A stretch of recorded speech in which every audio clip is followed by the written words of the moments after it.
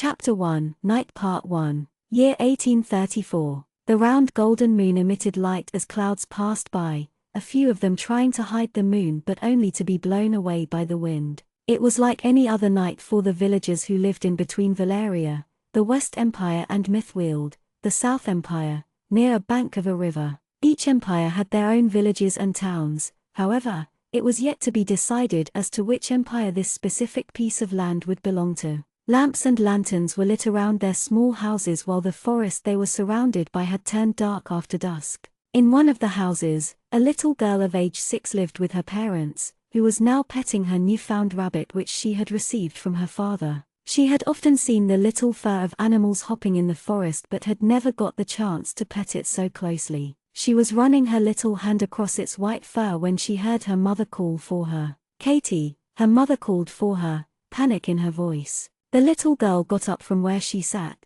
picking up the rabbit in her arms and walking out of the little room to meet her mother. Her mother looked scared as she kept looking behind at the door. "Honey," her mother said, bending down to meet the little girl's eye, "I want you to stay in here. Close the door and do not open it until your papa or I come to get you." "Where are you going?" she asked, looking at her mother, her brown eyes questioning. At the same moment, the shrill cry of a woman echoed outside, making both the mother and the daughter look towards the window. The worried mother held her daughter's face in both her hands to gain her attention. "Katie, my sweetheart," she whispered softly to her little daughter, "remember Papa and Mama will always love you. Take care, my child," she said as a pool of tears formed in her eyes, placing a kiss on her daughter's forehead. She knew she had no time to explain, and even if she did, would her little one understand? Katie had grown up with so much tenderness and love. She was at an age when the young bud was meant to blossom into a beautiful flower,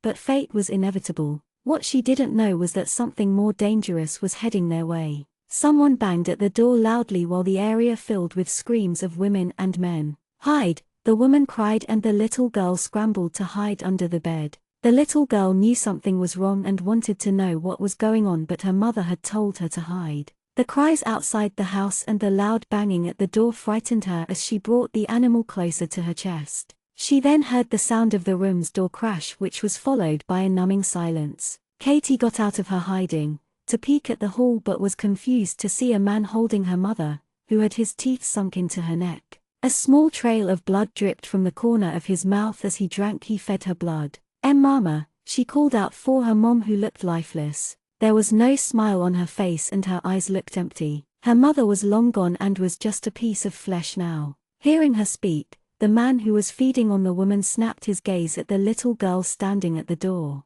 Licking his lips, he threw the woman he had in his arms on the ground as he stalked the girl in front of him with a crazed smile, his bright red eyes shining with excitement while thinking about the fresh prey that stood in front of him now. "A little girl as a treat for a vampire," the man said, seeing her bolt towards another room, but he was faster, a small helpless human under a vampire's pity. "It wouldn't be so if your kind had listened to us, but look what they have brought on themselves. I'm going to enjoy drinking your sweet blood." Katie didn't say anything but backed away slowly as her hands trembled with fear. She was cornered and had nowhere else to go now. When the man in front of her lunged for her, she squeezed her eyes shut, waiting to be hurt, but nothing happened except for the sound of a snap in the air and a thud sound on the ground. Opening her eyes slowly, she saw that the man was lying on the ground. Moving her gaze upwards, she found herself staring at a pair of dark red eyes unlike the eyes of the one lying on the ground. Both of them stared at each other, one with a scared expression while the other out of curiosity, eyeing the animal in her hand. When the tall man took one step forward, the little girl spoke. "Please don't kill it," she whispered, holding the rabbit close to her chest.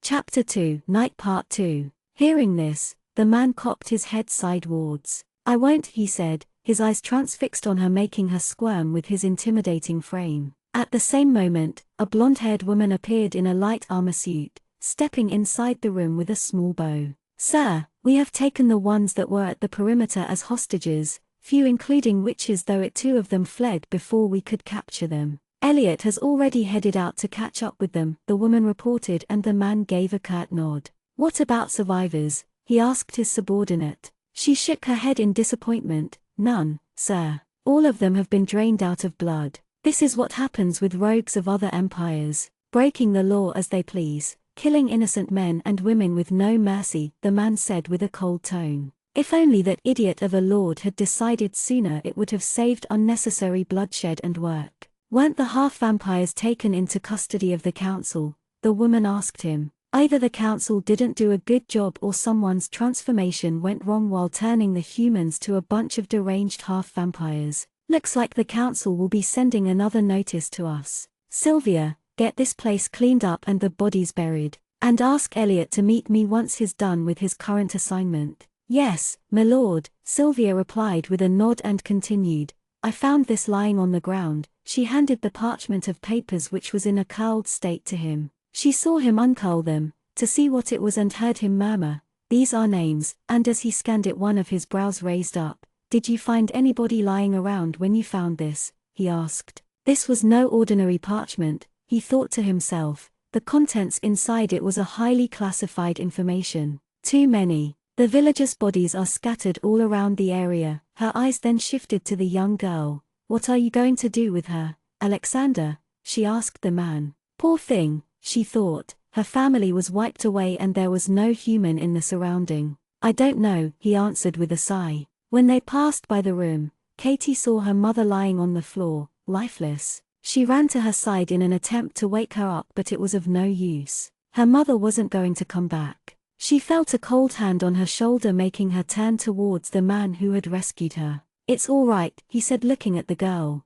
A sob left her lips and she buried herself in the man's arms, crying softly. Unsure of what to do in such a situation, he wrapped his arms around the girl and let her cry in his arms. Sylvia felt her eyes pop out in surprise at the Lord's gesture towards the girl. She had grown up knowing him, and the Lord of Valeria had never shown such sentiments or gestures towards anyone. Lord Alexander Delcroix was the type of man who wouldn't bother providing water to a dying man, let alone lend someone a shoulder to cry, but here he was soothing her. Moreover, it was a human. He didn't mingle with the humans unless they had high connections in the society and were useful to him. Katie didn't know what to do. She felt lonely and lost. Once she felt her tears cease, she moved a few steps back, looking at the man with her big brown eyes. He seemed to be thinking something before he spoke. "She'll stay with me from now on," Alexander decided, making Sylvia snap her head towards him. There was no doubt in her mind that the vampire lord had taken interest in the human, but this was a young one. "Once she's of age we can send her to a human household." "I guess so," Sylvia replied. "We have humans working in the castle, therefore that shouldn't be a problem. If they left her with the other humans they wouldn't know if the humans would treat her well. After all, slavery was still rampant." "What's your name?" Alexander asked in an authoritative tone, with his piercing gaze making her wary of him. "You're scaring the poor girl, Alex, asking like that." "Smile," Sylvia said, making Alexander throw a glare across the room. Softening his gaze, he tried putting a smile on his face, which in turn earned him a snicker from his subordinate. "You call that a smile?" Sylvia asked him. "Fine, you handle it," he snapped at her before stepping out of the house. The woman walked towards the young girl and sat down on her knees. "Hi, I'm Sylvia and that was Alexander," she introduced with a gentle smile. "We don't mean any harm and only want to offer help to you." "What's your name, sweetheart?" "Catherine," the girl replied, earning a smile from the woman standing in front of her. Chapter 3, The Beginning, Part 1. Katie sat in front of her parents' grave while the priest prayed for all the souls to rest in peace. By the order of the Valerian lord, all the bodies had been taken to Valeria and had been given a proper burial in the public cemetery in the morning. Names were carved on the tombstones using the help of the high priest, who was disguised white witches, having the ability to find names of the deceased bodies. Sylvia stood next to the young girl, wondering where things were going to head from now on. Vampires and humans coexisting was rare, as only a few showed respect and mercy towards each other. She looked to her right to see the Lord and the third-in-command Elliot, talking about the half-vampires that were captured. Returning her gaze towards the girl, her eyes softened. Was it the right decision to take her to the Valerian Empire? She thought to herself. A kingdom full of vampires with very few humans wasn't exactly a safe haven, but if not Valeria, then where would the girl go? She had known Lord Alexander for quite a long time and she was one of his trusted friends. She knew him well, and that's exactly what worried her.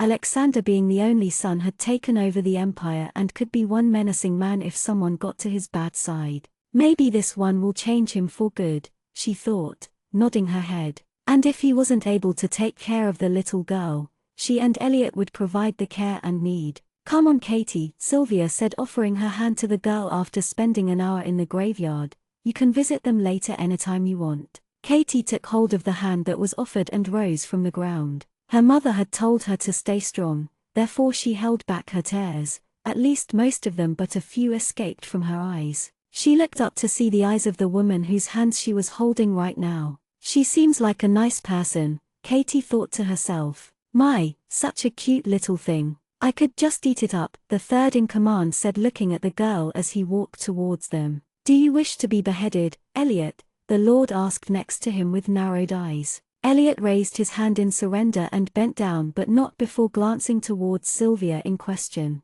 "Look at the rabbit, so white and cute," he said, making Katie clutch the rabbit closer to her. "I'm sorry, I was joking. And what might be your name, beautiful?" he asked her. "Catherine," she replied, looking up at him while standing close to Sylvia. "The carriages are here," Alexander informed them as he heard the sound of wheels heading towards them becoming more prominent. 2 more carriages followed the first one. One of the brown carriages stopped and the man who rode it jumped down to open the door for them with a slight bow. The 4 of them got into it and settled down comfortably. Katie had taken the seat next to the woman while the Lord and the man named Elliot sat in front of them. As the carriage started, she looked outside the window as lush green trees passed by as though each one was running towards them. Elliot and Sylvia were talking about something when she felt the Lord's eyes on her. She gave a small glance towards him and saw his dark red eyes staring at her before darting her eyes away, looking anywhere but at him. After some time she looked down at her lap and brushed the rabbit's fur with her hand. Alexander observed the girl as her hand brushed the animal's fur gently. No matter how young a child was, the character and nature of the person he or she would become were always readable. Even when a vampire was about to kill her, she was worried about the animal rather than herself. He had come across many humans, but this one spiked his curiosity. As minutes passed, they heard something fall on the ground, making everyone look at each other in question. Suddenly an arrow's head pierced the side where Elliot sat and he exclaimed, looking outside the window, "Oh boy, we have company. We have half vampires following us and our charioteer is dead," Sylvia informed, taking out something shiny from her back. She was glad she took out the armor she wore before. "Sylvia, take the front seat and drive towards the west. Elliot, take the sides," Alexander ordered, quickly moving behind and taking a gun out, pointing at one of them. Arrows flew towards them and they dodged it, Elliot missing one of them narrowly. "What, are they in medieval times to use arrows?" Elliot asked, pulling the trigger of the gun. "Get upgraded men," he said to them as he shot one after the other. "They aren't simple arrows. Smell the air, it's rustier," Alexander said, shooting 2 half-vampires at the center of the head simultaneously. He pulled out the arrow when one of them was shot in his arm. Pulling out the arrow, he noticed that the head of the arrow was made of poison that could paralyze a vampire. Unlucky for them, he was no normal vampire. There were 3 types of vampires in the entire empire: the normal vampires, half-vampires and lastly the pure-blooded vampires. The normal vampires and the half-vampires were the ones that fed blood from animals and humans, while the pure-blooded ones could feed even on the vampires, making them the highest creatures in the entire hierarchy that ruled the lands. The turned humans were the half-vampires, and their transformations mostly went wrong when the human body couldn't cope with the new internal systems. He wondered where a group of half-vampires could obtain the poisoned arrows and why they were attacking them out of nowhere. There were too many of them, someone must have turned them, he thought to himself. As the half-vampires were shot, they turned grey before their body began to disintegrate to dust, vanishing into the thin air in no time. But one of them was faster and quicker than the rest, seemingly smarter as well, with the way it avoided all the bullets. When Elliot concentrated on killing one of them, the smarter one got into the carriage. Katie, who didn't know what was going on, suddenly screamed, seeing the half-vampire baring its mouth to show a set of jagged teeth. It caught hold of her hand and jumped out of the moving carriage. "Sylvia, stop the carriage!" Alexander shouted before heading towards the half-vampire that had taken the young girl. Sylvia stopped the carriage as she pulled the reins, making the horses halt suddenly. Elliot got down from the carriage and fought the creatures as he kicked and shot them. Dusting herself, Sylvia took hold of another gun, wielding 2 guns now. 3 of the half-vampires looked at each other smiling widely as they saw the woman standing alone without any men to help her. "God, I hate that look," she muttered before raising both her hands. "Let's see who's smiling now," she said, pulling both the triggers. Chapter 4, The Beginning Part 2. In the meantime, Alexander caught up with the creature and cornered it at a cave. The half-vampire bared its teeth towards him and then at the girl. Katie trembled in fear at the sight of its teeth. "Don't come any closer," it warned him. "Who created you?" Alexander asked calmly. "Answer me and I'll let you go," he said. The creature knew it didn't stand a chance with no companions now. "Lord Norman," it spoke hoarsely, pushing the girl away and ready to flee, but the gun didn't drop from its sight. The Valerian lord then spoke. "Sorry, but I don't keep my word," he said calmly. "See you in hell," and he poured all the bullets in the creature's body. The sound of the gunshot echoed due to the cave they were in, making Katie flinch. Once the gunshot ceased, she opened her eyes to see blood splattered on the floor with a dark dusty powder sinking in it. Seeing dead bodies and death at close proximity, she was exhausted. Her young mind being unable to digest everything, she closed her eyes and her body moved forward, but Alexander was quick to catch hold of her. Alexander looked at the girl in his arms with a frown. She had passed out due to exhaustion. He knew humans were fragile little creatures and he questioned his judgment on bringing the girl along with him. Surviving in a vampire world would be difficult, but only time would prove it. Picking her up in his arms, he carried her out of the cave, walking through the lush trees. Inspecting her, he noticed a trail of blood over the toes of her right foot. The creature had hurt her for no reason. He felt his eyes grow redder and sharper, irritation surfacing in. Few half-vampires were vile creatures, a mix of human and vampire, but useless, unlike the pure vampires. "Is she all right?" Sylvia asked Alexander once they reached the carriage. "Her ankle's bleeding," he replied, getting inside and placing her on the other side of the seat before taking a seat next to her. "Use this," he said, handing over his handkerchief to Sylvia. Elliot closed the door and took the place of the missing charioteer, his eyes looking around for any suspicious movements. The black ashes left a stench in the air, making him cringe a little. Cracking the reins, the horses began to move. Inside the carriage, Sylvia was almost done wrapping the kerchief around the young girl's ankle when Alexander spoke. "Find out what Norman is up to once we reach the kingdom," he said, looking at his fingers for some time, thinking something deep, and then bent forward to gather a drop of blood on his finger that had escaped down the girl's knee. "Alex," Sylvia gasped, seeing her lord put his finger in his mouth that had touched the blood. "What are you doing?" she exclaimed with a shocked expression on her face. Once he removed his index finger out of his mouth, he asked, "What does it look like?" Sylvia didn't know what to say to him. A lord and a pureblood drinking or tasting blood from a wound were considered to be disgraceful. Hay didn't know if the wound was infected during the time the creature took her. Sighing, she shook her head. When they reached the castle, Katie was sent to the infirmary while a few officials were gathered in the upper ground of the dungeon.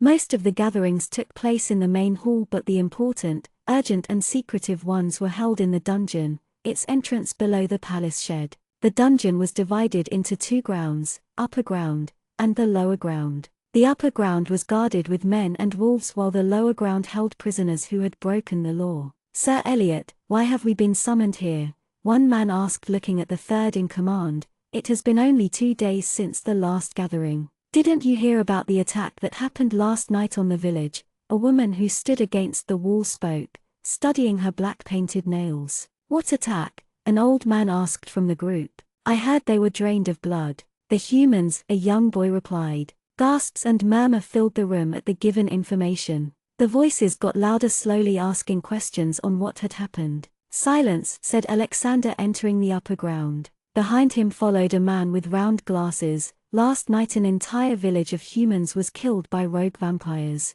We have one of them captured and the trial will take place next week." "Next week?" the old man asked. "Yes," replied Alexander. "Until then he shall undergo interrogation. There is something else that needs attention, about which Oliver will explain when I leave," he said, looking behind him, and the man who had followed Alexander nodded. In another part of the castle, Katie sat in front of Sylvia, drinking a bowl of soup. "Did you like it?" asked Sylvia, who sat with her elbows on her thighs, supporting her chin with both her hands. I can ask them to prepare something else if you don't like it. Katie shook her head. I like it, she said with her soft voice. Glad to hear that, Sylvia beamed. After a few seconds, Katie looked up at the woman with hesitation evident in her eyes. What is it, Katie? Sylvia asked, sensing the girl's hesitation.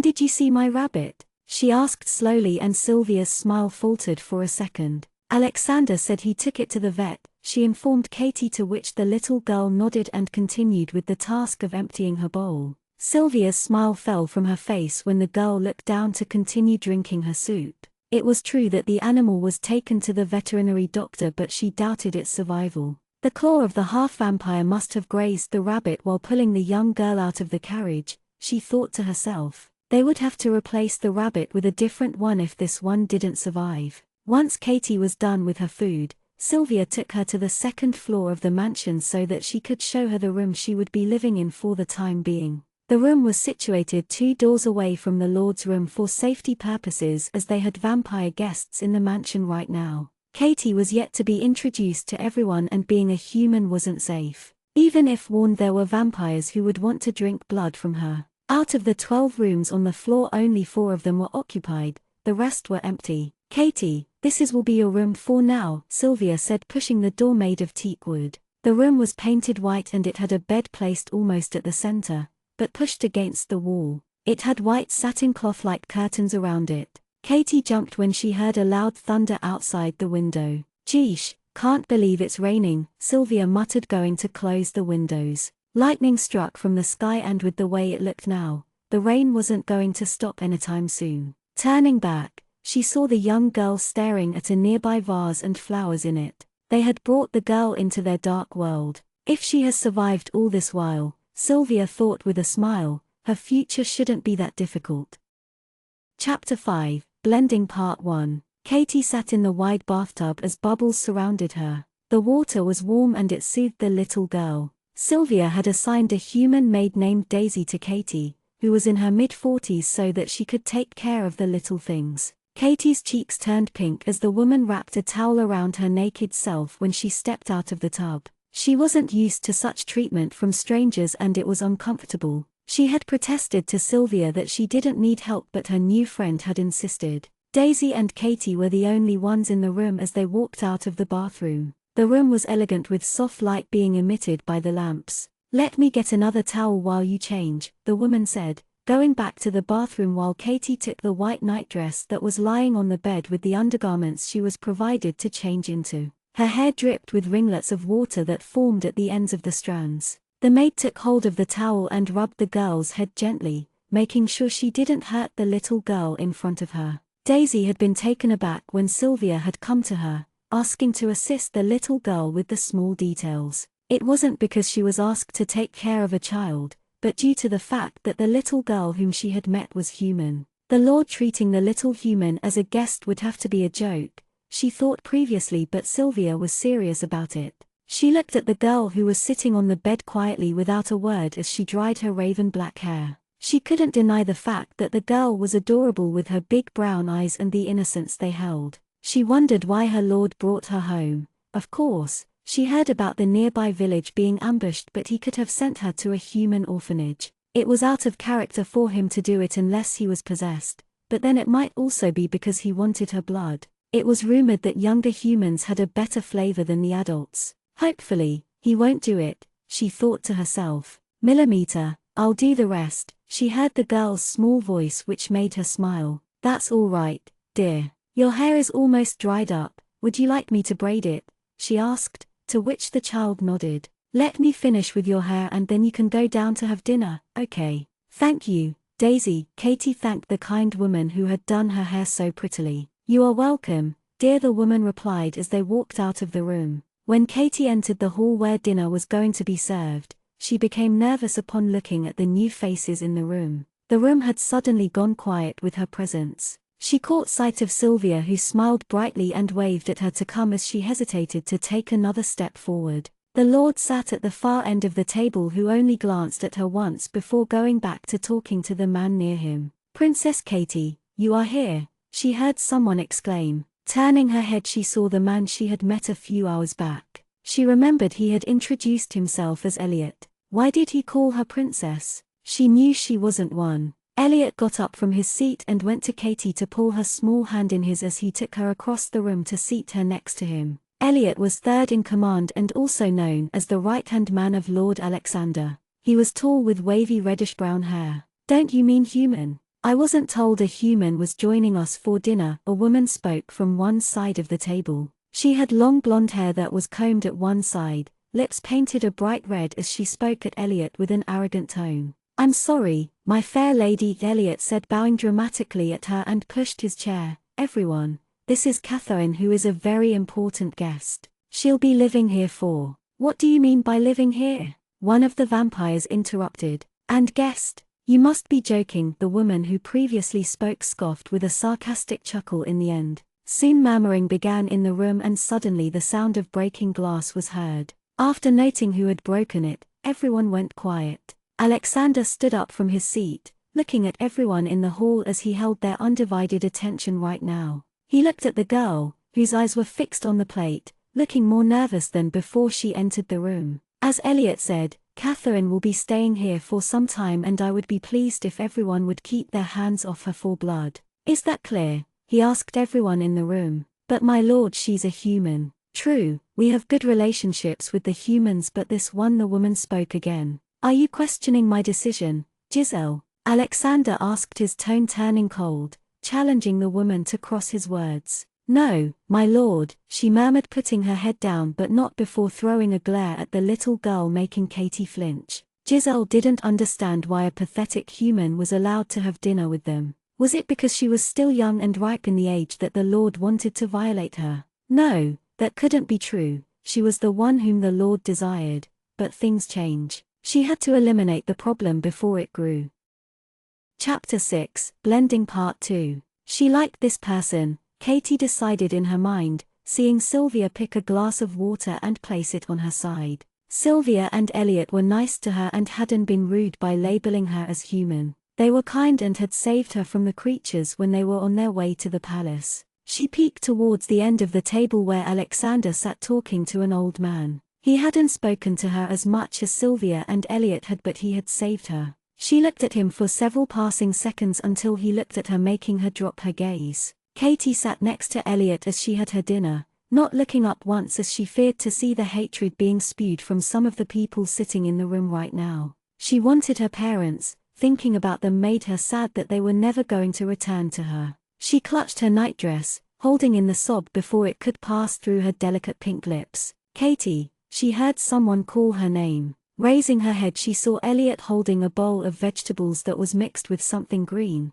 "Here, eat this up. It's hot and sweet, something you might like," he said, serving it to her. Taking the food with her fork, she placed it in her mouth. The food felt like it was melting in her mouth and it was delicious. "I take that you liked it?" Elliot asked her with a smile and she nodded at him. "Let me get you something else," he said, searching for something on the table. At the same time, a middle-aged woman muttered to the person next to her. "I can't believe what I'm seeing. I don't know what to expect next," she said, which Elliot caught, making him tilt his head. "Madam Magdalene, may I say you are looking lovely this evening, but it seems like something is not right," he said, scrunching his eyebrows as he looked at the woman. "And what might that be, Elliot?" she asked, intrigued by his statement. It was obvious the woman was an empty head who was easily flattered. "I think you have put on weight since I last saw you, which was yesterday, I believe. Could you pass on the bowl next to you before you hog everything and turn to a cow?" he asked her, smiling, and her nose flared in anger. "How dare you?" she demanded, her voice just above a whisper. "So you refused to share the food?" Elliot mused, looking at the woman he had offended. "That's very selfish of you, might I say. I mean, look at that." Sylvia kicked his leg under the table, making him stop for a second. "I've had enough of this nonsense. I'm leaving." Magdalene stood up, walking stiffly out of the door while her husband followed her. "You know, one of these days that mouth of yours is going to get you into deep trouble if you don't keep it shut," Sylvia whispered to him, her lips drawing into a thin line. "I can put it to a better use if you want me to." He wiggled his brows suggestively with a smirk on his face. "Did I forget to mention to you about the time when I sewed a man's lips with his own skin?" she said calmly, twisting her fork, and saw her friend Elliot look at her with horror. "Shush it, Sylvia," he said, covering Katie's ears with both his hands. "You're going to be a bad influence on this child if you talk like that." Sylvia rolled her eyes upon looking at Elliot's expression. Katie looked at both of them, not knowing what was going on as she was too busy concentrating on the food on her plate. When her eyes met Elliot's blue eyes, he went silent and put his hand around the young girl to hug her. "Oh, she's so adorable," he said, not letting go of Katie and so making her sit still. "Don't worry, sweetheart, I'll protect you from this woman before she utters any more horrific words," he said dramatically. "You're the only one she needs protection from right now, you idiot." Sylvia face-palmed in irritation. At night, when Katie sat in the room she was given to stay in, she looked outside the window to see flashes of light come out of the cloud. Yawning with her eyes closed, she got onto the bed and blew the candle. The night wasn't a peaceful one for the little human as she dreamt of the creatures tearing her parents up before coming for her. Her brows furrowed with her lips parted as she started moving on the bed, thrashing in an attempt to escape from the creatures in her nightmare. The rain that was pouring down, along with the thunder and lightning, only fueled her bad dreams. When loud thunder struck, it woke her up with a start, her eyes teary. She looked around the room for any signs of the creatures. Thunder struck once more, making her heart leap. Scared to sleep alone, she let her feet touch the ground before padding slowly across the room to the door. When she was about to step out of the room, a black cat meowed at her. She hoped she would find someone to take her to Sylvia. Walking through the corridor, she found a rather strange-looking door that had thorn-like carvings around it. Was there a person in there? Turning the knob as quiet as possible, she got inside the room and saw someone lying on the bed. Happy about the company, she closed the door and crawled under the bed with the pillow she had got along with her. It had been only 20 minutes since Alexander had gotten into bed when he heard footsteps outside his door, but in seconds he saw the knob of the door turn, making his eyes narrow. He was sure he had locked the door before turning the lights out. A small figure got inside his room, closing the door as it crawled under his bed.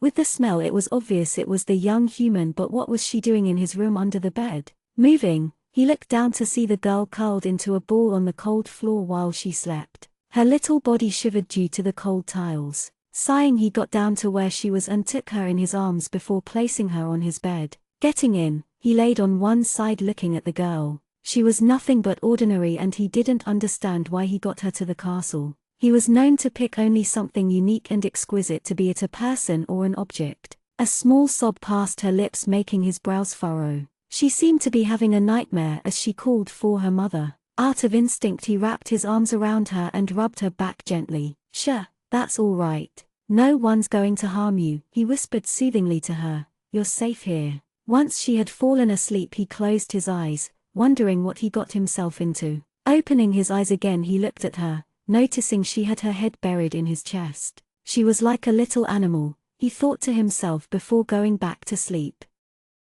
Chapter 7, The Gathering, Part 1. When Elliot went to wake up Katie for breakfast, he was shocked to find the bed empty. He searched the entire room, but there was no trace of the girl. "Sylvia! Sylvia!" Elliot called her name in panic as he entered the kitchen. He saw Sylvia standing and talking to one of the maids about the gathering event. Walking towards her, he pulled her arm. "Oh, Elliot, I have to arrange today's gathering. I'd rather do that than listen to your jokes right now," she said, pulling her arm away from him. "She's missing," he yelled at her. The woman arched her brow in question as to who he was talking about. "Katie is missing from her room," he said. "Maybe she went to explore the mansion," she said, to which he shook his head. "The palace isn't safe for such a cute little person," he said exasperatedly. He was worried. The palace was filled with vile vampires who wouldn't think twice to kill her and then blame it on an unfortunate accident. "All right, come, let's find her." On the other side of the palace, the little girl slept peacefully next to the vampire lord.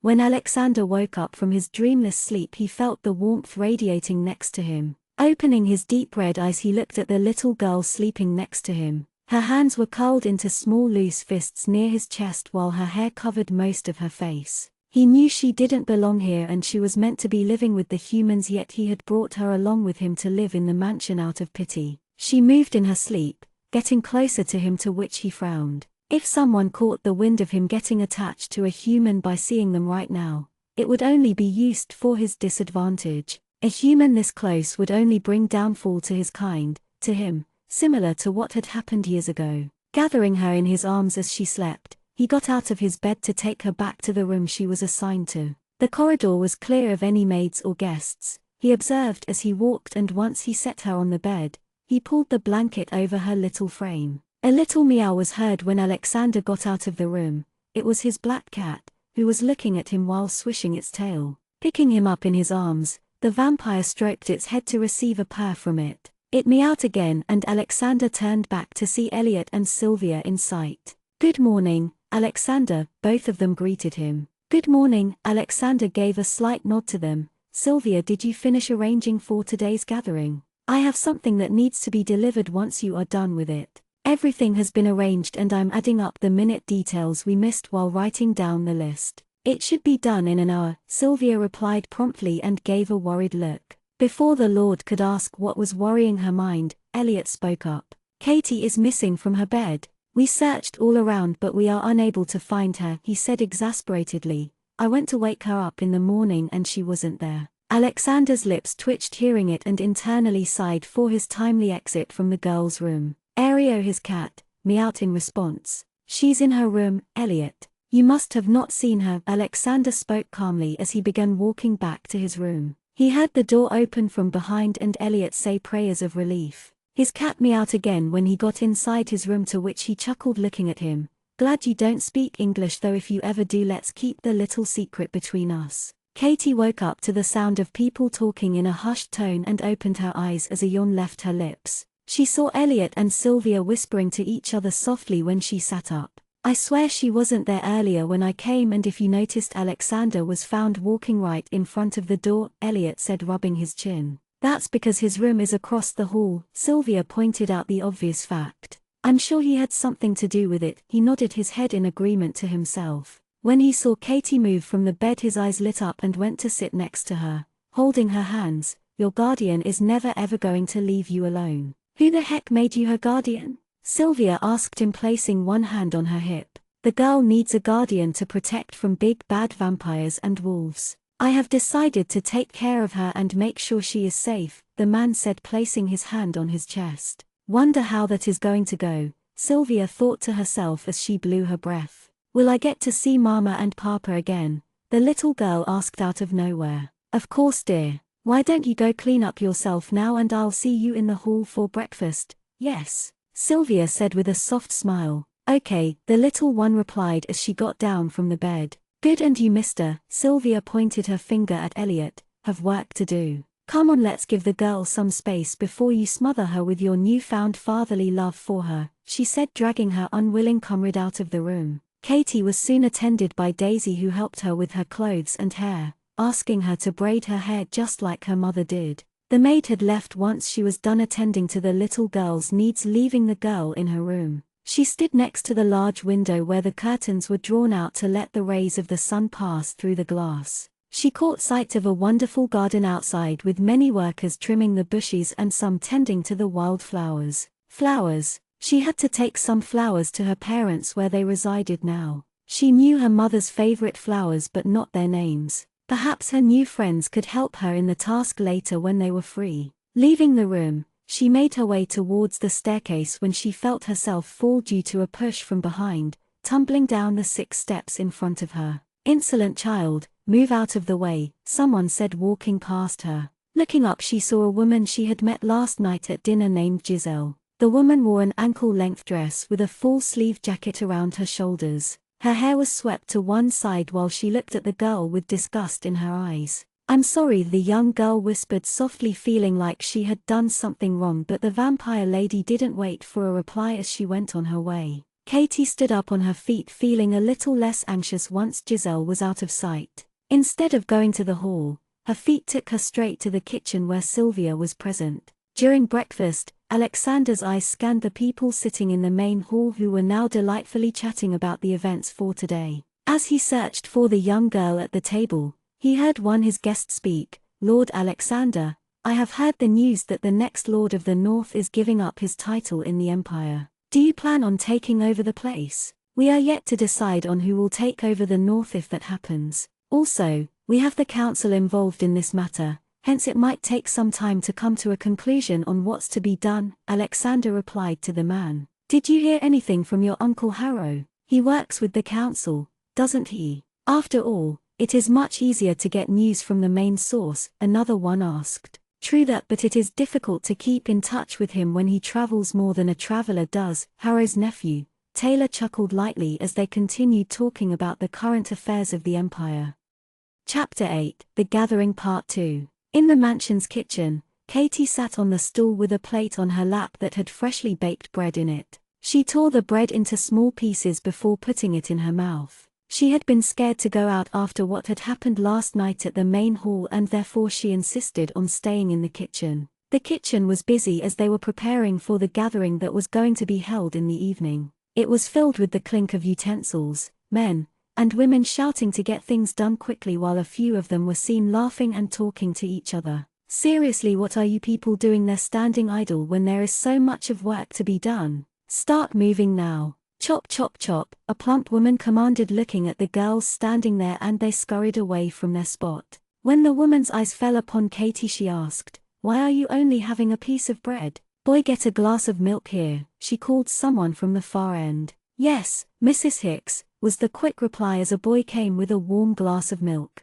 He handed over the milk to Katie and then looked at the man in charge. "Is it all right to allow a guest to enter the kitchen? Moreover, to eat here rather than the main hall?" he asked her. "This one is a human, so it should be all right," Mrs. Hicks replied, and then went to check on the others. Sylvia had been busy and so had Elliot, due to which Katie stayed in the kitchen looking at the people work. At times Katie followed Mrs. Hicks all around like a little cat as the woman ordered others around. During that time she met a boy named Corey who was 4 years older to her. He was now showing her how to make paper boats from the newspaper. "This is where you need to fold and then turn it around," he said, turning it around slowly while the girl watched it curiously. "See, it's all done," the boy exclaimed, holding the boat in his hands, and that's when Sylvia came in search of Katie. "There you are. We need to get you ready for the gathering, dear. You can play with Corey later," she said to Katie, holding up her hand for the girl to take it. Katie seemed reluctant to go from the comfort zone she had built, but nevertheless took hold of Sylvia's hand. Waving a small bye to the boy, she left the kitchen. Reaching up to the room, she was made to wear expensive clothes, and once the maid had finished assisting her, the girl looked no less than a high-class vampire. Her black dress touched just above the floor and a ribbon of satin was tied around her waist. Sylvia led her to the hall where the gathering was taking place. It was a gathering that was held for the high-class vampires and humans who worked for them or the alliances they had formed. Soft music was played to liven up the place as men and women spoke. "Do come visit our place, it would be an honor." "Well, you know how she is after all." "I mean how?"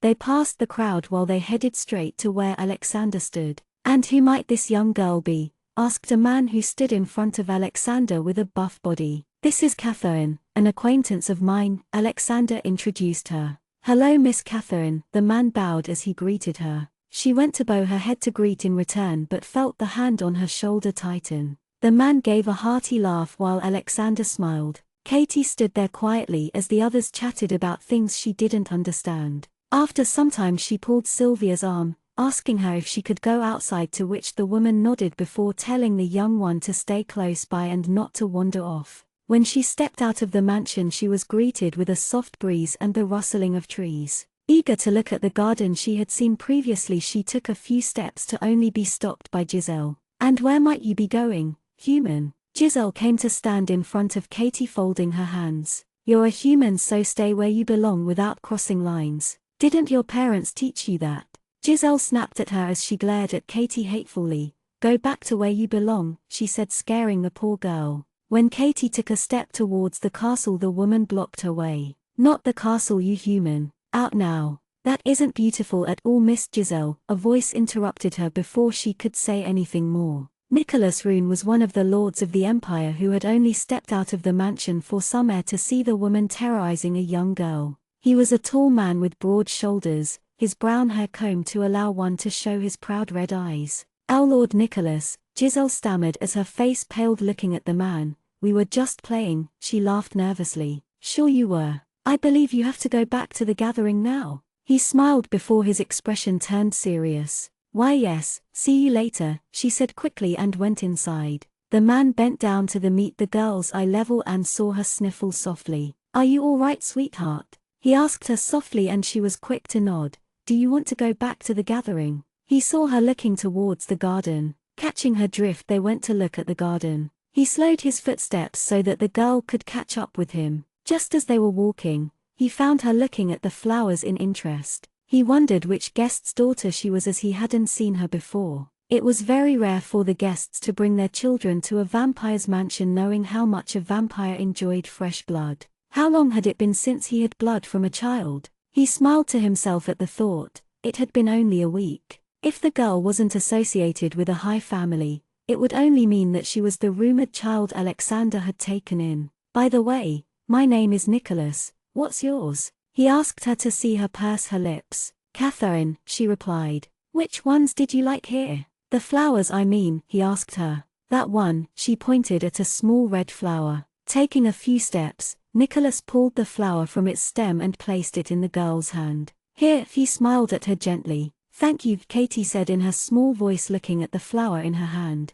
Nicholas and Katie became friends quickly as they chatted about small things. Half an hour had passed and they rested for a while by sitting under a tree. Alexander, who was in the gathering, excused himself from the people who were surrounding him and went to look for Katie, as she was nowhere to be seen in the hall. When he was about to cross the large corridor, he saw Lord Nicholas holding a sleeping Katie in his arms. Without a word, Alexander took her in his arms. "Thank you for carrying her, Nicholas," the Valerian lord said curtly. "That was no trouble at all. She seemed stressed out with the new environment and happened to fall asleep when we sat in the garden," Nicholas said, looking at Alexander. "Explains the flower," Alexander muttered under his breath, looking at Katie's hand that was clasped around the flower. "I plucked it out," Nicholas said, smiling at the girl, and then looked at his watch. "My, time did fly by soon. I will take my leave now. Have a good night." "Good night," Alexander wished, and then went up to tuck Katie in her bed. He sighed looking at her. He hadn't tucked his own cat when it was a kitten, but here this one was making him do things. As he pulled up the blanket, he stopped to look at the flower she held in her hand. Taking it gently from her hand, he covered her carefully with the blanket. Both Alexander and Nicholas weren't exactly friends, nor were they foes. They kept themselves out of each other's business and life, knowing what the other was capable of. Having taken the little girl under his wing, he didn't want the influence of the East Lord. Once he was out, he stopped near the large open window to throw the flower before going back to the gathering. Chapter 9, Game of Chess Part 1. 3 weeks had passed since the day of gathering in the mansion. Katie gradually got adjusted to the new environment. She was familiar with a few of the servants who were extremely kind to her, while there were others who didn't bother to even look at her. But that was not what she had to beware of, it was the ones who hid their hate behind their smiling faces. Katie had visited her parents' graves twice in those 3 weeks of time, spending all day there, doing nothing but stare at the graves until Elliot came to fetch her. Elliot and Sylvia had been busy along with Alexander, due to which Katie spent most of her time either in her room or the horse shed or the kitchen of the mansion. It gave her comfort when she visited the graveyard, thinking they were there sleeping peacefully as she had seen them last time, without having the knowledge that one day, it would only be the trace of their bones left behind. On one side was a young orphan who was blending in with her unknown fate, while on the other side were the 4 regions of the empire that seemed to be in an internal cold conflict, as the Lord of the North had made his decision to step down from his title of Lord. The man had no direct heir to take up the title, which had led to many men and women fighting for it. The West region was under Lord Delcrove, the East region by Lord Roon, the North by Lord Herbert, and lastly the only human lord, Lord Norman, who took over the South. To maintain peace between the 4 lands there existed the council that upheld justice. Amongst the 4 well-known empires, the human lord named Norman was greedy by nature. He disregarded the vampire's strength, and if fate prevailed, he wanted to reign over the entire empire. Though he was growing old and would one day turn into nothing but dust, he wanted to be the absolute ruler. In the evening, after a few rounds to the nearest city, Alexander was in his room with a woman in his bed. Being a descendant of a pureblood, he could drink blood from other vampires to fulfill his bloodlust. For some reason the blood wasn't enough to satisfy his needs, nor was the maid, as he tore the flesh out of the neck, leading the woman to go limp and fall on the bed. The white sheets soon absorbed the bloody liquid around the girl's neck. Alexander looked at the lifeless body and ran his hand through his thick hair, sighing in the process. Moving away from the bed, he pulled out the black robe that was lying on the chair to cover his body. Lighting a cigarette, he took a large puff from it, letting the smoke fill his lungs before he blew it out through his lips in the air as he sat next to the window. He noticed the sun had almost set with only orange streaks in the sky. With the years that had passed by, Alexander had grown to be one of the most powerful vampire lords who the people had grown weary of. He had a calm demeanor that scared people more than the other rash and temperamental vampires, as he had his own way of handling situations. It was the calm before the storm. A knock was heard on the door. It opened to reveal Elliot, who was holding a book that read bedtime stories. His brows furrowed as he sniffed the air and looked at the bed with raised brows. "My, you have already killed 2 women this week and 1 the previous week. You know we are not growing women like chicken in the farm," Elliot said, not fazed with the sight of a dead body next to him as he sat at the edge of the bed. "Ask the maid to clean up before we are back from the council," Alexander ordered while he tapped the ash from the cigarette gently. "Do you know what the council is going to decide on tomorrow?" Elliot asked, trailing his finger on the woman's neck. "How would I know?" Alexander said while gazing at the horizon. But don't you know most of the things that are already happening or about to happen in the Empire?" His third-in-command questioned him and chuckled. "Knowing you, I believe you have already decided on what you want the outcome to be," he said, making the vampire lord smile. "The Empire is like a game of chess," Alexander said, taking one last drag before he threw the bud out of the window, getting up and walking towards the closet, where men and women fight for or against the leader. "I already have my pawn in place for the game that is yet to begin," he smirked. "I see. I'll be heading next door then," Elliot said, slapping the book with his free hand, and began walking but stopped midway to turn back. "Don't you think you should change Katie's room with the activities that goes on here?" he asked, jerking his head towards the bed. "The room is soundproof except for me." "Why? Do you want her next to your room?" Alexander asked, narrowing his eyes, to which Elliot raised his hand in surrender. "Was just asking. After all, she is an innocent child," Elliot said carefully before leaving the room. The following morning, Alexander and Elliot had left the castle in the coach with a few other men to accompany them to the council. It was a 2-day journey as it was situated in the midst of the forests atop the hills. The path began to be covered with mist as they approached the council court. The building was old and made of pure marble. There were tall pillars in the front side of the entrance, ceilings as high as the sky. The people who ran the council were a mixture of humans and vampires, to maintain the necessary balance and impartiality. As they stepped into the building, they crossed the initial base where the paperwork of the Empire was done by people sitting at their desks. Reaching the court, they entered the grand hall where the human Lord Norman was already present,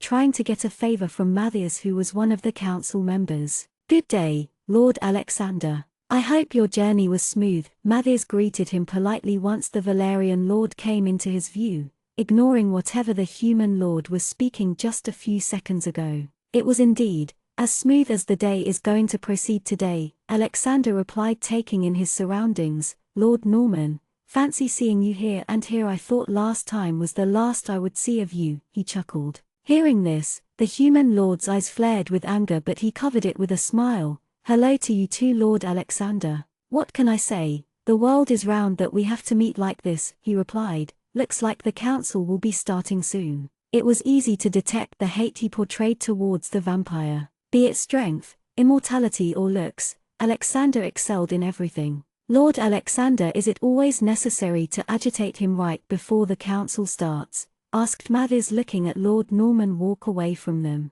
"I find it entertaining to see a man fired up and speak out what's in his mind. Especially a man like him," Alexander said. "You find it entertaining, but we councillors, on the contrary, are the ones who have to bear him," the man said with a tired expression. He saw the head of the council make his way to the high seat. "I think it's time to take our seats." The head of the council sat on the high chair while 5 of the council members sat at a lower level to the high chair. Other council members and the lords took their seat in front of them, facing the head council. "Good day to everyone present here in the council court, Reuben," the head of the council greeted everyone. "I believe everyone we require to go ahead with today's meeting is present here with us. As we all have come to know, Lord Herbert has stepped down from the title of Lord after 100 years of rule over the North region. It has been customary for the heir to take the title, but as Lord Herbert has no direct heir, the position is open for others to nominate the right candidate as they see fit. It is also kept open for well-known people who have shown great courage.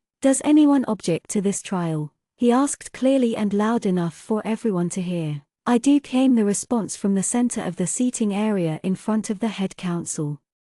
Chapter 10, Game of Chess Part 2. Expected, Alexander thought. He had taken a seat at the corner instead of sitting where the human lord sat now. Moving his head like an owl left to right and right to left wasn't his idea of viewing. Yes, Lord Norman, the head of the council, spoke. Giving opportunity to everyone by keeping the position open just gives a higher chance for the vampires than the humans, Lord Norman said, standing up from his seat. What do you mean? One of the council members pressed. We already have 3 out of the 4 as vampire lords and only 1 as the human lord, which has created an imbalance in the ruling of the regions, the lord explained. He is right, Alexander voiced his opinion from the far corner, gathering everyone's attention. Lord Nicholas, who wasn't paying much attention to the council before now, had his brows raised suddenly in question. It was obvious the human hated him to his very core.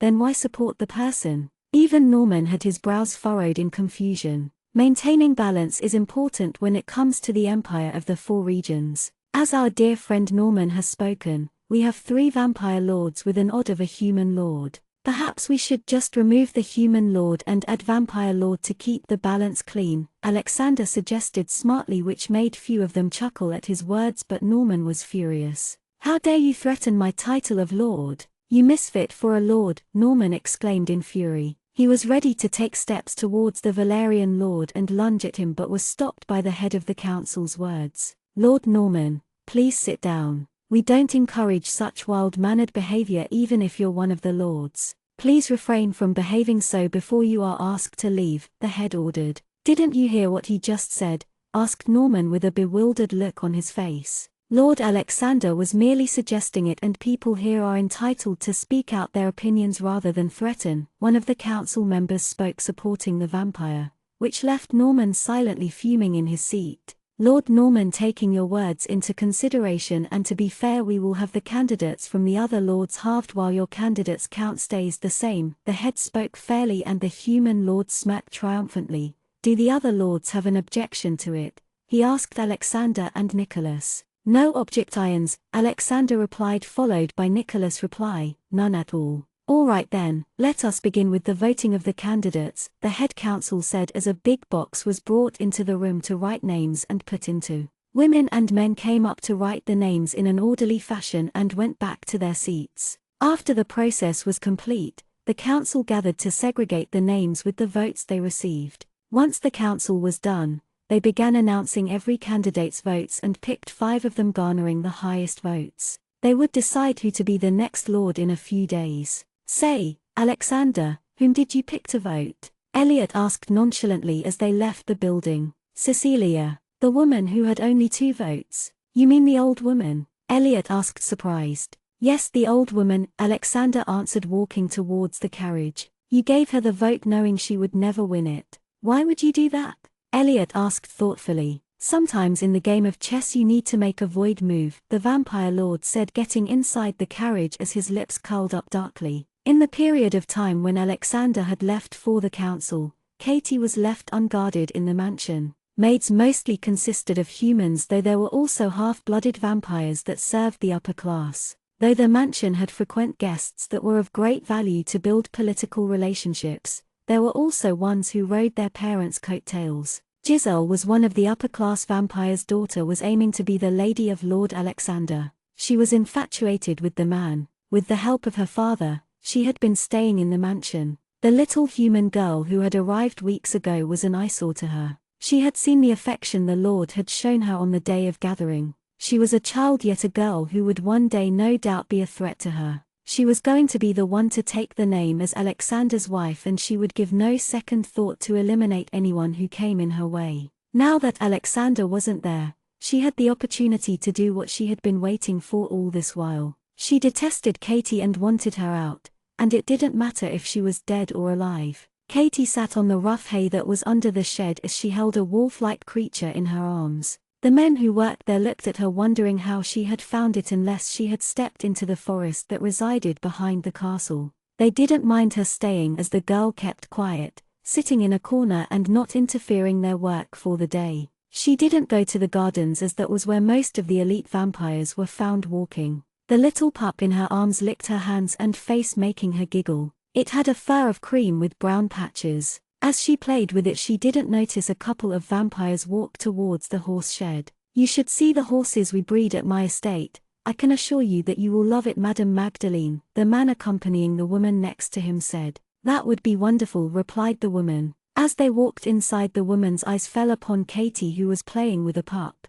It was the same woman whom Elliot had insulted during the first night Katy had arrived in the castle, calling her a cow. Katy had her leg outstretched as she sat, and as Lady Magdalene walked she made sure to walk straight at her and tripped purposely. "Such a rude girl," the man said, coming to Lady Magdalene's aid, thinking that the girl had purposefully tripped the lady. "That's all right. She is a poor human who lacks manners," Lady Magdalene commented. At the same time the pup in Katy's hand growled, showing its tiny teeth at her. "Is that a wolf?" she exclaimed, taking refuge behind the male vampire. "Looks like it is. A bite of a wolf is fatal and this girl is bringing it here. She must be a spy," the man said, accusing the little girl of conspiracy. "Sir, the pup is harmless. One of the workers tried helping to only get a glare from Lady Magdalene. Are you trying to protect the girl who is bringing up such a vile creature in this estate?" she asked him, and he shook his head trying to speak again. "We have a few pups, Tha.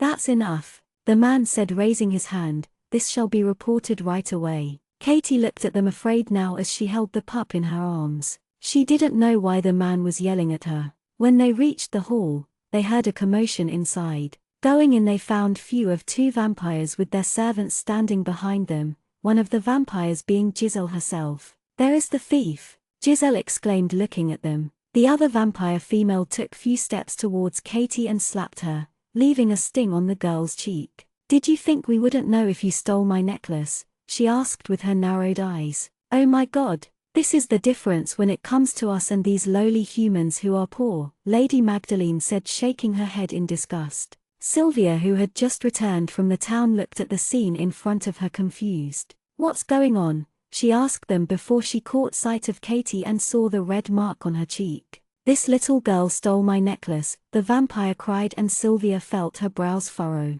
"Milady, I think you're mistaken. Katy wouldn't do such a thing," she explained, going next to the little girl. Katy's eyes had welled up with tears now, making her vision blurry. "How can you explain the chain hidden in this girl's room under the pillow?" Giselle asked to explain the situation. "Moreover, she's having a wolf in the shed," Lady Magdalene added fuel to the fire. By now the other people in the castle had come out to see what was going on in the main hall. It was clear to Sylvia that Lady Magdalene and Giselle had framed the little girl even though she was innocent. "The girl needs to be punished for her behavior," the man who had accompanied Lady Magdalene spoke loudly. But Sylvia went to protest, to be rudely interrupted by Giselle. "Know your place, servant. Another word and I shall see you have your head off," she sneered at her and turned towards the girl. "She has done a mistake, so she shall reap." Chapter 11, Retaliation Part 1. With the end of the rainy season, most of the elite vampires and humans had left the Valerian mansion when Lord Alexander had left for the council, leaving Lady Magdalene, Giselle and a man the only guests in the mansion. With the commotion they had created, people who worked in the mansion came out to witness the scene in the main hall, standing there quietly as they looked at the upper-class vampires accuse the human. The servants who worked for the lords and higher-class people were taught to not interfere with the elites of the society, especially not the vampires. They had enough power to throw the servants with misbehavior in their personal dungeon or to be sold to another house, which could be even worse in the market, as there was a possibility of getting the worst master than the previous one. Katy stood there in the middle of the room, clutching the sides of her dress as she felt scared. She felt the skin on her cheek throb with a dull pain. "So what shall we do with her?" the man said, looking down at Katy. "Madame Lauren, please. I believe it's a mistake. A child of her age wouldn't know the value of the neck piece you're talking about," Sylvia pleaded, keeping the little girl next to her. People in my estate are sentenced to an exile or better, a life without hands. Lady Magdalene spoke, ignoring Sylvia's words as she crossed her arms. Listening this, Sylvia's eyes went wide. What proof do you have that the jewelry was stolen by her and not by someone else? She questioned. Sylvia dear, Gazelle said, pushing her hair back and walking forward a little. All these years that we've been visiting, there was never a time we heard or saw anyone steal. But look, when this one appeared the jewelry was gone, and Lady Magdalene says she saw her with a wolf pup. Who knows, it might be a wild one and she's trying to bring it up against us. I think we should at least wait until Lord Alexander comes and sees fit for her punishment, Sylvia proposed, but soon found Gazelle's hand around her neck as it squeezed, letting less air to pass by. Unlike Sylvia, who was from the line of an average vampire family, Gazelle was a pure-blooded vampire, who held higher power and strength in her. Didn't I ask you to shut up? A bad apple should be eradicated quickly. Lady Lauren shall decide on the punishment, Gazelle said, loosening her grip slowly around the lowly vampire female. Alexander was going to be back only after a day, and Sylvia only hoped they wouldn't take a date or. Time changes, Sylvia. Circumstances make people do things which they don't mean to do, Lady Lauren replied, holding the necklace made of blue stones that sparkled even in the faintest light. As she's a child, I won't put her through death or disablement, but she needs to reflect on what she's done. For 2 days she shall live in the storeroom where there is no light or company to have. She will be given work as the other servants, and in that term no one will offer her food or comfort. If anyone goes against it, the person will be punished along with the girl, Lady Lauren concluded, looking at everyone. We hope everyone heard it clearly, Gazelle added, raising her brow at Sylvia with a mocking smile, who looked torn. Lady Magdalene looked pleased hearing it. Now that it's settled here, we have a wolf to take care of. As the thief was the one to bring it, we shall have it executed in front of her, and walked out of the castle, taking Katie along towards the stables where the little pup was found yipping. A knife was brought out and given to the man who had accompanied Lady Magdalene. Taking the wolf by its scruff in one hand, he positioned it in front of him while the other held the knife. The creature struggled to move out of his hold, but he held it tightly. Katie closed her eyes when the man went to move his hand. With one slice, he dragged the knife around the wolf's neck, silencing it for life, and threw it in the fireplace of the stable. The little girl was then thrown into the storeroom and was locked from outside until she would be given work. The storeroom, which was as old as the other rooms in the castle, was one that hadn't been used for many years. The objects in the room were covered in dust and darkness. Cobwebs decorated the old rusty room in every nook and corner, letting thin black spiders reside on it. Gazelle had sent Sylvia to the next town to keep her away from the castle for the time being. Once Katie was left alone, tears began flowing from her eyes and slowly sobs filled the deserted room. For a young and innocent mind such as hers, the death of the wolf had taken more impact than the actual punishment she was supposed to serve for 2 days. The darkness did nothing to comfort her fragile heart, but only frightened her. She feared the creatures that had fangs. They had killed the little pup without any remorse when it had done nothing but offer her company. Alexander's face flashed in front of her eyes as she thought about the vampires. Though he had fangs like the others, he had saved her. He was a knight to her. In the end she only cried more until sleep took over. Hey, wake up, someone said, pushing Katie's shoulder gently to wake her up from her sleep. She opened her eyes drowsily and saw a boy in front of her. It was none other than the boy named Corey she had met in the kitchen a few days ago. Soon the recent events began flooding her memory and she backed away from him. The boy looked at her sadly with the reaction she had just shown. He had heard what happened in the main hall as he hadn't got to see it. None of them had, as all the servants were asked to resume their work instead of gawking at the guests. I'm sorry for what they did, he whispered to her, glancing behind to make sure no one was there. No one was supposed to offer comfort to her, and if they did, it would only cause trouble. Come on, you need to complete the work that has been assigned to you, the 10-year-old boy said, seeing her get up from the dusty ground. We made sure to complete most of the tough work so that it'll be less difficult for you. When Katie stepped out of the room, she squinted her eyes due to the sudden light. Leading her out, when Corey turned to talk to her, a small gasp escaped his lips, looking at the fresh bruise that was forming near her cheekbone. Before he could say anything, a guard came to take her to the garden. She was asked to remove the dry twigs and leaves out of the bushes and trees. As simple as the task seemed, it took a lot of time and effort for a single person to work on it. especially when it was time for the sun to set. It had been 3 hours since she had begun picking up the old, dead leaves, putting them in a bag as she went on to collect them. Her hands were covered with dirt and few scratches from the bushes she tried to get through, getting her dress dirty in the process. By the time she was half done, she was sent back to the storeroom to spend the night alone. Later that night, when Katie slept on the cold, dirt-covered floor, she was woken up with a loud boom of thunder. It only added to the bad condition she was in, without any blanket to cover her and no food in her empty stomach as it growled. The next day at noon she cleaned the garden again, picking up the dead leaves. She staggered a little as she was woken up early to clean the windows on the top floor. "Now once you are done with this, you are to assist Lady Magdalene in her room," Gazelle said behind her as she observed the little human, making sure she was picking the fallen leaves and not slacking off. Katie now sat behind Lady Magdalene as the woman painted on a blank canvas while the 6-year-old held the glass palette in her hand. She felt weak and tired as she held the palette above her head for so long so that the vampire female didn't have to bend down to get the paint.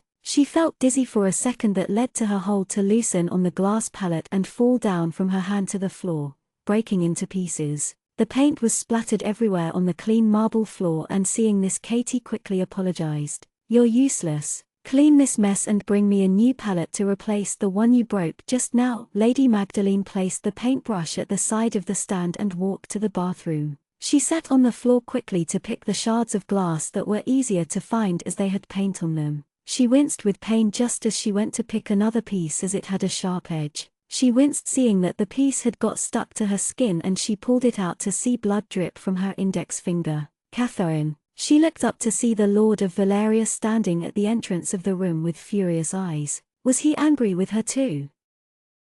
Chapter 12, Retaliation Part 2. Alexander had just reached the mansion with Elliot from the council and was on the way to his room when he decided to check on the little human, only to find the room empty, which made him suspicious. He couldn't feel her presence in the room.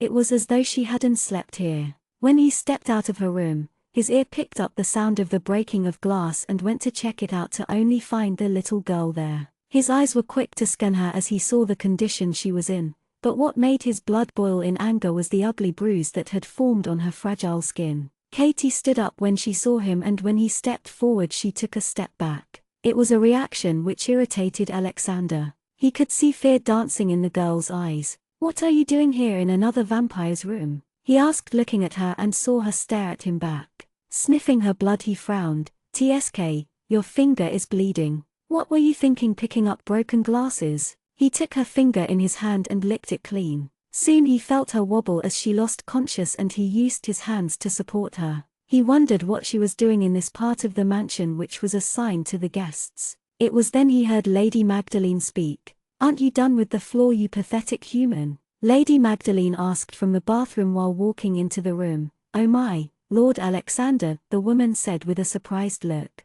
Alexander looked at the woman and then the girl in his arms who had just lost consciousness. "I'll see you later in the chamber room, Lady Magdalene," said Alexander, and walked out without another word. Going to his room, he placed the girl in his bed and pulled up the blanket over her body. She would be safe here, he thought, and with that, he locked the room from outside. On the way, he met Elliot and Sylvia. Sylvia looked worried and was about to ask him something, but he spoke first. "Sylvia, go to my room and bring Katie once she wakes up." "Elliot, get everyone gathered in the chamber in an hour," he ordered as he walked down the stairs. The chamber room was a room which Alexander's grandfather, Vlad, had got it built in the mansion, which was used to pass on orders to a whole group of people working in or out of the mansion, or to discuss upon the punishments when there was a misconduct. Walking into the chamber room, Alexander sat on the throne-like seat now as the 4 elite vampires stood in front of him, with the servants standing on the sidelines of the chamber. Giselle, Lauren, Magdalene and the old man looked at the Valerian lord, who had his eyes closed in deep thought. Sylvia stood in the crowd with Katie, while Elliot stood next to where Alexander sat and clapped his hand to gain everyone's attention in the chamber as the noise in the room dropped to dead silence. When Alexander opened his eyes, they were deep red in color. "Bring the girl forward," he said, gesturing with his hand towards where Katie stood. A guardsman came forward to escort her forward to where the other 4 vampires stood. "Can someone enlighten me as to what happened in my absence?" As to why the third-in-command found Sylvia tied in her own room, he asked no one in particular to the crowd with a small smile, anyone. Giselle hadn't expected his return this soon. She had planned to leave the Valerian Empire once the sun set as she had enjoyed her time here, but that was not going to happen. She realized she was in trouble if she didn't speak out to save herself. Lord of Valeria, if I may. This little girl, Giselle began to speak with a sweet voice. She had stolen Madame Lauren's necklace and hid it in her room. Is it true? Alexander questioned Katie and she shook her head. She lies. We found it in her room. Madame Lauren supported Giselle's words. Sir, if I might add, the girl was bringing up a rabid wolf in this estate. As we all know, wolves are not friendly creatures and God knows what she had planned to do with it. Lady Magdalene spoke. The Valerian lord looked at them thoughtfully and his eyes fell upon the fourth one. Do you have anything to say, sir? Elliot asked the man and saw him gulp. I did see the girl with the wolf when I was accompanying Lady Magdalene towards the horse shed, the man replied nervously. Is that so? Alexander drawled as he leaned back, slapping a little girl and implementing punishments on her with no proper evidence that she was the one to steal is considered as law-breaking here. Coming to the wolf, I was the one who got it for her, he said, which made the older female vampire's eyes to widen in shock. What? She whispered. That's right. If none of you has forgotten, she is my guest here. So let's see what we have here, Alexander confirmed as a smirk formed on his lips,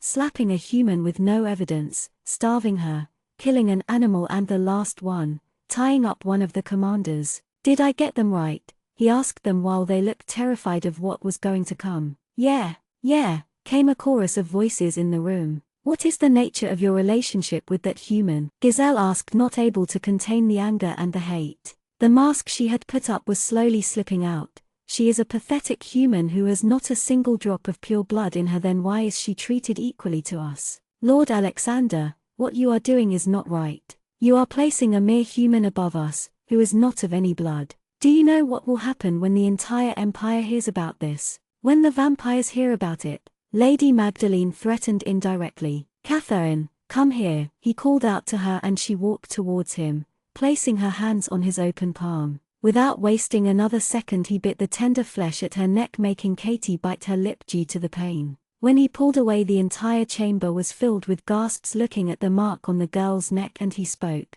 I'm sure it's not a problem anymore. Sylvia, escort the girl back to her room, Alexander ordered and continued once they were out. So what shall we do for what you've sown? After all, you reap what you sow, isn't that right, darling Giselle? He asked with a tilt. I've heard how they cut their hands off or execute them when such things come up, Elliot said, rubbing his chin as his eyes met Lady Magdalene's. I'm sorry for implying that she stole. Lady Lauren spoke frantically, but the deed had already been done and there was no turning back. Lady Lauren and you, sir, will be stripped out of your titles, while Lady Magdalene, you will lose your title and your hands that you treasure so much. My lovely Giselle, what shall I say? It was fun while it lasted, but I'm sure you will be remembered. Guards, prepare for her execution for treason. Alexander gave his final word before getting up and walking out with Elliot. When they were alone standing in the patio at the top of the castle, Elliot asked, Do you know what you've done by biting her?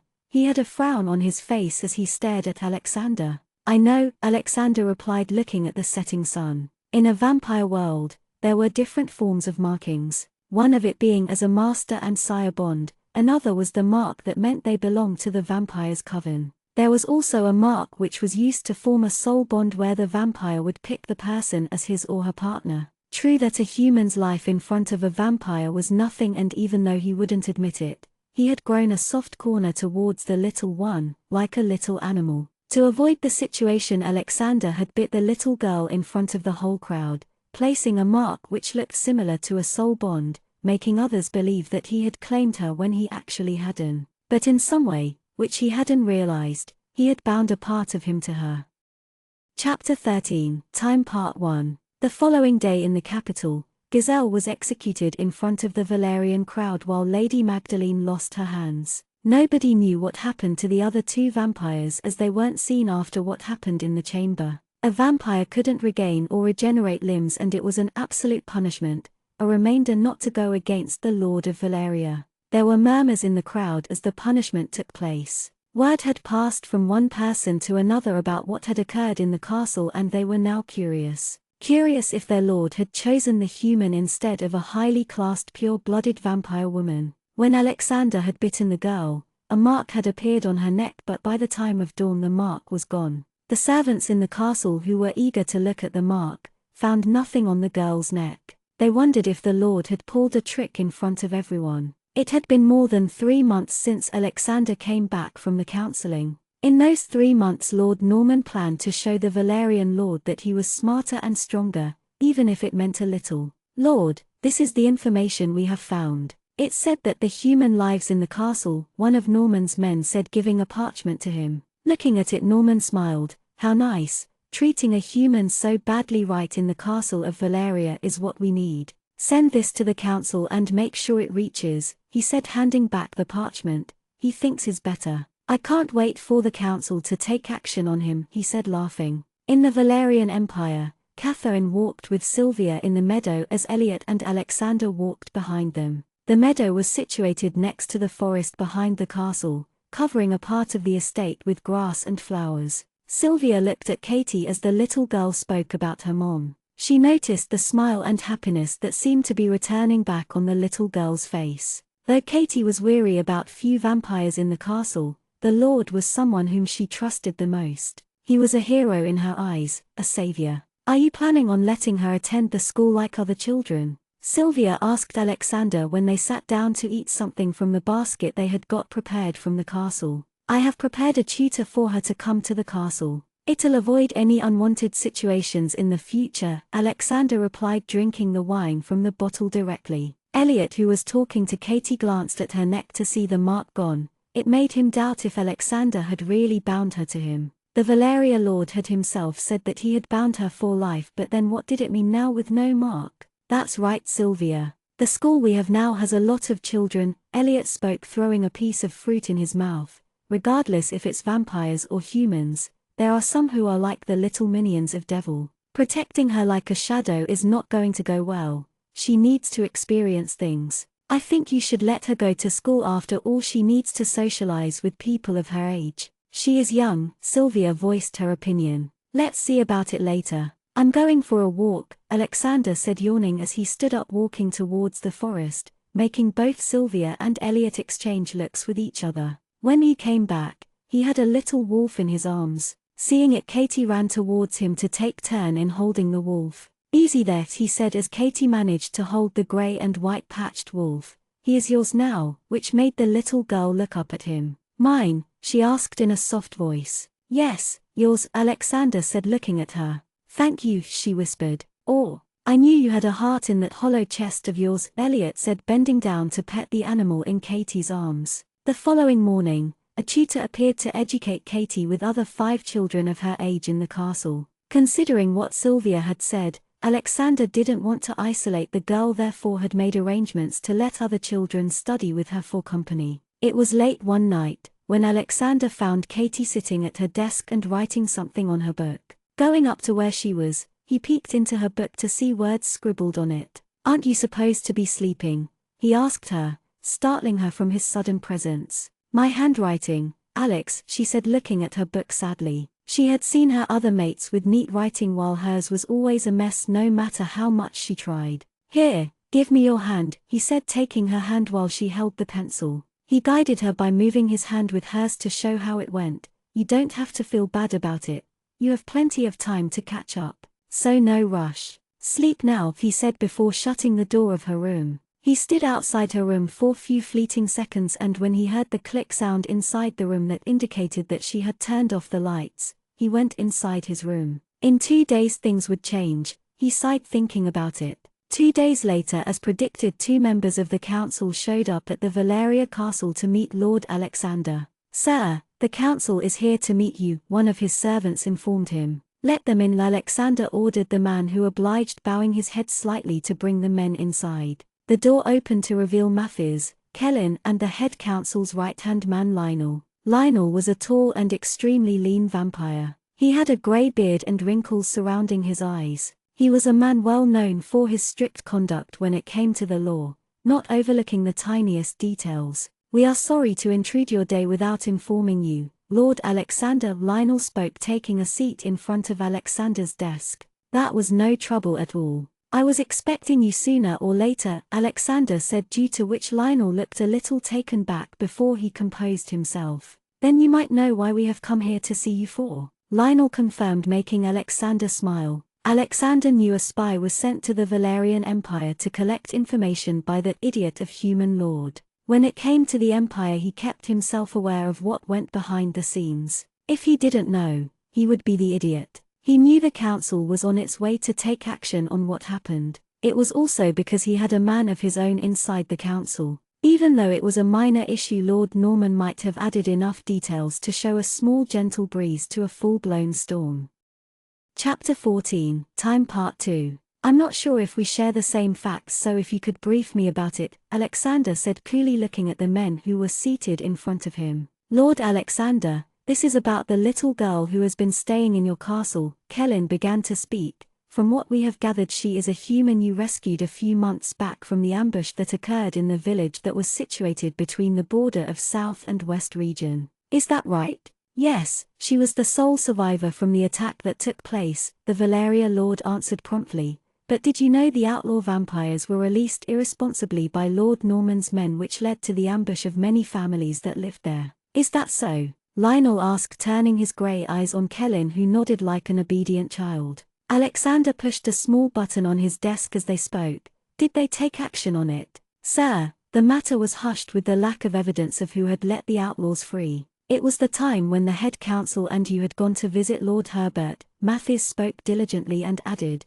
we'll look into the matter once we head back from here. We aren't here to speak about who attacked the village, Lionel spoke, getting the matter back on track. It has come to our attention that the human girl was mistreated without giving any food for 2 days by the vampires who you are acquainted with, and that is not all. You have marked the girl without her consent, and that too in such a young age. Do you know the consequences of it? If you are talking about punishment, the deed is already done. Being the lord of the Valeria Empire, I'm aware of the laws that have been placed, Alexander said, leaning forward slightly.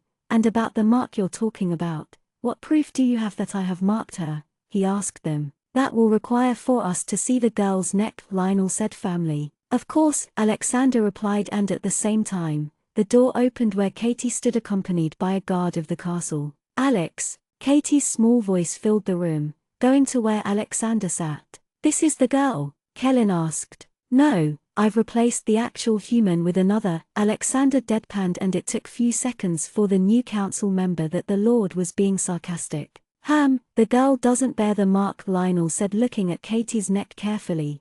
As she is a human and young, living with vampires isn't safe. Therefore the head council decided that it would be better if the girl lived with her relatives who live in the Mythworld. We hope you can coordinate with us on this. Relatives? Alexander asked curiously. Her father's brother lives there with his family, and they had sent a letter to the council asking if anyone survived during the attack. I'm sure she'll be safe there and have people to call as her family, Lionel said, his eyes trained on the human and then back at Alexander's calm, collected expression. He wasn't sure if the Valeria Lord would comply with his decision. Seconds passed by before Alexander spoke. When would you be taking her there? He asked, making the elder council member release his breath. We'll be going today as soon as her things are packed, Lionel said as he stood up from his seat with the others. All right, I'll ask someone to get it done right away, Alexander said, walking out with the others, and asked Sylvia to help packing whatever Katie would require. While Katie's clothes and other things were getting packed, Alexander took Mathis along with him for a little talk. I have given the information to Head Reuben as you wanted me to regarding Lord Norman's title to be taken down, Mathis spoke in a low tone. How long is it going to take? Alexander asked, looking at Lionel speak with a fellow palace guard for information related to the marking. It made the Valeria Lord's lips curl to the slightest. Perhaps a month, Mathis responded, pursing his lips. Your council works like a snail, did you know that? Alexander questioned as they began walking to where the two council members stood. She's going to be safe, right? He asked seriously. Who? The girl? Yes, I've made arrangements to make sure she stays safe. A thorough check was made on the family and I'm sure they'll look after her well, Mathis replied as he stepped down the stairs while Alexander stood at the top of it. I hope they do for their own good. And for yours, Alexander said with a cheerful smile which made the council member smile back uneasily. When Alexander went to check on Katie in her room, he found her sitting on the floor with the wolf he had given her. Hearing the footsteps in the room, she looked up to see Lord Alexander in the room. The rim of her eyes had slightly turned red in color, indicating that she had cried. Walking towards her, he sat down to level his height with hers and heard her speak. I'm scared. I know you don't want to go, but you need someone who is your family right now. You can send us letters if you want, he assured her, and saw her eyes sparkle with tears. He then saw her look at the wolf and he sighed softly. Unfortunately, even though he had gotten her the wolf, she would have to leave it here and go, as the South Empire wasn't welcoming when it came to the wild creatures like wolves. Once she would leave the mansion, he would ask the butler to put it as a safeguard in the horse shed. Will you come to meet me? She asked, taking him off guard. Of course. Here Alexander said, taking out the chain he wore with the cross in it and putting it around the girl's neck. If not now but later, I will come to retrieve this. Take care of it for me until then, were his promising words, and she hugged him goodbye before departing with the council members. Elliot, who was quiet all this time, asked Alexander, when you said to Katie that you would come to see her later, was it in days or weeks context? Yes, replied Alexander, heading back inside the castle. She needs to live a normal life right now. I've already sent someone there to keep an eye. As expected, murmured Elliot. Moreover, we have things to fix in the Four Empires. Having her here is going to be nothing but a distraction, and I don't want to drag her into it unnecessarily, Alexander replied, making Elliot nod in understanding. Catherine looked at the castle through the back window, sitting in the couch until the castle vanished behind the trees. Arriving at her relative's house, she was greeted by her Uncle Desmond Welsher and Aunt Sally Welsher, along with their 13-year-old son, Ralph. Having lost his younger brother, Desmond and his family loved Katie like their own daughter. The income that was brought home was just enough to survive the week they had, but it was a happy home, unlike the ones that cribbed, even though they had enough to survive a year. Days passed to weeks and weeks turned to years in the Empire, seasons changing one after the other, such that 12 years passed. In that time, Alexander visited Katie once a year in the beginning for 2 consecutive years, but stopped after that. She waited for him every year, as he had promised the previous time when they had met that he would be back to get his chain. But then time is a tricky thing, letting memories vaporize while leaving only its fragrance behind. Chapter 15, Winter's Celebration Part 1. Year 1847. She stood on the stool as she balanced herself on her tiptoes to clean the shelves above her. Katie, Aunt Sally exclaimed, looking at Catherine's stance on the old wooden stool as it shook slightly. How many times do I have to repeat myself not to stand that way? And where's Ralph? I'll be fine, you worry for nothing, and I'm almost done, Katie replied, getting down the stool and dusting her hands together. He said something about taking a break. The elder woman scowled hearing it. He's gone to meet Velma, hasn't he? Katie shrugged her shoulders in response as she went to pick the bucket from the ground. Her Aunt Sally had planned to clean the house with Katie and her son Ralph's help today, but Ralph had escaped from work as usual. I'm so glad I have you. What would I do without you? Her aunt said, making Katie smile. Uncle Desmond and Ralph would have driven you mad. That's right, her aunt swiftly nodded her head in agreement while Katie linked one of her arms with her aunt's arm. Come, I've baked hot, sweet buns to eat. With years that had passed, Catherine had grown into a beautiful person inside out. Her raven black hair that was just above her waist was tied into a bun right now. She was kind and a gentle person to be with that worried her aunt sometimes. The Welshers had loved and protected her when they had taken her into their family when she was young. They shielded her from any harm and helped her as any family would. Though she had her relatives' support as she grew up, there were others who were concerned about her well-being, and that included the 2 lords of the East and West. Katie sat down on the wooden chair and grabbed the hot bun in her hand, tearing it to a small portion so that her mouth could hold it in. There was a knock on the door and her aunt went to answer it. Annabelle dear, it's been long since your last visit. Come on in, her aunt exclaimed as she greeted the slender women. Hello Mrs. Welsher, I need to borrow Katie for a few minutes if that's all right. It's a little urgent, Annabelle said, looking towards Katie.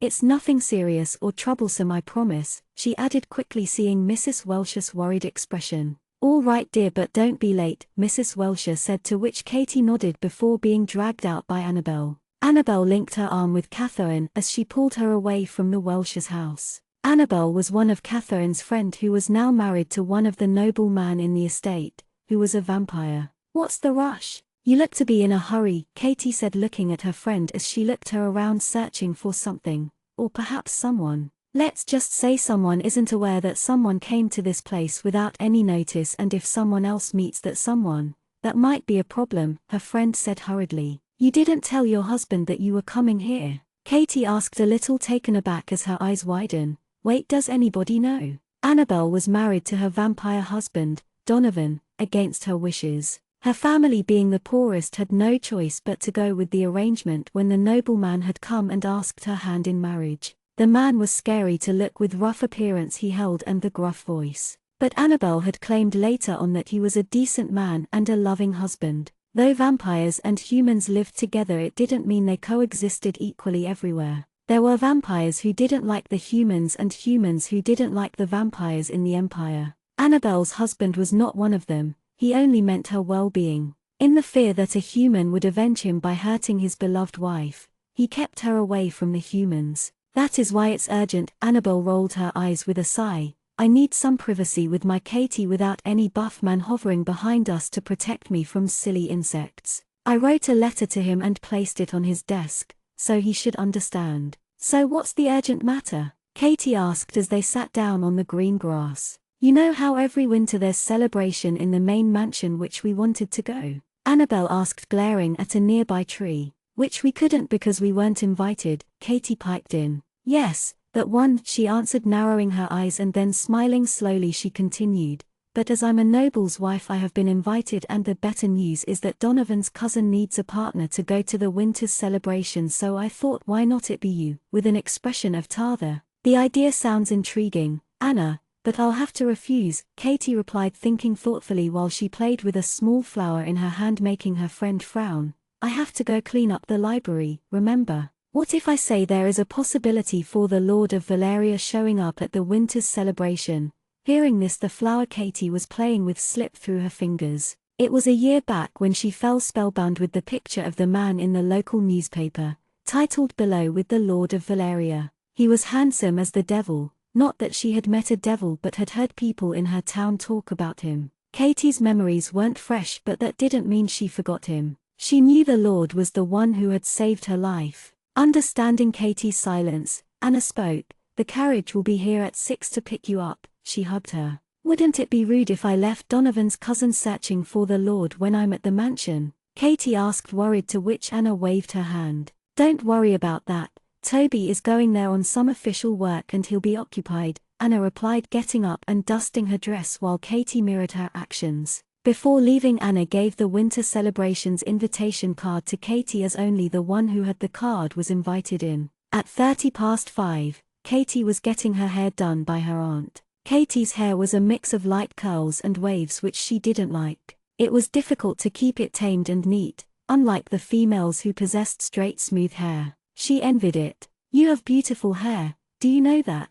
"Now shush," her aunt chastised her when she grumbled with disagreement. "Are you sure you want to go to tonight's winter celebration? There are going to be many kinds of peep." "Oh dear, mother. Katie is going to be fine at the main mansion," Ralph interrupted, walking in with his hands in his trouser pockets. Ralph had grown taller than Mr. Welsher, though falling 2 inches short for a 6-foot frame. His brown hair that had been combed while he had left home was now ruffled up, making his mother sigh. She didn't even want to know what he was doing. "Don't worry, Auntie. I'll be meeting up Annabel once I reach the main mansion and will be in her company along with an acquaintance of hers," Katie assured her aunt, looking at her aunt's reflection and saw her nod. "All right, dear. There, your hair is all done," her aunt said, putting the hairbrush down on the dresser table. Her curly wavy hair was put up in a loose bun that was slightly messy but at the same time looked elegant. Feeling one of her hair strands pull her scalp, she went to touch it to only get her hand swatted away. "You're going to spoil it if you touch it. Go now, I have dinner to prepare. Enjoy your evening," her aunt said before heading out of the room, and she shouted, "Ralph, get me the logs, will you? All woods are exhausted and I'll need it for the night." "Sure, Ma," Ralph replied loudly, and then asked Katie, "So you excited for the winter celebration?" "Not that one. You're going to see him. "Aren't you my little sister?" Ralph asked her as Katie pulled out the jar she had put the currency of coins as savings. The Welshes weren't fond of the vampires as they were the reason one of their family was killed. Ralph was apprehensive of sending her knowing the political conditions that were going behind the curtains of the world. At the same time, he had seen the adoration her eyes held when she heard something about the Lord when she was a little girl. Well, not exactly, but you know. I mean, Katie began to speak, but Ralph raised his hand for her to stop. "I got it. Just be careful and safe, all right," Ralph said with a smile before her aunt came into the room with hurried footsteps. "The carriage is already here."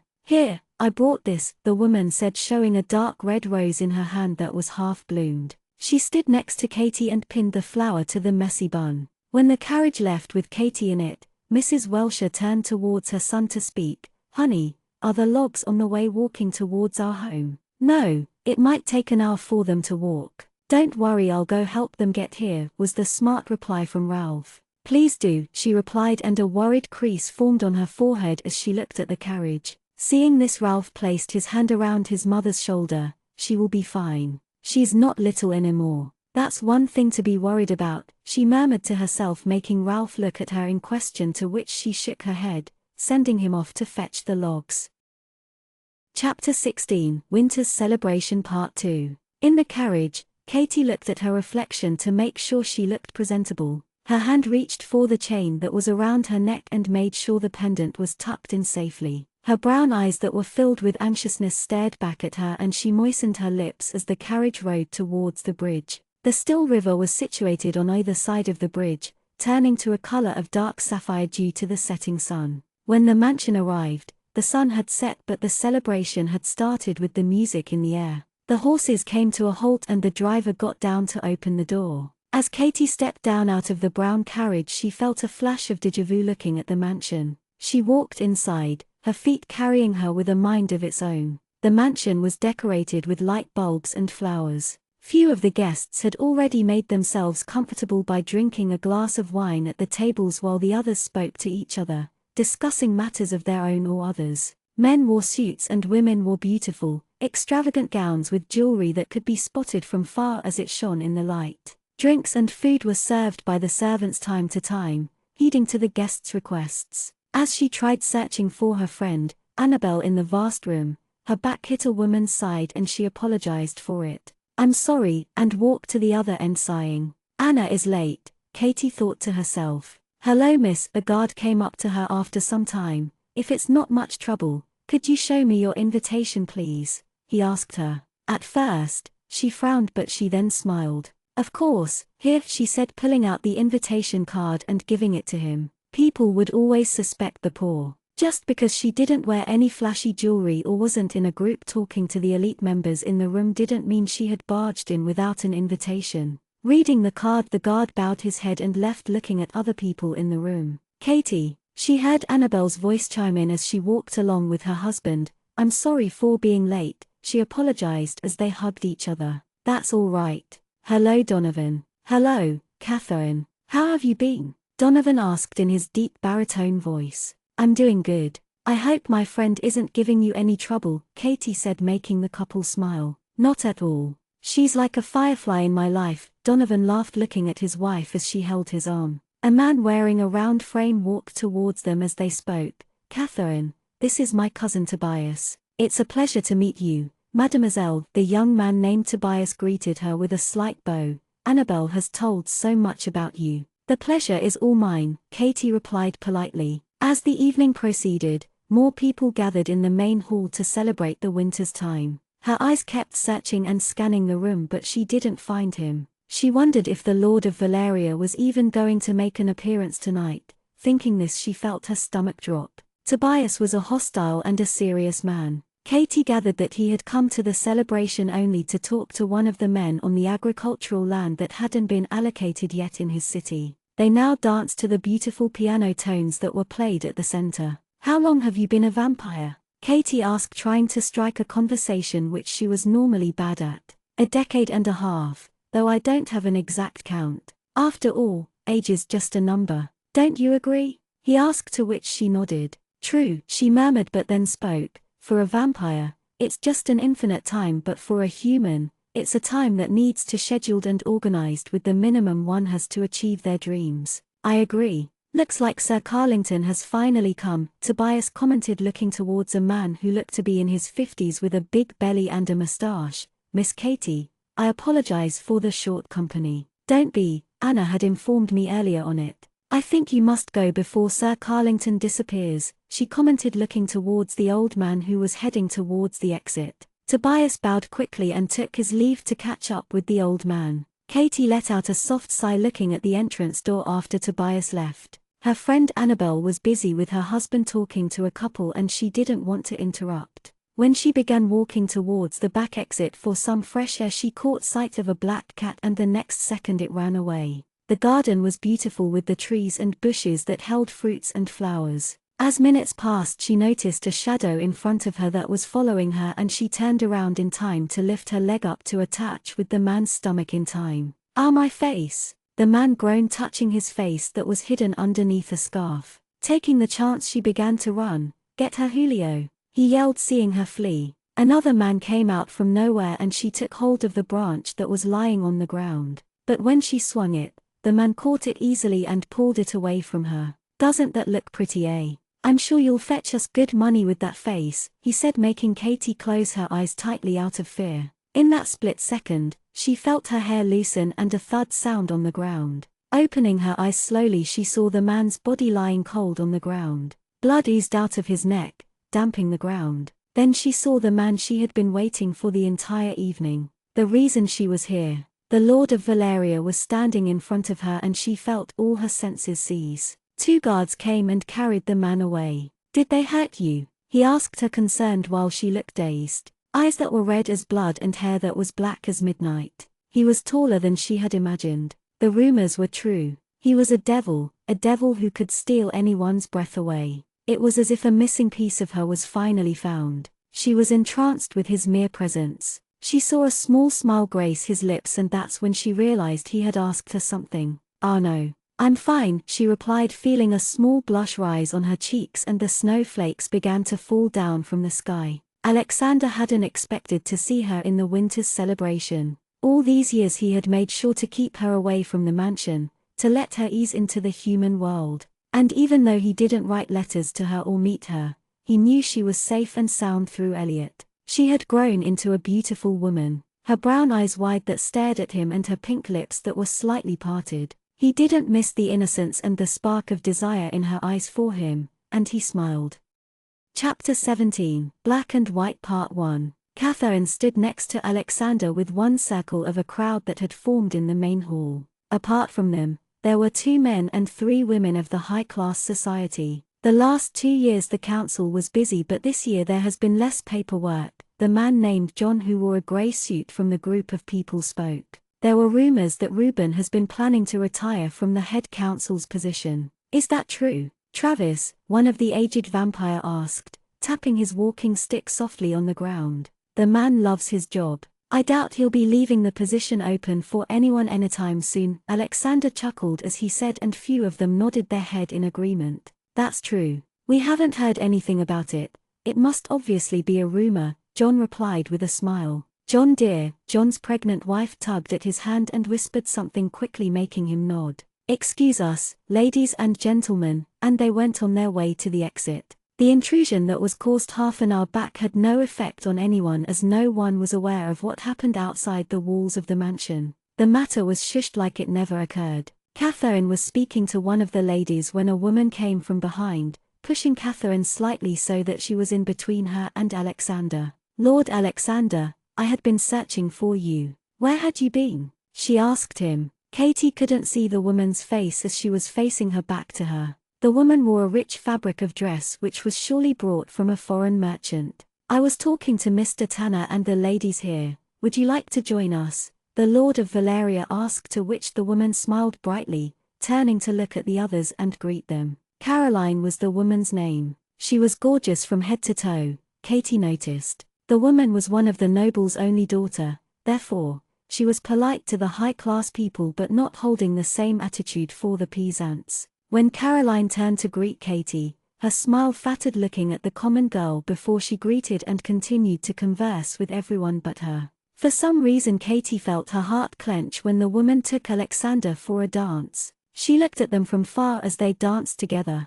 They looked good together. She was a plain woman with a nest head of hair, while the woman in his arms could be considered one of the most beautiful women in the main hall, and he deserved it, she thought. She must be one of his lovers, Katie thought to herself. She had heard rumors about the Lord of Valeria bedding women and his player attitude. Was it wrong that she didn't judge him on it unlike her friend Annabel did? Her aunt always worried about her naivety and the inability of her to judge people right. Out of one corner she caught sight of a man looking at her unblinkingly, making her uncomfortable as she stood there as minutes passed. He had cold black eyes and for some odd reason it scared her. "I didn't expect to run into you here, little one," a man spoke next to her, startling her from her thoughts. When she turned to look who it was, she found a tall man standing next to her. She opened her mouth like a fish in the water, his brown hair slightly out of place due to the wind. "Lord Nicholas," Katie squeaked, and when she bowed her head, she internally scolded herself for squeaking like a little mouse.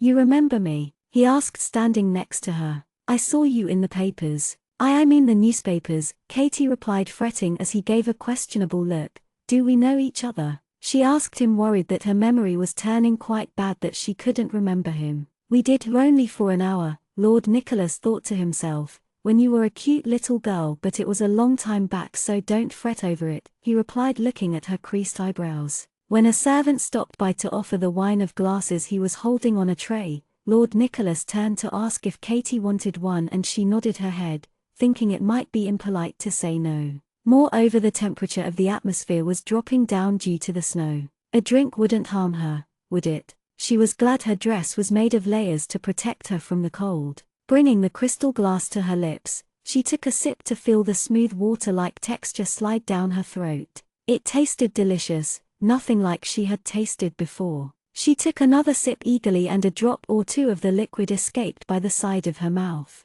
She looked at her hands and realized she lost her handkerchief again while she was out. When she went to move her hand, Lord Nicholas offered his handkerchief. "Here," he raised his hand and dabbed the white cotton cloth on her skin, making her blush. "Ah, thank you, let me clean and give it back to you, Lord Nicholas," she said, making him chuckle. "Don't worry about it. It's just wine and not a bad stain," he said, looking at her, but there were few people whose gaze had turned towards them, Katie observed. Lord Alexander and Lord Nicholas were the good-looking men when compared to the other two lords of the empire. Nicholas was tall with good amount of muscle on his body but not bulky. He had a squared face and a dimple to go on his left cheek when he smiled. He carried that sophisticated, elegant air around him, making him look more elite than necessary. As stated in the newspaper once, Nicholas was the White Prince of the Empire, who was gentle and kind in his behavior, while Alexander was the Dark Prince, who was far away from being called an angel.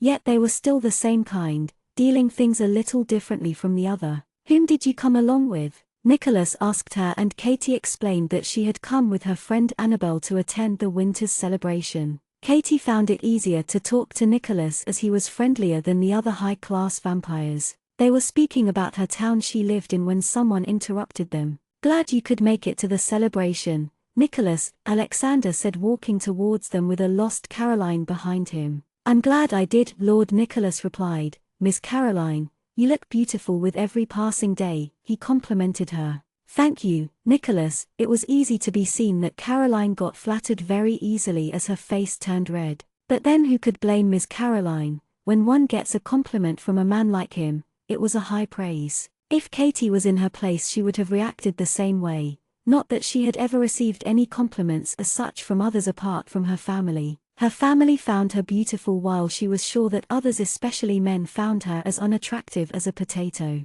"I heard you traveled to the farthest east a few months back," Caroline said to Lord Nicholas, and he began giving details of what he had seen to her. It seemed quite interesting to know the different lifestyles people had far away from the empire. The conversation then moved on to Caroline's summer plans. Once in a while, Katie would steal a glance at Alexander as he stood right next to her, making sure she kept it casual and not to be caught by anyone. Third time being the charm, the Lord of Valeria caught her gaze and asked her, "Would you care for a dance, Miss Catherine?" Not waiting for a reply, he caught hold of her hand, taking her to the dance floor. "Lord Alexander," Please wait, she panicked.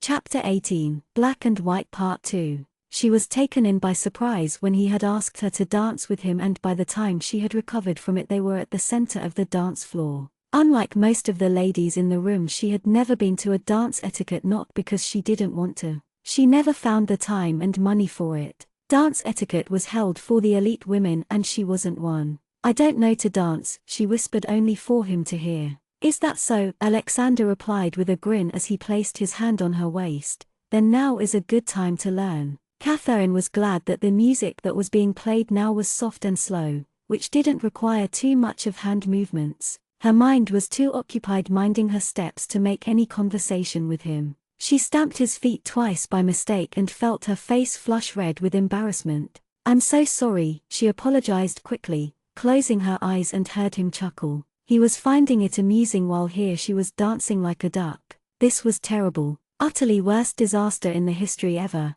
she thought to herself. Don't be, he replied as he twirled her and got her back to face her, looking into her eyes. No one learns without few mistakes. If you haven't made a mistake and learnt from it, you wouldn't learn anything at all. His words encouraged her. As minutes passed by she learned to follow his lead, keeping up with his pace, which she found quite easy to do. Suddenly the lights went out in the main hall and she felt her breath hitch when she felt Alexander's fingers on her neck. I see you have kept it safe, she heard him whisper next to her ear as his fingers touched the silver chain around her neck. And in the next 2 seconds the light was up again and so was the dance. She looked at the high tower watch as it dinged. It was 11 o'clock. Do you have an escort for your ride back home? He asked her, to which she shook her head no. For a moment she thought he was going to escort her, but that didn't happen. I'll arrange a carriage for you with an escort so that you reach home safe. He called a guard who was passing by, ordering him to get the carriage ready. Though she wanted to spend some more time with him,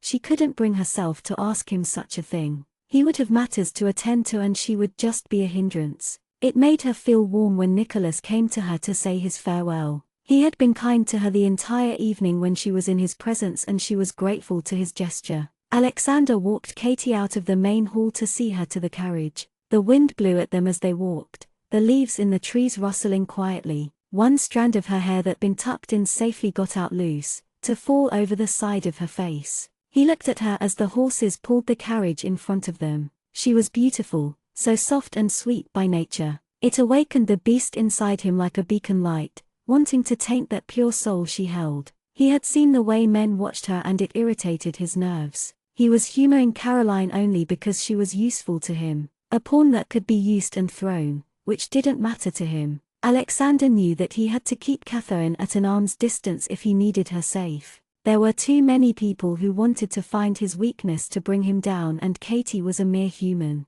Enemies who always lurked around, like the one who was standing behind the pillar right now. The coachman got down from his seat to open the door so that Katie could get inside, but instead, someone got out of it. It was Elliot Havoc, Lord Alexander's third in command, standing there with a wide grin on his face, his wavy hair cut at the sides while leaving the front side longer so that it rested on his forehead. Elliot, Katie said his name, making him glow brighter than the sun. Sylvia, who had been out on an errand, had just returned to the mansion, and looking at the girl who stood there, she smiled. Katie, you remember me? I missed you, Elliot exclaimed as he hugged her and twirled her in his arms like she was 6 again. It made Katie giggle. She had memories of him reading out story after story to her. Even though the memory was faint, Katie could never forget Elliot. He had been her friend along with Sylvia during her stay in the mansion. Though Alexander and the others hadn't gone to meet her, they made sure to know she was doing well as she grew from the people who were assigned to look at the human town and gather information. She looked at Alexander and saw him narrow his eyes ever so slightly as Elliot held Katie's hands. Finally there was going to be color in the mansion. It was more than evident that Elliot was overjoyed from seeing Katie. Sylvia thought Katie was like an adopted daughter to him. She couldn't wait to see how the events were going to unfold from this time on. Elliot and Sylvia accompanied Katie in the carriage and Katie couldn't be any happier. Reaching the town after 2 hours, Katie got down from the carriage and waved her hand, smiling as the carriage left. She couldn't wait to tell her aunt on how well the night had turned out. The night was dark and chill as she knocked the door, looking around. Everyone had gone to sleep. She knocked a little harder this time and found the door was unlocked. That was strange, she thought. Stepping inside, she went to the kitchen to see if her aunt was awake, but stopped in her tracks when she saw the blood on the ground that was coming out of the body. Both her aunt and uncle were lying on the floor with their throats slashed. "No," she whispered, shaking her head. "Ralph." She called out her cousin's name, but there was no sound apart from her quick breathing in the room. She ran to his room to see everything broken and on the floor. Blood was on the wall, but he was nowhere to be seen. She went down again to where her relatives were and shook their body with her shaking hands, but they were dead. What happened here? It was Sylvia who had come to give the box of chocolates to Katie, as she had forgotten to give it to her earlier. For some odd reason, she felt suspicious about the town. It was too quiet, even though if humans resided at this part of the South Empire myth-world. When she stepped inside the house, she smelt blood. Soon she found where the smell was coming from. Someone had murdered Katie's relatives. "Elliot, the bodies. It's everywhere." Elliot interrupted her as his brows furrowed and she looked at him confused. "Smell it." He was right. As Sylvia took a deep breath, she could feel the air carrying the smell of blood in it, and it wasn't just this house. It was like every house carried it. "Katie?" Elliot called out her name, but there was no response. Walking towards where Katie was, Elliot sat down to see her face blank without an expression. Katie hadn't noticed Elliot nor Sylvia, as she was shell-shocked at the scene in front of her. When someone shook her shoulder, she turned her head to see a worried Elliot who was looking at her carefully. Her gaze turned back to her family and her emotions came sprawling out like an uncontrollable flood. "She's having an anxiety attack." Sylvia noticed the rapid breathing Katie was having and her eyes had turned hollow. "Katie, you need to breathe. That's it. Just breath in and out," she advised her as she saw the girl's breathing getting even. Just then their coachman arrived at the door. "Sir Elliot, all the houses have dead bodies. It's a massacre," Sylvia whispered, worried, and asked, "What now?" Elliot turned towards the coachman and ordered, "Go notify Lord Alexander about it." Chapter 19, Homeless Part 1. Alexander was awake when the coachman came to relay the message Elliot had sent to him. Hearing the news, he left the castle immediately with 2 of his guards and leaving Oliver, his second in command, to fill his absence until he returned back. As he headed towards the town, he noticed the temperature was decreasing while he rode on his black horse. Arriving at the town, he was greeted with the strong stench of blood in the air from every passing house. He pulled back the horse to a halt and got down on the ground. "What happened?" Alexander asked Elliot, reaching the house. "All the townspeople were dead by the time we arrived, including Katie's relatives, but we couldn't find her cousin's body. His body is missing with few others," the third in command replied with a frown on his face as they entered the house. "The guardsmen are scouting all the houses. Ask them to find the trails that left the village. We need to check if anyone made it out alive," the Lord of Valeria ordered. As he stepped into the room, he found the girl sitting on the ground, her back on the wall with her eyes closed, her breath coming in steady pace. Sylvia stood next to Katie with her arms crossed in deep thought. "Any information?" Sylvia asked, seeing Alexander and Elliot enter the room. Hearing Sylvia speak, Katie opened her tired eyes. "Nothing as of now." Elliot shook his head with a sigh. "Everyone's throat has been slashed quite effortless." "Do you think it's vampires?" "It's hard to say what happened here, but I might have an idea on who caused it," the Lord replied, walking towards the bodies and sat down, touching the blood on the floor and feeling its texture on his fingers. "Even though every victim's injury is on the neck, vampires normally like to bite before they begin feeding." "Massacre?" Katie asked, looking towards Sylvia, and she nodded. "But why mass murder for no reason?" "It isn't for no reason," Alexander replied. "When the vampires began their existence with the humans, there were also witches that came into the frame. Witches were more brutal when compared to the vampires when it came to killing." "I thought witches had gone extinct," Katie said, clutching her hands together. "Not all witches are bad," Alexander said while walking towards the window. "There are few good ones, but due to the fear that was instilled by the Dark Witches, both of them were driven out of the Empire few centuries back, while most of them were burned alive. The Dark Witches since then have tried to resurrect power in different forms. It's just a theory, as we aren't sure what happened here. For now we'll have to wait," he said as his eyes met hers. "The council will be looking into this as a high priority, while I'll have a search party sent to find the missing people." Katie only nodded her head, and when she turned around, her eyes fell on her relatives' dead bodies. Grief and sorrow filled her with the tears that formed in her eyes. The bodies were buried the following day in the very cemetery where her parents had been buried. There was no one to mourn the dead except for Katie, and none of them were sure if the missing people were even alive or not. The loss Katie felt was something no one could understand right now. She wasn't able to digest the fact that she had lost her relatives to the gore-like murder that occurred and had broken down in the cemetery. Alexander had to speak with one of the council members, therefore he asked Sylvia to take Katie to the mansion and tend to her. Reaching the Valeria Lord's mansion, Sylvia took Katie by her hand as the girl didn't move from her seat. "I'm glad I got your room cleaned up not too long ago. We didn't move anything, it's just as you left," Sylvia said, leading the way towards the bathroom. She made sure to keep the conversation light. "I'll give you some space to get yourself cleaned up while I go get your breakfast." Katie nodded with a small smile. The girl was stronger than she looked, yet so delicate, she thought to herself, and exited the room. Once Katie removed all of her clothes, she stepped into the bathing tub that was filled with warm water. She sat down, leaning her back towards the edge of the bath. Flashbacks passed through Katie's eyes that were memories of her deceased family. It was as though it was just few minutes back her aunt was nagging her cousin Ralph that he needed to bring wooden logs from the forest. The knock on the door startled her and she instantly covered herself with her hands. "Oh my, you're still shy," she heard an elderly woman's voice behind her. "Sylvia asked me to help you and I see you haven't touched the scrub."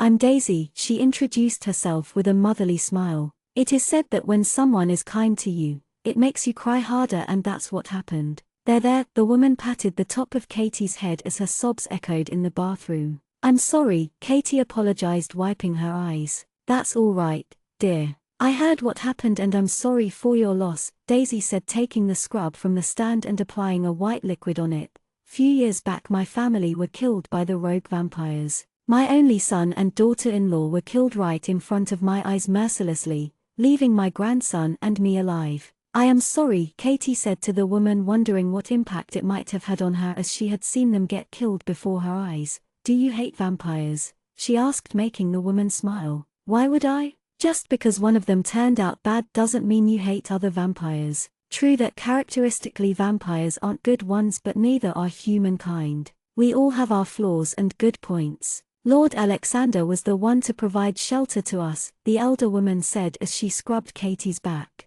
"When one door closes, a window is opened. We can only hope that our loved one's soul is in peace and live for the ones we hold dear to our heart." "Don't you have someone you hold dear?" "Someone dear to me?" Katie prompted thoughtfully. "That's right." Katie wore a light pink dress that went up to her ankle that had floral prints on it after she was done with bath. Daisy had left the room after Katie had completed her bath. She was braiding her hair when Sylvia reappeared with a servant carrying 2 trays of food. "Where would you like the tray to be placed, Lady Sylvia?"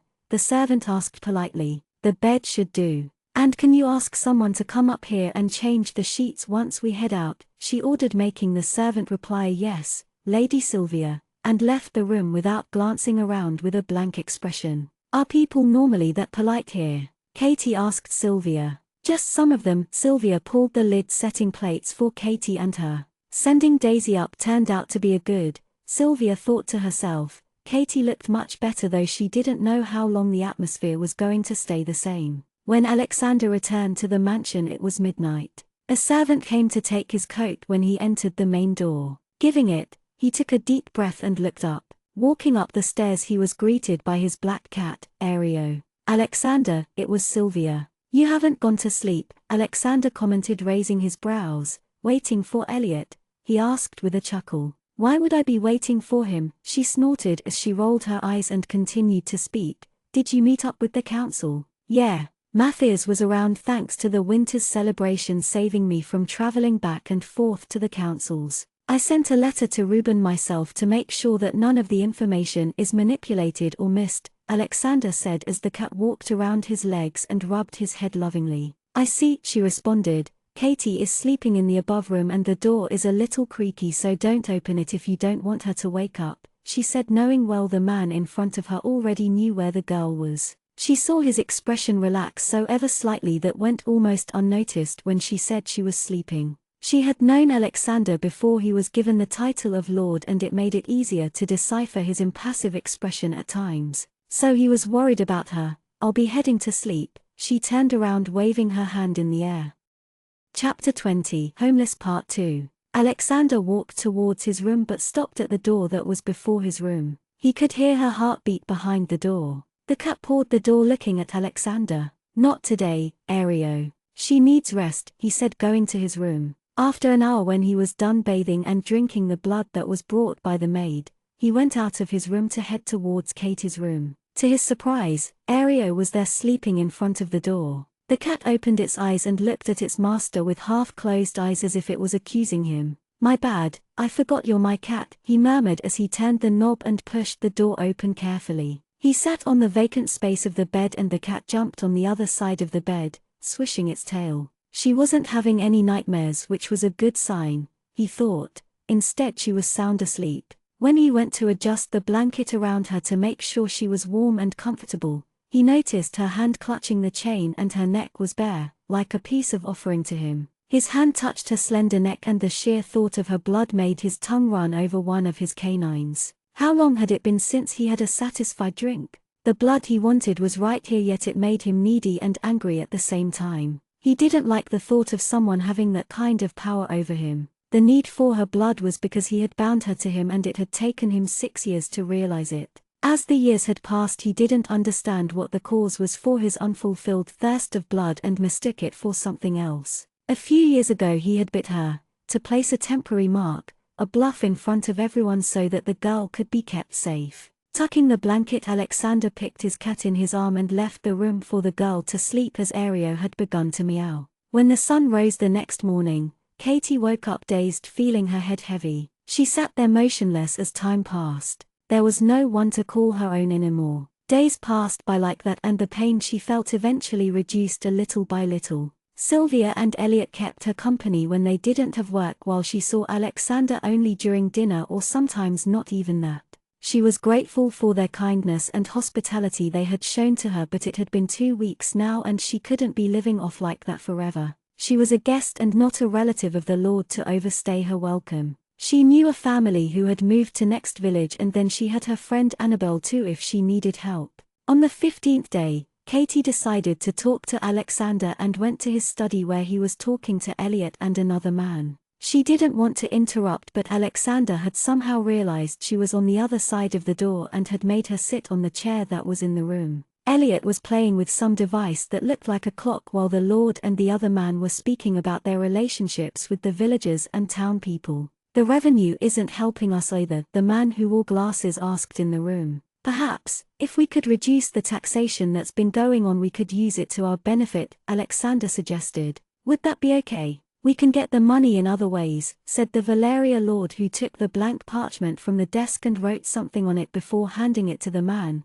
"You know what to do with this, Oliver?" "Yes, sir," Oliver replied curtly, taking the parchment and got up from his seat to leave. As the man left, Katie didn't miss him look at her from the corner of his eyes. It was a shrewd look. The man was stern and calm at all time, showing no emotions whatsoever. This is what they call stone-faced man, as Katie thought to herself. But maybe that was how he had achieved his position as the second in command in the Valerian Empire. "How can I help you, Miss Catherine?" Alexander asked once Oliver left the study, closing the door behind him. "I am sorry for interrupting your work," she apologized. When she had asked Sylvia where Alexander was, she had asked if he was busy, because if he was, she could wait for a few hours. "You need not apologize, nothing was interrupted," Alexander replied her with a charming smile that put her in a daze, forgetting the reason why she had come for a few seconds. "We have planned to visit the theater the following week. Would you like to come along?" Elliot asked her, putting the device down on the desk.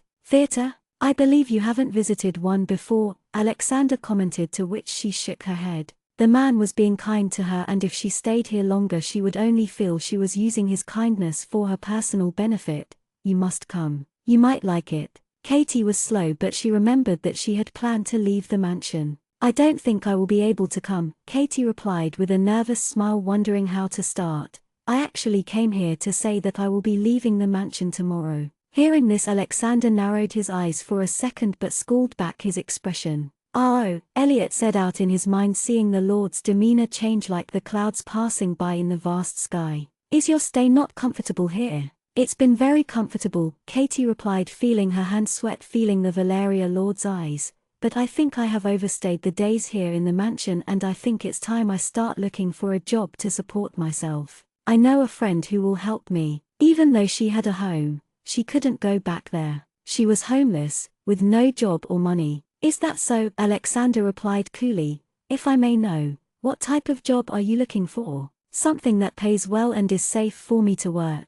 The last job I had was being an assistant librarian, but now I'll have to look for 2 jobs. Was his response, and he spoke. I know of a job with a decent pay that comes with security with free space to live. Really? Katie asked, sitting up straight. Elliot knew where the conversation was going. There was too many human trafficking going on in the country, and having Katie in their vision was better than having her far away from where they didn't know if she was safe or not. Yes, it's here in the mansion, he offered with gleaming eyes. We could use extra help, right, Elliot? He asked his friend. Alexander's right. We fall short of members during parties, Elliot said, taking Katie's hands in his before she could protest. You don't need to worry about anything anymore. I'm going to pass the news to Sylvia. Until later then, he said with a huge smile on his face, leaving the room. But what's the job description? Just the normal household cleaning and gardening, Alexander said, leaning back in his seat. You will also assist me when I require. For instance, tidying up my room, bringing me breakfast and looking after Ario. It didn't seem that bad, thought Katie to herself. Maybe she could work here and move out after some time. As she walked to the door, the Lord of Valeria spoke. And Catherine? Yes, she asked, turning around. You'll be sleeping in the same room you are in right now and not the underground where the servants sleep. Chapter 21, Moon Signs Part 1. When Daisy was asked by the Valerian Lord to guide Katie with the mansion's work as she would officially start working from the next day, the elderly woman was taken aback for a spare second. A maid was equivalent as a servant for the higher class people, and Katie wasn't invited here as guest. Why would the Lord do such a thing? Most of the servants in the mansion were good, but not all were nice. I will leave her in your hands then, Mrs. Flynn, Daisy heard the Lord say, and she bowed her head. Katie took in everything as Daisy explained, going through the mansion. As a guest she hadn't explored the mansion, as she had been mostly holed up in the room or in the garden, but now as the maid she could see how beautiful the mansion actually was. It looked bigger with the high ceilings that had paintings done on it. Behind the mansion there was a passage to enter the underground area. Is this the one that leads to your chamber? Asked Katie as they walked through it. Even though there were torch-like fires burning on the either side, the place looked darker because of the black walls. It is, Daisy replied with a smile, noticing how Katie had referred the place as your chamber and not the servant's chamber. Every maid or servant who works for Lord Alexander resides in this place, but not the generals and commanders. I think you know that already. Yes, Katie replied. Lord Alexander had mentioned about it when he was setting few rules to her before she left with Daisy. The chamber was sectioned into 2 after the common hall, one for males and the other for the females. Few maids who were gossiping stopped to see a new person in the underground. On the other side she could feel men's gaze upon her who were present. Everyone, this is Catherine, and from now onwards she'll be helping us out around the house, the elderly woman introduced Katie to the group of people. Isn't she the guest Miss Sylvia brought here a few days ago? One of the maid asked. Yes, she was, but the elderly woman was interrupted by another maid. Did the Lord finish fucking you and turn you into a maid? She had brown curls that fell past her shoulders and her eyes that were the color of olives. What? Katie felt her eyes widen hearing the unexpected question thrown at her. Hold your tongue, Matilda, before I report your behavior, Daisy warned the girl and saw Matilda grin. Katie noted that the girl could be an appealing person to men's taste with her good curves. Looks like you haven't, Matilda commented as she exited the common hall. Don't mind her, Miss Katie. She has one crude tongue, Daisy apologized with a frown on her face. Daisy is right, don't be bothered by her. A girl came forward around her age and giving her hand to Katie with a big smile. I am Cynthia and this is Faye. Hello, Katie shook hands with the girls, a little nervous now. Did everyone think that she and the Lord had done it and that is why she was here? Oh, look at the time. I need to take the tea to Lord Alexander's room, Cynthia said, looking at the clock on the wall. You need not worry of it from now, Daisy said and turned towards Katie. You will be responsible for taking tea to his room and other things which were previously mentioned. The smile on Cynthia's face fell and her brows furrowed, but Cynthia spoke and Daisy raised her hand. "Weren't you the one complaining you had a lot of work on your plate? Now, Corey," she yelled the name, "can you show Katie the way back?" A tall, young man in his early 20s got up from the far end of the table to walk towards them. "Come on," the man said, leading the way out. With a small bow, Katie followed the man named Corey. As she walked through the lightly lit passage, she lifted the front of her skirt a little to avoid it from getting dirty. Was staying here a good idea? She thought to herself. The most important thing was if she could survive, but a month would pass by easily, wouldn't it? She could handle a month, she nodded to herself. "So when do you start working?" Corey asked her. "Early in the morning tomorrow," Katie replied him, and heard him humming a song while they came out of the underground, feeling the cool air. "Has Grandma told you about the rules that has to be followed?" he asked her, and she looked at him with a frown. Wait, she did remember Daisy mentioning that she had a grandson. "Hello, you there?" "Ah, sorry, what?" she asked apologetically. "I asked if you were told about the do's and don'ts here in the mansion." Corey repeated himself, looking at her, and saw her nod. I'm still going to run through some of them to make sure you know it. 1. Listen very carefully to your superiors. 2. Don't ever get in the way of the Lord. 3. Don't get into trouble with other workers here, because that will earn you the night in dungeon," he said, patting her shoulder friendly. "Got it," she replied. "Just for curiosity, were you really a guest?" he asked, and then added, seeing her change in expression. "You don't have to answer if you don't want to. I lost my family recently and I was brought here. I needed a job and the Lord was kind enough to offer me one here," she answered, keeping out the details of the cause of her relative's death. "I am sorry to hear it." You know, if he was interrupted by a girl from the first floor. "Hey, Corey, Mrs. Hicks asked for you." She looked at Katie and asked, "Who is that?" "This is Katie, she'll be working with us," he replied. The girl waved at Katie, which made Katie wave back at her awkwardly. "That is Dorothy." "All right. I'll see you around then," he said, hurrying his way inside the kitchen like a whirlwind while Katie went back to her room. Katie had got used to waking up late and found it a little difficult to wake up early, instead wanting to sleep, but she woke up anyways. Mrs. Hicks was the woman who was in charge of the kitchen, and she sure yelled loud enough for everyone to scurry and work as quick as they could. It was noisy yet lively in the kitchen, where it made her worry and loneliness fade away momentarily. Corey worked as a helping hand in the kitchen, and it made it easy to breathe when she first stepped into the kitchen after she was done watering the plants inside the mansion. On the first 2 days he had taught her on how to set things and helped her in getting the trolley ready with breakfast. It was her daily job to deliver breakfast to Lord Alexander's room every morning. Previously Daisy was the only one who was allowed to enter the room during his absence, and now Katie. Ario was one difficult cat when it came to giving him a bath. She would run around the bathroom to catch him as he was stubborn to get cleaned. Other than that, she watered the plants in the mansion and liked helping in the kitchen, as it was always fun to hear people teasing and laughing, but that came with Mrs. Hicks' scoldings. Another reason was that she had made friends there. Katie couldn't say she got along with all the people in the mansion. There was the second in command, Oliver, who always caught her free and would reprimand her for dawdling around. It felt like he enjoyed picking faults and was just waiting to criticize her at every given opportunity. Then there were maids who spoke behind her back of how she had slept with the Lord, and that was why her room was next to his. She had thought about going to the Lord and asking him to let her live in the underground, but she didn't want to. Was it wrong to think that she was in some remote way special to him? The thought made her happy, but then there were days when she saw women going to his room at night. She told herself not to expect more and to be happy by just staying next to his room. No matter how handsome he was, their status was a universe apart. He was a lord, a vampire.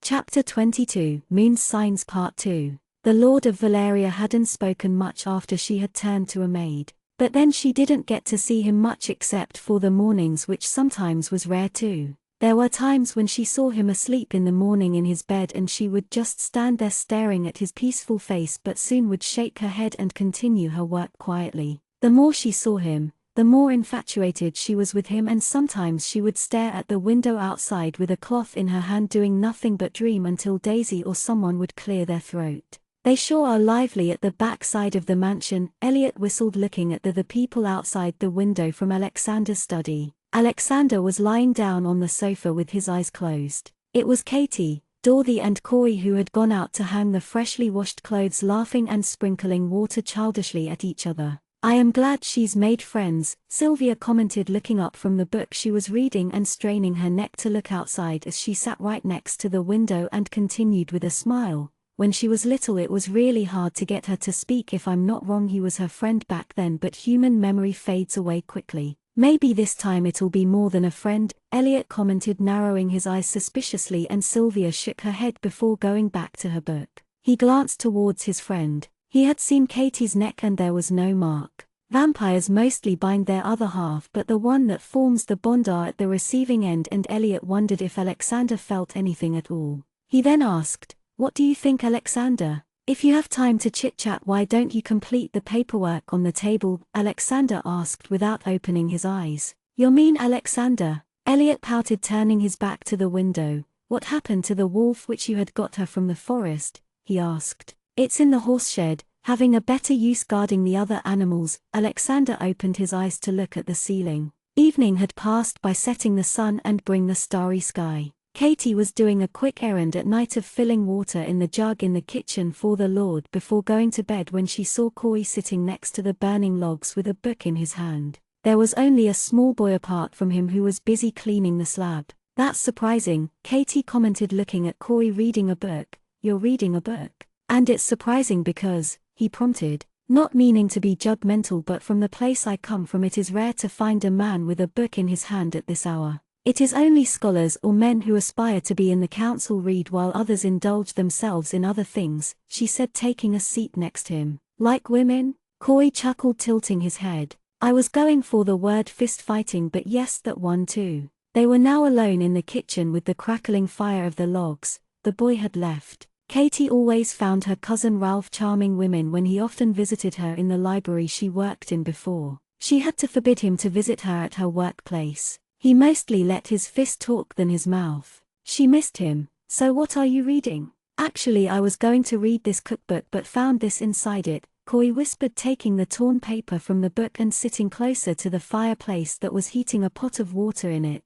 "It is a list of the supernatural signs. Though it's not all of them. We humans are not allowed to read such things that are written on the vampires. There are separate signs." "I thought they shared the same sun signs as ours." Katie leaned forward to have a look at the parchment with him. The paper wasn't taken from the book but was instead written by someone. It was a scruff handwriting, and Katie read it. "After my wife was burned alive as she was a dark witch, I decided to write down the nature of all the beings and realized that they didn't fit in the sun signs of humans. These are the signs that I have come across in my time. We believe every person has two sides like the day and night, but the theory doesn't hold anymore. After doing my research and exploration, I found that the creatures that descended down on our lands had their own signs. It was called the moon signs. Bear. These signs usually mind their work instead of poking their nose where it doesn't belong. Meeting a bear, you might think you know them for a long time due to their warm nature, but when angered they turn violent.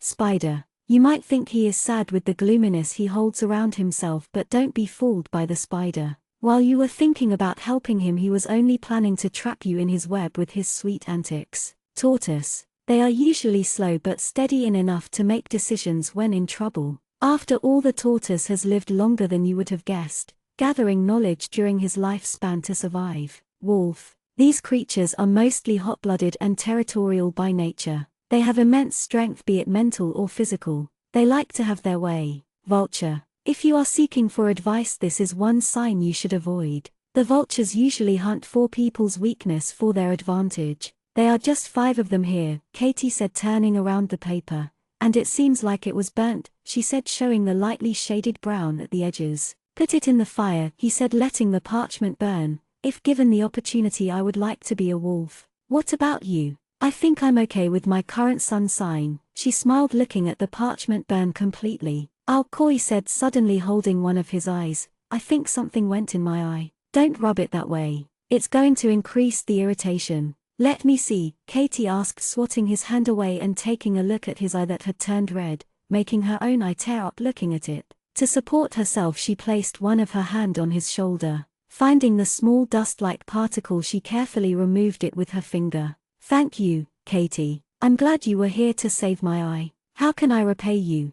He thanked her and she smiled. "If so, you can take up tomorrow's cleaning," she said, making him laugh, and heard someone across the room. Looking up, she saw the Lord of Valeria standing in the kitchen staring at them. His shirt's top 3 buttons were unbuttoned, leaving his chest exposed while he wore black cotton slacks. Standing like that, he was a fantasy from her daydreaming. His hair was slightly wet and it made Katie wonder since how long she was in the kitchen. When her heart began thudding, she saw the Lord's eyes move from Corey to her. He noticed. "I'll be going then. Good night." Corey bowed at both of them quickly and walked out of the room, leaving Katie with Alexander alone. "Here," Alexander said, giving the jug, looking at Katie silently. She had forgotten about the water he had asked her in the process of reading the paper. She felt like running away as she went to refill the water. Alexander was quietly watching her and it made her head fuzzy. She could feel his unwavering eyes on her. She knew he could hear her heartbeat. Forget that. Even she could hear it ringing in her ears. She breathed a sigh of relief when she felt him move from the entrance of the kitchen, thinking he had gone back to his room. "Catherine," Alexander spoke, standing behind her.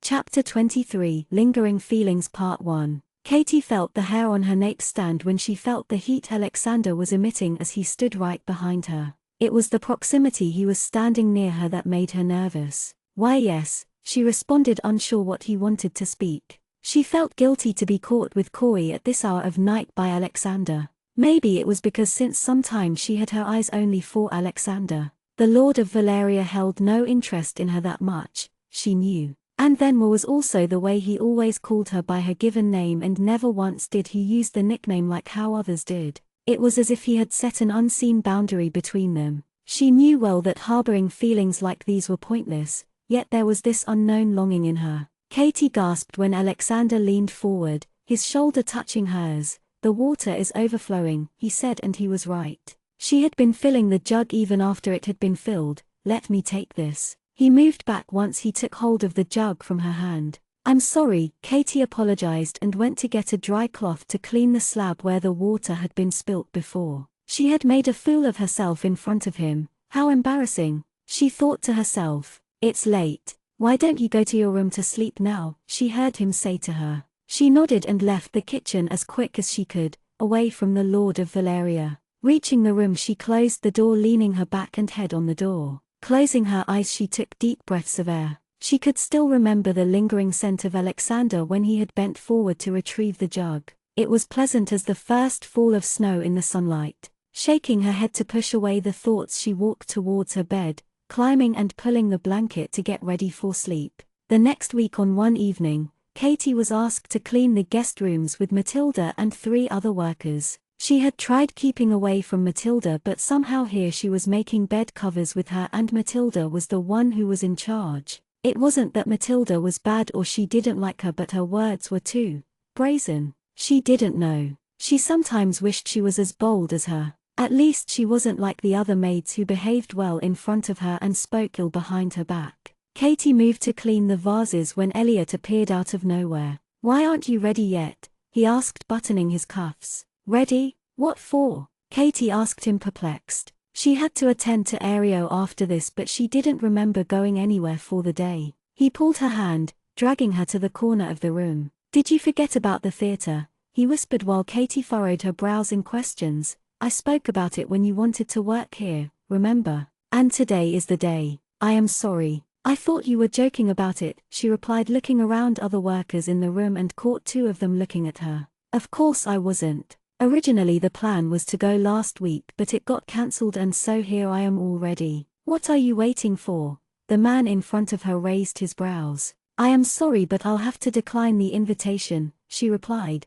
"I don't think it would be good if I came along, as I am a maid here. It would raise unnecessary questions." "Don't quote yourself that way, Katie. You might be working here in the mansion. That doesn't mean you were born as a maid or are from a low status. You were given the room in the above floor because you aren't part of what you're speaking. And no matter what, you will always be Princess Katie to me." Elliot smiled, looking at her. His words put a smile on her face. "You can leave work for now and go get yourself dolled while I go see if the rest are ready. See you in 40 minutes, he said, leaving her on her own. "Did you see that? Poor Sir Elliot is being used by her," she heard the whispers from the other side of the room. "I think they are having an affair, else why would he come here to speak to a maid," was the other comment that passed by. The smile she had vanished. Was a human and a vampire conversing bad? Or maybe it was. Even though Katie was brought up in a surrounding that didn't have any vampires, she was thankful to the people who had taken care of her before she was taken in by her relatives. In reality, the vampires were at the top of the pyramids and the maids, slaves or servants were at the bottom of the chain, while the humans were in between these two. Alexander gave her the feeling that he was different when it came to the other high-class vampires. After all, he had saved her from being killed and had been nice enough to offer a place for her to stay. "That's enough," Matilda said with an annoyed expression. "You girls are slacking off. I want you to finish the entire floor within next hour, else you'll be reported for extra work."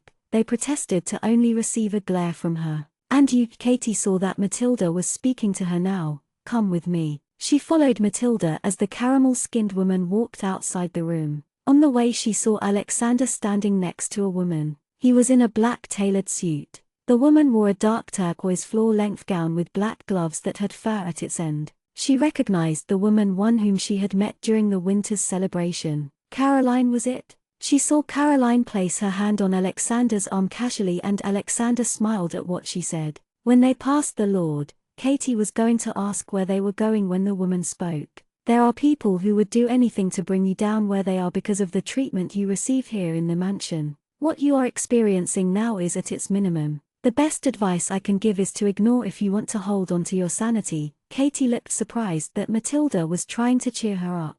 They had entered the underground and were walking through the passage that led to the base of the mansion. "I'll keep that in mind," Katie said with a smile. She did ignore most of it, but sometimes it was hard. "Good. I'm telling it by experience." Matilda opened the lock of a room, leaving the door open for Katie to step in. "Useless people will talk shit about you one or the other way no matter what you do. Because they are useless." "Why are you telling me this? Don't you hate me?" Katie asked, seeing Matilda bending down to reach something under the bed. "Who said I hate you?" she heard her question. "I thought you did," Katie murmured. There were 2 beds on either side of the room, meaning each room was allotted to 2 people who worked in the mansion. The picture frame that sat on the side desk caught Katie's attention and she moved closer to it. It was a man in an armor with 2 little girls next to him. "I was curious when you arrived that day with Daisy and wanted to know if you slept with the Lord. Some girls are stupid to think that offering their blood or body to Lord Alexander would earn them any favor. TCH, Matilda tutted before dragging a black gunny bag and placing it on the bed. "Take this." "What is this?" Katie went ahead, opening the gunny bag to find some grey-colored material. "It is a gown which you can wear for the night," Matilda said, going to stand in front of the mirror to check her face, and continued before Katie could protest. "You might have a good one, but you'll need better than that.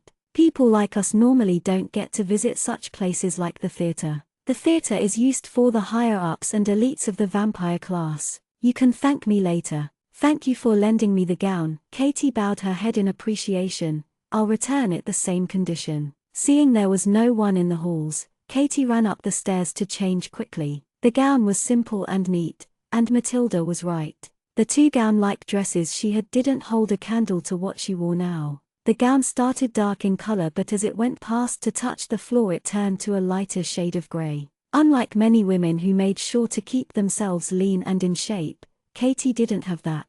Or couldn't have it with her eating habits. It wasn't that she was fat, rather she had a healthy-looking body. She tied up her hair with the hairpin her aunt had bought her when they had visited the village carnival. Using the tooth of the hairpin she tied up her hair messily, and for once she was glad to have the texture of hair she was born with. Not too curly, nor was it in waves, perfect to tie up her hair. Alexander and others were getting inside the carriage when Katie came hurrying out of the mansion to see Sylvia getting inside the last carriage of the 2 while Elliot helped her standing at the door. Seeing Katie he smiled brightly. "You made it in time, milady," he said, taking her hand. "I did," she smiled, seeing that it was only her and Elliot who had to get inside.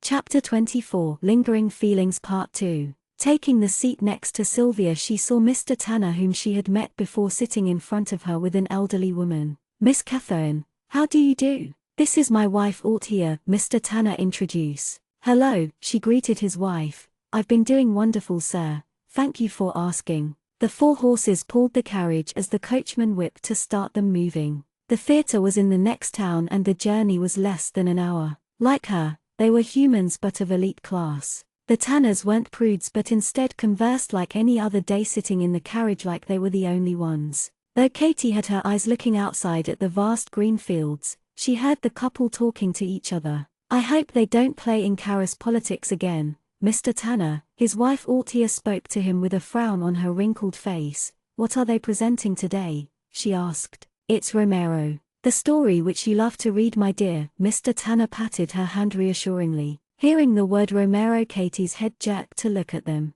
"I assume you have read it," Sylvia said, to which Katie nodded her head. When she worked in the library she had got her hands on the human vampire stories. Some were delightful, some were gruesome. Romero was one of them. A tragic, vampire love story where the man dies before he can meet the woman he loves due to war. It was one of her favorites, and to see it visually was something she couldn't wait for. She was glad that Elliot had invited her. Reaching the venue, the coachman pulled the horses to a halt. Other carriages came up bringing guests that wanted to see the play. "They sure did a good job renovating the previous theatre," Elliot said, looking at the huge building that could seat 300 people. "I can't wait to see the play," Caroline said, touching the big curled-up hair behind her head. "I heard the theatre has been booked full, opening for both the humans and vampires." Alexander stood next to them, his hands in his trouser pockets, his eyes lazily going through the crowd that was entering the theatre as he occasionally exchanged smiles with the known faces. There were some who avoided his gaze far away, steering clear of him. Very few knew that the Valerian Lord was nice only to people he found in terms with him and his strategies. They just had to follow the rules. His rules. It was that simple. Mr. Tanner had information on the Black Witches and had come to the mansion to speak about it.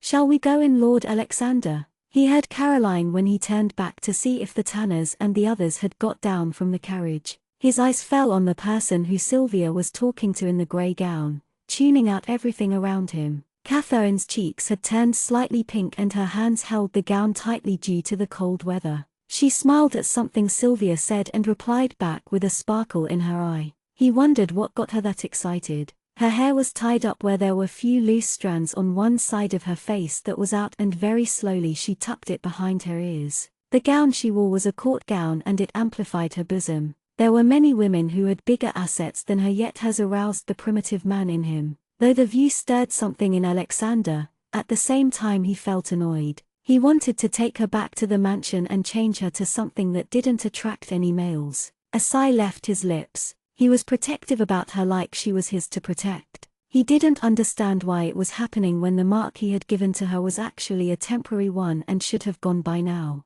When Katie's eyes met his, a soft smile graced up her lips and he smiled back at her like the saint he appeared to her. "Lord Alexander?" "Yes, let's go in," Alexander replied, turning back to walk with Caroline next to him. The theatre, as expected, was filled inside. Most of the humans had occupied the ground floor while the highest of the elites sat up in the boxes like small gallery to have a better view. Walls were covered with paintings and the incandescent light brightened the place. The Tanners had booked their own box while Sylvia and Catherine sat in another one with Alexander, Elliot and Caroline sitting in the next box. As the play started, the lights were dimmed and the crowd turned quiet to look at the scenes that were presented in front of them. The entire play Katie couldn't take her eyes off from the stage. She was bewitched with the actors, and even though she knew the story, her hands were clutched tightly when the man playing Romero couldn't keep up the promise of meeting his lover. It was a 2-hour act, and when the story came to an end the spectators clapped, congratulating the actors for putting up such a beautiful act. Sylvia took Katie along with her to the backstage to greet the actress as she was acquainted with her. "You came," the actress exclaimed as she and Sylvia hugged each other. "And here I thought you would not use the tickets." "And miss it?" Sylvia asked with a grin before looking at Katie. "This is Catherine and this talented actress is Myra McHaleaf." "Hello there," Myra greeted her. "I hope you liked what we showcased today." "Yes, very much. I always wanted to see Romero and I think it was done beautifully," Katie replied, holding appreciation in her voice. Katie was distracted by the nearest painted wall when Sylvia and Myra spoke to each other. She walked towards it and touched it with the tips of her fingers. "Do you like to paint, miss?" she heard someone ask behind her and she turned to see who it was. A man with blonde hair stood there wearing the sleeveless like jacket. She shook her head. I am terrible at it. I only like to look at the artwork, she replied, walking forward to see other images. I doubt such a pretty lady as yourself would be terrible at it, he said, following her. Ignoring the compliment and moving her hand away carefully, she asked, how long did it take to complete the entire work here? Alexander was with Matthias and Elliot discussing about the information that was relayed by Mr. Tanner. Saw Sylvia standing there talking to the actress, but there was no sight of Katie. His eyes narrowed when he spotted her with a man and heard them speak. It took 8 of us a year to complete this, the man said. We have portraits too. Would you be interested to see it? We have an underground dungeon that has nails and chain shackles. Would you like a trip there with a free service? Alexander asked it in his mind. We'll speak the rest tomorrow, Alexander said to Matthias. Excuse me, maybe another time, he heard Katie reply politely. The man, seeing Alexander, bowed his head as the Valerian lord walked towards them. Catherine, it's time for us to leave, Alexander called her. She bowed her head to the painter and left the backstage. Elliot, the Tanner's carriage has arrived and Caroline was picked up by her father. It's rather late, therefore I'll be taking Catherine with me and you can come with Sylvia. Ah, sure, no problem, Elliot replied, looking at Alexander suspiciously. In the carriage, Catherine and Alexander sat in the opposite seats. They had traveled half the way but none of them had spoken a word. Katie saw Alexander looking outside the window, his hand supporting his chin as the breeze blew his hair romantically while he had his eyes closed. His dark raised eyebrows and his lips set in thin line with the shadow of moonlight emitting from the dark sky only made him look like the man she had fantasized when she had come across the darkest, dirtiest book. He opened his eyes to look at her suddenly and it was as if the Cupid had hit an arrow through her heart. It's been bothering me for some time, but does my close proximity scare you? Alexander asked, leaning his back to look at her and crossing his legs. Of course not, Lord Alexander, she replied with a worried look. Then could you explain why your heart beating like a hammer on an iron right now? She felt heat rush to her cheeks and thankfully as it was night he couldn't see it, but how was she going to reply to that question? Chapter 25, Suitors Part 1. Willing her hammering heart, Catherine was about to reply when the carriage suddenly jolted forward and stopped with a thud sound, resulting in her falling on the Valerian lord. Are you all right? Alexander asked, helping her sit up, and she nodded. He opened the carriage door and stepped out of it. What's wrong, Brooke? Apologies, my lord, but the wheel has broken down due to the uneven road. I will need to put a new one to replace it. Katie heard the coachman speak worriedly in a hushed tone. How long is it going to take to be back on the road? Half an hour, sir. Catherine, what do you think about a stroll in the woods? Alexander offered his hand, standing in front of the carriage door for her to take. Though he had asked her the question as a choice, his actions spoke otherwise. It was midnight and the forest surrounding them looked dark except for the moonlight that peeked through the dense trees. Meekly she placed her cold hand in his warm ones and the contact made her skin tingle like she was sitting in front of the crackling fire in the cold night. Once she had stepped on the ground, he let her hand go and she was quick to retrace it to her side. They walked side by side, enjoying the quiet, solitary night. Katie crossed her arms, rubbing the sides of her arms softly as the cold whiff of air that blew across. Alexander noticed the goosebumps that had formed over Katie's skin and took out his coat. Wear this. It should protect you from wind, he said, draping it over her. Thank you, my lord. So did you enjoy the play displayed today in the theatre? Alexander asked her casually. It was wonderful, thank you for inviting me along, she thanked him, bowing her head. How about you, Lord Alexander? She asked him, curious about his interests. I normally don't like the theatres because of the melodramatic, loud voices, but this one was interesting, he replied. I see. She looked at the lush green leaves that rustled in the midair above them. She wondered where they were, maybe not far away from the Valerian Empire, as they had traveled some distance. She heard an owl hoot and instinctively she turned to find the source, but there was no sight of it. How is your work in the mansion? I hope Martin hasn't been giving you a hard time, he said, bending down to pick the stick that was on the ground. Of course not, Katie smiled, thinking about the good old man. He's been generous with me when compared to the other maids. Martin was the mansion's butler cum caretaker and he supervised the servants around to make sure the work was done without anyone slacking around. He was as old as Daisy and had served Alexander's family for decades. I often receive complaints that he's too strict, though I'm glad to hear you've adjusted to the work environment, he said, picking 2 more sticks from the ground. Do you collect sticks, my lord? Katie asked, looking at his hands. Why? Do you find it odd a vampire collecting sticks, Miss Welcher? He asked, looking at her. A small smile tugged his lips and turned to a grin in the dark. No, she panicked, feeling she had offended his interest. It's just that I haven't come across anyone who liked to collect sticks. Sticks like these are handy, he murmured and then spoke. I have news from Mr. Tanner, had some insights on the massacre that took place weeks ago in your town. It seems young girls and boys have gone missing in other nearby towns and they suspect it to be a dark witch's doing. Did you ever find anything or anyone strange in your town before? I don't think so, she replied, trying to remember people she knew. The council has sent a search party to see if they could find the whereabouts of the dark witches, he said, furrowing his brows as he turned in the direction they had come from. They are trying their best to find the missing people, but I don't want to put your hopes because we don't know if they are still alive. I understand, she replied, holding the coat tightly around her. She could only hope to see her cousin Ralph alive again. So what do you do with your free time? He asked, changing the topic.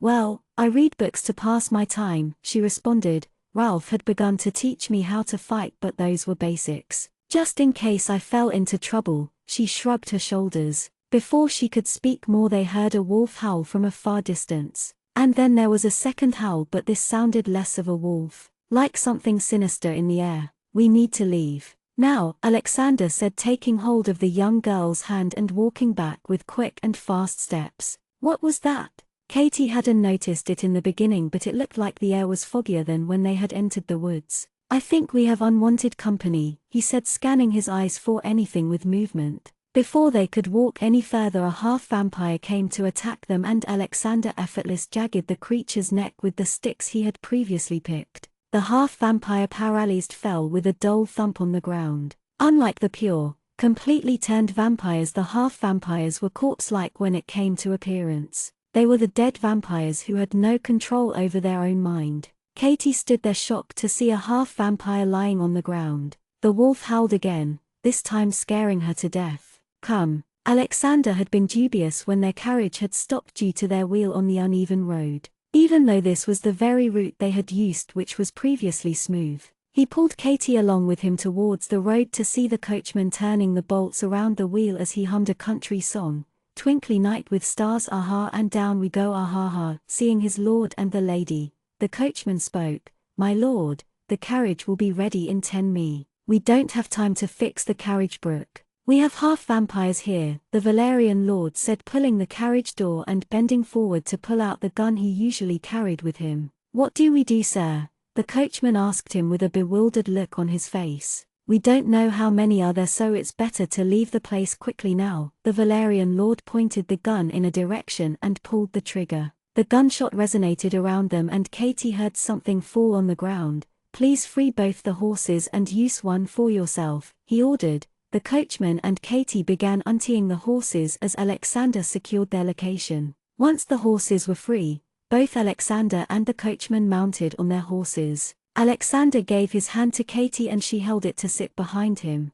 Hold on tight, he said. The mist turned thinner and Katie saw 2 of the half-vampires standing behind the tree looking at them as they sped past them. The next day Katie was exhausted. She hardly got any sleep and she had woken up early. She was cleaning the attic when she found a board covered with cloth. When she went to dust it, behind the cloth was a beautiful painting of a cobbler surrounded by shoes. She was about to run her fingers over it when someone interrupted her. Curious thing, aren't you? What are you doing here? She heard someone from behind. Martin asked me to clean the attic, she said, stepping away from the painting. Did he now? He said and sat down on the cube-like stone. Katie continued her work, wondering what he was doing here. Lord Alexander, she called out his name when she found another painting. Why are these paintings in the attic? She asked him. It was a shame that they weren't out in the limelight. When she turned around, he wasn't in the room anymore. She noticed how he didn't heed to any maids or spoke to them directly unless it was important, but as she wasn't a maid, she didn't receive the cold shoulder.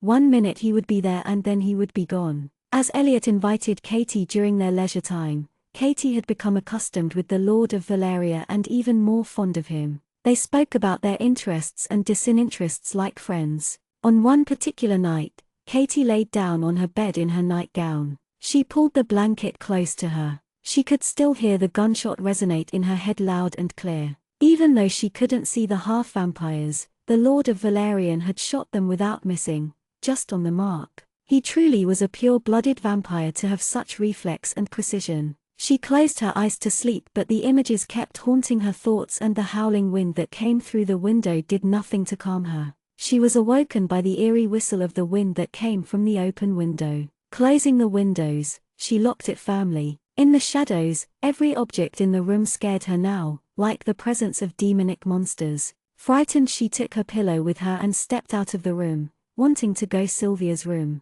She was too scared to sleep alone. As she turned towards the stairs, she saw a creature with 4 legs stand in the dark, and it let out a growl. Quickly taking a turn, she headed back inside her room. After some time, she came out again and peeked slowly to see the creature move. Without thinking, she passed her room and opened the next door that was carved.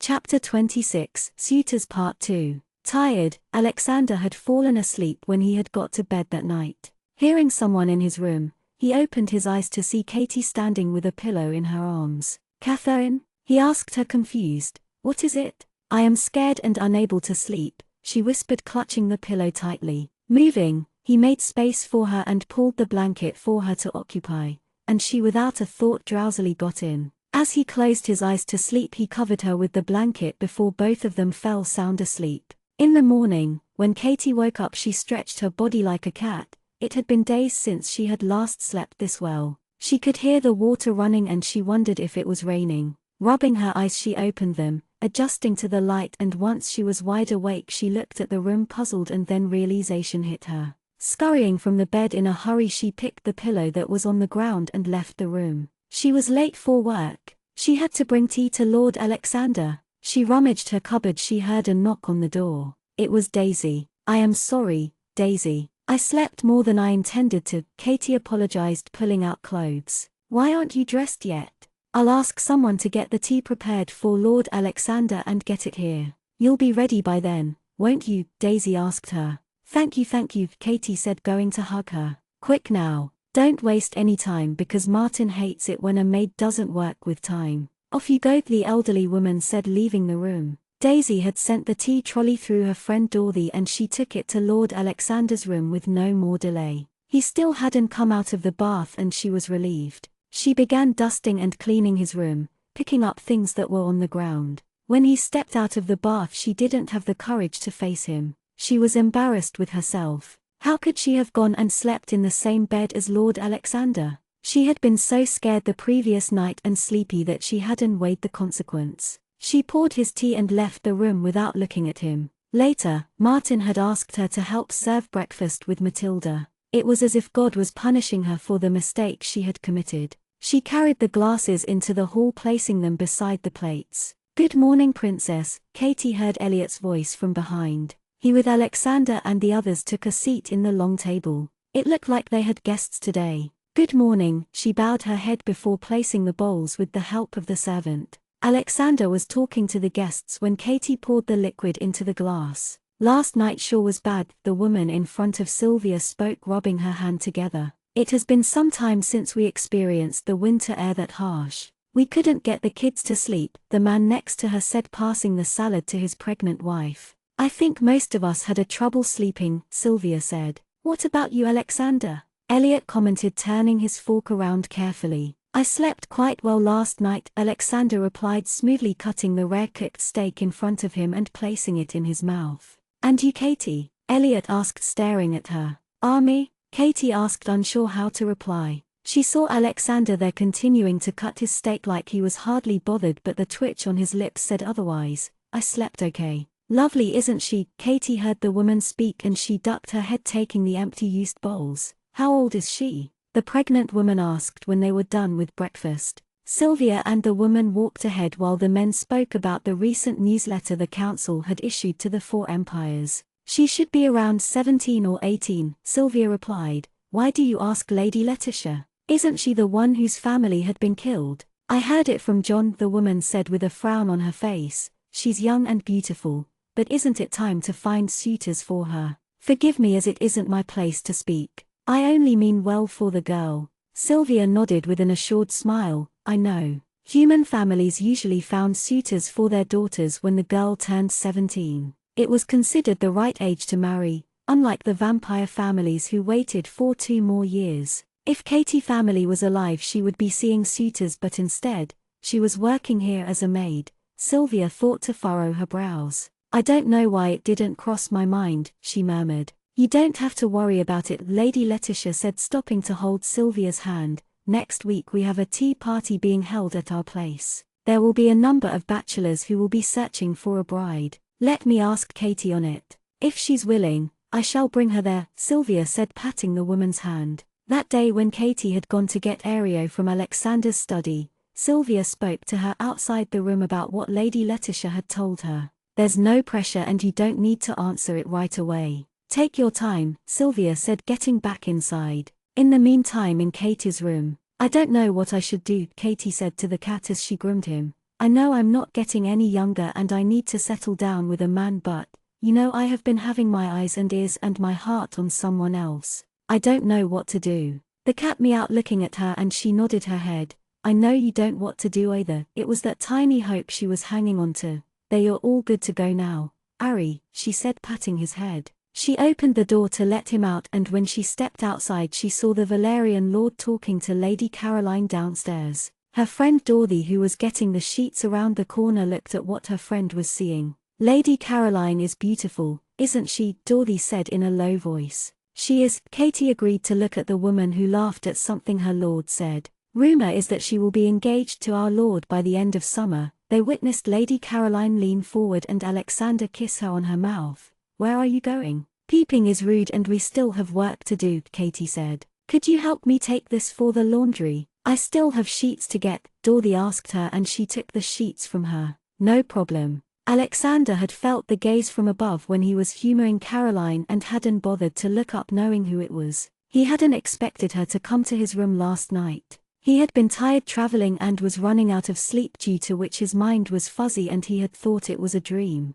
He wasn't used to having sleeping companions in his bed, and it came as a surprise when he woke up before dawn to find his legs tangled, arms around her as her breath fanned softly over his bare chest. When he had tried to pull away from it, only made the situation worse as she snuggled her warm body closer to him. The blanket that had covered them was only covering their legs. Her lips were pale pink and the dark lashes that closed her innocent brown eyes. The nightgown she wore had risen to give him a view of her beautiful milky legs. But then Elliot had come to his room because the council had sent a letter, and his look had turned to an accusing one. He didn't know why, but his third in command had lectured him that morning after breakfast. You know she fancies you, Alex, and letting her sleep like that is only going to bring her hopes up, Elliot said in distress. I didn't invite her to bed and she's a big girl to know what is right and wrong, Alexander replied with his eyes narrowed. I know, but she's young. Like any woman, she wants a stable life. He knew what Elliot was speaking about.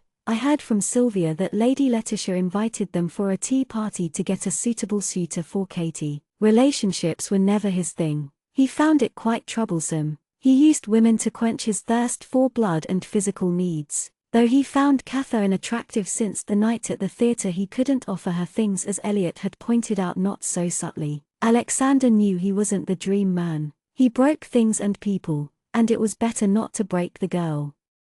Chapter 27, Charmstones Part 1. Days passed by since Katie saw Alexander kiss another woman, and she had tried avoiding any thoughts of him. One sunny afternoon, Katie helped with the laundry as she hung clothes at the back of the mansion with Dorothy. Dorothy looked at Katie from a far distance as the girl picked up a dress and went to hang it on the rope in a daze. Instead of the rope, she saw her friend hanging the dress in midair before she realized what she was doing. It seemed like her friend had been like this since morning, lost in her thoughts. Did something happen to her? Coy asked Dorothy in the evening while they worked in the kitchen. I don't know. I wonder if she got scolded by Martin for being late, she whispered to him. That man can be scary. How about we go out and visit the village tonight? The carnival is going to end tomorrow, Coy suggested, seeing Katie knead the dough with both her hands. The carnival is here. Dorothy's eyes lit up, but a worried look dawned her face. They'll close it by the time we reach. You needn't worry about it.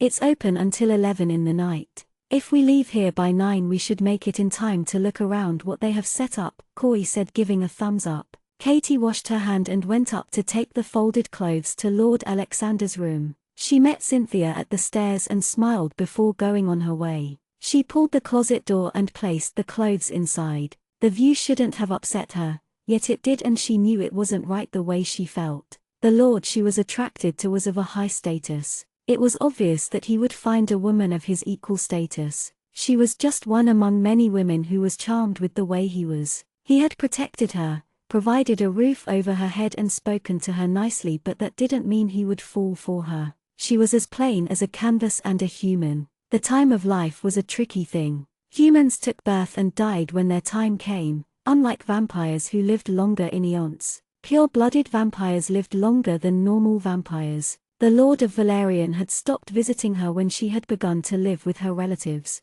Truth was, he did stop visiting her. After all, she was a mere human child. Elliot was the one who made sure to keep eyes on her to make sure the little girl was in good state, as he had grown an attachment towards her. It wasn't until Elliot had brought a picture of Katie to Sylvia that Alexander had got a glimpse of the young lady who was 17. Katie missed her family dearly, especially her aunt. The woman had answered her curious questions as she grew up, taking the role of her mother. She wanted to see them and therefore had informed the butler. As she dressed and was ready to leave her room, someone knocked. "Come in," Katie answered the door, and in came Dorothy, who was dressed too. "Where are you going?" Dorothy asked, puzzled, looking at Katie. "I thought of visiting the cemetery. This late?" Katie nodded. "Are you going somewhere too?" she asked. "Actually yes. Coy and few of us are going to the carnival hosted, and it's not that far." Dorothy paused and then continued. "The cemetery is on the way. We could wait for you and then go together to the carnival," she offered.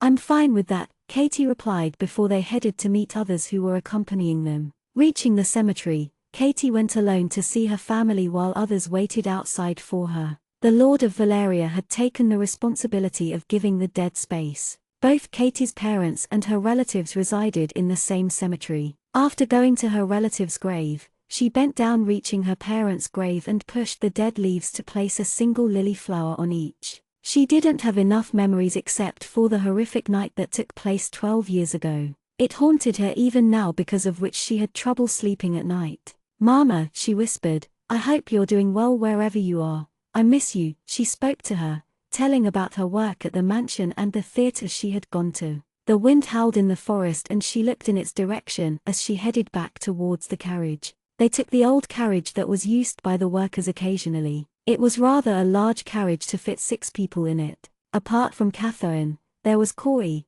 Dorothy, Matilda, Cynthia and Faye. The journey, even though short, was a lively one. Katie only listened while Matilda seemed uninterested and looked outside. She played with the wooden stick she had picked from the grave. "I saved money this time so that I could buy things from the carnival," Faye said, feeling proud. She had small slant eyes and straight shoulder-length hair. "This one was bought last year." Cynthia showed off a bracelet on her hand which looked like gold with brilliant-looking stones on it. "What? How much did it cost?" asked Dorothy. "My whole 2 months' earning," Cynthia smirked, making Matilda roll her eyes in the corner. Katie didn't know what to expect from the Carnival of Valerian Empire. She had been with her aunt when she was on the human land, but that was a long time ago. The carnivals held there ended by evening, closing all the shops. The travelers who passed by her village told stories of how exquisite the carnival was on the land of vampires. Arriving at the destination, Cynthia and Faye went ahead while Corey said he was meeting a friend of his, leaving Katie, Matilda and Dorothy on their own. The carnival was set amidst the forest with lanterns hanging everywhere, brightening the entire perimeter. It looked like a festive season. Men, women and children flocked around in front of every store looking at what was being offered. "Come on, you can't be saying it. I will take it if you offer it for a cheaper price," Katie heard a woman argue. "Papa, come there, there's a big bear there. Can we buy it?" a boy asked his father's, pulling the cloak he wore. The boy's father was a vampire with his evident pale skin and dark clothes which he wore. His greasy hair combed back in an old fashion. "Not now, Benny," his father said curtly before going on to speak to the man in front of him. "But we don't have bears," the little boy pleaded before puffing his cheeks. At one corner she saw a woman selling butterflies that left a small trail of light behind them as they fluttered in the glass boxes. Next to it was a liquor shop, and Matilda went towards it to buy a bottle of wine and brandy, saying it was cheap compared to the town. They stopped by to look at clothes for Dorothy, as she brought few of them after bargaining for a whole 12 minutes. As Katy went ahead, her eyes caught sight of a small tent that had women and men sitting like dolls in display. The men were clothed much better compared to the women there to gain attention. "I didn't know carnivals had this," Katy said softly. A male from the tent caught her looking and winked at her, making her turn away with eyes wide. "You'll be surprised with what the carnival here has to offer," Matilda replied as they went ahead. "This is a place where if a wrong person finds a thing or person, he or she shall trick them, so let's stay where there are people." "When you say trick, do you mean like a witch's trick?" Katy questioned. "Yes, and even there's risk of slavery where they are sent to a different land." Corey had come after half an hour to join the sightseeing of the stores. Dorothy later dragged him to a store to show him something. Katy went ahead with Matilda and saw a small narrow store where a couple was going through the items. The caterer seemed to be nowhere in sight. She walked towards it and saw it was an accessories store. There were delicate bracelets, rings, necklaces, pendants and few other things which she didn't know. She picked one of the pendant that was displayed, placing it on her hand. It was a royal blue stone that had gold designs around it with few tiny pale stones. Though she had come across similar ones like this one in particular looked different. On a closer look, something moved inside the stone magically. "Strange," Katy thought to herself. "It's a charm stone." An old man popped at the counter with long stranded hair that covered most part of his face like a curtain. "Would you like to buy one?" "What is the price?" Katy asked the old man. "Usually I sell it for high prices, but today I have priced it low. It will be only 39 coins of gold," he said as he adjusted items around him. Katy and Matilda both looked at each other's face once he revealed the cost of it. Only a rich person could afford 39 gold coins. "Old man, are you kidding?" Matilda narrowed her eyes in question. The man thought to himself as he looked at Katy and then spoke. "How about this? I am ready to trade something you might have to offer. Don't misunderstand me. I am speaking about the chain on your neck. This." Katy put her hand on the chain and bringing out the metallic silver cross out that had a tiny red stone at the center. She always kept the cross hidden under her clothes and was curious as to how the old man knew about it. "That's the one. An equivalent exchange or you'll have to buy me a soul. I can see that it is meant to be yours," the man said, leaning forward. "Did you look at that?" The couple who had been in the store spoke, looking at the cross. "Yes, and seeing her clothes I can bet she stole it," the man spoke in a whisper, but Katy heard it with others. "Excuse me, kind sir," Katy said, turning to speak to the man. "Do you know me?" "What? No, I don't," the man replied cautiously. "Then may I ask, how you can imply that I stole this when you have no idea of who I am?" she asked her, raising her brow and lifting her chin up. "Is she a duke's daughter?" another man asked worriedly who stood next to him. "Of course she's not. Look at her tattered dress," the man said haughtily. "So if we tear the dress you are wearing, you will be a bigger thief with that face like yours," Katy said, making the man angry. They were gathering a crowd around them. How dare you? You have the character of," the man began, but Katy interrupted her. "I have a better character than you will ever have. For a person who judges an individual with what is worn, you have no right to speak. You are a man with a shallow character," Katy said, folding her arms. "Let's see who is shallow now," the man said, grabbing her hand tightly as his fangs grew. "That's enough." Katy heard the familiar voice and turned around to see who it was. Seeing Elliot and Sylvia surprised her, but her eyes widened seeing the Lord of Valeria standing there with a grim expression on his face. Chapter 28, Charmstone Part 2. She hadn't expected to see Lord Alexander here, yet here he was while she trying to avoid any thoughts of him. His dark maroon eyes shifted his gaze from the man to her. "I didn't know we were having a show here," Elliot said sarcastically as he clapped his hand. "Go on, shoo away." People around bowed their head and got back to what they were doing. "They aren't birds," Sylvia said, shaking her head at Elliot. "What is the matter here? That a vampire had to pull out his fangs?" "Speak," the Lord of Valeria ordered, and the man went first. Lord, the girl accused me of being a thief when she was the one stealing the charm pendant," he defended himself. "No, I didn't. You accused me, you liar," she said. "You can ask the owner of the shop. I didn't see or hear anything." Don't drag me into this. So meddlesome, he muttered in the end and disappeared inside his shop, not wanting anything to do with them. I'm sure she's stolen the one what she is wearing right now, the man said, pointing a finger at her, and the man dug his grave.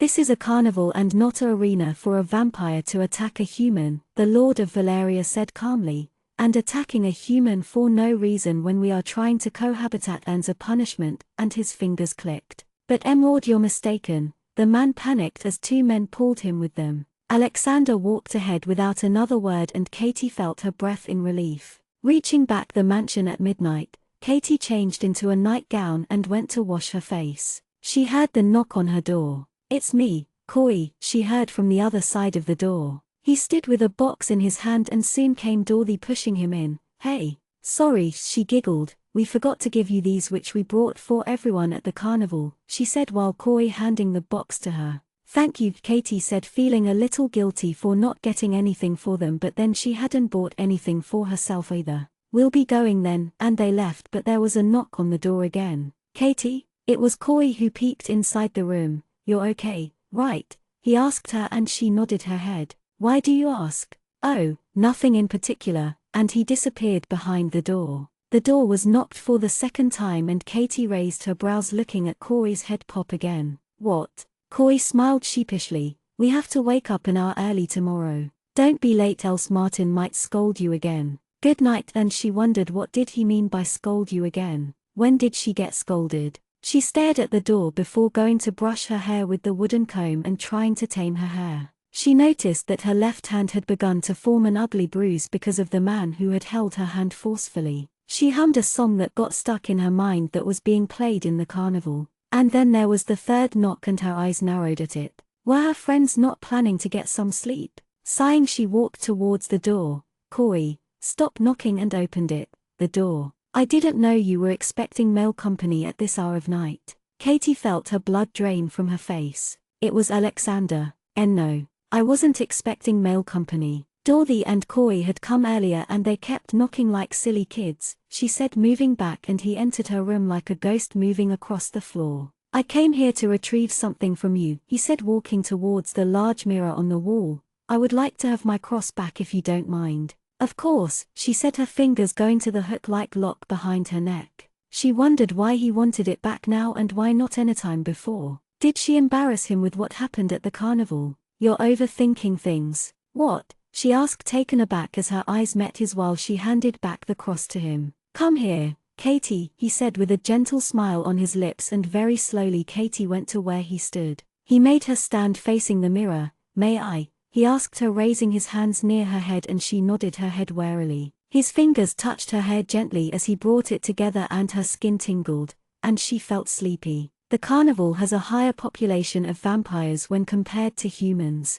Being on the vampire land, vampires support their own kind or don't support anyone at all. I think you were brave to stand against a vampire today, he twisted her hair and continued, but I would advise you to be careful next time. It was fortunate we were there, else I don't know what the outcome would be. Okay, she responded and saw him push something in her hair. She moved her head to see a plain wooden stick. Like the old man of the store spoke about equivalent exchange, I have something for you, for treasuring the cross safely until now, he said, putting his hand around her neck and letting a chain rest on her skin with a blue stone. It was the rare charm stone pendant she had picked at the shop. I can't take it, Lord Alexander, she said, looking at it, and turned around. It's not for free. I did say it was an equivalent exchange now, didn't I? He convinced her with a charming smile, and wishing good night he left her room. After Alexander left Katie's room, he went down the stairs and to the dungeon that was underground.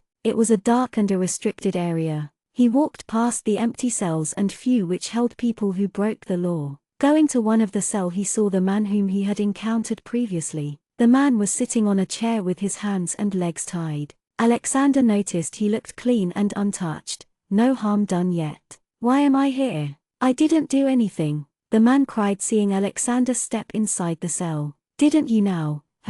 What about hurting a human and the fact that you were about to attack her? Vampires like you jeopardize things for us. I was only trying to scare her. Scare her? Why? Asked the Valerian Lord. Are you preparing for Halloween? She had a charm stone and one which was red in color. It is obvious the girl of her caliber stole it, the man trying to free himself but his limbs were bound. Without evidence you decided it on your own. I was only he took the hammer that was on the table and played with it. What are you doing? Don't worry, I mean to do the same. You know, just scared, Alexander said, shrugging his shoulders, placing back the hammer and going to stand in front of the man. The man let out a sigh of relief when he saw no hammer. Alexander caught hold of the man's hand and agonizingly slowly tightened his grip. He heard the man scream in pain until his hand snapped into two like a wooden branch due to the pressure. A vampire's bone grew, but the time it took varied from every individual depending on their bloodline. And for the record, she didn't steal it, Alexander said as he stepped outside the barred cell and pulled the cross with his fingers. The man's eyes widened looking at it.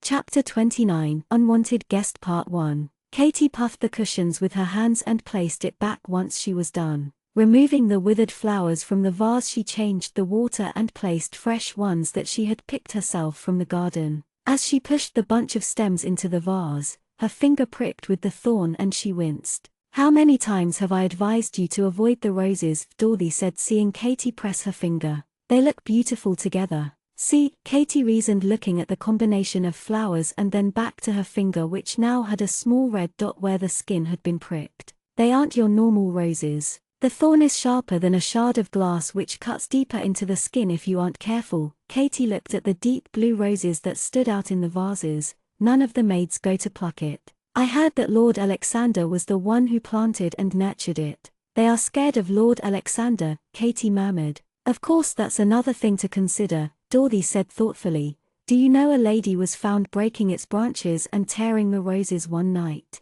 What happened after that?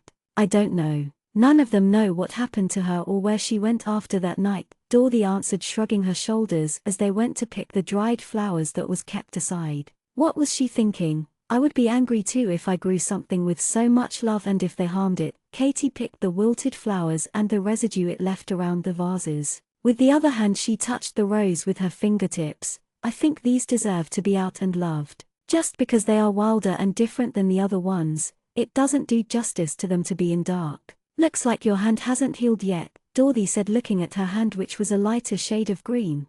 Does it hurt? It did the day the man held my hand, but it doesn't hurt a bit now, Katie replied as they walked out of the room. There was a small meow and Katie saw it was the Lord's cat. The Lord has a soft spot for you, doesn't he? Look, even his cat is greeting you. There's no such thing, Katie waved her hand with a smile, denying it. You are imagining things. He is being kind, as I am a half guest half maid here in this mansion. Hearing this, Dorothy laughed. Whatever. Do you know, Kit said he might have seen the vampire who had accused you in the dungeon, but he isn't entirely sure. Trusting Kit's eyes is like walking on hot coal. His eyesight is bad, so consider it as a rumor. Was the man in the dungeon because of her? She wondered if it was because the man had broken the law by attacking her in public. The dungeon was a place that executed punishments and people with no mercy. There were no details on it, as the maids in the mansion knew nothing about it except for few people who operated it. Going there was off limits.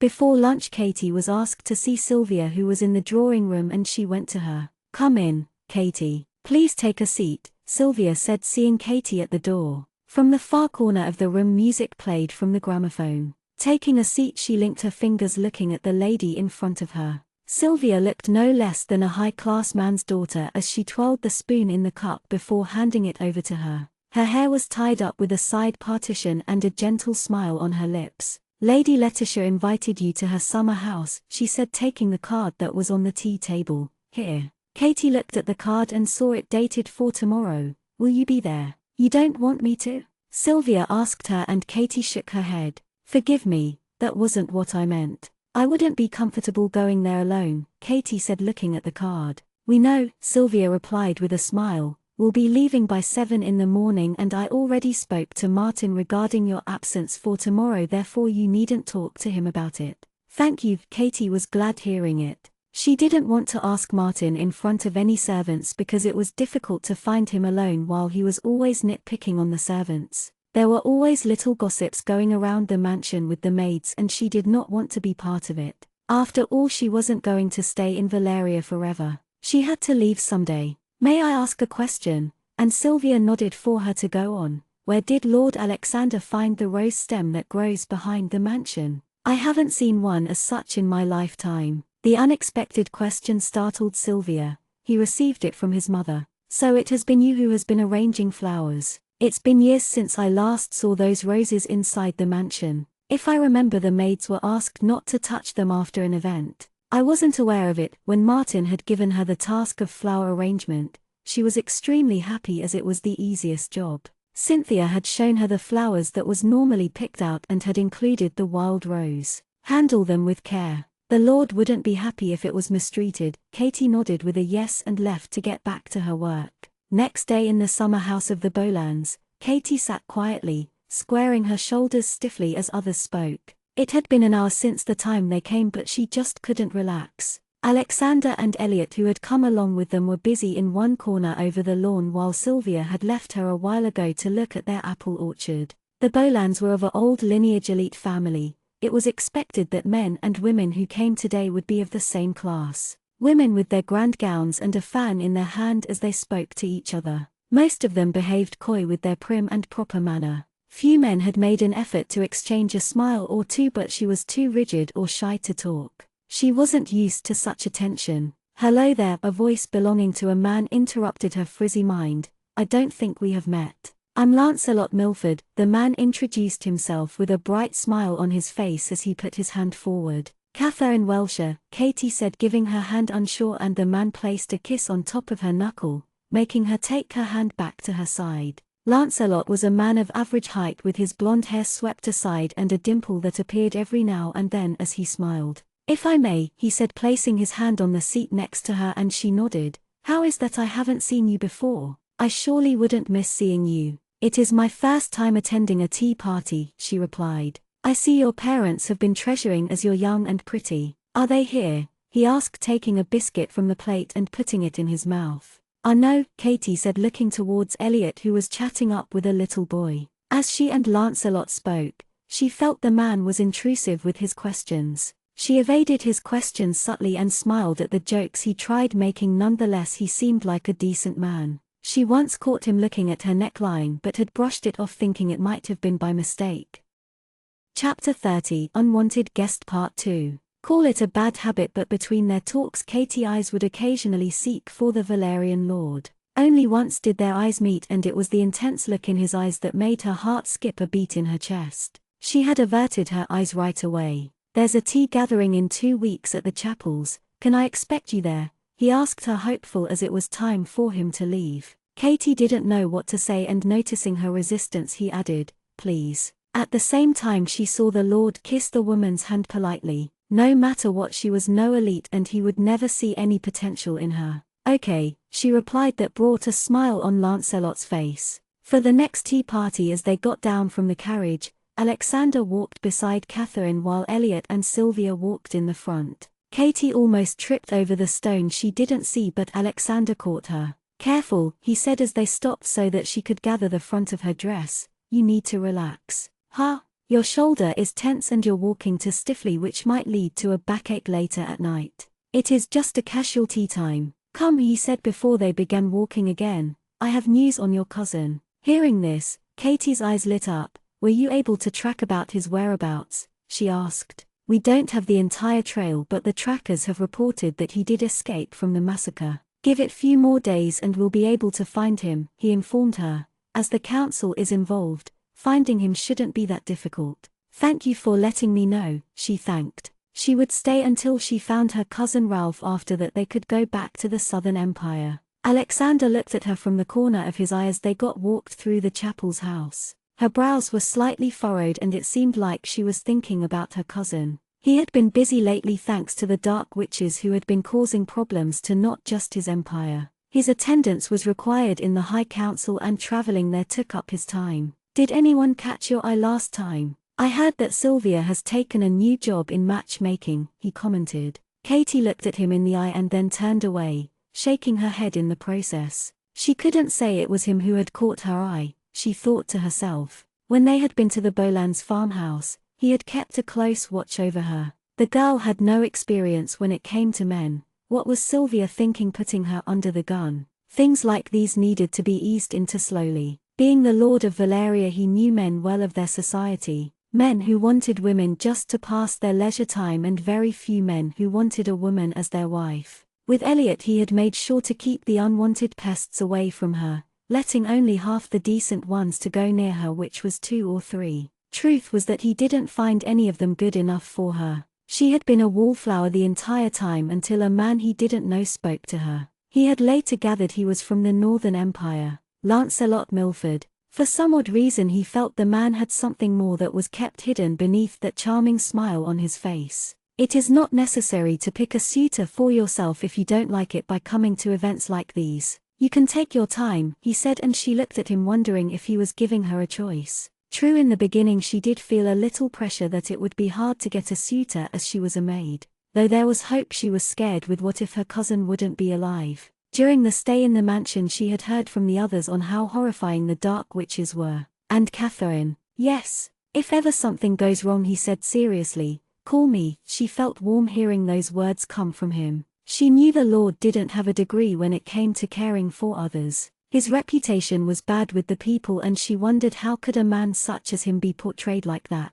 Lancelot, seeing Katie, broke into a sweet smile once he saw her stepping into the garden, but seeing the Valerian lord next to her his smile faltered for a mere second. Good evening, Sir Milford, she greeted him. Good evening, Miss Welsher. How have you been? He asked her, seeing the Valerian lord who had already left to greet the Chapels. I've been good, how about you? Wonderful, thank you. Would you care for tea? Turning back he poured the tea and turned back from the table to hand it over to her. Thank you, she murmured, taking the cup. I didn't know you knew the Lord personally, and he then lowered his voice only for her to hear. I hear rumors that he has a very ruthless and foul personality. Considering he's a lord, which is bad. People like them should give up their title instead of soiling it. I think you shouldn't rely on the rumors, Sir Milford, Katie said, not wanting to hear any negative comments made on Alexander and a little defensive. Rumors are baseless talks which we should turn away from. Oh, I'm sorry. I didn't mean it that way. I am sorry if I offended your thoughts, he said with a frown, and Katie realized she had spoken out of impulse. I am sorry, I just felt it didn't suit you, she said, bowing her head, trying to fix her mistake. You are right. Such a lovely lady you are, Catherine, he said, smiling at her. I heard the Chapels brought a painting that was worth 1,000 gold coins. Would you be interested to see it? Yes, please, she said as they went back inside the house. Chapter 31, Unwanted Guest Part 3. It was an extravagant house with plenty of paintings hung on the walls in the entire house. She discovered that Mrs. Chapel was fond of collecting paintings and her husband bought them for her. They looked at the painting they had come for, and it was one of a kind piece. The paints that were used were of high quality and the strokes on the canvas so precise. While they walked further, Katie had noticed the way he looked at her. She had caught him looking at her neckline more than 3 times. At first she had thought she had mistaken him again, but it happened again. It made her uncomfortable now, and they had spent quite some time inside. I think we should go back now, she proposed. What's the hurry? She heard him say. The party hasn't even started. What? She asked, furrowing her brows, confused. In a matter of second, he pulled her into an empty room and she felt her back hit the wall painfully. She winced in pain. He covered her mouth with one hand and the other holding her hands as he forced himself on her by pushing his body over hers. Katie's eyes widened in fear when he began touching her inappropriately. I haven't done anything yet and you want to go back, he whispered in her ear as his hands roughly touched her hips. We are only getting started. She struggled, trying to push him away, but he was too strong for her. She felt repulsed as he kissed her neck. He tore the top material of her dress, exposing her shoulder, and continued to kiss her. When his grip loosened, she scratched his face and he let out a string of curse words. 3 red lines marred his face now. Kitty Cat likes to play, he grinned with a sick smile, whom she couldn't recognize as Lancelot anymore. Pushing her on the ground, he ripped the dress around her legs. Stop it, Alexander, she screamed when his hands began moving up her legs. Calling that lord of yours? He must be enjoying you for you to scream his name. Let me have a taste, you too, Lancelot said above her. Before he could go any further, he was ripped away from Katie and was choking on air as someone held his neck in the air. Alexander, stop it. You're going to kill him, Elliot said, trying to pry off Alexander's hand away from the man. Killing the man would raise unnecessary questions. You can deal with him later. Katie needs you now, he said softly and felt Alexander loosen his hold. He looked over at her and felt rage take over him all over again. He knocked the man unconscious before going to where she sat. She sat on the floor with a ghost-like expression, her dress torn and the sleeve hanging on her arm instead of her shoulder. Her hair was messed and her hands shook in fear. Katie? Alexander called her softly and her gaze shifted up slowly to meet his eyes. Tears filled her eyes, one fell over her cheeks and the other drops followed with sobs. Sure, it's over, he assured her carefully taking her in his arms and she desperately clung to him feeling scared of being so close to being violated. It's okay now, love. He's not going to hurt you, he promised her softly as she cried in his arms. Here, Elliot, who had gone out, came back with Alexander's overcoat. Taking it, Alexander put it over Katie's body. I have asked Sylvia to get the carriage behind the house to avoid questions from the guests. It should be here soon. On the way, Katie had ended up falling asleep and it made it easier for them to talk. Who is this guy? Elliot asked the unconscious man who had his legs and hands bound. I tried asking Lady Letitia and she said the man was from the Northern Empire but he wasn't invited to tea. He is the Milford family's second son, Sylvia answered worriedly as she looked at Katie's sleeping form. How could he do that? She whispered regretfully. Alexander hadn't let Katie go from the Chapel's house. The carriage was only 4 people and as they had another person, Alexander had made Katie sit on his lap and it seemed convenient as her hands clutched his shirt tightly. He didn't complain. He had found it suspicious when he couldn't hear her voice. Being from an old lineage of pure-blood family, his hearing was much better compared to others. He had asked Elliot to see where she was but when he heard her scream, that is when he realized she wasn't safe. He had rushed to where she was and the sight raged his blood in fury. Her clothes were torn, not just the shoulders but the skirt too.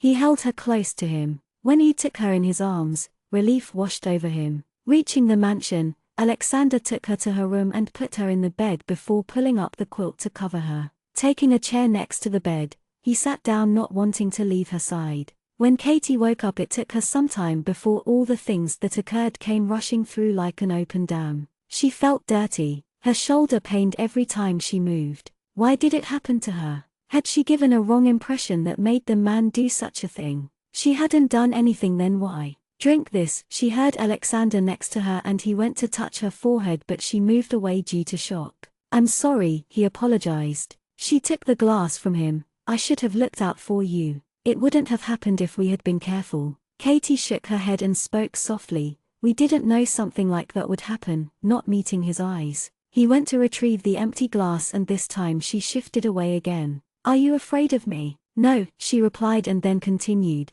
The me now feels ashamed and dirty. Please don't touch me, she confessed as her voice trembled. Look at me, Katie, he spoke to her softly. He tipped her head up by pushing her chin and when her teary eyes met his dark red eyes he said, you aren't dirty. No one can or will dirty you ever. I wish you didn't have to experience such a thing and I'm glad nothing horrific happened. I don't want to imagine with what ifs. I know it's hard but I want you to forget it like it was a bad dream. You're safe and that's all it matters now. She nodded her head meekly as she wiped her eyes. No one knows what happened apart from Elliot, Sylvia and us, he said patting her head gently. Go take a bath. You can rest as much as you like. I'll give you some space, he said leaving the room. She was safe like Alexander said. If she kept wondering with what ifs it would only traumatize her further. Bad dream, she murmured to herself.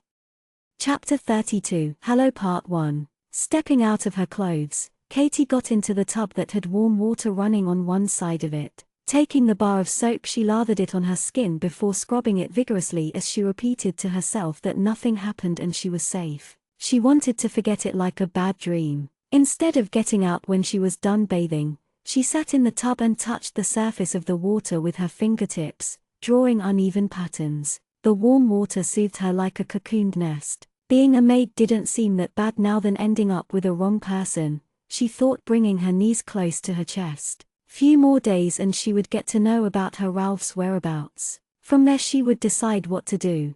As she had a good education she could become a scholar's assistant in the Southern Empire with the other humans. The day of Hallow was approaching near, which was in a week. Hallow was the day when the entire empire celebrated Halloween. It was a tradition that had been implemented by the council to accept the vampires and other creatures that haunted the humans initially when the first pure-blooded vampires had emerged from the dark. Katie didn't know for how long she sat there feeling a little dizzy when she heard someone enter the bath. "I broog, oh dear God, what's with this steam?" She heard Daisy's panicked voice, and the woman walked towards the bath to turn off the tap that still ran hot water. The bath had turned foggy. "The Lord said you were sick, so why did you get into the water when it is only going to increase your temperature?" Katie looked at Daisy with a sheepish smile. "I am sorry," she apologized, getting out of the tub and covering herself with the towel she had placed on the side stand. "You should be," she scolded her gently like a child. Placing her palm, she muttered,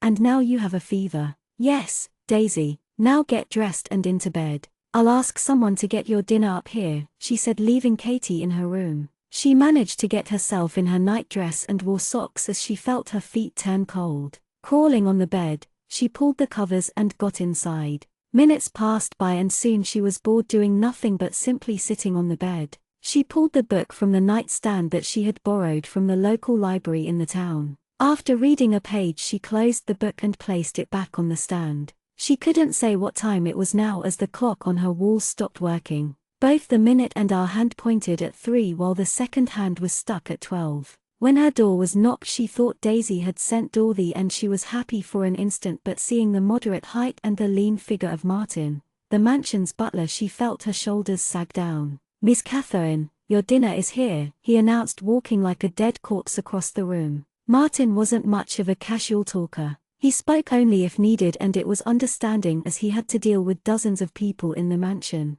If he didn't have anything to speak, he would pass by like an unseen ghost. When she had first come to the mansion, seeing the pale skin on his lean figure and his slightly slanted eyes, he looked creepy. Opening the container he had placed on the table, she opened it to see a slimy broth-like liquid which was brown in color. "Is this edible?" she asked, looking at it warily. Seeing it, the little appetite she had vanished. "It's made of herbs, ginger paste with crushed vegetables with little salt for taste. It'll be easy to digest and provide you necessary energy for your body. Eat it up while it's hot," he advised. Taking the spoon, she dipped it, taking little sips into her mouth, and in gaps she drank the water from the glass that was already filled. "What time is it?" she asked, glancing at the window. It was dark, so it must be night. "It's past 11. How long have you been working for the Lord?" Katie asked him after some time as she took another spoonful of the broth. "Lord Alexander's grandfather, Vlad, hired me as the mansion's butler. Since then I've been serving them for more than 2 generations, he replied promptly. "That's really long," she thought out loud. "Does that mean you aren't human but a vampire?" she asked him, confused. Given that he looked pale, she had always thought that he was a human until now, because she had seen the family pictures on the wall that hung in some corners of the mansion, and in those he looked a little younger. "I'm a half-vampire. I age faster compared to the vampires but slower when it comes to the humans," he explained. "You must have heard how most of the half-vampires who are turned go bonkers. I am one of the few half-vampires who is still sane." Nodding her head, she completed eating and wiped her mouth with the napkin. Martin usually didn't get food until and unless the Lord asked for him. Usually it was the maids who brought the guests food when requested. She wondered if the Valerian Lord had asked Martin to do so. Sliding down the bed, she pulled up the covers, letting out a yawn. Taking the tray in his hand, Martin wished her good night before putting off the light and closing the door behind him. Her stomach now being full, she felt sleepier, and in minutes she fell sound asleep. Down in one of the closed cells in the underground dungeon, the Valerian Lord stood in front of Lancelot, who was shackled to the wall with thick rusted chains around his hands and legs. His face blooded, with his cheekbone not in symmetry with the other side of his face in a more. Alexander's hand dripped with blood that belonged to the man in front of him. Apart from the 2 guards who stood outside the cell, he and the man were the only ones in the cell. "I heard you invited yourself for the tea party. You must be an unpopular lad, desperate to get attention. Why am I here?" "You're wasting your time," Lancelot asked, worn out with the amount of punches he had received. "Don't worry. Actually, I'm quite enjoying myself right now," the Lord commented, chuckling darkly. Lancelot didn't miss the sadistic glint in Alexander's eyes, hollow and cold. Why did you pose to be a nice man to get into a woman's dress when there is a red district if you want to please yourself? Alexander asked. Speak. There is no fun when the woman is like a docile doll which is dirty and used. Not that all elite women are, but when you find someone like her in the midst of it, you just have to pluck it. For her to call you today, you must have had her pretty mouth wrapped around your cock. Was she good? What about? The man received a punch immediately, fist colliding with his face. Blood splattered from his mouth and he coughed. Alexander calmly walked towards the other side of the room to retrieve a small green bottle. Groot Nightshade. Lancelot's eyes widened, seeing the lord with the tiny bottle which was his. How do you know about it? A Groot Nightshade potion made of poisonous substance which is used to heal any being in less than an hour. A rare possession which dark witches try to get their hand on. You're working for a dark witch, he said, ignoring his question. If you are willing to cooperate, I can let you off. Tell me where the dark witch is and you go free. I don't intend to give any information. Your trickery won't work on me. I hate vampires like you, thinking they are superior than us humans and can do anything they want. I lost my wife because of one. I'm sorry to hear it, the Valerian lord murmured, a little taken aback to know the man was married. You don't understand, Lancelot laughed even though he was in pain. One day when I came back from work, I found my wife with the Duke, who was a vampire, naked and wrapped in his arms in the heat of pleasure. I was a good man, a man who loved his wife, and she said she loved me. Even after I had raised my hand on her sometimes. I loved her. Therefore I took her forever with my hands, he whispered, looking at the wall. I killed her. Alexander didn't comment on it. The man had many nuts loose in his head, he concluded. Chapter 33, Hallow Part 2. Lancelot spoke again. You aren't a good man. We are alike. I have heard what kind of man you are. You have killed woman after woman. Have you now? Alexander asked, amused, going to where he was. Surely you would know they were women who came willingly. Is Catherine aware of the number of deaths you have caused? I saw you with her behaving like a saint, and he laughed again. Perhaps you are using her body until it deteriorates before you can move to a new one. Careful with what you speak, the Valerian lord warned. Why? Given the opportunity I will complete what I started. I will her as she cries, spreading her legs. As those words left his mouth, Alexander lost his cool, and in an instant he was in front of the man, his hand wrapped around his neck. Using his other hand, he pushed it over the man's chest, crushing the rib cage as he struggled. Please, let go. Lancelot gasped. I am sorry. A sigh left Alexander's lips. I warned you, didn't I? Little more force and the man stopped struggling, his body going limp. He was dead. Taking the napkin, the Valerian lord cleaned the blood on his hands. Putting the tiny bottle in his pocket, he left the cell before the guards came to take the body to be buried in the deep forest, removing any evidence of the incident that took place. The day of Hallow arrived and the people of Valeria got busy like any other empire. It was the busiest and merriest time of the year, getting their houses as spooky as they could. Katie inside the mansion was helping place carved pumpkins with Dorothy and other two men. Though the job seemed quite easy, it wasn't. The mansion being huge, it took time for the two pairs to carry them in the cart and fixing them in the right place, some lying on the ground and some hanging up. Dorothy kept staring at Katie time to time, and finally Katie, who felt her gaze, asked, "Is something on my face?" "What?" Dorothy asked. "You've been staring at me, Dorothy." Katie leaned towards the glass to inspect her face. Sorry, you seem to be in a better mood than few days back. I'm sorry you didn't find any man to your liking. I think you're a Hallow person," Dorothy said, taking another pumpkin from the cart. "A Hallow person?" Katie asked, confused. "You know, like how people are summer or Christmas person. You are a Hallow person," Dorothy chatted while Katie helped her in hanging the small pumpkin. "Last year's Hallow was the best. We stayed out for the night, scaring people out of their minds. Lord Alexander had given the next day off to everyone. Not to forget about the ball." Her friend was right. She did feel low a few days back, but after recovering from her fever in a day, she had buried herself in work to forget whatever happened, like a fading memory. "Do people wear costumes to the ball?" Katie asked. "Not over-the-top costumes, you know how elites like to keep it neat. I would say the safer option is to go in a gown to avoid any embarrassment." Hanging the last one, both of them exhaled. "I can't believe we did it. 1.5 days' work finally complete," Katie muttered.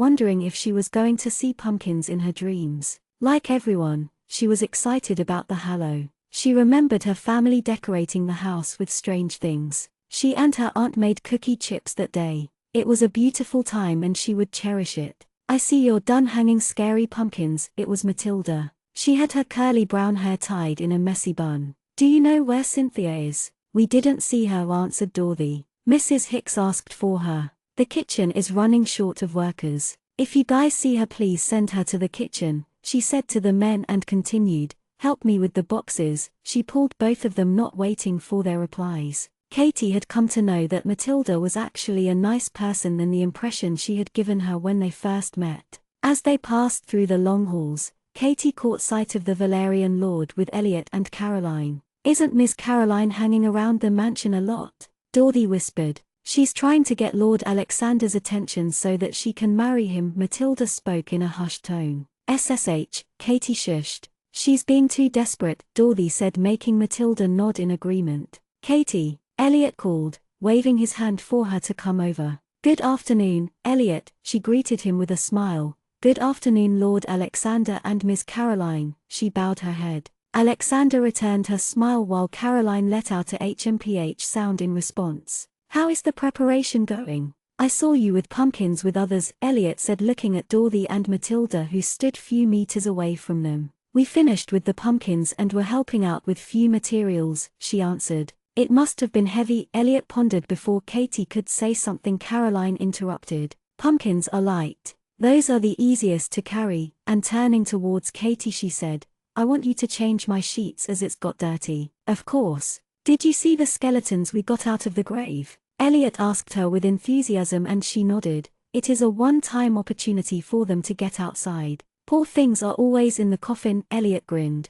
Both the men ignored Caroline and spoke to Katie, making Caroline glare at the girl standing there. With the passing days, Alexander kept a close eye on Katie, inviting her for tea in the evening in his study or for a walk with the others. He didn't understand why, but he felt compelled.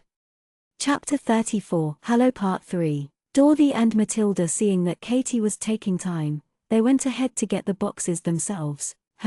What is it? Matilda questioned as they walked. Katie is smitten by the Lord, Dorothy said thoughtfully, turning behind. Very much indeed, but most of them are, the curly woman replied. They don't look bad together. Way better than Caroline, Dorothy grinned. I agree. But let me remind you that the Lord has never had a serious relationship, Dorth. He has a soft spot for her. I mean, this is our Lord we are talking about, Dorothy reasoned, reaching the boxes to carry one of them. I'm sure you haven't missed the way his eyes followed her 2 days before when they were in the same room. It's uncanny. And I'm sure you haven't missed potential women flocking for his attention, like Miss Caroline. He's only looking out for her. You know how the maids gossip or even whisper reaches the Lord's ears, but then I do wonder if there's something brewing at times. I guess. What are in these boxes? Dorothy struggled, carrying it. Stones. What? I was joking. I don't know. They are sealed, you see, Matilda said, carrying the box effortless unlike the other, as they heard Lord Alexander ask Katie, do you have your mask for the evening?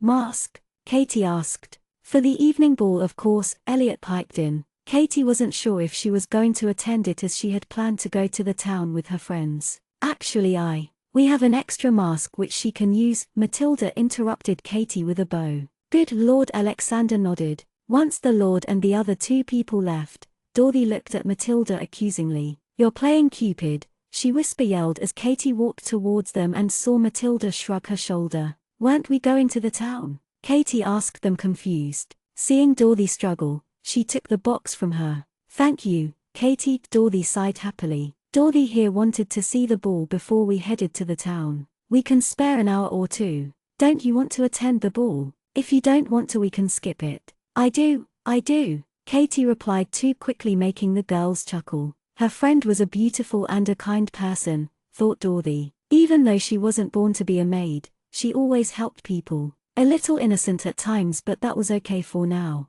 Looking over at Katie, she smiled. It was obvious that the girl was more than smitten by the Lord. In the evening, when Katie entered the mansion's hall a little late, she noticed that the hall was turned into a haunted ballroom, cobwebs and skeletons adorning every corner. She wondered if the skeletons would be taken back in the morning. pumpkins that had enchanted candles burning inside them luminously in midair. A simple, haunting music played in the background like a sad song. It reminded her of a wailing woman in despair, and she felt goosebumps form on her skin. Most of the men had worn black and white combination of suits while women were in their dark gowns. There wasn't a single light-colored gown, and she was glad she didn't wear one. She had opted for the black and red one. Matilda, being the expert, had done her hair to make it elegant. She had applied colored powder on her cheeks with a hint of light peach-colored liquid on her lips, and thanks to the mask on her face she felt less jittery. Touching her neck unconsciously, her fingers went to the black corset.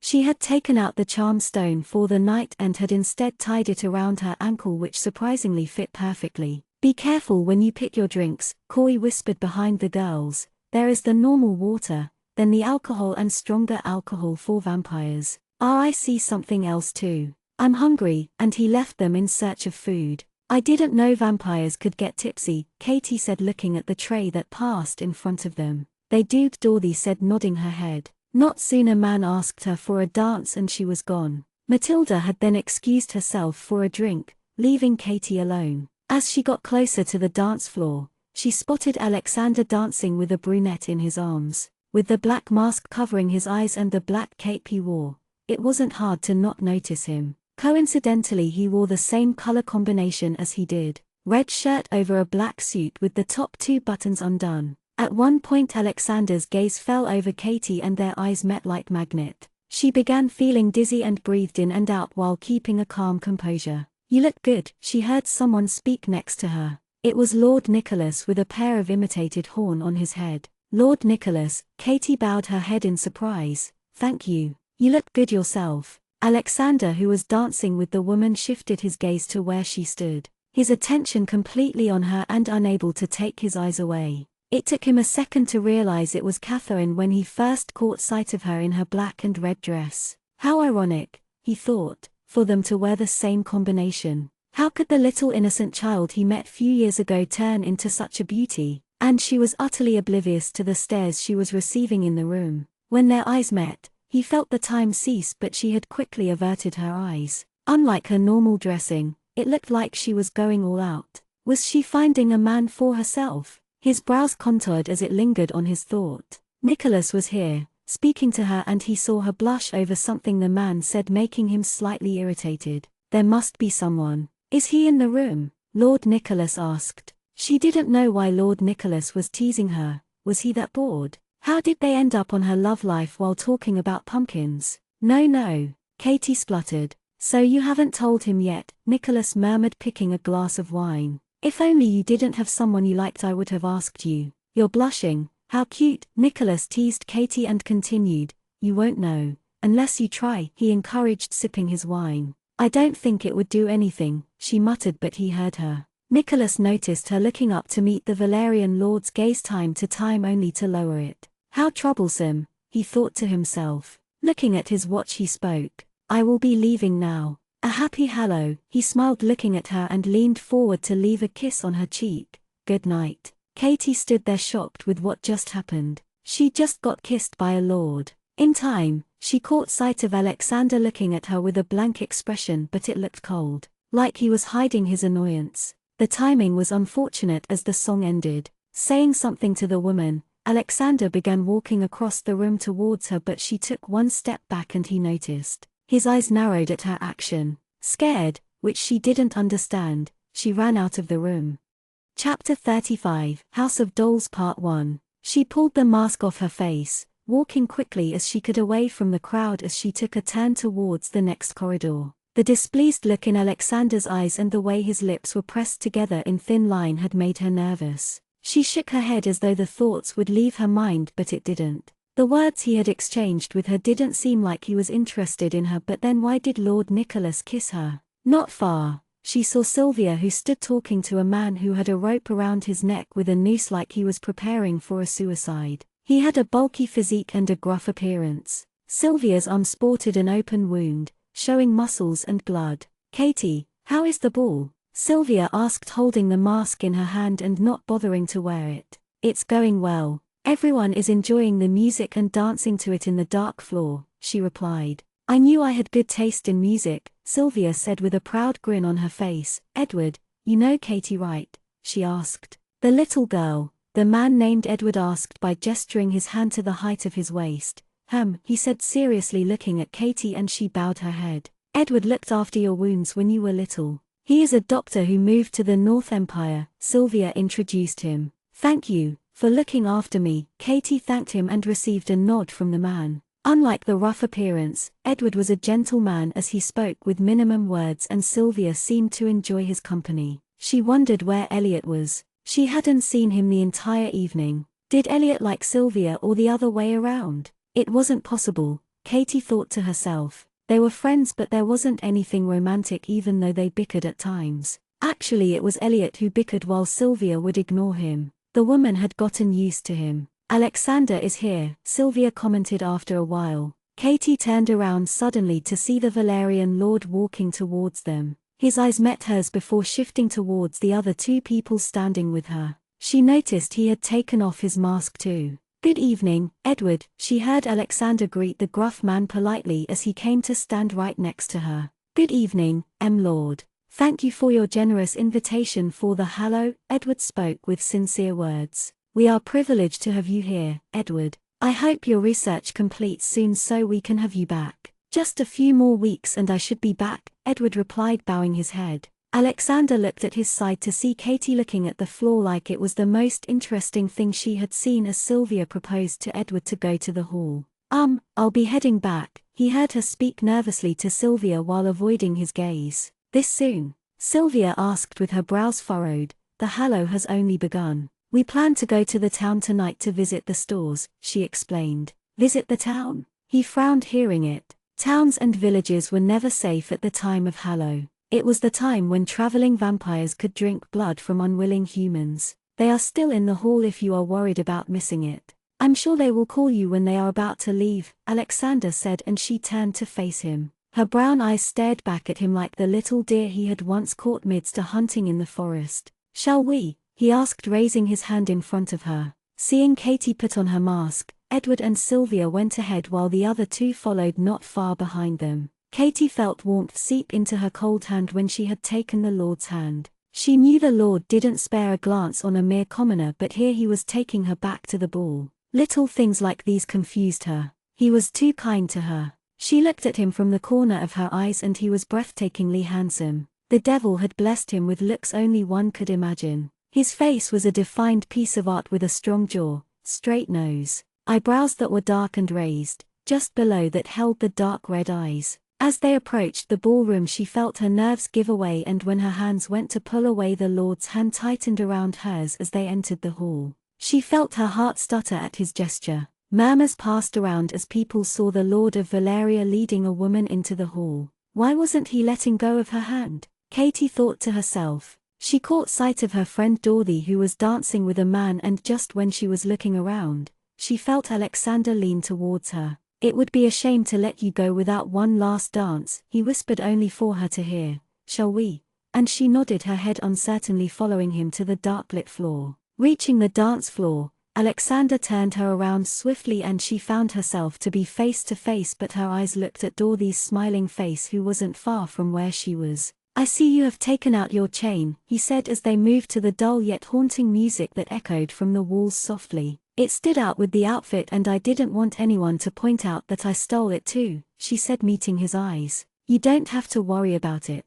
No one here would accuse you, he said, pushing her way only to pull her back. Charm stones aren't rare, but the colors are. Each color has its own purpose and meaning, and believe me when I say this, not everyone is entitled to have the color of their choosing. They aren't. She frowned hearing it. It is the stone that chooses the creature and not the other way round. The charm stone aren't diamonds. They are custom made by the elites, which are made of different, unique ingredients that only the witches possess. White witches? Not necessarily. If the charm doesn't suit you, you will lose it no matter how much you have paid for it, he explained and continued. The one in the carnival wasn't an actual charm stone but an imitation. I got it modified before giving it you so it could be of some use. The chain, Katie said, to which the Lord tilted his head in question. Your chain, I mean. Weren't you worried I would lose it? She saw the cross that hung around the long silver chain which Alexander wore. She was sure the pendant was custom-made with the stone for her lord, but wasn't he worried she would have lost it as it was hers to keep?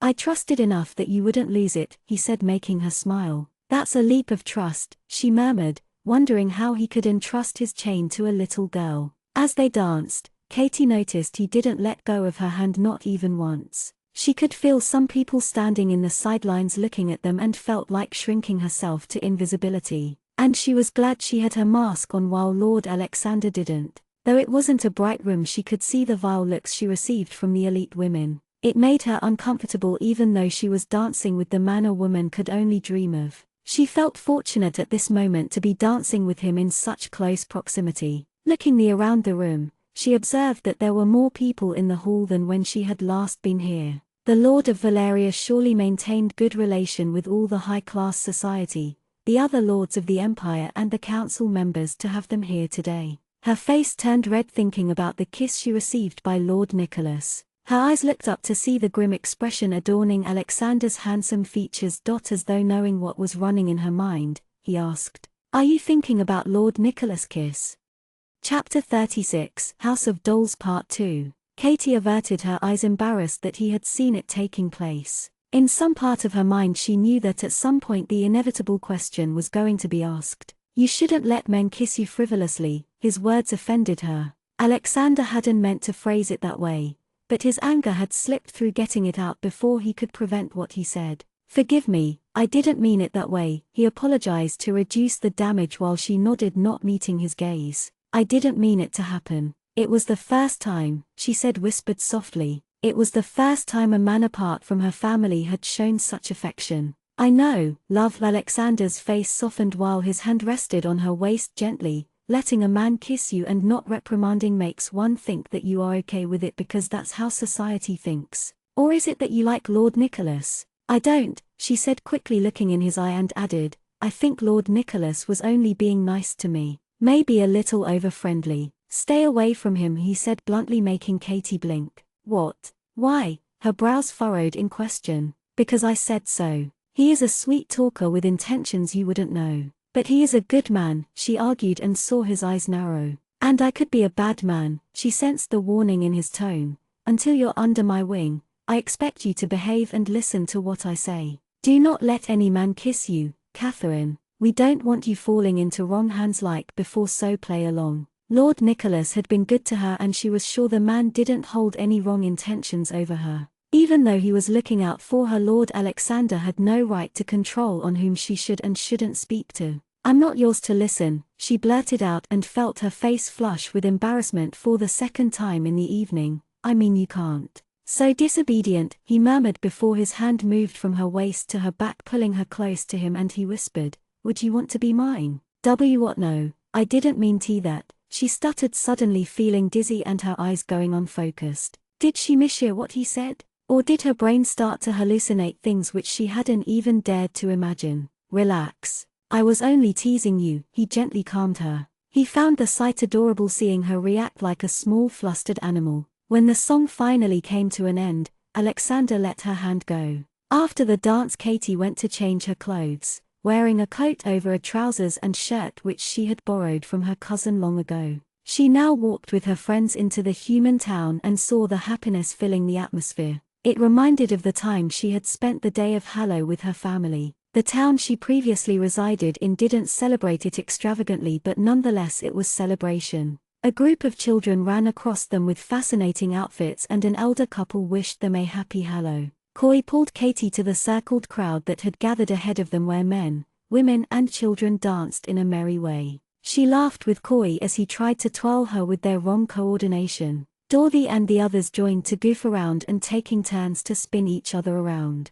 "I'm fine," Katie replied when a little girl approached Coy, wanting to dance too. Most of the folks had gathered in this part of the town, others looking at the small street plays and the rest scattered here and there. Katie clapped along others while she stood aside, cheering her friends. Once they were through looking around the streets after dancing and eating at a friend's house, they began walking back to the mansion. It was a 20-minute walk through the woods and by road 40-minute distance, and they took the path through the woods with each one holding a lantern in their hand. "If you don't practice, you're going to break your arm, Corey stated, making Dorothy roll her eyes. I'll be fine, she huffed. Corey is right. The ground tournament isn't something to be taken so lightly, Faye said, turning back. Why would you add your name when you know nothing about it? I thought it would be fun, Dorothy murmured like she was being scolded by her parents. She's an idiot, Cynthia commented while checking her nails. The ground tournaments was a battle to see the best fighters.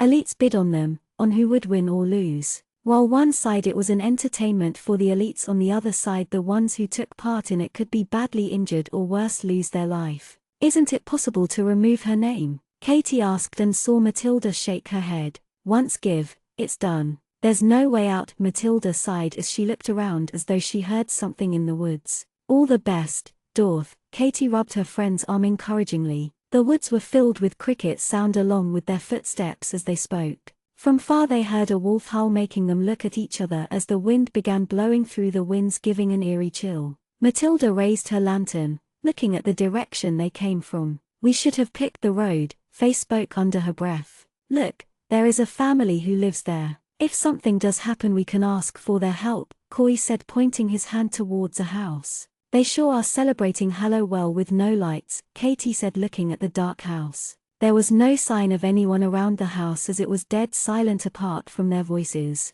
Can we ask for water? Cynthia asked, tired. I'm thirsty too, Dorothy said as she stretched her arms with a yawn. Reaching the house, Katie moved forward to look at the crack in the window and the cobwebs that hung around the entrance. They knocked the door and were surprised to find the door already open. Hello, is anybody home? We were wondering if we could get a glass of water, Corey asked, to receive silence in response. Hello, he called out again. I don't think anybody lives here, Katie answered with a frown. Curiosity of young minds led them into the house. The entire house was covered with cobwebs in every corner of the house and there was no one in sight. I wonder why the house hasn't been demolished if no one lives here anymore, Matilda said, walking around the little table as she swiped her finger to feel the dust on her fingers. Do you think it's a haunted house? Faye asked Cynthia while inspecting a rod-like stick in the living room. Don't scare me more than I already am, the woman replied as she stood near the entrance, refusing to take a step forward over the threshold. As they walked around the house, Dorothy and Matilda went to look upstairs while the rest stayed down. The house had too many things and it didn't seem like a poor man's house. Katie wondered why the house was abandoned. She walked into another room with the lantern in her hand. It was a large room with only one window at the other side of the room. The room seemed to be in better condition compared to the living room and kitchen. Moving the lantern, she gasped, seeing a person sitting on the floor and her heart thundering in her chest. On a closer look she realized it was a big-sized doll and she breathed a sigh of relief. There were other dolls sitting on the floor, some closed eyes and some with its eyes open. They looked strange for some reason, like the dolls' lives were taken out of it. Not that a doll could have a life. Yet, they were beautiful than the other. She heard Dorothy and Corey voices getting closer to the room while she stared at the doll's eyes. Wow, they are pretty. The owner must have been fond of dolls, she heard Dorothy speak behind her. Corey bent down to touch one of the doll's hair. Is this horsehair? Scrunching his brows. I guess so, she replied. Don't you think you guys have explored enough? They heard Cynthia getting impatient. And they got out of the house to join their friend. As they began walking away from the house, Katie turned around to take one last look at the house and noticed a window flex by itself. What happened? She heard Matilda question her and she shook her head. Nothing, and they left the woods.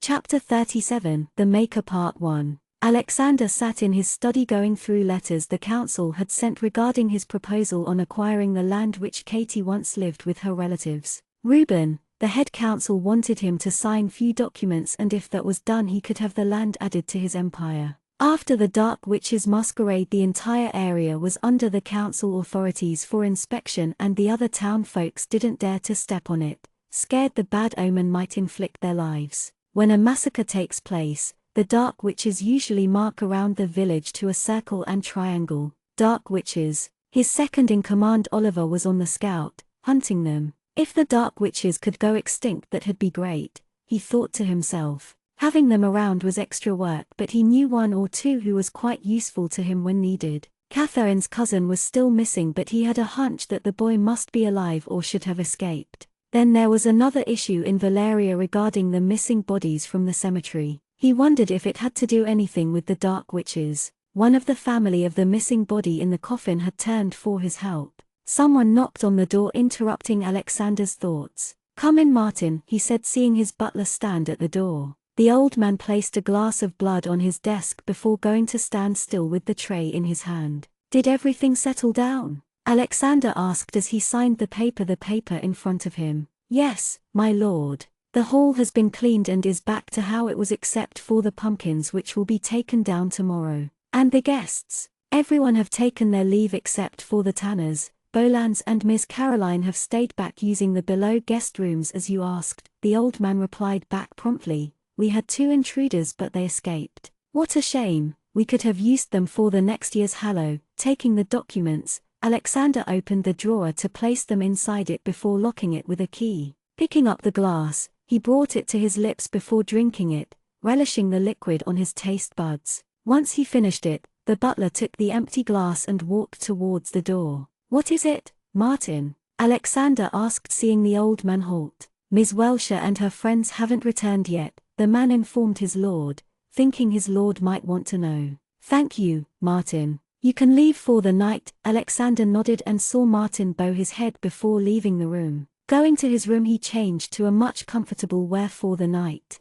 Picking up his cat Aereo in his arm, he went to the portico to look at the landscape of his empire, leaning his back on the wall. The Valeria Empire his grandfather, Vlad Delcrove, had built. Lush green trees filled ahead of his mansion. Nicholas and Alexander were the only ones that were the successors to the empire of the original lords, while the north and south had different lineage of lords. The night was colder than yesterday and he saw a group of 6 people walk through the end of the woods and head towards the entrance of the mansion. Bending down, he let Aereo down as his cat swished its black tail. He saw Katie hug herself as she listened to one of the girls speak nonchalantly. His eyes zeroed at the attire she wore. Loose-fitting shirt and trouser that belonged to a man. Was it the one with them now? It couldn't be. The shirt was bigger in size than the man who walked beside her. Though she looked adorable, it didn't sit well with him that an unknown male's clothes were on her. A sigh escaped his lips as he ran his hand through his hair to pull it back, letting half of the section fall over his forehead while the rest was combed back.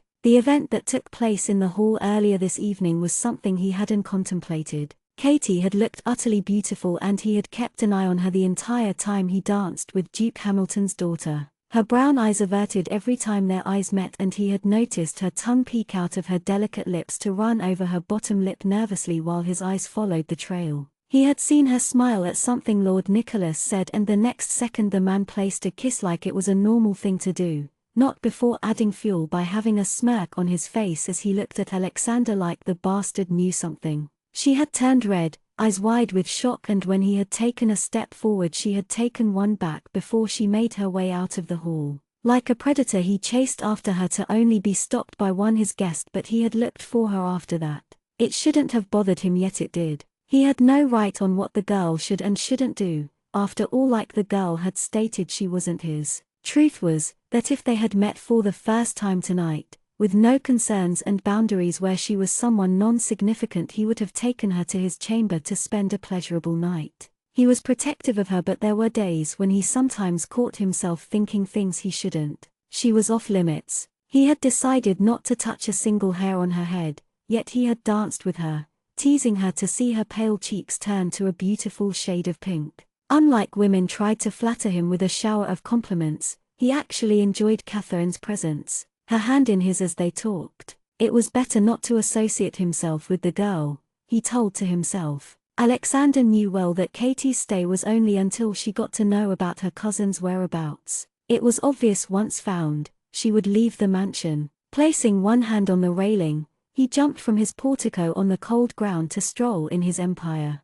As they entered the mansion, Katie was invited to Dorothy's room to sleep the night as they weren't done celebrating Hallow. As each room was given for 2 people with 2 beds, Matilda and Dorothy shared one room while Cynthia and Faye shared 2 rooms away from them. Coy had work in the morning and therefore had taken his leave for the night. All the 5 women sat in Dorothy's and Matilda's room, gossiping about the Hallow and the people who attended it. "I couldn't take my eyes off the men today," Faye said, resting her chin on both her hands, making her look like a puppet as she spoke. I agree. It's a sight of lavish feast for us women, Dorothy agreed. Most of them were high-class vampires or elite humans, Matilda commented, wiping the sword with a brown cloth. Lord Alexander was lenient to let us people in the mansion to attend the hallow. How can you know if a man is good-looking with the mask on? Katie asked Dorothy with her brows furrowed. You need to check features like his eyes and jaw. The jaw is an important one to notice, her friend responded, rubbing her jaw to emphasize her point.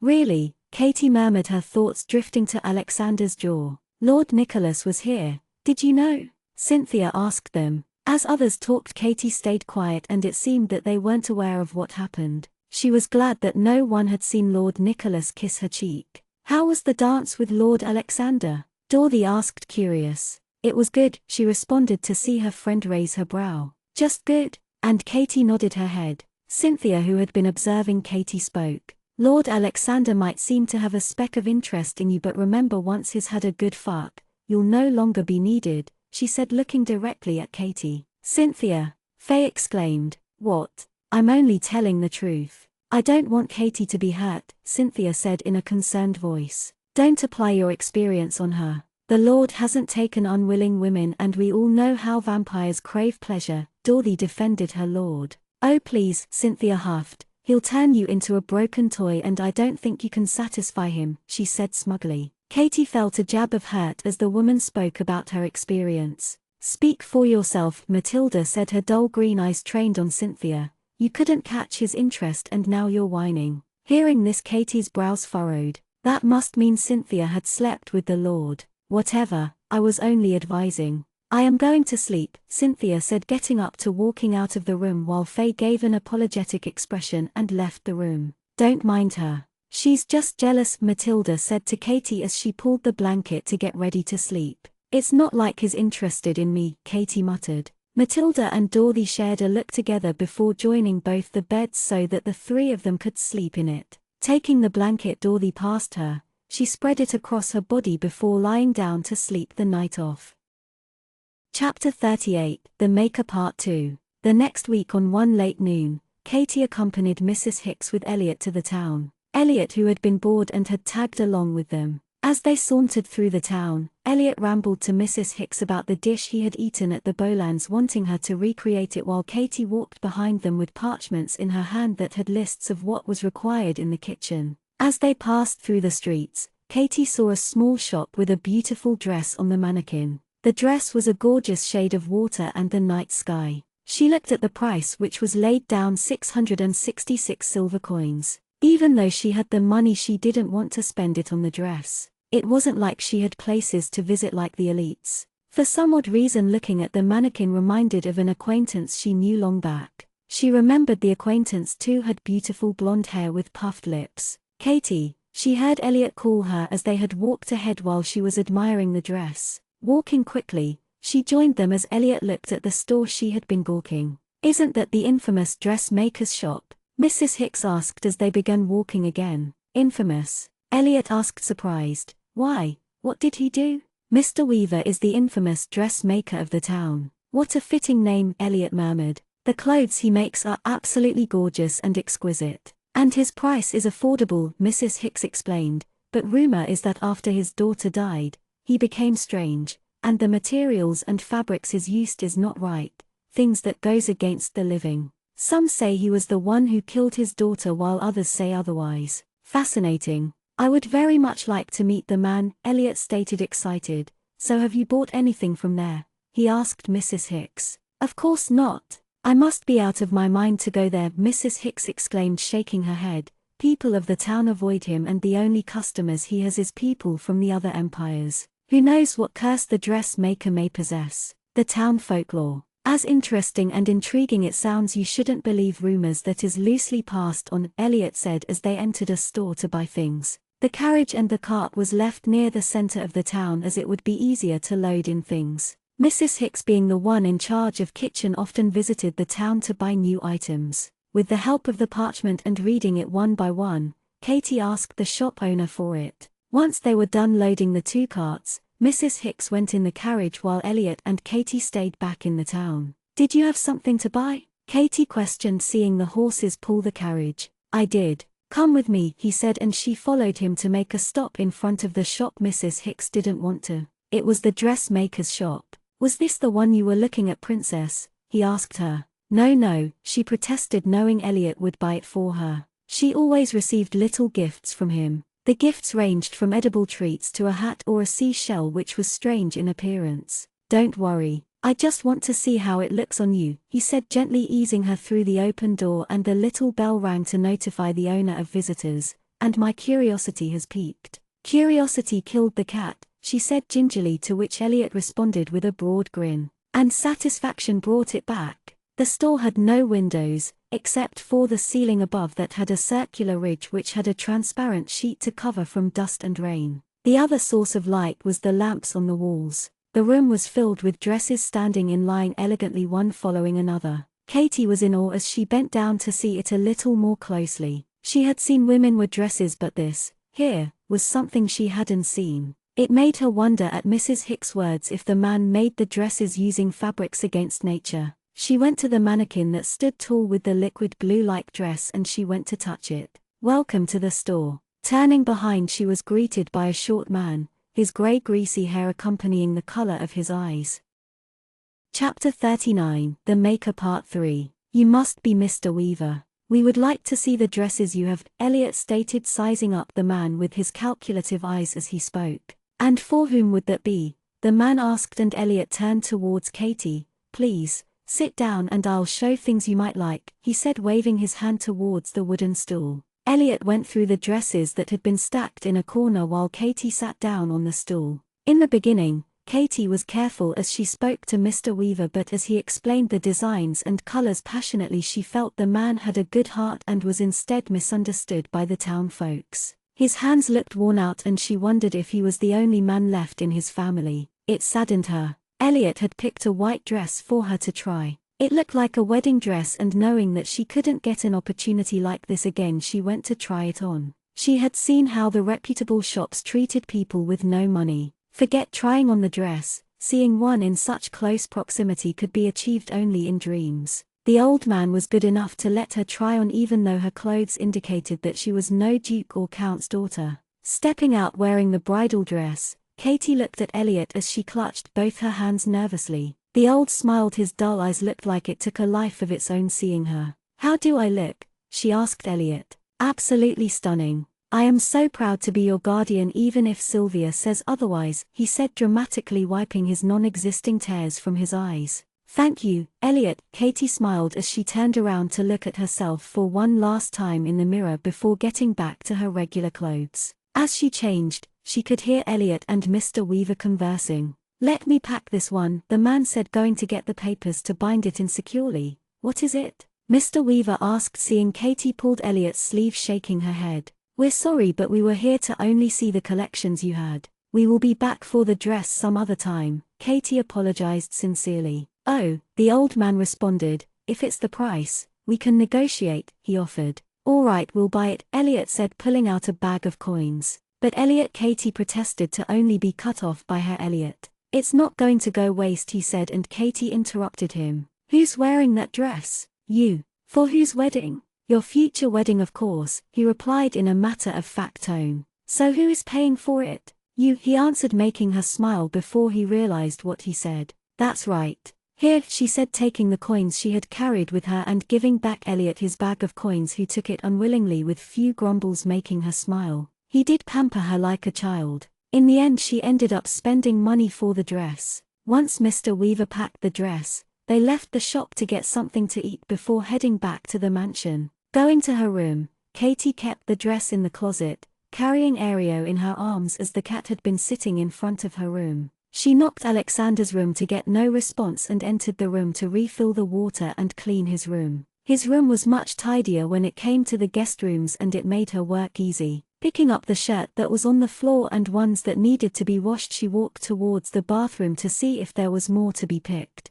Pushing the door open, she stopped in her tracks with the view that greeted in front of her. She felt the air knock out of her lungs. The Valerian lord was in the bath with his naked back facing her. Being the Lord, his bath was huge with 2 statues of lions that poured water from its mouth, and right now he stood under one of them. She looked in awe, seeing his muscles flexed as he went to wash.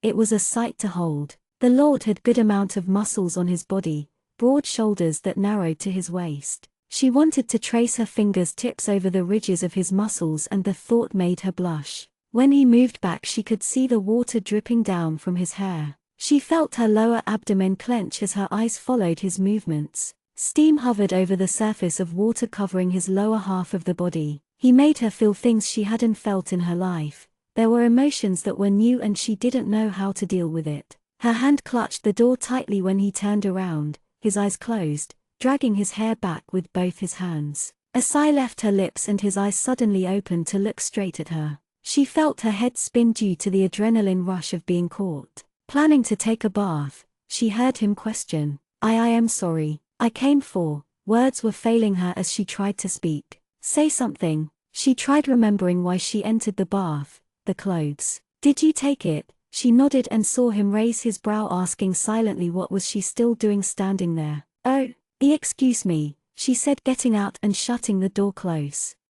Chapter 40, The Fall, Part 1. After the awkward incident that took place in the Lord's room, Catherine avoided going anywhere near the Lord or in the possible line of his sight. As sweet as the apple was, she had been caught looking, and now she was utterly mortified to face him. What would he have thought of her? The sinful scene had gone through her mind like that of a reeling projector every time she thought about it, and she felt her breath getting shallower with every single detail of what she had seen. She had chastised herself after she had ran out of his room, thinking what had gotten to her when she could have turned away from the view. She could have saved herself from embarrassment. She could have left discreetly as if she hadn't witnessed anything without his notice, but she didn't. How could she, when the man of her dreams stood at the end of the bath hypnotizing her? The droplets of water had moved like shooting stars from his shoulder down behind his back, his muscles flexing as he moved his hands up and down while he washed his black hair. And when he turned, oh dear God, didn't the sight make her heart shudder in her chest? It still did. His head tilted up as he ran his fingers through his wet hair. His eyes closed below his demanding dark arched brows. He was the forbidden apple from the Eden garden, she thought, picking up the dry hay in front of her with a sigh and placing it in the barrel. Since 4 days instead of her regular task of cleaning shelves and cabinets, Katie had switched places with another maid to work at the stables. It was the first time she saw a man's body, that bare and close. Of course she had seen the Greek sculptured pictures of the males in the books to see how they differed from women. She had heard her friends in the town she had lived before speak, and it had made her curious to sneak a glance. If it wasn't for the amount of smoke like steam above the water, she would have seen him naked. She felt her face turn red at the thought of it. You all right there? One of the men who worked in the stable asked her, and she nodded in response as he went out of the stable-like shed. It's really hot today. Katie noticed the man was right as she felt a bead of sweat trail behind her ear. With the trees and bushes surrounding the mansion, she hadn't felt the heat due to the shade. The stable was vast to provide shelter to many horses. We don't have it this bad. I think summer is approaching sooner than we guessed. She heard Caviar from behind as he brought in a horse with him inside the shed. How was the ride? Katie asked him. She's learning slowly. Steadier than last week. She saw him pat the mare's head before going to tie her. I see you are getting used to working here at the stables, he said, seeing her hands covered in mud while he tied the rope into a knot. Anyone could get used to this, she smiled, looking down at her hands. She didn't mind the dirt. This place reminded of her home she had grown up in. There weren't many women who worked around this side of the mansion due to the dirt, dust and heat of the sun. Most of the men who worked in the stables were buff and tall as they carried logs or other objects. Compared to them, Caviar was less rough on eyes. His short brown hair complemented the color of his eyes. He was the one who had shown her around the shed, introducing her to the people. In some ways, he reminded of her cousin, Ralph. When she looked back at Caviar, she saw him smiling at her. Women don't often like it here, not the heat at least. They worry about their complexion going down. Did you say you lived in the South Empire? He questioned. I did. A little away from the heart of Mythweald, she answered. The South region has the highest number of humans residing there and the least number of vampires, and that is because most of them are of higher status. "I am surprised that you came to work here," he said, walking towards the rack where the tools were kept and picking up a shovel. "The South region isn't fond of vampires. With what I've heard, most of them stay away from the vampires. Some would love to kick them out of their lands, while others wouldn't mind having the vampires extinct like the witches." "Not everyone are like that." Katie shook her head as they walked to the farthest end of the stable. "Most of them are." "Aren't you scared?" he asked, pushing his upper lip to let her have a better view of his pointed fangs, turning left and right. Instead, Katie laughed seeing him like that. Chapter 41, The Fall Part 2. Caviar wasn't a vampire but a human, yet it looked like he had fangs while he spoke. "I am sorry. I guess I was never brought up to hate any kind or person belonging to any region. There's either good or bad in this world." She shrugged her shoulders. "The world must have more people like you," he said, going to the side and digging the ground to make space for the new horse that was going to be brought in today. "What about your family?" as he moved the mud to his right. "They aren't here," she said, turning to look outside where two men stood on either side of the ground, guarding the door. She was told not to go there by the workers. It must be where they kept the prisoners. "They are still in the South?" he asked, making her wish that they were. "They were killed," she whispered softly, but Caviar heard her. "Sorry to hear it." Caviar saw the girl standing still near the opened wall, staring outside, lost in her thoughts. In the entire time of his work in the mansion, he had caught sight of her 3 or 4 times around the garden.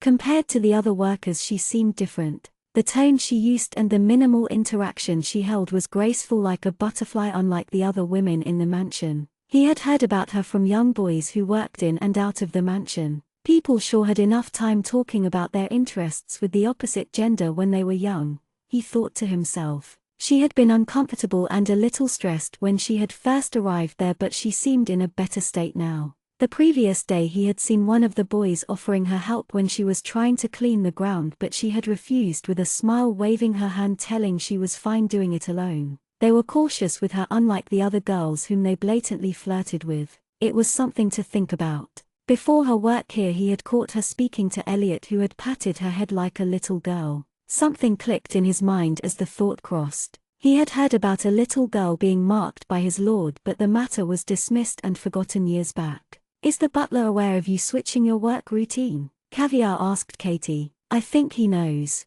I sent Coy to let Daisy know about it," she said, turning back to look at him. "Your canines are long," she said curiously. "It's been this way for a while now, since the time I got bit. People always mistake me for a vampire," he answered, keeping the shovel down on the ground. "Crossbreeds are foul creatures." "Crossbreeds? They are creatures from the deep dark forest, and their bites are fatal to mankind. It is a rare chance to get bit by them, but I happened to be just around the corner and was attacked. I guess the venom released from the bite reacted differently, like elongating my canines. Better eyesight and strength than an average human could have," he explained, running his tongue over one of his canine thoughtfully. Mimicking his actions, she touched her canines. Hearing people outside, she turned to see in the direction it was coming from. "Looks like we have the new string of horses here," Caviar whistled, dusting his hands on his pants. Katie went to feed the wolf, which was usually kept on leash. Bending down, she carefully placed the meat on a plate before pushing it forward. She had never seen a wolf before, and he was gorgeous. Its pelt was dark gray in color, having white fur going around its legs and neck. "Here, boy," she called as the wolf raised its head from its slumber. When he began eating, it made her happy, and she sat there looking at him until the meat was finished. She went to fetch water when Caviar came in sight with Oliver, the second in command of Valeria. Walking past them, she took one step before her footsteps slowed down, seeing the Valerian lord himself in flesh in front of her. His eyes narrowed at her, but she missed it as his expression turned stoic while he stood not far away from her. Normally he would have given her a smile, even though it was hardly noticeable. But nonetheless it was still a smile. Her throat seemed to go dry suddenly along with her lips, and she licked her lips to moisten it, and Alexander's eyes followed the simple movement. Hearing Oliver suggest something to the lord, she lowered her eyes with her thumping heart and went to fetch the water. When she was back, she moved awkwardly, feeling the lord's eyes follow her every action as the other two men spoke. She didn't know why, but he made her skittish. Maybe it was the fact that she had seen him taking bath while she was ogling at him shamelessly. Feeling her cheeks burn, she avoided any eye contact while making herself busy with the hay. She wanted to cover herself in hay to avoid the burning gaze that was coming from Lord Alexander. She wished Elliot was here to ease the atmosphere. Maybe she should apologize to him, but now didn't seem like a right time, not when there were other people around. She let out a sigh of relief hearing them leave and continued to do her chore. Chapter 42, The Fall Part 3. Finishing the work in the stables, Katie went to visit her parents in the evening. The cemetery was usually empty late in the evening. With more than 100 graves in it, Katie walked until she reached her parents' grave with flowers in her hand. The sun had dipped down by the time Katie was done spending time sharing her thoughts silently with her parents. She missed her family. When she thought too deep, it was hard for her to digest the fact that she was all alone. Her family was killed. She would have too if she hadn't gone to the winter's celebration. At times she wished she hadn't, because the turmoil in her heart and fear in her mind didn't let her sleep at night. There were days when she woke up in the middle of the night to feel her pillow drenched in her sweat or tears. The past which she didn't remember haunted her. Though the memories hurt her, she didn't want to push them away. It would be so wrong of her to forget them, because they were good people who deserved to be thought of even after death. She was thankful to Lord Alexander that he had asked her to use the room next to his. His cat, Aereo, had sometimes kept her company at night lying at the foot of the bed, and it gave her a sense of safety. Praying for the deceased souls, Katie got up, and as she walked she caught sight of a man sitting on the ground with his head pressed to the grave. As though feeling her presence, the man turned back suddenly to reveal his startled face. It was Mr. Weaver. His eyes were watery and there were 2 streaks of wet lines from his eyes indicating that he had been crying. "I see you've lost your dear ones too," he stated, clearing his throat as he got up, staggering a little. The grave read "In memory of Juliet." It must be his daughter, Katie thought to herself. The grave looked clean and neat with freshly put flowers like it was made not less than a week ago. "Your daughter has a beautiful name. My friend's younger sibling was also named Juliet," she said, not knowing what else to say. "Juliet? Yeah. It is indeed," he said, looking at the gravestone. His hands looked dirty, as though he had been cultivating crops in his backyard. He placed his hands in his pocket. "You must be new to the town?" he asked. "It's been few months. Do you have people to weave the dresses in your store? They are very pretty," she asked, curious. "It is just me," he replied, looking around his pocket watch. "I'm glad you bought the dress. We hardly have any customers anymore." "I must thank you for such a lovely dress," she thanked instead. She didn't know when she would get the chance to wear it. After all, wedding wasn't in her cards right now. Before they departed, Mr. Weaver wished her, "Have a good day, lady," and he walked in the opposite direction. Taking quick steps, Katie walked as the sky turned dark. She rubbed her hands together to provide some sort of heat against the cold wind. The clouds thundered above in the sky and she worried that she would get caught up in the rain. When she was not far away from the mansion, the clouds began drizzling and she ran towards the mansion. Huffing for air, she stepped inside the mansion. The rain had dampened her clothes and hair. Removing her shoe, she tiptoed, seeing to it that her feet didn't dirty the white floor. "Katie, you're back," her friend Dorothy exclaimed, entering the kitchen with Mrs. Hicks. "I'm back," she replied cheekily as she stood in front of the fireplace where the large pot cooked food for dinner. Her stomach grumbled. She had skipped her lunch so that she could finish her work to make time to go to the grave, and now she was hungry. Chapter 43, The Fall Part 4. She was busy waving her palms in front of the fire while talking to Dorothy when Martin, the head butler, came in. "Lord Alexander has requested for restocking the logs in his room," he informed her. "Okay," she replied, quick on her heel. With the time she spent in the mansion, one thing she knew was that the Lord didn't appreciate tardiness. Katie, carrying the wooden logs in her arms, entered the Lord's room gingerly. Noticing the Lord's absence in the room, she felt her body relax. Going to the fireplace, she began arranging the woods before lighting it up with fire. Even with the windows closed, the room was cold. Picking up the stool that was placed on the other side of the room in a corner, she placed it in front of the fireplace. Taking the extra logs in her hands, she stepped on the stool to open the cabinet at the top to keep them inside where the extra logs were usually stocked. Feeling it wobble slightly, she remembered the time with her aunt, who would often scold her for standing at the edge of the stool. It was a bad habit of hers which she hadn't corrected. Those were good times, she thought to herself with a smile. Humming to herself mindlessly, she was trying to get the last log adjusted inside due to the lack of space that when she tried to change its direction she felt her toes slip, feeling the stool move ahead while her body moved back. Waiting for the harsh fall, she closed her eyes but instead felt someone catch her effortless. Her hands had turned like a cat's claw when a child tries dragging it with its tail. She felt her take deep breaths from the sudden fall she almost had. Opening her eyes, she tilted up her face to see that it was Lord Alexander who had caught her in his arms. Her eyes met his, who was looking at her with a worried expression. His face glowed as the woods from the fireplace burnt brightly. She gulped nervously. "That was dangerous," he murmured. "Are you all right?" he asked, putting her down, and she nodded. "I am sorry for causing you trouble," she apologized, bowing her head. If it wasn't for him, her head would have surely broken into two parts.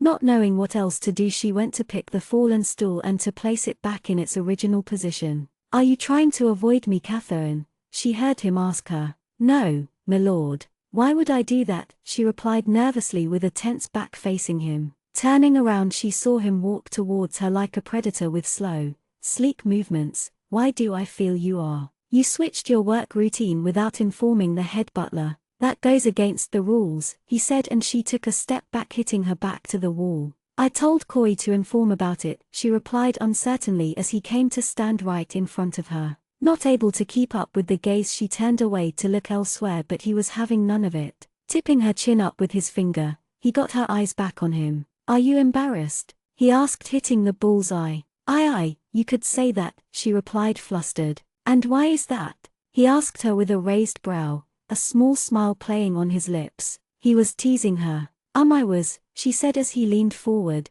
placing one hand on the wall next to her. Recollecting the event that took place, she blushed furiously. As seconds passed, she felt her head go dizzy with the sudden attack and her eyes go blurry. "Breathe," he whispered gently above her, tracing his finger over her jaw to calm her. "What am I going to do with you? You get nervous easily around me, yet you are at ease with other men. It irks me to no end," he confessed next to her ear with a sigh, feeling his fangs throb at her proximity. He shouldn't have touched her. He could feel her blood flow under his fingertips where he had placed his hand on her skin. He could only imagine how sweet it could be. He wanted to take a sip of her blood, and the thought drove him crazy. It had been too long since he last drank blood from a woman this innocent. Stepping away, he gave her space, closing his eyes to gather his control, but it was slipping away. "Lord Alexander." Katie looked at him to see a deep frown marring his face now, like he was in pain. She gasped when he opened his eyes. They were darker than usual and his fangs were visible as he looked at her like she was his prey. Chapter 44, Teasing Part 1. Katie stood there stupefied as Alexander stood before her, his eyes darker and fangs visible. She didn't know what to do and was scared to move a single muscle in her body under his unblinking vision. She felt if she tried to run, it would only make him chase after her like hunting a prey. She saw Alexander take a step forward towards her, making her clutch the side of her skirt tightly. One step followed by another until he stood right in front of her. She had to tilt her head back to meet his eyes, and as they stared for mere seconds, the Lord placed one of his hand beside her head on the wall and she gulped. The look on his face was too calm and unnerving. She didn't know why, but it felt he was angry, or was it that he wanted blood from her? Some people considered it a privilege to give their blood to the royal elite lords, but she didn't know what to think as the thought of a vampire sinking fangs in her had never occurred to her. "Are you going to drink from me?" she asked hesitantly, and heard him chuckle. She moved away from him with the pace of a snail so that he didn't notice, but he was the Lord of Valeria. He placed his other hand on the wall so that she couldn't move. "That depends on what you are offering me to drink," he replied deviously. "Offering?" she asked, a little confused at his words. "Yes," he answered, leaning forward. "My neck?" Katie knew that vampires preferred to drink from the neck as it was easier to suck the blood out of the tender region. She prepared herself mentally with her eyes shut close, waiting for the bite. It scared her, yet at the same time she felt her body tingle in anticipation. It was a mix of emotions. When nothing happened, she opened her eyes to notice that his eyes had turned back to its usual color. Alexander looked at the wide-eyed woman who had a bewildered look on her face. Her innocence was something to be concerned about, he thought to himself. He was good in controlling his thirst to drink blood, but today he almost lost control. If it was someone else he wouldn't have thought before sinking in his fangs and sucking out the last drop of blood from the body, but this one was special. "You aren't going to bite me?" He heard her ask him with relief in her voice, but her face reflected the small disappointment that he didn't miss. "Did you want me to?"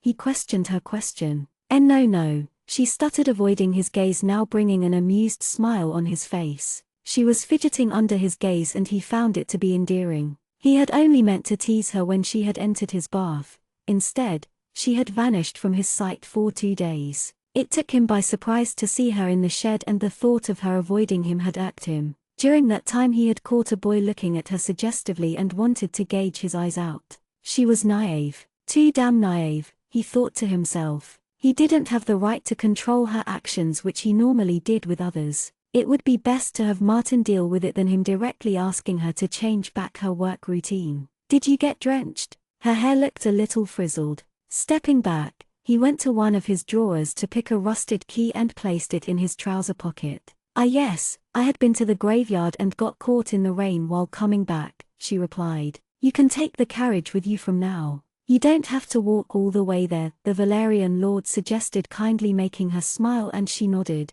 "I needed to talk about something important with you. Let's go to the study room." Reaching the study, she saw him close the door before he went to take a seat behind the desk. She sat down, wondering what he wanted to talk about. "I received some information on the massacre attack that happened in your town. Oliver and the others found a witch on their expedition and found 2 bodies that belonged from your town." As Alexander explained this, Katie felt her heart sink with dread. "The witch was killed and the bodies have been brought back here. Can I see them?" she asked him. "The bodies are under observation right now. We can go there once the observation is complete," he said, and they were interrupted by a knock on the door. It was one of the general who had come to talk to him. Stepping outside the study, Alexander closed the door behind him. She could hear them speak, but she didn't heed to what they spoke. Instead, her thoughts were stuck on the information the Valerian lord had just shared. She was scared to see, but at the same time she wanted to reassure herself that her cousin was still alive by proving it false. As thoughts crossed through her mind with what-ifs possibility, one of the paper on the desk caught hold of her attention. There was the name Juliet in it. Picking up the paper, she saw that it was a list of names of people who had passed away this month, either due to illness or accident. It also included people who were missing from the town. She heard Alexander clear his throat behind her, making her keep the paper back on the desk suddenly. "Sorry," she apologized sheepishly, bringing her hands together to keep it still. "I just saw a familiar name on it and got curious." "Is that so?" he responded, taking the paper she had placed on the desk in his hand. "Yes, Mr. Weaver's daughter also shared the same name as Juliet. He looked really down when I met him at the graveyard today," she said, and he hummed in response before speaking to her. "The observation is complete. Would you like to go see them?" he asked her, and she nodded her head. The bodies were kept down in the dungeons which were next to the horse shed. This was where she had been staring at this noon. It was a dark-lit space made of black stone walls. There were guards around at each interval of 4 barred cells. It made her uncomfortable with every step she took as death hung in the atmosphere. But the cells were empty, with no hostage or criminal in it. She saw at the far end there was another passage that led a level down under the ground. Katie felt Alexander's hand on her back once they came to a certain cell where she could see 3 bodies, 2 on one side and another on the other side of the cell. The guard who was accompanying them opened the lock so that they could enter it. She had to cover her nose to stop smelling the foul stench of blood and the decomposing bodies. "Go ahead," she heard Alexander speak gently to her, and she walked where the bodies were laid down. The face was a mess with cuts and bruises. Having a closer look at both faces, she felt a sigh of relief escape her mouth. None of them were her cousin. Turning back, she shook her head, looking at Alexander. Her eyes then went to the other side of the room where the 3rd body was laid. "That's the witch who was involved in the masquerade," Alexander said as she went to look at one of the murderer of her town.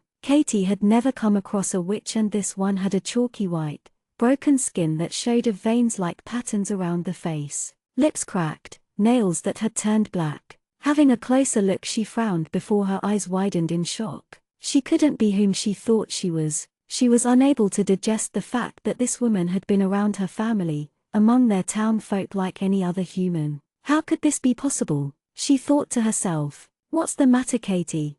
She heard Alexander ask her as he approached closer to where she stood. "I know her. She was going to be Ralph's fiancée," she whispered. "Velma." Velma was her name. "Looks like the Black Witches still reside in towns under disguise," he murmured, and Hen spoke. "Did you notice anything different about her? Any habits or anything she might have said?" he asked her. "She had started living in our town for 3 years and she was like any of us. She smiled, laughed, got angry when someone pulled a trick on her, which my cousin usually did to get her attention at first. She didn't eat much when she was invited for dinner. Like she couldn't have it," she said, recollecting her memories. "My uncle had once seen her coming back home at the time of dawn. When Ralph jokingly asked her, she seemed a little irritated, but that was all. She should have noticed, but how could anyone know that a Black Witch was living with them?" "Do you remember when it happened?" he asked her. "It was a week before the winter's celebration. I remember Ralph going to meet her the morning the masquerade took place," she said before looking at him.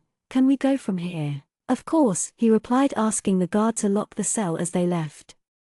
Chapter 45, Teasing Part 2. On their way back, Alexander didn't question her anything regarding the matter and changed the topic to a lighter conversation until she reached her room. Wishing a good night, she got into the room, directly heading towards the bath and turning on the tap while she sitting under it. After a while, she turned it off, sitting there looking into space. She didn't know for how long she sat there until the Lord's cat came in view, meowing his way towards her. "Hey," she cooed as the cat nudged its black paw on her hand. "I know I need to get up now," she said, getting up and picking the towel from the shelf. She ran a hot water while putting the cat out of the bath. "You'll have to wait," she said, closing the door. She wasn't comfortable having the cat while she was taking a bath. Once she got into bed, she pulled out the chain she wore to play with its pendant, inertly looking at the blue crystal at the center of it. Surely not just a single witch was involved here.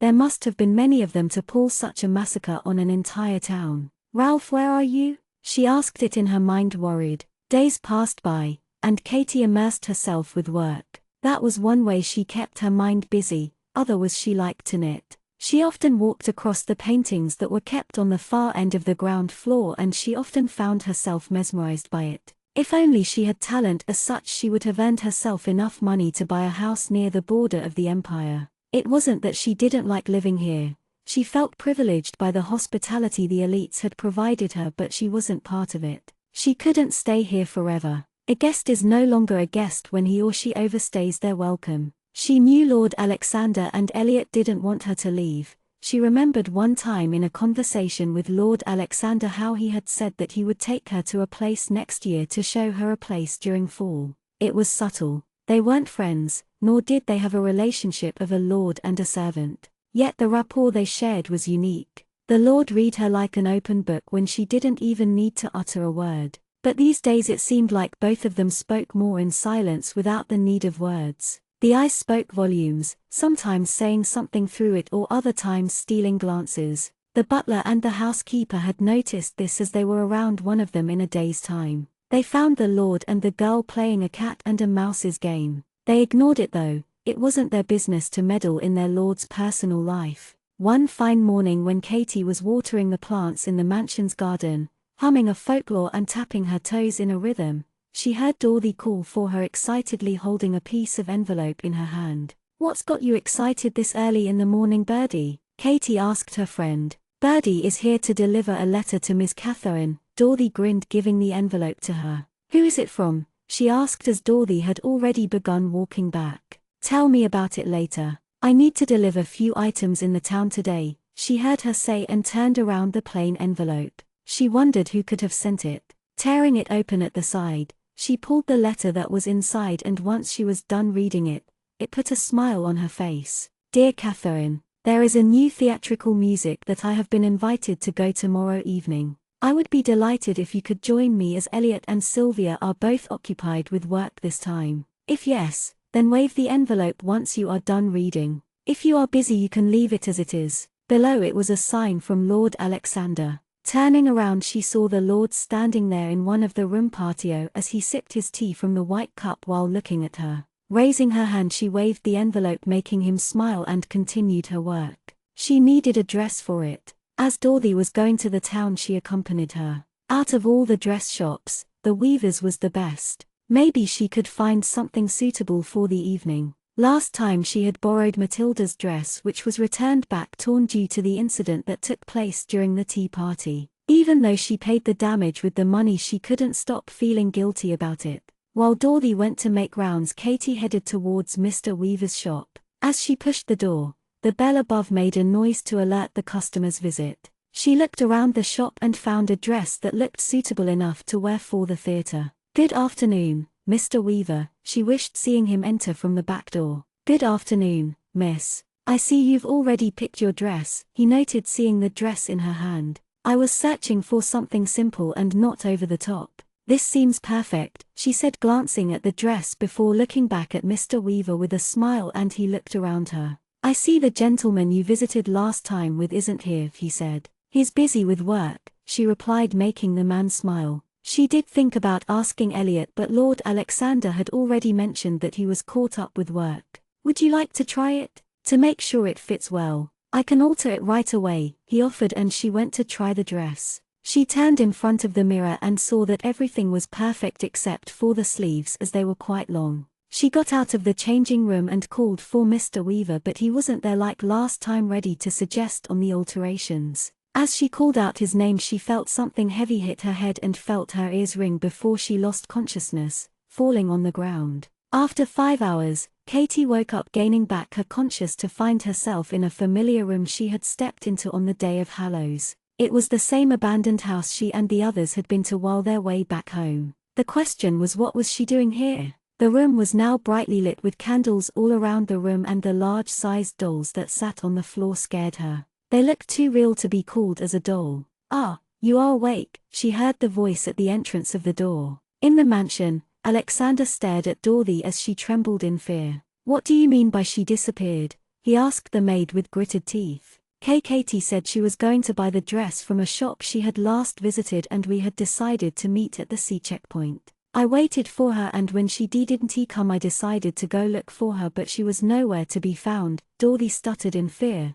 Lord Alexander could be terrifying. Elliot, Sylvia and Oliver were also present in the room with them. "Did she say about going to the weaver's shop?" Elliot asked her, and the maid nodded her head. Something clicked in the Lord's mind, and he said, "Oliver, find the name of the weaver's daughter. I already made some background details on him," Elliot said, sending the maid out of the room. "The story is short. Wife died, daughter caught influenza and died too, leaving the man alone. The interesting thing is the town folks think he casts an evil spell on the dresses. I checked the shop, but it's closed. There's nothing there," Elliot said with a sigh. They didn't know what happened to Katie and in what condition she would be in. "And what was his daughter's name?" "It was Hannah Weaver," Elliot replied, making Alexander frown. "Sorry," she apologized sheepishly, bringing her hands together to keep it still. "I just saw a familiar name on it and got curious." "Is that so?" he responded, taking the paper she had placed on the desk in his hand. "Yes, Mr. Weaver's daughter also shared the same name as Juliet. He looked really down when I met him in the graveyard today," he heard her say. Rummaging through the desk papers, he pulled one of it out and took out the registry file to compare the names. The girl named Juliet had died 2 days ago. Why did the man tell his daughter's name wrong? Unless he was trying to hide something. And then it clicked. "Send someone to dig Juliet Benedict's grave right now," he ordered, and Oliver left the very instant, not wasting time. "I think we just found our corpse-stealing thief." "What about Katie?" Sylvia asked, worried. "I'll find her," Alexander said, taking out his chain. "I promised to keep her safe." Chapter 46, Tending Wounds Part 1. "Mr. Weaver," Katie whispered the old man's name, seeing him step into the room carrying a lantern in his hand. "How are you doing, Katie?" he asked, keeping the lantern on the table. "I was worried that I hit your head too hard." "Why am I here?" she asked, scared, seeing him rummage through the drawers. Her hands and legs were tied with rope. "You belong to the royal blood," he murmured. "You'll be good. Please untie me." "You are mistaken. I do not belong to the royal blood," she pleaded, but got no response from him. Her hands and feet were tied with rope to keep her in place so that she wouldn't escape. "If it's money that you want, I can get them to you, but please let me go." "Money is not what I need." He turned behind to look at her. "What is it then?" she demanded, to receive no response to her question. Instead, the man left the room like she hadn't uttered a word. The state she was in only fueled her imagination to the worst possibility with why he had got her here. The place looked the same as she had last visited,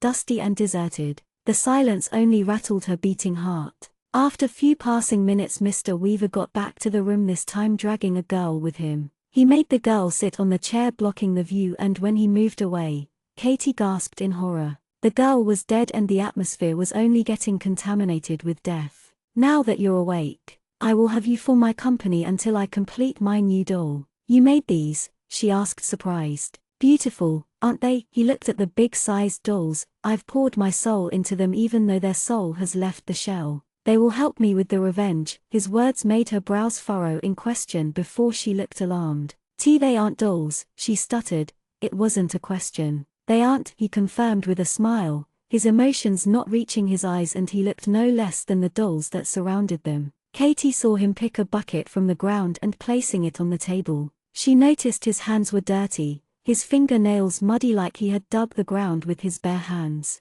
Taking a metal rod, he dipped it in the bucket before retracing it to put the white liquid on the girl's skin, and she saw tiny little fumes evaporating into thin air. The eyes that were closed were now wide open and hollow like many others that lied in the room. It didn't take much time to understand that he had mummified all of them, keeping them alive even after death. "Why did you get me here?" she asked again, and this time he answered her. "To make you my ultimate doll." He kept the spatula that was in his hand on the table. "What?" she whispered, unable to believe what he just said. "But why?" "You're a good man, Mr. Weaver." "No man is good after he has lost his dear ones," the Mr. Weaver interrupted her, turning back to look at her horrified expression. "After a certain point there is no goodness left in this world. I will find peace to my family once I'm done with you. It is time for atonement." Atonement? Katie pondered over his words. Did it mean the rumor about him was true? "You killed your family," Katie stated, and the bowl that was on the table containing paint splashed all over the wall. The liquid dripped down in angry lines on the pale-colored wall. "Is that what they said?" the man asked, furious, with his stiff back facing her. "They might be able to fool others but not me. Those bastards killed my family and now they have put the blame on me to avoid suspicion." He got up from his seat and lifted the newly made doll to keep it down on the floor. He went to the nearest railing as if in deep thought. "This world we live in has no mercy." "No mercy," he whispered barely enough for her to hear. "We all live in the world that is controlled by lies and manipulation. Like any ordinary man, I had a wife and a daughter. My wife died due to illness and soon my daughter followed. But my daughter lived. The cure wasn't found for the illness, but the higher-ups we so-called took her away and burnt her alive, saying she was a witch. She was only 13. I can still hear her cries ringing in my ears at night." "Listen to it," he said for her to hear, the dead silence of the world apart from the crickets. His words only made the hair in her body stand out of fear. Katie didn't know what to say but feel sorry for the man. "But doing this deed won't bring your family back," she argued.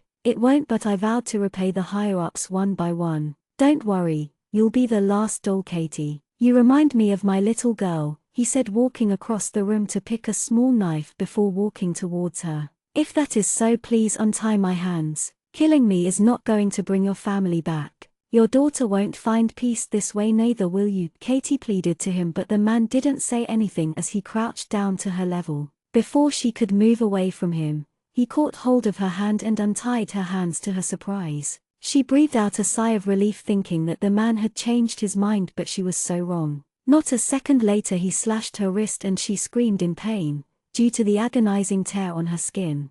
"Stop, please," she cried. She felt a stab below her knees on one of her legs which only made her scream. He pushed the knife further into her flesh as she thrashed to get away from him. Tears streamed from her eyes, blurring her vision in the process. Blood trailed down her leg, staining the pale dress as it absorbed the liquid. "I'll let you get used to the pain and will be back tomorrow to inflict the pain again my daughter suffered. As time passes by, your life force will decrease and you will replace my daughter," he said, throwing the knife on the other side of the room. Putting his hand in his trouser pocket, he pulled out something that looked like a bundle of sticks tied together. On closer look she noticed that it resembled a doll with arms and legs. Without another word he took the lamp with him and went out before closing the door behind him. She hadn't known a man was capable of such emotions. She hadn't done anything, nothing at all, yet she was in this plight. She felt it impossible to shift her leg as pain pierced through her entire body and she cried out of pain.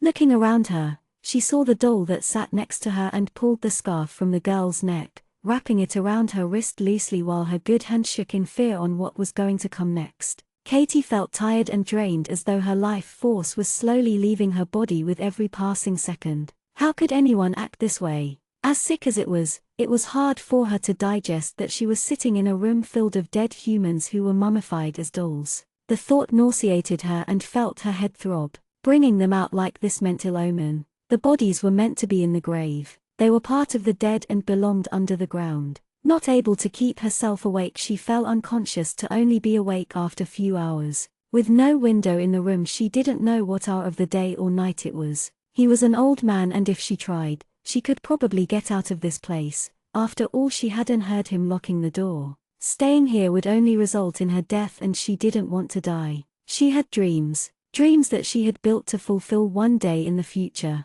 There were dreams that involved her family, and even though they weren't here, she wanted to pursue them by finding her cousin. Her mother had sacrificed her life to protect hers. Chapter 47, Tending Wounds Part 2. She tried getting up to only cry out of pain due to the wound caused on her leg. With difficulty she got up, limping her way towards the door. She pushed it carefully, holding her breath to see he was nowhere to be found. Stepping out of the room, she limped through the corridor and to the hall to only gasp seeing a young lady sitting on a chair motionlessly with a vibrant smile on her face staring her way. She opened her mouth to only close it again after realizing she wasn't real. She was a mannequin. Her hair tied in two partitions with red ribbons at the ends. Even with all the marks and stitches on her pale skin, she was eye-catching. Her eye the color of liquid sapphire, and as she stared at the lady she saw the eye move so very slightly, making her stagger back out of fright. Not wanting to stay in the house a second more, she headed towards the main door to only find it locked. The windows had iron bars and she worried that if she tried to break the door it would only alert him. Moreover, the house was located in midst of the forest. She didn't know how far she would be able to make it with her current status. Remembering there was a window that had no bars when she last visited, she went up the stairs not before hearing Mr. Weaver in the kitchen with a loud sound. Reaching the room and locking it, she went straight to the window and opened it without wasting time. Jumping from this height seemed absurd, but what other option did she have? Stepping on the edge, she was about to jump when a hand stopped her by the shoulder, making her shriek out of fright. She twirled around and in an effort of getting away from the man, her feet tripping, closing her eyes as she fell backwards in slow motion out of the window to be caught in time. "Katie, stop, it's me," she heard a familiar voice while her vision cleared due to the sudden panic. "Elliot," she called out with shakily. "I'm here. Are you all right?" Elliot asked, assessing her face. "You're hurt," he said, noticing her wrist and the stain on her dress. When he went to look at it, she pulled her hand back, shaking her head in the process. She had a frightened expression and he didn't know if she was shivering due to fear or cold. Finding her had become difficult as it seemed that the house was on a spell, a bad spirit hindering their vision. Though they had found her in less than a day's time span, she looked shaken and hurt. Elliot took out his coat before putting it around her. "Elliot, Mr. Weaver, you don't have to worry about him. He's dead," he said, and looked at Katie, who stood still before a look of relief crossed her features. Elliot was about to ask a question, but he left it as it was because now was not the time to talk about it. Putting on a smile, he guided her down the house to see Alexander with the old man who was lying cold on the ground. Sylvia, Oliver the Lord's second in command, and Matthias, who was part of the council, were also present in the room. The guards who had accompanied them pulled out the mannequins one by one out of the house, loading them into the wide cart to provide them proper burial in the cemetery. Seeing Katie with Elliot, now safe in their care, Alexander spoke. "Sylvia, take Katie to the mansion and tend to her wounds." Katie looked at Alexander to lower her eyes, not saying a word. She followed the woman. As they left, Katie noticed that the mannequin that was sitting on the chair wasn't there anymore. The guards had taken her to the cart as well, she thought to herself. The sky was lighter in shade as they got into the carriage, breaking the darkness to bring out life. Once the carriage left with the two guards accompanying Sylvia and Katie, Oliver turned to look at Alexander, waiting dutifully for his words as his lord wore a dark, grim expression now. "Do you think he committed suicide?" Elliot asked, poking his shoe to the side of the dead man before they got out of the house. he was psychotic to begin with to pull such a thing. The guards had begun pouring oil in and around the house, preparing to burn the entire place, which would lead to a clean ground. "It isn't suicide but murder," Alexander said, walking in the room and looking at the objects around them. "But there wasn't anyone in the house apart from him and Miss Catherine," Oliver stated, adjusting his round glasses on his nose. "It is not necessary that a murder should be triggered with a living form. Even with the charm stone, it took us time to find Katie's location, and look at this," the Valerian lord said, opening his palm to reveal the doll made of sticks. "Voodoo doll," Mathis said, looking at it. "That's right," Alexander confirmed. To have a voodoo doll in possession only means two things. One, he knew a witch that is highly unlikable, or two, he was being controlled. The Valerian lord walked towards the empty chair. As he trailed his fingers over it, he stopped suddenly before turning to them. "Oliver, have the family members of the bodies notified and have them buried in the cemetery by evening. Take all the guardsmen for it," Alexander ordered, and the man nodded before calling the men to prepare to leave. "I'll be taking my leave as well, Lord Alexander," Mathis said, seeing the second-in-command leave. "Would you want me to report today's event?" "Yes, have them recorded in the council book. It would be troublesome if people made stories after all. Their tongue don't stay still," the Valerian lord said, dismissing the council member. "Of course, I shall take my leave then, Sir Eliot." He tipped his black hat to both the men before going his way.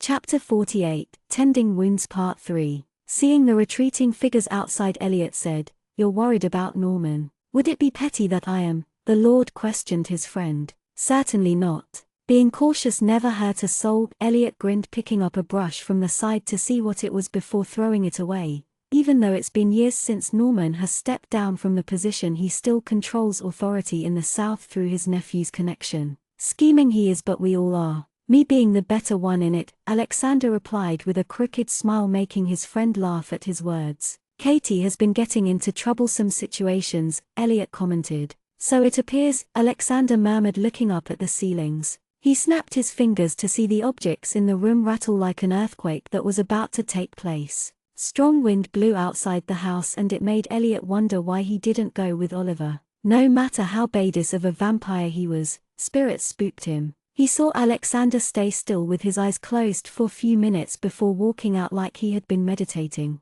Once they stepped out of the house, Eliot lit the matchstick, throwing it at the house, and soon the house caught fire, burning itself until there was nothing left but ashes and fumes. When Alexander reached the mansion, he went up the stairs to see Daisy and Sylvia coming out of Katie's room with a dress that was stained with blood. "How is her wounds?" he asked. "About that," the lady pursed her lips. "She's not letting us help her clean them." His brows knitted closer hearing it. Letting it be like that would lead to an infection. What was the girl thinking? He raised his hand to knock on the door when Daisy interrupted him. "My lord." "What is it?" he asked, his hand in midair. "Miss Katie is in a delicate mind right now," the middle-aged woman notified him, knowing the man had his temper at times and it would be like mind stones if one didn't know him. She didn't know what exactly happened, but when the girl was brought into the mansion she seemed like to wreck and lost. "Have a meal prepared and bring it up here," Alexander said before knocking the door and stepping into the room. Sylvia patted Daisy's back with an assuring smile when the old woman gave a worried look towards the room. "She'll be fine," Sylvia said in a hushed tone as they walked away. Katie was sitting on the bed staring outside through the window when she heard the door open and close. Turning around, she saw it was Lord Alexander who had entered. She stood up, putting her weight on her good leg. "Lord Alex." She felt the Lord suddenly engulf her in a tight embrace, feeling his arms wrap around her body as though she would vanish if he let her go. She blinked as she heard Alexander exhale like he had been holding his breath all this while. Holding on to him, his warm, distinctive scent invaded her senses, making her forget things that took place in the recent hours. His presence drove away her fatigue and distress, instead bringing in the sense of tranquility to her mind. "Lord Alexander," she asked, feeling him tighten his hold on her before loosening it but not letting her go. "I was so worried," she heard him whisper at the top of her head. "I am sorry we couldn't get to you sooner." As they stepped back, she saw the worried crease that had formed on his forehead. "I'm glad you came before I could turn into a mummified doll." She laughed awkwardly and saw a flash of anger pass through his eyes. She knew he and others had tried to find her when she went missing, as that was what she understood by Sylvia's words on the way back to the mansion. She didn't want anyone touching her as it made her jittery. Surrounded by dead bodies for almost a day had affected her mind, but when Alexander touched her she felt safe. "We need to clean your wounds to avoid any possible infections," he said, and was quick to catch hold of her wrist when she went to step back. "It's fine, it doesn't hurt at all and is all dried up now." She put up a smile, but the Lord only stared at her before tracing his finger on the wound, gently making her flinch with pain. "It hurts." Alexander looked pleased with her reaction. "Good. If it hurts, say it." She saw him size her up and down, and then picked her up in his arms. "Lord Alexander, where are we going?" she asked, alarmed with her eyes wide. "To the bath," he answered curtly while kicking the door and entering the bath. "I won't do anything to harm you," he said, looking straight into her eyes. "I'm only going to clean and disinfect it." "All right. Okay," she replied in a small voice. It was better to comply than him do something to prove his point. Placing her on the island, he went to the shelves to retrieve a box with him. Opening it, he picked a bottle and the gauze roll out of it. Bringing a vessel filled with water, she saw him pour the contents of the bottle and stir it with his long index finger while she sat there quietly. Dipping a piece of cotton, he turned towards her. He took her wrist in his hand and dabbed the cotton carefully. "Does it hurt?" he asked her, and she shook her head. Once he was done cleaning, he wrapped her hand with the gauze and securing it to make sure it didn't fall out. She was more than embarrassed when the Valerian lord pulled her dress up until her knees to clean the deep gash of wound that still hurt, but with a stoic expression he cleaned and dressed the wound. Taking her back to the room, he sat there until she finished her meal and went to bed to get some rest. Seeing Katie slowly drift to sleep, Alexander got up ready to leave the room but stopped, hearing Katie murmur, "Don't leave me alone. Please stay," she said, half asleep. He sat down on the bed and bent to place a kiss on her forehead. "I'm right here," he whispered. Chapter 49, Blue Rose Part 1. Katie woke up abruptly, her breath heavy. Sitting up on the bed, she looked around the room, which was dark and quiet. The rain pelted towards the closed windows as she stepped out of the bed. Her feet touched the cold floor. Going to stand next to the window, she saw the heavy rain pouring down from the nightly dark clouds. Drops of water followed one after the other in continuous streamed lines, competing with each other. It had been more than a month since the incident that took place in the doll maker's house, but it didn't leave her subconsciousness. Mr. Weaver often came in her dreams ready to mummify her, and it made sleeping difficult. It was like a recurring nightmare that she wished would leave her mind, but the doll maker wasn't the only one who visited her in her dreams. It was the doll with blue eyes and vibrant smile that scared her more. She was scared to sleep alone. Some days she kept herself awake at night in fear of dreaming things she didn't want to, and it only deepened the bags under her eyes. And the thunderstorm in the sky didn't help a bit.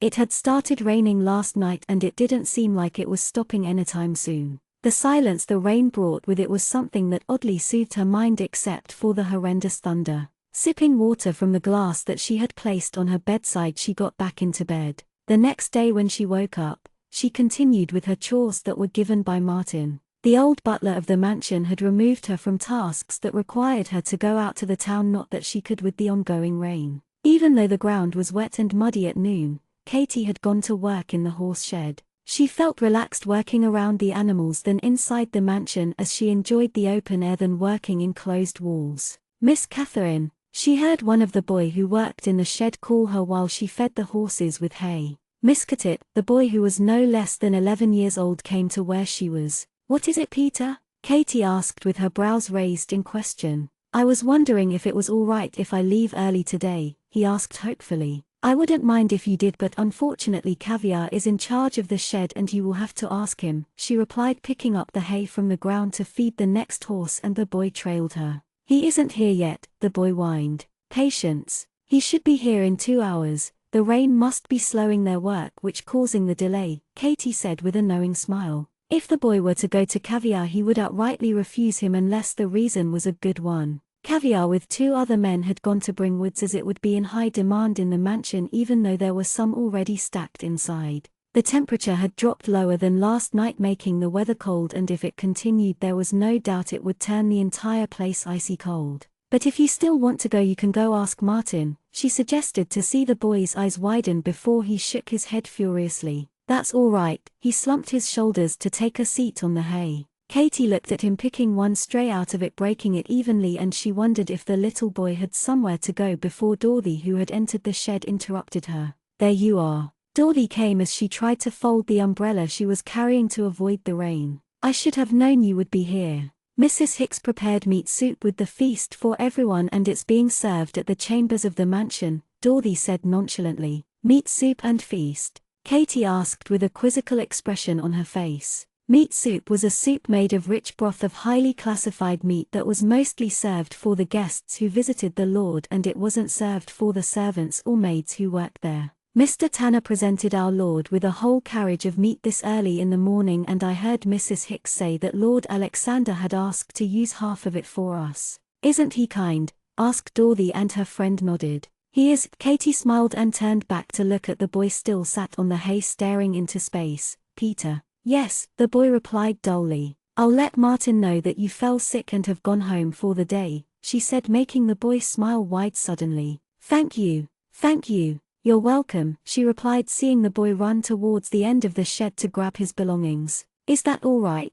Dorothy asked, looking at the boy head out wearing his ragged cloak. Yeah, the weather just calls for a day off work, don't you think so? And saw Dorothy sigh. I miss being young. You know, sleeping in late, waking up late. No worries, no life crisis, and no Martin, she added while she opened the umbrella, making Katie laugh. There, she patted her friend's shoulder as they began walking out of the shed. It's getting dark, she noticed. What? Dorothy asked, unable to hear with the rain. Don't you reckon the sky is darker than usual? Katie asked loudly. It is, but it happens every year, on the same month and day. We don't know why it happens so, but it's like a holiday with the Lord treating us with food like meat soup, Dorothy explained while they walked on the muddy ground. When one of us questioned Martin about it, he was scolded on not to ask unnecessary questions. Even Mrs. Hicks and Daisy don't speak on it. Katie wondered if there was something that Martin and the older staff knew which they didn't want others talking about. It before she could think further on it, a strong breeze swept across them, turning the umbrella inside out.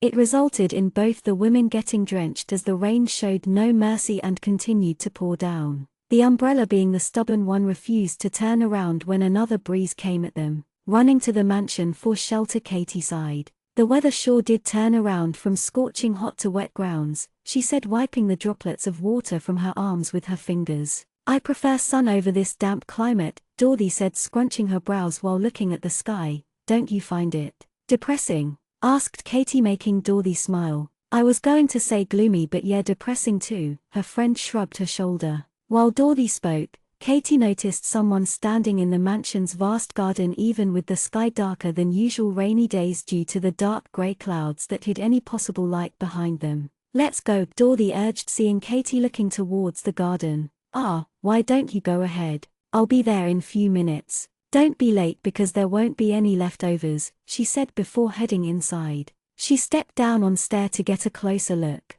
Looking at the tall frame who stood there still, Katie realized it was none other than the Lord himself. She wondered what he was doing standing there alone in front of a plant while in the rain. After few passing minutes with only the sound of rain muting the entire place, she saw the Lord bend down to pick something from the ground. A second later he wasn't standing there anymore, and she furrowed her brows. Enjoying the rain? She hadn't expected him to use his inhuman, vampire speed to come where she stood, and the sudden action startled her, making her slip the stair she was standing at the edge on. Katie felt the Lord's hand hold her by her waist before she could fall. Do you fall when I'm not around, or does it happen only when I'm around? She heard Alexander ask her, humor laced in his voice.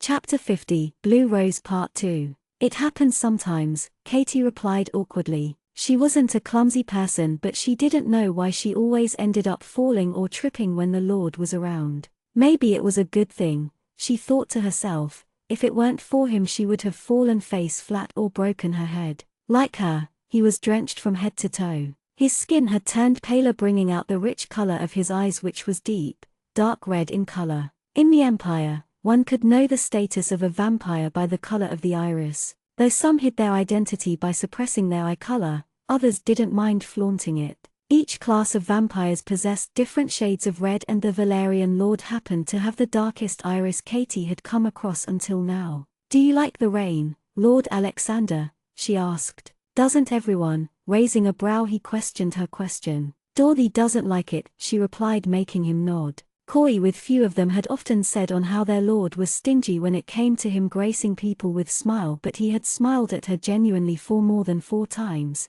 that much she noticed. What about you? He asked her, seeing her drenched, little water droplets that was settled on her neck. I heard that you've been working at the shed since morning. Does Martin report everything? Everyone does, Katie asked him. Just the noteworthy ones. Here, he said, raising a dark blue rose in front of her. There were visible sharp thorns on the stem. She looked at him, then the rose and him again. Seeing this, he chuckled, looking at the dilemma on the woman's face before she took it delicately. Even if the rose picked up from the ground and wasn't plucked out, Katie didn't know if it was all right to take it, especially when it was the Lord who was giving it to her like he was handing over something precious. I see that you don't place these roses anywhere in the mansion except in my room, she heard him speak as they watched the rain. I was told to be wary when it came to this one, but it's such a beautiful flower, and I thought you would like to have one in your room. I am sorry for thinking so. If you don't like it, I will keep them as they bloom, she apologized and saw him shake his head in disagreement.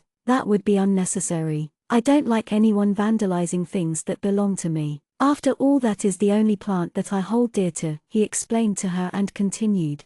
And I think it is a thoughtful gesture. Makes me feel cared, he teased, making her blush as she looked at the ground before looking back up at him. These were the instances when Katie found Alexander to be teasing her, and she suspected that her lord enjoyed seeing her flustered. May I ask you something, my lord? Ask away. Do you know the reason behind today's weather? She asked him curiously. It just seems so different from the South Empire. I haven't seen a weather as such in my entire life.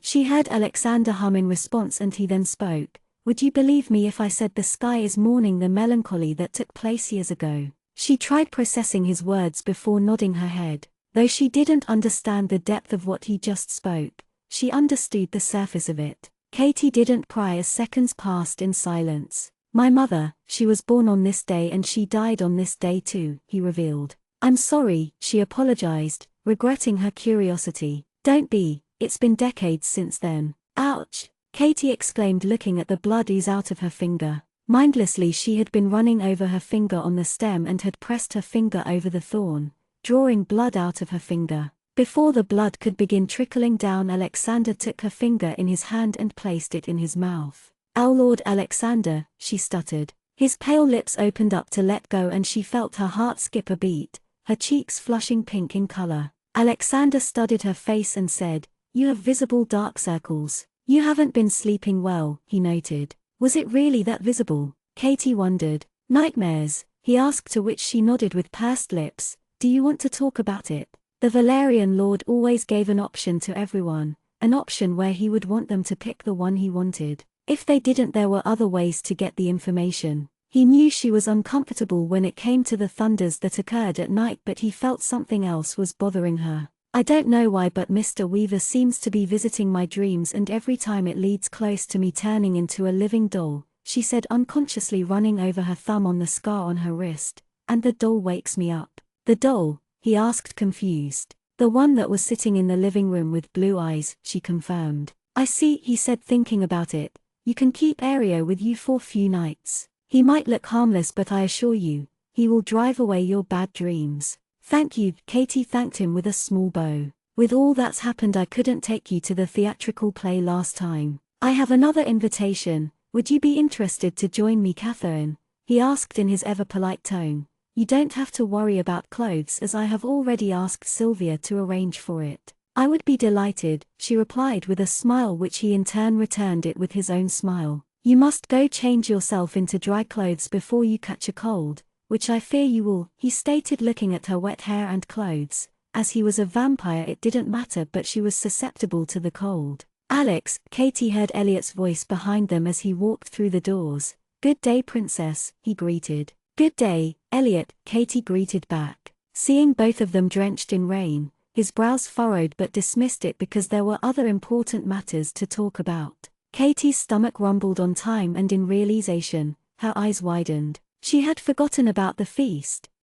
Excuse me, she said, bowing her head to both of them, and left them to go inside. Going up to her room, she placed the beautiful rose in a vase and quickly changed her clothes to avoid the shivers that she was beginning to experience. Lord Alexander had said that the plant mattered to him, and she tried guessing if his mother had planted it herself or if it brought him fond memories. Once she reached where Dorothy and the others were, she had the delicious meal Mrs. Hicks and the others had prepared. There was enough food for everyone with second serving, but not more than that. When Katie was passing by, Cynthia almost spilt her bowl of hot gravy on her if it weren't for Corey, who pulled Katie by his side on time. She didn't know why, but it felt like Cynthia had purposely tripped to spill the contents on her, but she brushed the thoughts away, continuing to enjoy her meal. Chapter 51, Detour Part 1. The meal was delicious. It was rich and full of ingredients, as if the meal was prepared for elites. Lord Alexander was nothing but generous, Katie thought to herself. God bless his mother's soul. Once they were done with the meal, which was prepared for the staff members of the mansion, Katie and the others headed up back to work. As they walked, some of them rubbed their palms and hands due to the drop in temperature. As the servants' quarters was located below the mansion in the underground, the temperature was much colder. Katie saw Dorothy shiver, even though she had only changed herself to a fresh set of dress, unlike her who was still in the same attire. Dorothy scrunched her brows, opening her mouth to let out a sneeze followed by another one. Escape. Damn this weather, she said, rubbing her nose with the back of her hand. I overheard that the temperature was going to worsen as the day goes by, Matilda commented as they came across a window that was closed to prevent water from coming in. Katie went to stand near the window, placing one hand on the cool window pane. She looked outside to see that the clouds had turned darker than before. Though it was the time of noon, the mansion was lit with light to brighten the place, as it seemed like it was already night. She wondered if Caviar and the others had had food. Down in the servants' quarters during lunch, Katie had asked Mrs. Hicks if the meal could be saved for 3 of their men as they were out on duties. The feast wasn't something that occurred every week or month. Mrs. Hicks had a faint smile as she nodded and asked one of the maid to keep some of it saved. It's so much better than the scorching sun, Corey replied from behind, and Dorothy sighed. The sun, they heard Dorothy mutter, which ended with a sneeze. How was the weather at your place? Corey asked Katie as they continued to walk. I often hear the travelers speak about it fondly. It was a never-changing thing, a little rainy, a little sunny, and a little windy, she responded with a smile, getting lost in the past. I never got the chance to visit the South or the North Empire, he said before his eyes fell on her hand. Looking at the ink blue rose, he spoke with a worried expression. Katie, Lord Alexander might get angry if he sees you with that. He is very particular about the roses. Oh, this. Katie trailed, wondering what to say, but Cynthia was quick with her words. He is going to kill you, she chimed, to which Dorothy glared. What? She questioned innocently. Actually, I found it lying on the ground. It shouldn't lead to any trouble, Katie replied, looking at Cynthia as the woman's smile faltered. She had covered the rose well with her dress, and reaching the corridor she had forgotten about it. She had lied about the rose, not wanting to give away the fact that the Lord himself had given it to her, but telling it so would only increase the gossip in the mansion. Her friends weren't of that sort, but she wasn't sure about Cynthia. Of course, it shouldn't, Corey agreed. What are you lads doing here, standing idle instead of getting back to work? It was Martin who had a disapproving look marred on his face. They quickly scrambled their way before he would top their existing work with new ones. After changing her clothes and placing the rose in a clean vase, she looked at its stem with thorns that was immersed in water. On a closer look, she noticed the little red lines like roots around the stem, which was barely visible now in the water. She had never met men who took interest in gardening or flowers, due to which she found Alexander's attachment to the plant more than unusual, especially when it was a vampire. People like her friend Annabelle's husband was spared as he belonged to the elite, but secretly vampires were shunned there. The part of the entire she came from had different views when it came to the vampires. They were put across to be vile creatures with no emotions except for the lust of blood, but men and women of Valeria broke that conventional image. She ran her thumb over her finger she pricked earlier and blushed at the memory of what happened at the entrance stairs. Her hands were dirty from the shed, but without a thought, Lord Alexander had placed her finger in his mouth like it was a natural thing to do. Days passed by since the rain, bringing out the sun out of the clouds. Katie hummed a music as she fixed her hair.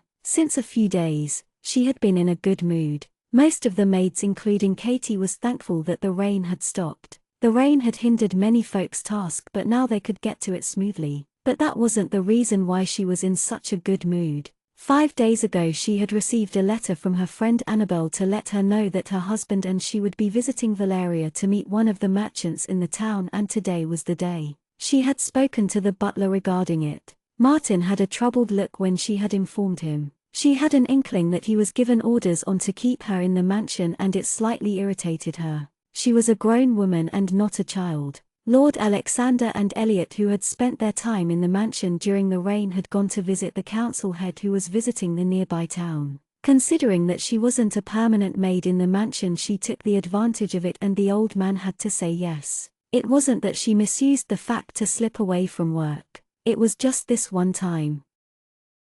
Chapter 52, Detour Part 2. Reaching the town, she headed straight to the park where they had decided to meet, away from the busy street. Anna, Katie called out her friend's name, looking at her friend facing her back. She stood near the cemented seats talking to a man who must be one of her guards, Katie presumed. Katie, turning abruptly, her friend Annabel gave her a wide smile, and that is when Katie noticed the large bump on her friend's belly and her mouth fell open, speechless. "Why, Katie asked, shock and excitement laced together. "Yes," Annabel nodded her head with a girlish smile, and Katie hugged her with joy. "I am so happy for you. You're going to be a mother, and you're going to be a godmother," her friend said, making her blink. Really? Despite the fact that she was excited, Anna had an elder sister who would have probably liked being the godmother of her sibling's child. "You're the only one I could think of. My family weren't thrilled but were rather upset when they heard about it.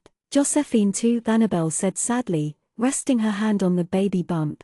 "Although my parents were the one to marry me off to a vampire, they hate to know that their daughter has conceived a vampire's child. They'll come around one day. They love you dearly and will do the same to their grandchildren." Katie patted Annabel's back gently and they went to sit on the cemented seat under the tree. The townspeople in the South Empire weren't welcoming when it came to accepting these kind of things. They would instead prefer and wish for a miscarriage of the baby than produce more foul creatures that didn't belong in the world. Her friend hummed, "It has been so long since we last met. I am sorry I couldn't meet you soon after what happened after the winter's celebration. None of us knew that you were alive because the newspaper said that the entire town folks were killed, but Tobias saw you at the day of Hallow here. I am so glad you are alive," Annabel said, picking one of Katie's hand. "I wish I could have been there." "I know," Katie whispered softly. "You would have fought with Donovan to come to my aid even after knowing you were pregnant." "Damn right I would," her friend said affirmatively. "I have been pestering Donovan to bring me here so that I could meet you. And here I am finally. Malcolm, could you fetch my husband for me?" she asked, turning towards the man who dutifully bowed his head and left. Seeing him leave, Annabel said, "You've lost weight. Where and what have you been doing here than coming to the South Empire? You do know where I live now, don't you? The Valerian lord took me in his mansion." Hearing this, her friend's brows shot up in question. "After the winter's celebration, Lord Alexander offered me shelter and food in the mansion, and he said Ralph might still be alive." "I see. It appears that the Lord is compassionate than what people have pegged him for." Or, she drawled the words, "Has Miss Welsher caught the Lord's attention?" she asked teasingly, making Katie laugh. "Lord Alexander is very kind. He saved me from a man and he took me to the theater. Recently he arranged a feast for the staff in his mansion. People should stop spreading rumors that aren't true." Katie stood up, taking 2 steps, and frowned, thinking about it. "Not all vampires are same. There are some bad and there are some good." Annabel completed it.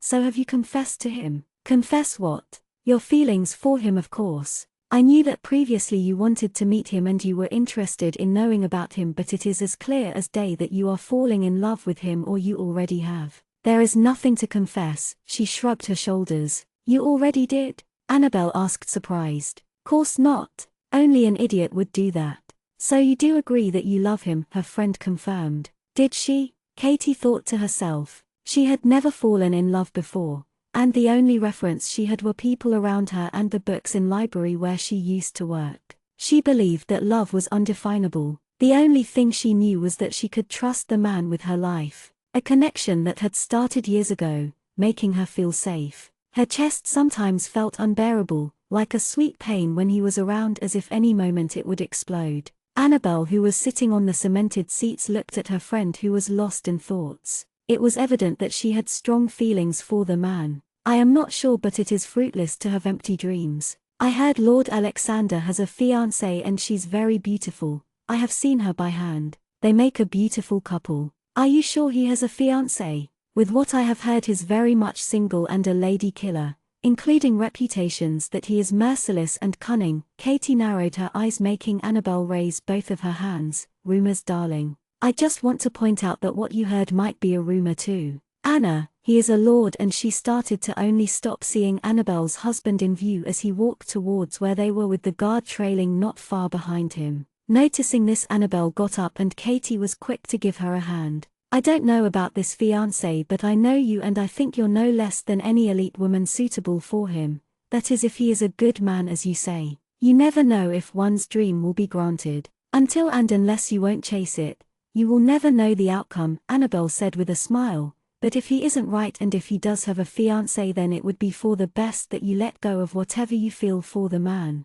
Yes, milady, she bowed her head, making the woman in front of her chuckle. When did you start talking like this? She asked jokingly. When you have a protective man, you tend to stretch in all possible ways to get the man to say yes. You will know, her friend grinned at her. Chapter 53, Dator Part 3. Good afternoon, Miss Welsher, how do you do? Annabel's husband, Donovan, greeted her. Very well, Sir Bingley. Congratulations on being a father. She congratulated him and they exchanged pleasantries, to which Annabel rolled her eyes. Couldn't they just drop the polite formality? Once they were done talking, Donovan asked his wife, "Shall we leave?" To see her nod. Walking closer towards the carriage, Annabel turned towards Katie. "Catherine, would you like to stay with us?" she asked suddenly, startling Katie. "What? No, you don't have to worry about it. I am doing great at the mansion and I wouldn't want to impose on you." "Rubbish," Annabel waved her hand. "I mean it, Anna. I have got used to the life in the mansion," which was true. It had become a warm nest. "I'm waiting for the news about Ralph too. But you can do that while you're at our house. Donovan," she turned to her husband's help. "Anna is right.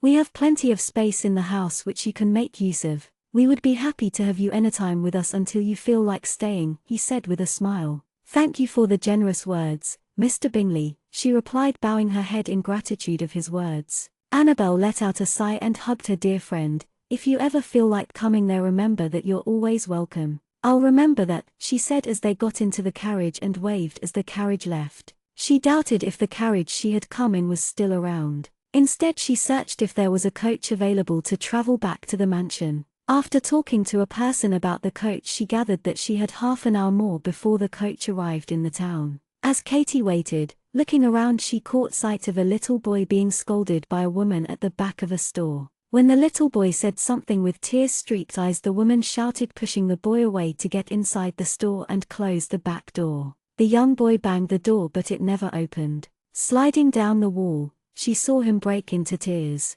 Furrowing her brows and without a thought, she walked straight towards the back alley to sit down in front of the boy who had his head hidden behind his arms. "Hello there." The boy looked up alarmed to see who it was with a sad and tearful expression. "Is everything all right?" she asked with a kind voice. "Yes, it's none of your concern," the boy retorted, turning his head to the side and wiping his tears with the ragged sleeves. Wow, for a person who was young and crying now, he sure had good words to exchange, thought Katie. She knew life wasn't easy to most of them, and this one looked like one. She didn't know how life in the town went by, but the Southern Empire wasn't a paradise exactly. She had heard few things about the life in the town, and it wasn't all good. Wondering what to do, she asked, "Are you hungry?" The question had caught the boy's attention as he looked at her with furrowed brows and saw him reluctantly nod his head, and she smiled before getting up. "Come on then," she said, taking him to the little shop right in the corner of the town. "I am Catherine Welsher."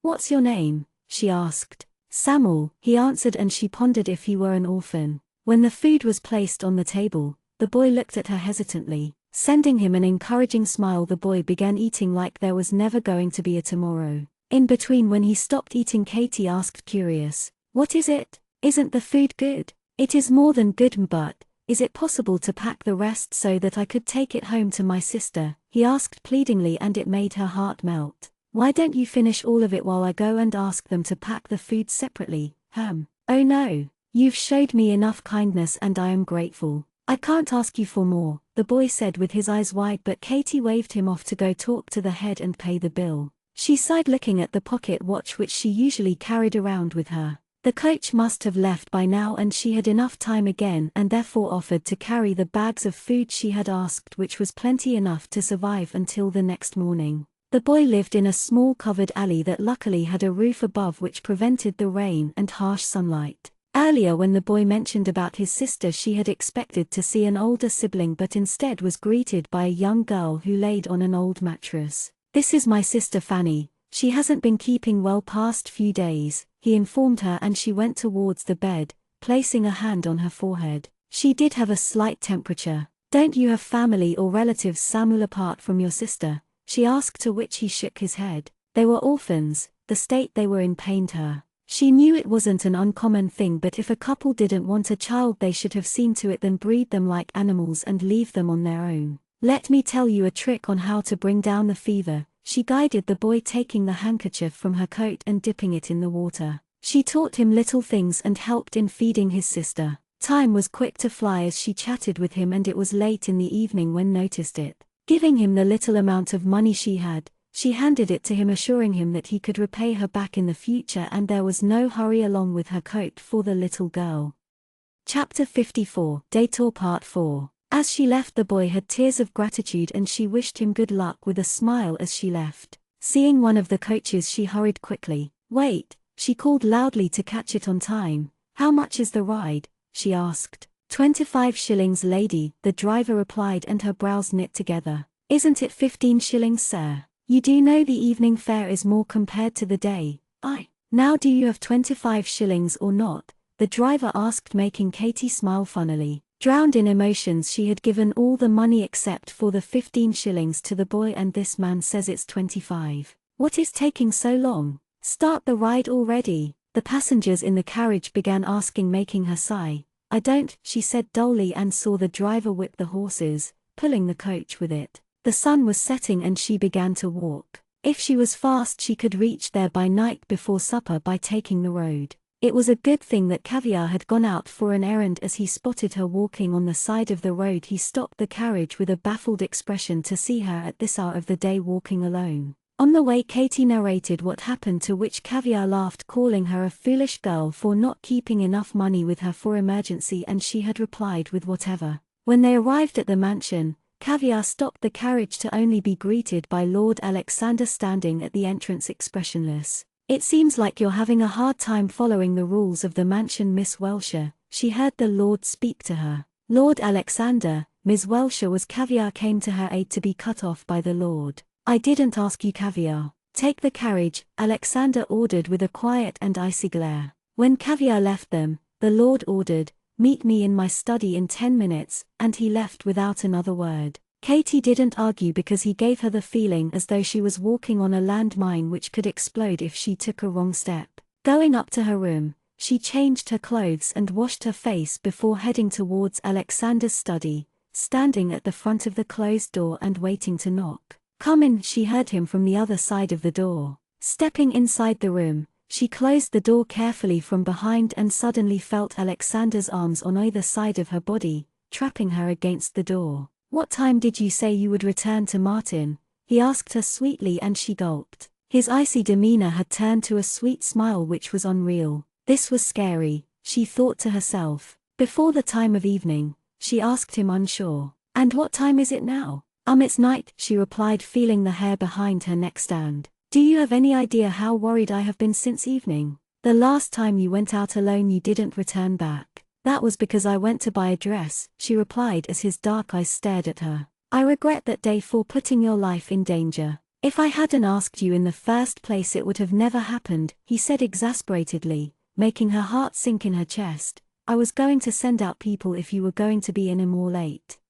She began to protest and felt his finger on her lips to shush her. "I have been very patient, yet you go breaking simple rules to keep yourself safe. I should probably opt for another method," he said as his finger brushed her lower lip. Katie felt her heart race madly with the closeness Alexander and she shared. She felt him lean forward, feeling his minty breath on her lips. His hands that were on either side of her now had gone to her waist, and she stood there like a statue with her fuzzy mind. Before they could close in the gap, a knock on the door broke the moment, and Katie turned away, her face with cheeks as bright as the apples, and Alexander stepped away with a faint smile looking at her. "Lord Alexander, Sir Matthews has arrived," informed the butler. "Let him know that I'll be there in a minute," Alexander said, waiting for the man to go. It's late. I should go to bed," she said, looking anywhere but him. "By the way, we'll be going to the theatre tomorrow." "Good night, Katie." "Good night, Lord Alexander," she said, opening the door and walking straight to her room and plopping herself on the bed, feeling her uneven breath. "God, have mercy on me," she whispered into the pillow. Chapter 55, Green-Eyed Part 1. The next morning began like anything other day, and as usual the mansion had visitors in and out who visited the Valerian lord with work. Katie was in the kitchen helping Mrs. Hicks in mixing the dough to prepare meal for the guests who were going to arrive later to join the lord for lunch. Lord Alexander and Elliot had gone for a small hunt in the deep forest. The last time they had been out hunting they had got a beautiful deer, and it made Katie wonder what they would be getting back this time. The dead animal's sight had pained her, but she didn't speak about it, knowing this was how the vampires lived their lives. If it wasn't the animals, then it would be the humans. After all, it was the life cycle of the world now. "I'll be going to the storage room," Mrs. Hicks informed them. "Once you're done with the dough, I want you to boil these vegetables in the pot and dry them up before frying them," the old woman said to Katie and Faye, who sat there mixing the doughs in a large vessel. "I am almost done," Katie replied with a grin on her face. "You started mixing it up early," Faye protested.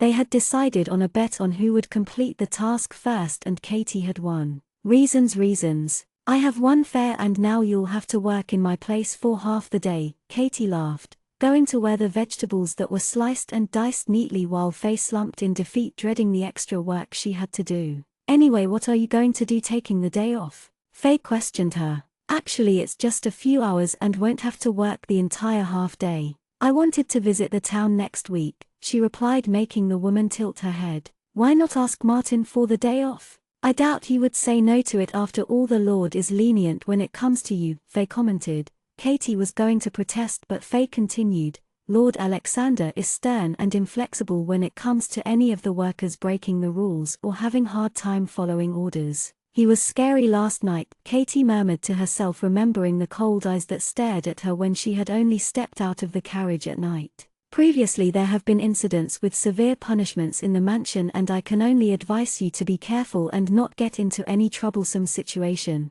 Faye said, making Katie frown. "What do you mean?" Picking up the bowl, Faye placed it on the slab before looking around to see if anyone was there. "There was a time when a maid tried to destroy the rose plant in the garden. I heard about it. The girl was punished and was asked to leave the mansion," Katie said, but Faye shook her head. "The girl was punished, but she wasn't asked to leave the mansion because she was beheaded in the dungeon by the Lord himself. I don't know the details of why and what, but this is what I know. Life is beautiful here if you follow things, else it can turn to a nightmare," Faye said as Katie stood still in her place listening to the woman next to her. "No one knows why the Lord treasures that plant in particular so much, but none of us go near it. It was quite a shock to most of us to see the roses in the vases again." Katie didn't know what to say, but she felt goosebumps form over her skin after hearing what Faye had to say. Wasn't death over a plant a little extreme? She gulped, thinking about it. Surely there must have been more to what happened and what people knew,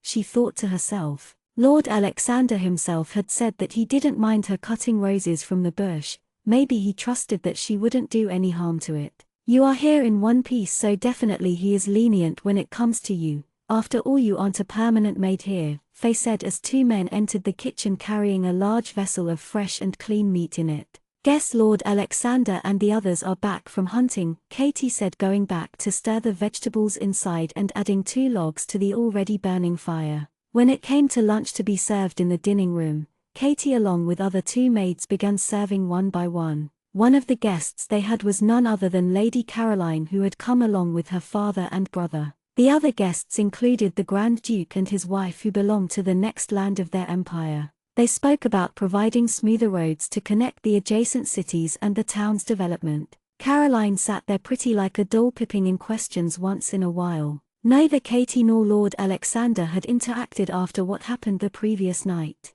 Frankly, Katie didn't know how to face him. If it weren't for the butler's interruption, Lord Alexander would have known. She had chastised herself for being so full of herself. The man loved teasing her, but she doubted he would have kissed her. Even though they stood there one breath apart, she was sure that Lord Alexander was only playing her to get a reaction, especially when he left the room with one corner of his lips turned slightly upwards. The thought of him noticing her had made her happy, but Lord Alexander was a lady killer like her friend Annabel had stated. Women flocked and fought for his attention, and one of the live example right now was Lady Caroline. Katie was occupied with her thoughts when she went to serve Lady Caroline's brother, who by chance happened to turn to get up when she was about to serve him, which ended up in her spilling the gravy right over his shoe. Realizing what she had done, her eyes went wide with fear. "Ah, my shoe," the man exclaimed, dully looking at his leather shoe. I am so sorry," Katie apologized in a panic and saw Martin's face across the room, who had his lips pressed together.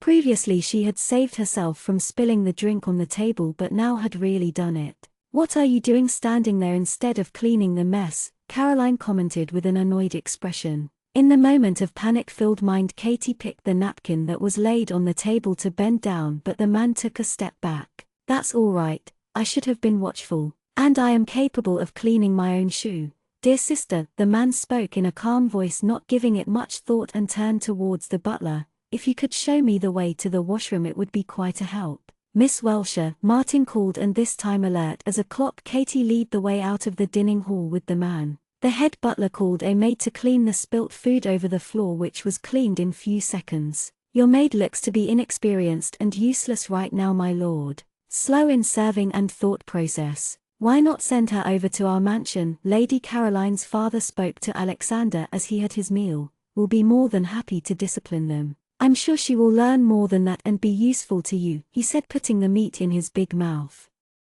Chapter 56, Green-Eyed Part 2. Hearing this, the butler, who stood there like a statue in the room, glanced towards the man and his lord before he went back to staring into space. "Thank you for your offer, Mr. Barton, but we have our own disciplinary measures," Lord Alexander spoke, not bothering to look at the man as he cut the meat on his plate to thin, elegant slices. "That's too bad to hear," Mr. Barton laughed, dropping the topic and picking a new one. "Sorry for imposing on you, but my daughter seems to have taken a liking to you for her to bring me to your mansion. She speaks good things about you. I am honored for your daughter to have spoken highly of me," Lord Alexander said, making Lady Caroline blush. "It is my honor, Lord Alexander," Lady Caroline said, looking at him coyly, resuming before returning back to her lunch where she had hardly touched her food. Women of her status had to behave prim and proper, and one of them was to eat less during gatherings with the elites, which also helped them in starving themselves to maintain a petite body. Katie, who had led the man to the washroom,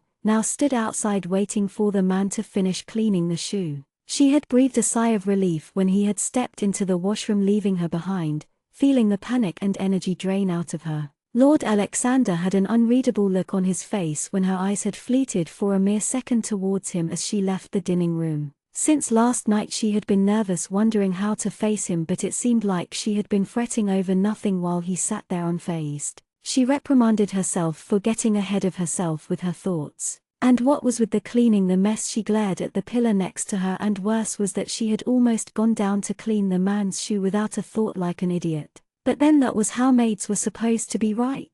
She shook her head in dilemma. His leather shoe, Katie groaned mentally, thinking about it, not on the floor but his shoe. She hit her head lightly on the pillar, hoping to gather her thoughts, and heard a chuckle behind her, making her shrink with embarrassment. "I hope I'm not interrupting anything," she heard the man speak as she turned around. "I deeply apologize," Katie began, bowing her head, but to be interrupted by the man. "As I said previously, I should have been watchful on my part. It is only a shoe, there is no need to fret over such trivial thing." As she turned to lead him back to the dining room, he said, "Could you take me to the garden, please? I would like a break from the politics," he requested her politely. On their way to the garden, Katie noticed Dorothy, who was passing through the corridor, giving her a questionable look secretly as they passed each other. Reaching the garden, Katie stopped to see the man take a seat under the large tree. Unlike Lady Caroline and his father, who were loud and hostile, he seemed like a laid-back person. "If I may ask,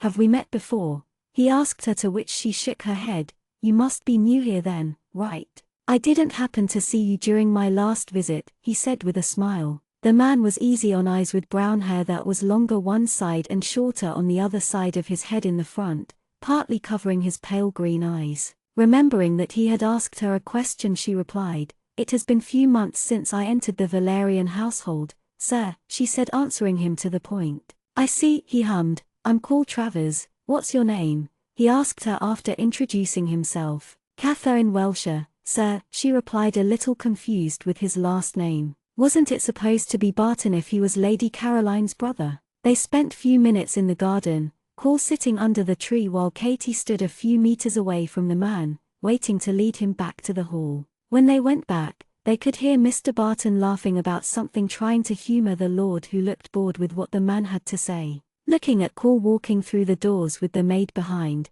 Mr. Barton commented smugly, "That was a lot of time in the washroom." Hearing this, Alexander's eyes moved from Cole to Katie, realizing Mr. Barton was merely assuming things. "I'm sure you know the washroom is used for various things, father," Cole replied, pulling up his cuffs in place. Mr. Barton, ignoring his son's words, turned towards Lord Alexander to speak. "So as I was saying, I will pick my daughter tomorrow morning and bring you the signed papers for the acquisition of what you have asked," Mr. Barton said as they got up from their seats. "Very well," Lord Alexander replied, and they began heading out of the room. When the carriage came, it was only Mr. Barton who got into the carriage, leaving Lady Caroline and her brother Cole behind at the mansion. "I am sorry for intruding your time and thank you for taking in my father's request," the lady bowed. "Then you shouldn't have asked in the first place," Alexander said it in his mind while he smiled at her. "Not at all. It is a fortunate moment to take a lady as yourself to watch today's opening play in the theater," he praised her, making the woman blush furiously. If it weren't for her father, he wouldn't have spared a single tick of his time on the woman, but Mr. Barton had connections which was useful in his deals and trades, and Alexander knew how to get things in his favor, and the one he had asked today was important. Once the man would stop being useful, he would throw him out sight along with his daughter. Katie, who was standing behind holding Lady Caroline's small bag, snapped her eyes up. Were they talking about the play which Alexander had asked her for? So that is why Lady Caroline had come all the way to Valeria only to have Lord Alexander accompany her to the theatre, Katie thought to herself, letting out a sigh which ended up in Cole looking at her with a questionable look. Katie had asked for her day off from the mansion's duties as she had planned to rest before getting ready for the theatre, but now that Alexander was taking Lady Caroline along with him, she now sat on the floor stroking Ariel's fur in her room. Though nervous after what happened the previous, she had been looking forward to watch the play with Lord Alexander. She remembered the conversation she had with him. Seeing Lady Caroline and her brother going to the West Wing to rest in the guest rooms, Alexander spoke to her. "Due to a circumstance, I will be accompanying Lady Caroline today.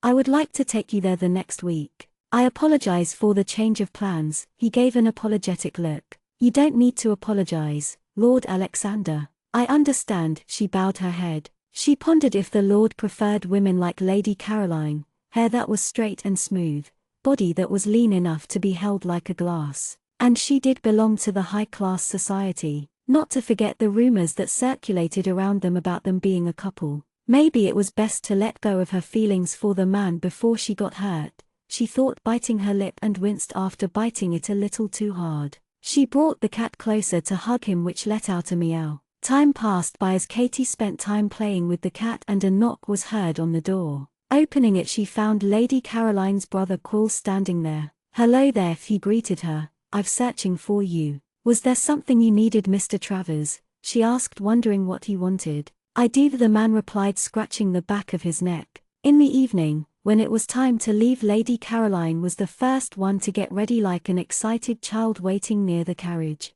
Lord Alexander, precise with his time, stepped down the stairs to see the sibling talking next to the carriage. Cole had come to visit the Lord with his own business in his study when his sister had gone to rest. "Is it time to leave?" Lady Caroline asked impatiently, not wanting to miss the start of the play. "I am waiting for someone. Why don't you go ahead?" he spoke, looking at the entrance. "I thought you weren't interested in theaters, Quill." "Who are you taking along?" his sister questioned. "You'll see," was the only words he spoke, and when the woman came in sight, Alexander's eyes narrowed.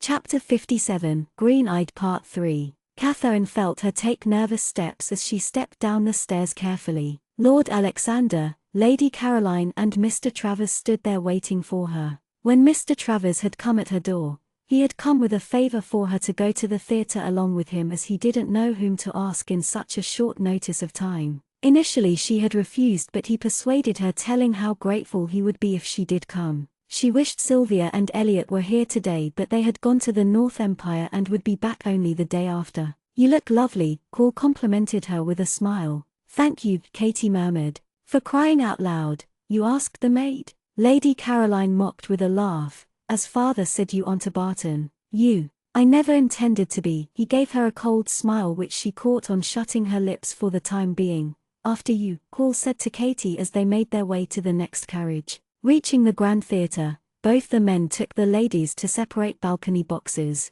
The theatre was as full as Katie had last seen, and she couldn't contain her joy to see what they were going to play. The elites who could afford had reserved good seats that were closest to the stage. Lord Alexander and Lady Caroline sat in the next box after where they say, meaning she had a better view. "Mr. Travers, can I ask you something?" "Certainly." "Aren't you and Lady Caroline siblings?" she asked, to see him shake his head. "Travers is my mother's maiden name. Lady Caroline and I are half-siblings. We share the same father but different mother," he answered, to which her mouth turned to an O. No wonder their personalities were poles apart. It also looked like he was less fond of his sister and father. He had an air of friendliness which made it easier to talk. As the play began, the theatre got quiet and the lights were dimmed out, filling up the entire place with music and voices of the actors. In between the scenes, Quill or Katie would exchange words about the scene, discussing about if and why, making the play more interesting.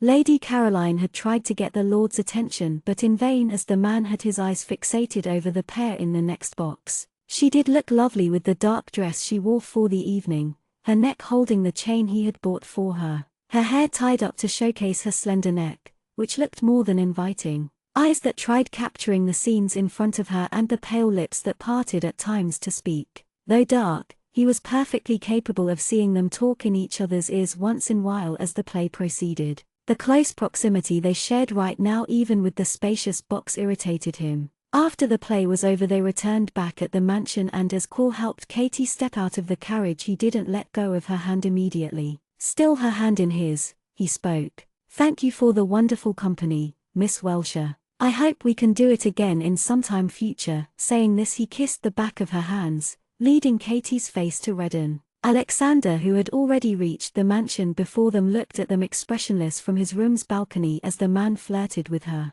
Ario, his cat, nudged his leg as they got inside the mansion, and he rubbed its neck with his leg while looking at it. As Katie walked up the stairs, the lights went out and a thunder was heard out in the sky. A strong wind blew, blowing out the nearest candles which were close to the open window. With the sudden temporary darkness, Katie held the sides of the stairs. Walking forward, she heard a meow out of nowhere and felt fur touch her leg. Trying to take a step, she felt Ario hindering her as though it wanted to play a game. Every time she tried placing her feet on the floor, she felt the cat under it. "Ario, quit it," she whispered in darkness. Finally feeling the door on the wall after walking to and fro thanks to the cat, she stepped into the room, pushing the door to close it and going towards the bed. But the distance between the door and the bed didn't feel right. She scrunched her brows, and before she could think any further, she felt someone push her, a push that was enough for her to fall on the bed. Ready to scream for help in fright, she opened her mouth, but the intruder quickly covered her mouth as he hovered above her in the dark. The voice shushed her. "Entering my room at this hour and trying to scream isn't a good idea." Hearing the voice speak next to her ear, Katie froze. This wasn't her room but Lord Alexander's. As she opened her mouth when he let go of her mouth, ready to apologize for her mistake, but to only be shushed by him again. Her eyes by now had adjusted to the darkness, and she could see the shadow of Alexander right above her, who was yet to move, but he didn't. Instead, he lowered his face to hers and she felt her eyes go wide. Lord Ale, to feel the Lord's finger on her lips. "You seem to be awfully chatty today. Let me silence your mouth," he whispered, moving his finger to replace his lips on hers. She felt the warmth of his lips transfer to her slightly cold ones as he kissed her, his teeth nipping her lower lip while his hand caught hold of both her hands in a vice grip which were on his chest to push it on the bed. MNNG, she moaned when he nipped the skin enough to draw the little amount of blood causing a sting, in contrast tracing his tongue gently. Her heart began beating wildly in her chest as he kissed her.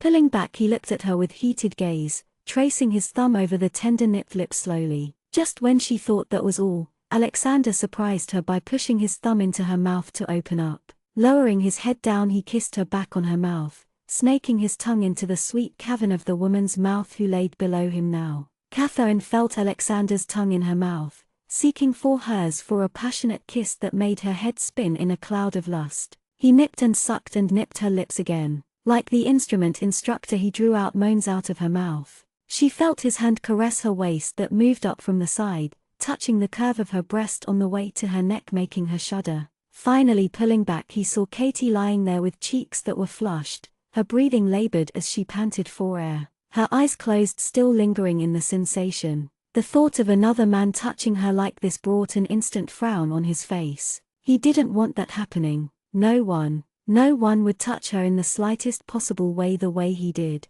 Her neck was bared at him and lifting his hand he traced his finger along the column of her neck and felt her shudder. Pleased with the reaction he noticed her opening her eyes to look up at him. He knew Elliot would have an earful to talk if he knew what he did, but he didn't feel guilty not when she had responded to his touch so beautifully. He gave her a gentle smile as he caressed her cheek. The butterfly was caught in the spider's web.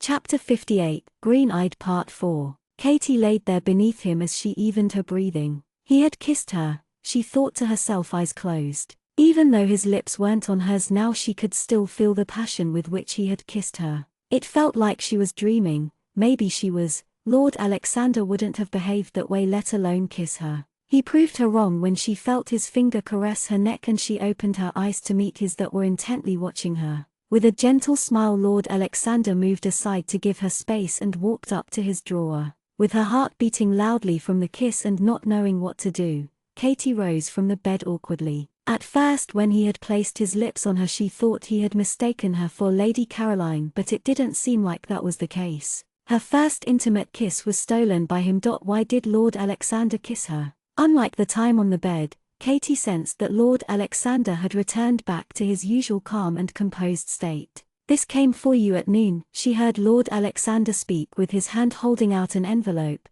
"It's from Annabel Bingley." "Ah, thank you," she said softly taking it from him. "Was she the one you met up with recently?" he asked, and saw her nod. He looked at her kindly, but there was something else that lingered behind those bewitching red eyes. As if she wasn't careful enough, she would fall into a spell that would be irrecoverable. They stared for mere seconds before Katie lowered her eyes. Just this afternoon she had decided to let go of her feelings for this man and she tried enjoying her time with Mr. Travers in the theatre, but here she was not only back to square one but also to realize that she was in love with him. Nervously she spoke. I must go." Mr. Travers requested a glass of water to his room. "Did he now?" "You don't have to worry about it," said Lord Alexander. "I'll have Martin do it," and Katie was quick to shake her head. "Oh no. Actually Mr. Travers said he wanted me to get it. Good night." She bowed her head and turned walking towards the door with a heavy heart. She had to run away when she still could before she turned to one of those jealous maids in the mansion.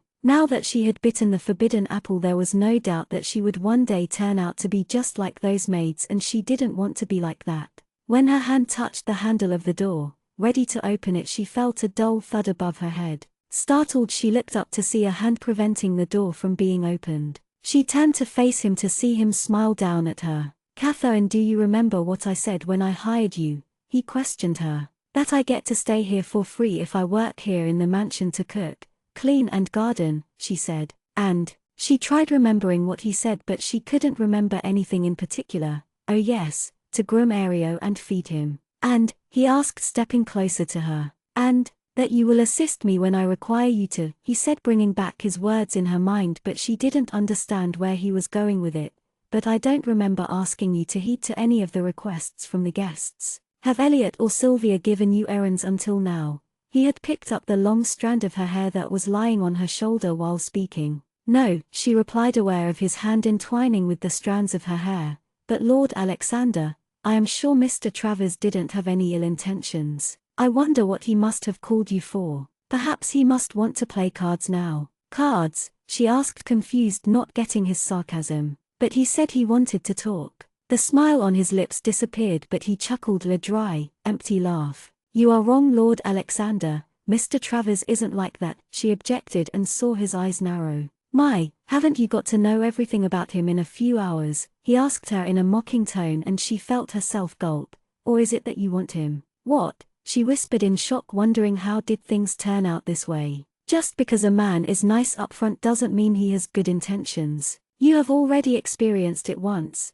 Do you want it to repeat? He must have enchanted you with his pretty words for you to defend him and not believe what I say. "It isn't like that. I do believe you, but I think you misunderstood Mr. Travers," she fretted. She didn't understand why Lord Alexander had a bad notion about him when he had done nothing wrong. And he had no right to excuse him when his record in such affairs weren't clean. She shouldn't have been upset when he had picked Lady Caroline without a thought to accompany him for the theatre. Was there even a meaning to the kiss they shared? It seemed that he had nothing to talk about it, like it hardly mattered to him. "Even if I did go to his bed it shouldn't bother you, my lord. After all, I am a maid." The words flew out of her mouth. She had only meant to provoke him to see his reaction, but she realized she shouldn't have. It was too late to take it back.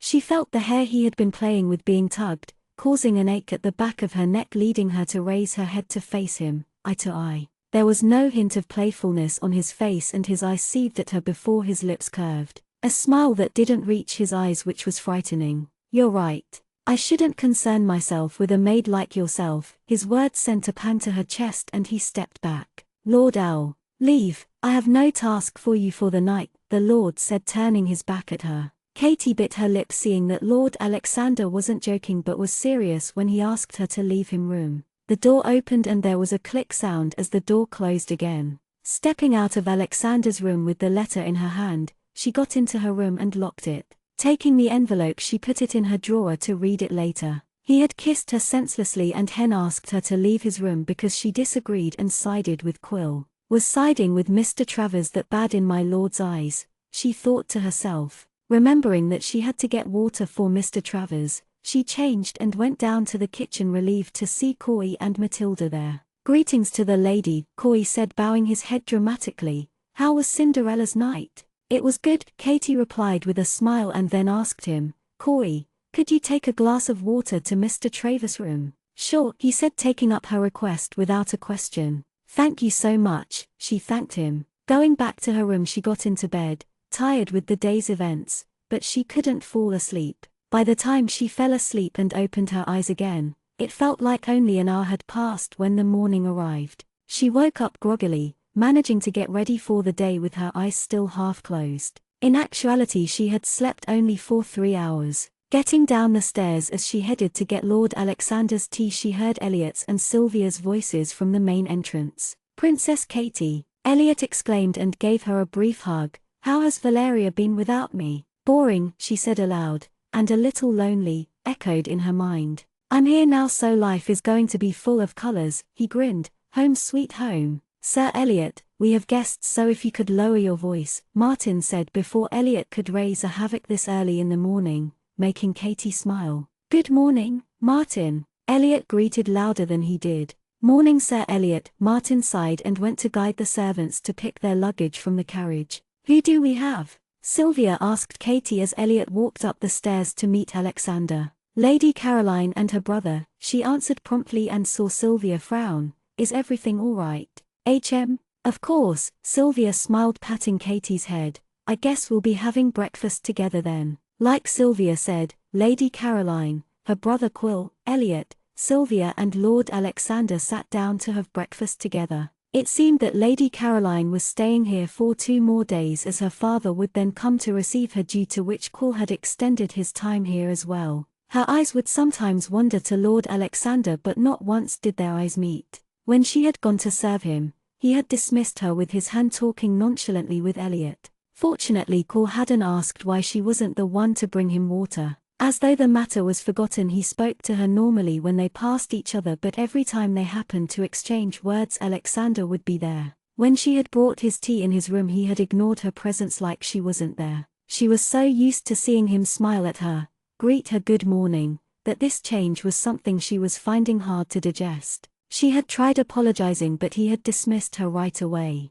She did dig her own grave. Even if I did go to his bed it shouldn't bother you, my lord, after all I am a maid. Katie saw him smile at Lady Caroline over something she said. She hadn't realized how attached she had become to him, and now that she realized it, she felt the ache in her chest. The next morning as she ate her breakfast she opened the letter her friend Annabel had written with the date it was supposed to be opened on. Wondering why she had specified the date, she opened the letter to realize it was the date she was born on. Happy birthday, Catherine. I pray that all your dreams and wishes come true. P.S. Donovan will be visiting Valeria in less than 2 weeks. I will send you a letter again to give the exact date. Love, Anna. Below was an address, which she supposed was Annabel's. It's your birthday, Dorothy asked, peeking in, and Katie folded the paper to place it in the pocket of her dress. Peeking is a bad habit. But it's your birthday. Happy birthday. Dorothy hugged her as she wished. SSHHH, why are you shushing me for? Dorothy asked with a frown. Marty,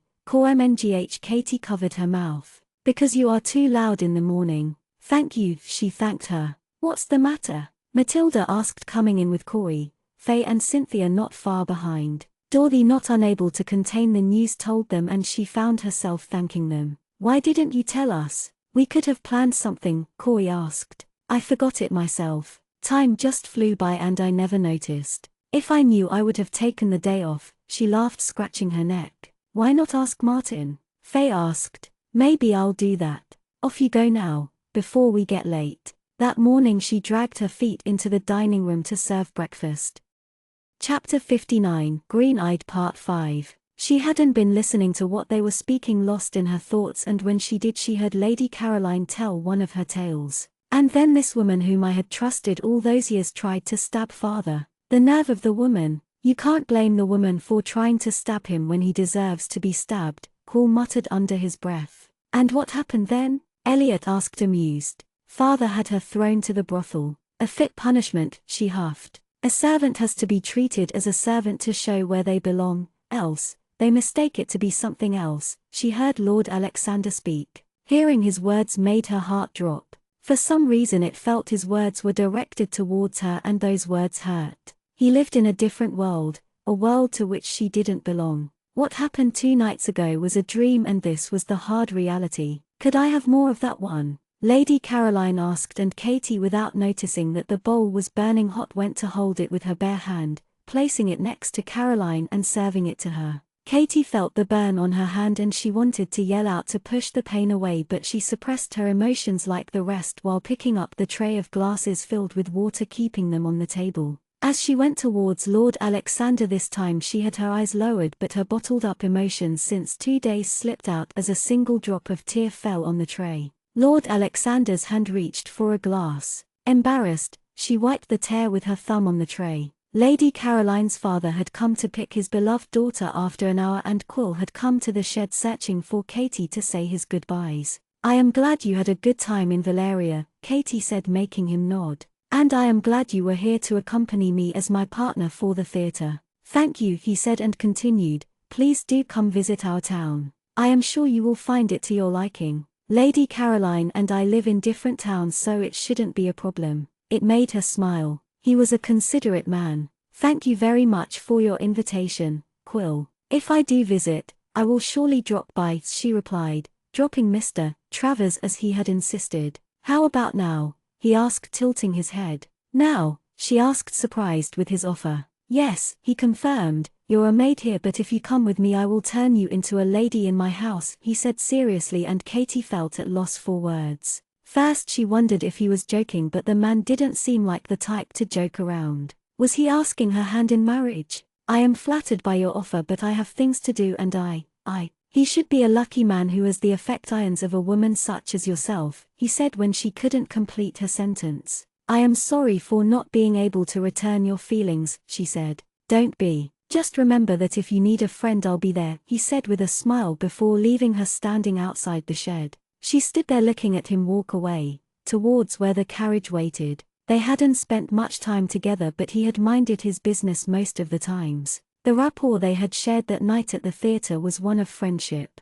Unlike his sister who looked down on people, he was polite not only to her but the rest of the staff in the mansion. If she could, she would have asked Lady Caroline to learn a thing or two from her sibling. I feel bad for the man. Caviar, you scared me. Were you eavesdropping? She asked him suspiciously. I was merely passing by when my ears decided to pick on your conversation. He shrugged his shoulders. You could have a better life from maid to an elite lady. You know that, she heard him say beside her. By marrying him. Yep, I have heard few things about him. Clean record when it comes to his affairs with women. I mean he takes one woman at one time instead of juggling many. You could have a happily ever after with a perfect Prince Charming, he said, moving his hands in the front as though he was riding his horse. Isn't a marriage without love a compromise? Most of the marriages these days are full of compromises, and it isn't that uncommon. No offense, but women marry men to improve their social status. But I am not like them, she said with her brows furrowed.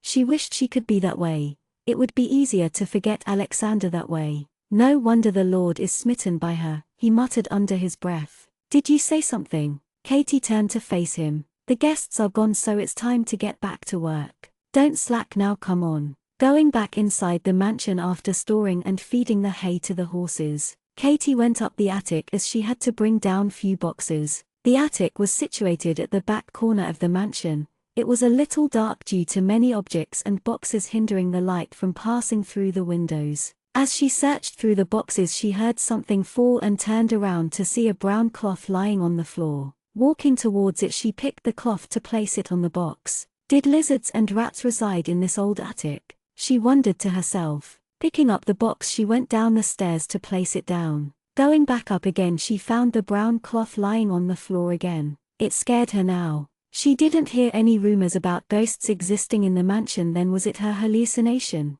Pulling both the doors, which had no latch, she began walking down the stairs and felt someone push her from behind, leading her to miss her step, and she slid down the stairs halfway through. Ow! She winced as she tried to stand up. She looked behind to see the door closed as she had left. Not wanting to indulge in her curiosity, she walked down the remaining stairs before picking up the box. Seeing one of the staff walking by, she asked him to take it to the backyard. She wondered if a ghost did reside in the attic. It was the last place she would visit in the mansion, but then she was positive that she felt someone's hand push her back. It was her birthday, yet she had been meeting up with unfortunate bad luck, and she sighed. Even Martin had refused to let her off work early, telling that Lord Alexander had revised the rules, and one of them included to be equitable to all the staff and gender when it came to following up with the rule. She had to notify him 2 days prior before she could take her time off. She was about to go to her room when Lord Alexander asked her to get tea up to his study. One of the council member had visited him to discuss about the next proceedings in the council's court. It had been long since he had asked for her. Not wanting to miss the opportunity to mend things, she got the tea as soon as she could and made her way to his study with her knee that now throbbed with every step she took. Knocking the door, she got inside his study. Walking as straight as she could, she placed the tray at the side of the table ready to prepare their tea to their preference, but the Lord spoke. You can leave, Katie, and just like that he dismissed her. Alexander looked at her back as she wobbled so very slightly before disappearing behind the door. He could smell the fresh rusty metal in the air like a sweet scent. With his brows furrowed, he looked down at the white marbled floor to see a red drop on it, which was undoubtedly blood. Matthias, these are the documents which I got it prepared and the ones that I have acquired. Why don't you go through it while I make a quick errand, the Lord said, getting up from his seat and leaving his study. Seeing that Katie was near the stairs talking to Daisy, he looked at her neck first, which held no marks, but neither did her arms. His eyes trailed down to notice a small wet patch that had formed on her dress near her knees. Katie was talking Daisy about the cooks in her town when she lived back then in the south, when she suddenly saw Lord Alexander walking towards them. Daisy gave a small bow when Lord Alexander came up to them, leaving them both alone there. Come with me, he said, not waiting for an answer, and caught hold of Katie's wrist as he took her to his room and then to his bathroom. Wait, Lord Alexander, she protested as he pushed her dress up to see the wound, but he caught her hands. What are you doing? What do you think I am doing? He asked her before a mischievous grin appeared on his lips. Thinking naughty, are we? Don't worry, I won't do anything yet, he said, pushing her dress up to see a cut on her knee. It felt like déjà vu all over again. I can clean it up, she said, flustered, but he was having none of it. If you could, you would have aided for it, which I don't see. You are lucky to not have vampires who turn you into a dinner while you flaunt yourself as a walking meal. How clumsy are you, he said, pulling out the first aid box and cleaning the wound. First you go burn your hand and now you hurt your leg. Despite his scoldings, she sat there thinking how she had missed talking to him like this. Lord Alexander. She didn't know what to say. Mustering her words, she said, I didn't mean it when I said I would sleep with Mr. Travers. I know that, silly girl, he said with smile he usually gave her, the one that was kind. If I didn't know that the man would have already been resting in the coffin underground, he said calmly while he tapped her leg to say he was done. Coffin, she whispered, her eyes wide, but Alexander silenced her by placing his finger on her lips. I apologize for being rude, for pushing you from the room, but not for the words I spoke that night, he said, staring into her eyes. Don't favor another man in my presence, Catherine. It doesn't sit well with me. And he pulled his hand away. I don't understand, she said, looking at him with her doe eyes. It is true when they said envy brings out the worst in you. He chuckled at the thought and took her hand, which rested on her lap. I want to steal away your smile so that it's just for me and no one else to see. Unlike other women, you are pure. An untainted soul has captivated me. We are all wolves in a sheep's clothing, to mingle in the society, and you just happen to catch one of the wolves' attention. Won't you be mine? Huh? I'll take that as a yes then. Kissing the back of her hand with a smile, he left the room.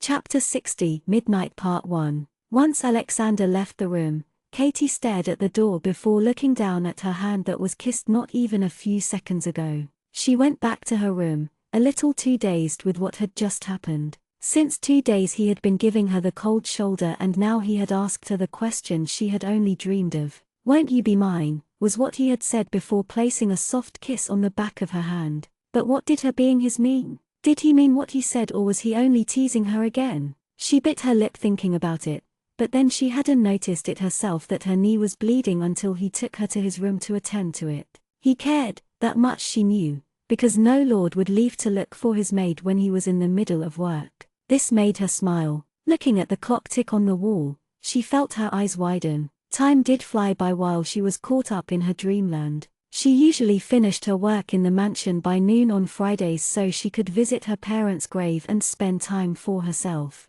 Thankfully her birthday had come up on a Friday. She changed her clothes, left the mansion and was on her way to the cemetery in no time. Reaching the graves, she bent down on her knees before settling herself on her heels. Every birthday until now consisted of wonderful memories with her family, her aunt, uncle, her cousin Ralph and a few others in the town. It felt odd now. A year ago she wouldn't have guessed that they wouldn't be here with her to celebrate her birthday or any other occasion. She knew she shouldn't blame God, but sometimes she felt he had been cruel, taking away everyone who was dear to her, and somewhere deep down she was scared to acknowledge what Lord Alexander had said. She wanted to stay beside him and at the same time she was worried. It was an eternal conflict in her mind. Shaking her head, she brought a smile on her face. When she was young, her aunt had often said that her parents were watching down from heaven when they visited the graves, and if they were watching now, she surely didn't want them to worry. She placed the wild,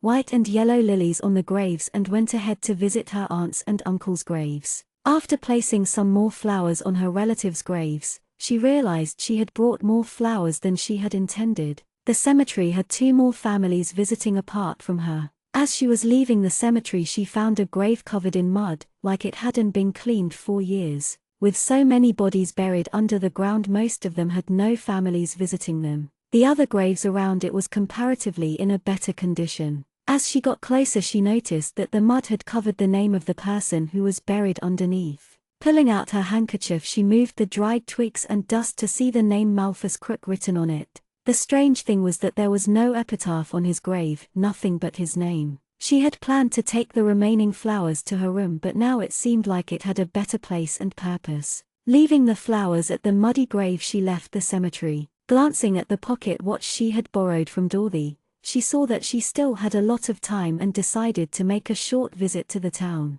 Catching up with the carriage that had almost passed by, she reached the town and made a quick stop at the bakery. Taking the treats in her hand, she walked through the narrow alleys to find the little one sitting on a worn-out, rough mat and sharing a loaf of bread. "Miss Catherine," Samuel yelled her name upon catching sight of her. "How are you doing, Samuel? I see Fanny is all better," she spoke with a smile on her face. "It's all thanks to you," he said, and his sister thanked her on cue, bowing her head. "Here, this is for the both of you," she said, handing over the bag to him. The children looked at each other, half wanting to take it and half wanting to return it to her. Looking at their expressions, she laughed. "I bought this for you. It would be rude if you refused it," she said with a stern voice, and once they took it, she smiled again. As they ate the treats, she saw Samuel wince once in a while. There was a bruise on his forehead that she hadn't noticed earlier. Streets and alleys like these weren't safe for young children. Though the area was a part of the town, it was a darker part, one where thieves, poverty and sick minds resided. She wondered if the little boy got into a brawl with someone. "What happened to your forehead?" she asked, and saw the boy touch his forehead. "This one. The old man across the street pushed me out of his shop before I could steal his sheep," he answered, scratching his head. Seeing the lady sigh, he spoke quickly. "We had gone to work there, but he locked up Fanny in a room while I was sweeping outside. Thanks to some of the customers, Fanny was let out. True, it wasn't a safe place, but where could they go?" After a lot of thinking, she decided to take them to Lord Alexander. He had offered for her to stay at the mansion. Maybe he could let them stay, and in return they could work for him. With that thought in mind, she took them to the mansion. Alexander looked at the two children who now stood behind Katie. He had been sipping his tea when Martin had knocked on his door, informing him that Katie wanted to talk to him. But he had never guessed that she would bring along two unknown children with her.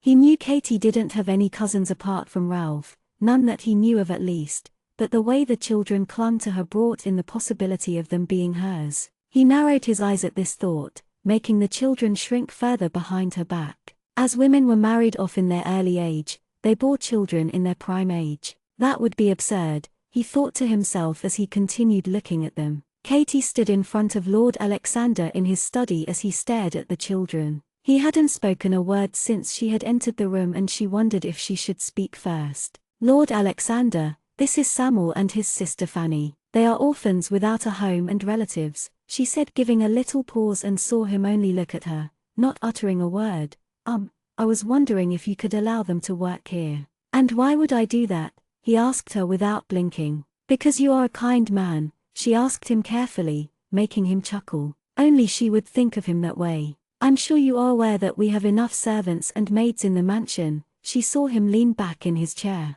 "Please, Lord Alexander," she uttered the words, bringing his complete attention on her. "All right," he said after few seconds, brightening both Katie's and the boys' faces while the little girl stood quietly looking at them. "Thank you, Lord Alexander." Both Katie and Samuel thanked him with joy. "I'll have Martin take them to their rooms and they can start working from tomorrow," he said, and Katie nodded before ushering them out of the room. Later that night, Alexander was still in his study when Martin arrived as usual to give him the day's report. Once the butler was done talking, Alexander saw him pause and asked, "What is it?" "I heard one of the maids talk that it was Miss Welsh's birthday today," the butler informed him. "I see," he murmured, and then dismissed the old man. "You can leave, Martin." Katie had just gotten into her room after her friends celebrated her birthday by making her blow out candles on the pudding they made for her. It was a surprise which she hadn't expected. It ushered in memories of her other birthdays. Right now she could do nothing but cherish all those memories. She had hardly noticed the days leading up to her birthday, and now there were hardly 2 hours left for it to get over.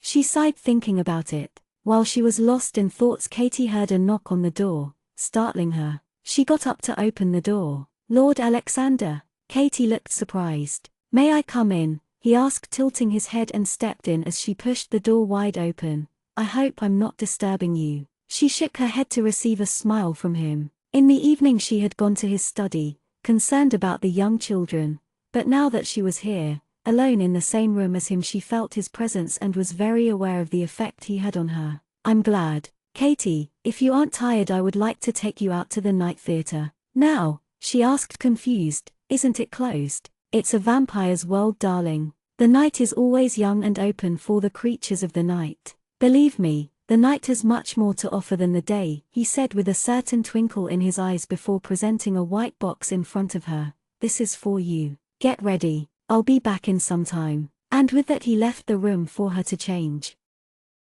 Chapter 61, Midnight Part 2. Curious, she opened the box to see an off-white dress in it, and when it was pulled out she couldn't put in words the mesmerizing beauty of the dress. It wasn't grand or pompous, but elegant. Instead of the ring cage that was normally used to get the layers below the body, this one had one piece of soft material over the other, and she couldn't stop ogling at it. This must have cost the Lord a lot. Not that he couldn't afford it, but he had bought it for her. She doubted if it was bought on the spot though, since dresses like these were custom designed. Not wanting to ruin the dress, she went in for a quick bath which took less than 10 minutes. Getting out of the bath, she got into the dress, and after she wore it, she realized it had a zipper on the back. Trying her best, she tried catching hold of the zip, but her hands fell short. Leaving it as it was, she did her hair and went back to zipping her dress in the last. She stretched and pulled, and tried in every possible angle to zip up her dress.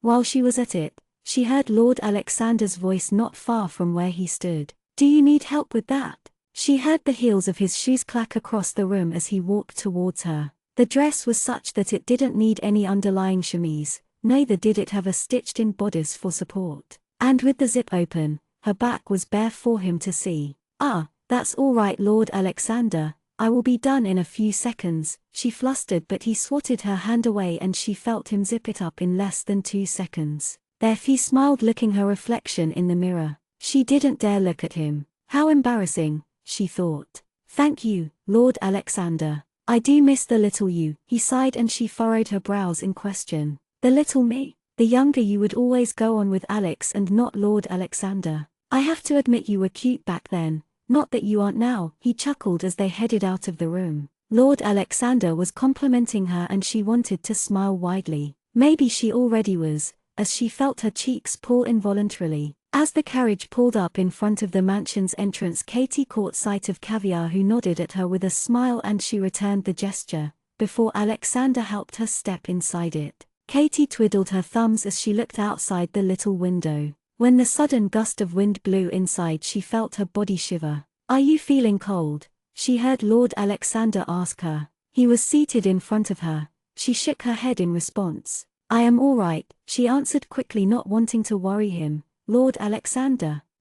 He responded, looking at her, and she wanted to kill herself for calling his name out loud. She didn't know why, but it felt like Lord Alexander had grown even more handsome than before. Maybe it was because midnight was approaching soon. His usual hair was combed back neatly, giving a mature look and a clear view of his dark red eyes. He was like wine. The older it grew, the better it tasted. "Not that I want to taste him now, maybe later." No, not that way. And she felt her cheeks grow hot with the thoughts that were running in her mind. "Why did you say that the theatre had more to offer at night?" she asked after clearing her thoughts. She never knew the theatre ran even at midnight. Because the night theatre is mostly hosted for the vampires. Even for a human elite of a lord, he will have to pour enough money to get a ticket at midnight. Scenes with depth and details that aren't for the faint-hearted. Things you could categorize as extremes, he explained, and then spoke in a serious tone. "You'll be entering the actual vampire world, Katie. If you want, we could go elsewhere. You only have to say the word."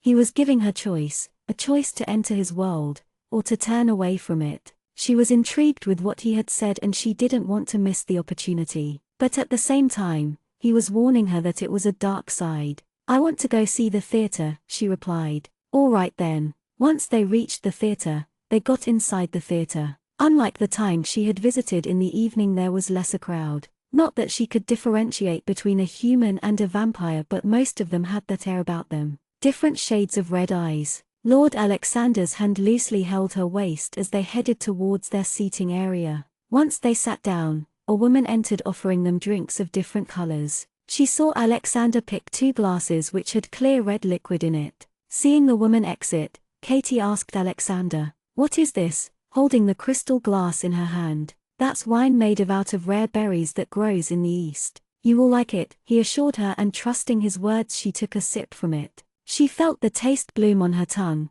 feeling the smooth texture as she gulped it like water. "This is tasty," she murmured, looking down at the glass. "Would you like to have another one?" he asked her, and she nodded happily. He pushed a button in the corner and the woman was back with the drinks to serve them. She felt Alexander lean towards her. "This time don't drink it too fast. The berries aren't exactly alcoholic, but if you drink it too fast it might make you slightly drunk, he advised, and she nodded sheepishly, placing the glass on the small stand. By the way, this might be late, but happy birthday, Catherine, he whispered, his hot breath in her ear. Tea, thank you, she replied, staring back at him while he smiled. Her birthday wasn't unfortunate after all, she thought in her mind. Slowly the lights dimmed, almost blackening out the theater if it weren't for the lights on the stage. Soon the story began and Katie watched the actors enact their scene while she sat next to Alexander. Like Alexander had said, the story and the acting was in depth, it felt too real. There was a certain gore when a person was killed and it made Katie cringe in her seat and she felt her eyes moisten during emotional scenes. When the heroine met the hero again, Katie let out a sigh of relief, but what she didn't expect was the coming act. As the couple finished kissing, she saw the man on the stage unbutton the woman's dress slowly, taking his sweet time as he discarded one item after another. By the time the woman was naked, Katie felt her eyes widen as the scene didn't change but rather continued. Taking the drink in her hand, she took a gulp from it. The man touched her neck, traveling his fingers to the woman's breast and giving it a gentle squeeze. He then moved his hand south, making the woman cry with pleasure in his arms, placing kisses all over the woman before they made love. Both the actor and actress seemed too skilled as they acted out their parts. For a brief moment she had forgotten who was sitting next to her, and when the scene changed, she wanted to nothing but disappear into darkness. When the play ended, Katie sneaked a look at Alexander, who looked unfazed, but she on the other hand felt too aware of his presence. She was utterly embarrassed and her face hot along with her body. She didn't do anything and she knew she shouldn't be embarrassed. It didn't look like any of the viewers were embarrassed as they stepped out of their boxes. It wasn't that the scene was dirty, but she was embarrassed that she sat next to Lord Alexander watching it. Lord Alexander, fancy seeing you here today, a man approached them with a woman next to him. Balites, she heard Alexander greet the man. Who's the lady? The man named Balites asked as he scanned Katie from head to toe. This is Catherine Welsher, Lord Alexander spoke before steering the conversation to another topic. By the time they had got into the carriage, Alexander seemed to be in different mood than when they were heading to the theatre. They travelled back in silence. She didn't know what caused his change in the mood, but he didn't seem happy. Too many men and women had greeted him and she wondered if someone said something. Not that she noticed. Reaching the mansion, they went up the stairs. Katie was about to thank him, but she was surprised when Lord Alexander took her hand in his, entering her room. Once inside, Alexander cornered her against the wall and she jumped when she heard the loud bang next to her head. I apologize for taking you there tonight. I shouldn't have, she heard him speak. I didn't mind it, she said softly. Even though it was embarrassing, the play was nicely done. But I do. I mind it when a person other than me sees you all ruffled up right after the night play in the theatre. I feel the jealousy and possessiveness seep deep into my veins when I see a man looking at you as though he would like to undress you. And I would like nothing but gauge their eyes out, he chuckled darkly. I didn't know I could possess so much envy until I met you again, he said, and she looked up to meet his eyes instinctively. I have my eyes only for you, Katie declared her feelings, and his eyes softened. I know that, silly girl, he kissed her forehead. You are mine, Katie. If there is some else, I wouldn't give a thought before discarding them. Chapter 62, Slacker Part 1. The fireplace crackled at midnight as Lord Alexander sat on the grey Downing Street chair in front of it while reading the documents the council member had given him yesterday. Matthias was his ears when it came to reports on the proceedings that took place in the council court. Alexander didn't trust anyone on a whim. He trusted the man because Alexander was the one who had gotten him the job there, and the man had been extremely faithful till today. It was a different thing that the man was wary of the Lord, knowing full well of his treatment towards people who were unfaithful. Very few, like the slow-witted human Lord of the South, dared to be on the bad side of the Lord of Valeria. His men had reported on the possibilities of Lord Norman associating himself with a certain dark witch. Seemed like he would have to go and attend the council proceedings. Ario me out. In the room that was lit by the fireplace, the shadow of the cat could be seen walking towards its master as the size of its body increased to turn to a big black panther. The cat went and laid down near Alexander's feet, purring softly while rubbing his head to his master's legs to get Alexander's attention. "You've grown so big and yet you still behave spoilt," Alexander said, placing the documents aside and gently rubbing the cat's chin with his bare feet to only get a contented sigh from Aereo. The cat had been his mother's gift to him when he was a little boy. A big black panther that disguised to be small and harmless. A cat that was no less than a lethal weapon to protect him when needed. In the past, at the time of his mother's death, some had tried to kill him. Some who had claimed to be his family, people who were responsible for his mother's death. As he grew up, he killed each and every one of them, giving them an agonizing death in a much worse way than what his mother had to experience. He closed his eyes remembering the past and felt himself smile. "There is nothing more satisfying than having blood on your hands due to revenge," he thought to himself. The cat continued to purr and he wondered if Aereo had just come back to the mansion after hunting for food in the forest. Recollecting the day's events, he chuckled softly, making the cat lift its face to look at its master, but soon it went back to lay its head down again. Catherine. The very thought of her brought a twinkle in his eyes. His previous female escorts were an utter bore, some who behaved coy and some who were prude. He didn't mind breaking their facade before pushing them away as nothing but dust. He had enjoyed the night theater while sitting beside her as the play went. Her reactions were open and pure, letting him read her like his favorite book. He was glad that he had got the tailor-made dress for her. It was the same man who made Sylvia's clothes. After what happened in the weaver's house, Alexander was skeptical to send Katie to the town alone. Alexander himself had recommended the design of the dress a few weeks ago, getting rid of the hideous cage and instead adding layers of fine cloth. The color and the dress suited her well. He hadn't meant to kiss her, but seeing her happy as she spent time with another male in the theater that evening had irked him.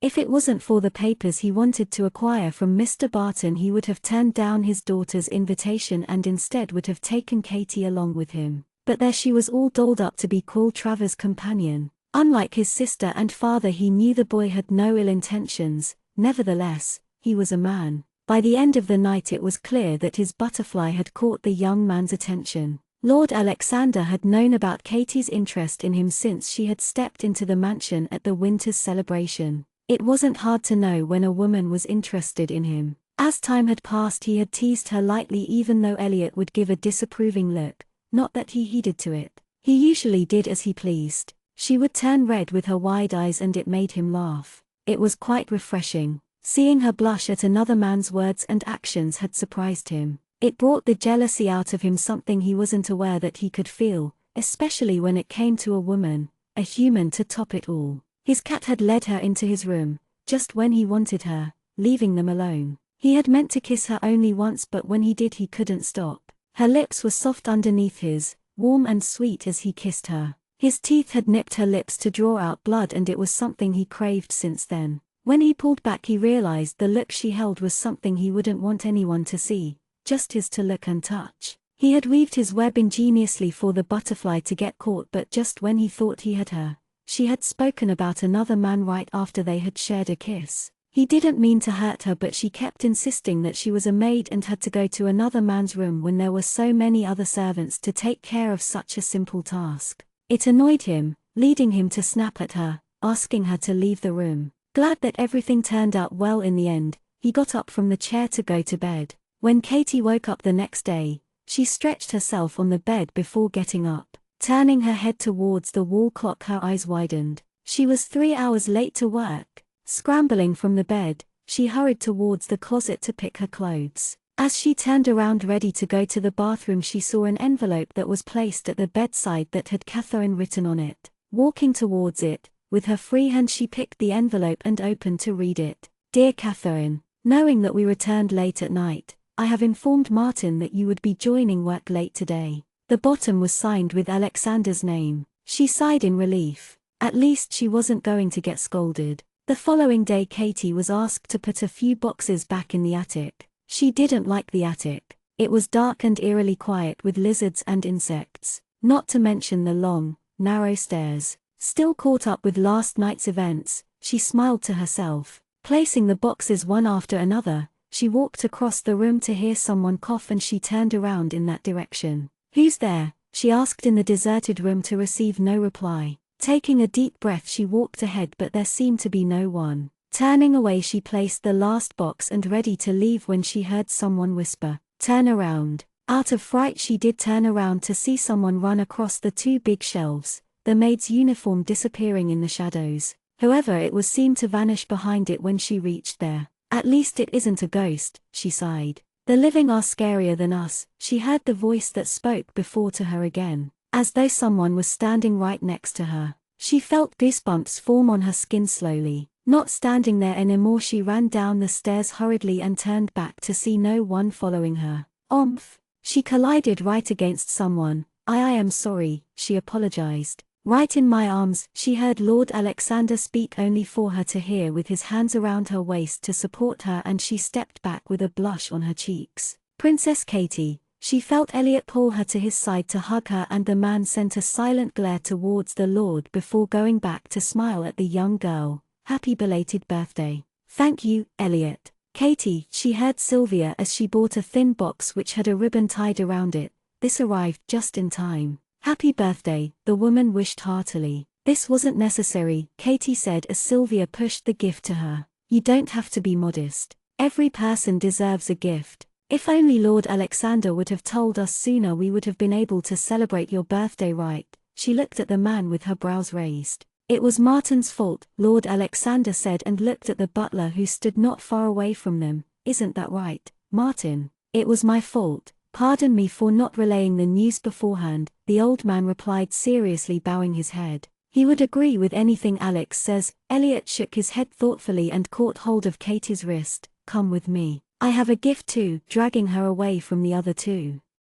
Chapter 63, Slacker Part 2. Katie now stood quietly in Elliot's room as he stood in front of her with a deep thought and a frown on his face. He had said he had gift for her too, just like Sylvia, but he hadn't spoken to her since they entered the room. Wondering what it was, she asked him, Elliot, I want you to forget your feelings for Alexander," he said with no hint of playfulness in his eyes. Elliot, who was always cheerful, now looked serious. Katie didn't know how to react to his request. She was confused. "But why?" she asked softly. "Don't take me wrong, but I don't think you two are suited for each other," were the words that came out of his mouth, and she lowered her eyes down to the floor. Katie hadn't expected Elliot to show her the reality so bluntly. She knew they belonged to two different worlds. It was something that was there at the back of her mind which she had pushed away. She wanted to be with him. She then felt a hand on her head. "This is why," she heard Elliot speak, to which she raised her head and saw him smile at her gently. "Alexander isn't an easy man. He gets bored easily, and before you know it another person is replaced. And even if things do work out in the beginning, he is a vampire and you're a human. As time passes you will grow old and things will only get difficult. Knowing this, are you still sure that you want to move forward with the way things are?" he questioned her. "Then I will stay as long as he permits to," Katie replied, making him smile. "I just don't want you hurt, okay?" Elliot spoke concerned and muttered under his breath, "Personally I think you deserve a better man than him." He knew that the Lord cared, but love was something he wasn't sure about. But maybe Alexander would change his ways in time. After all, Catherine wasn't like the other women. Going to one of his closets and pulling out a small wrapped-up gift. "I did say I had a gift for you," he grinned, going back to his usual self. Curious, she took it from him while he urged her to open it. Pulling out the wrapper, she found a glass jar that was filled with water. Looking at it closer, she noticed the tiny little mermaids along with the castle and seashells. They held intricate details, and it was something that she had never seen before. Above, on the cork, it said Elliot. She felt her eyes moisten as she held the small jar in her hand. He had made it for her. "Thank you," she whispered as she hugged him and felt him rub her back. "I guess I am just worried about you. It is like giving my dearest animal as a sacrifice to a carnivore." He gave her a troubled look as they pulled back. After coming back from Elliot's room, Katie carefully kept the gift she received from both Elliot and Sylvia in her room, heading down for lunch. As she went to sit down next to Dorothy, she felt some servants, especially maids, who looked at her discreetly while talking amongst themselves. At first she brushed it off, but having food had turned out to be awkward with so many eyes on her. She didn't have to guess what it even was about. "The maids sure did gossip a lot. You're really famous here," Matilda commented while eating her food. "The maids aren't able to stop talking about you and Lord Alexander coming back at midnight," Dorothy, who sat next to her, whispered.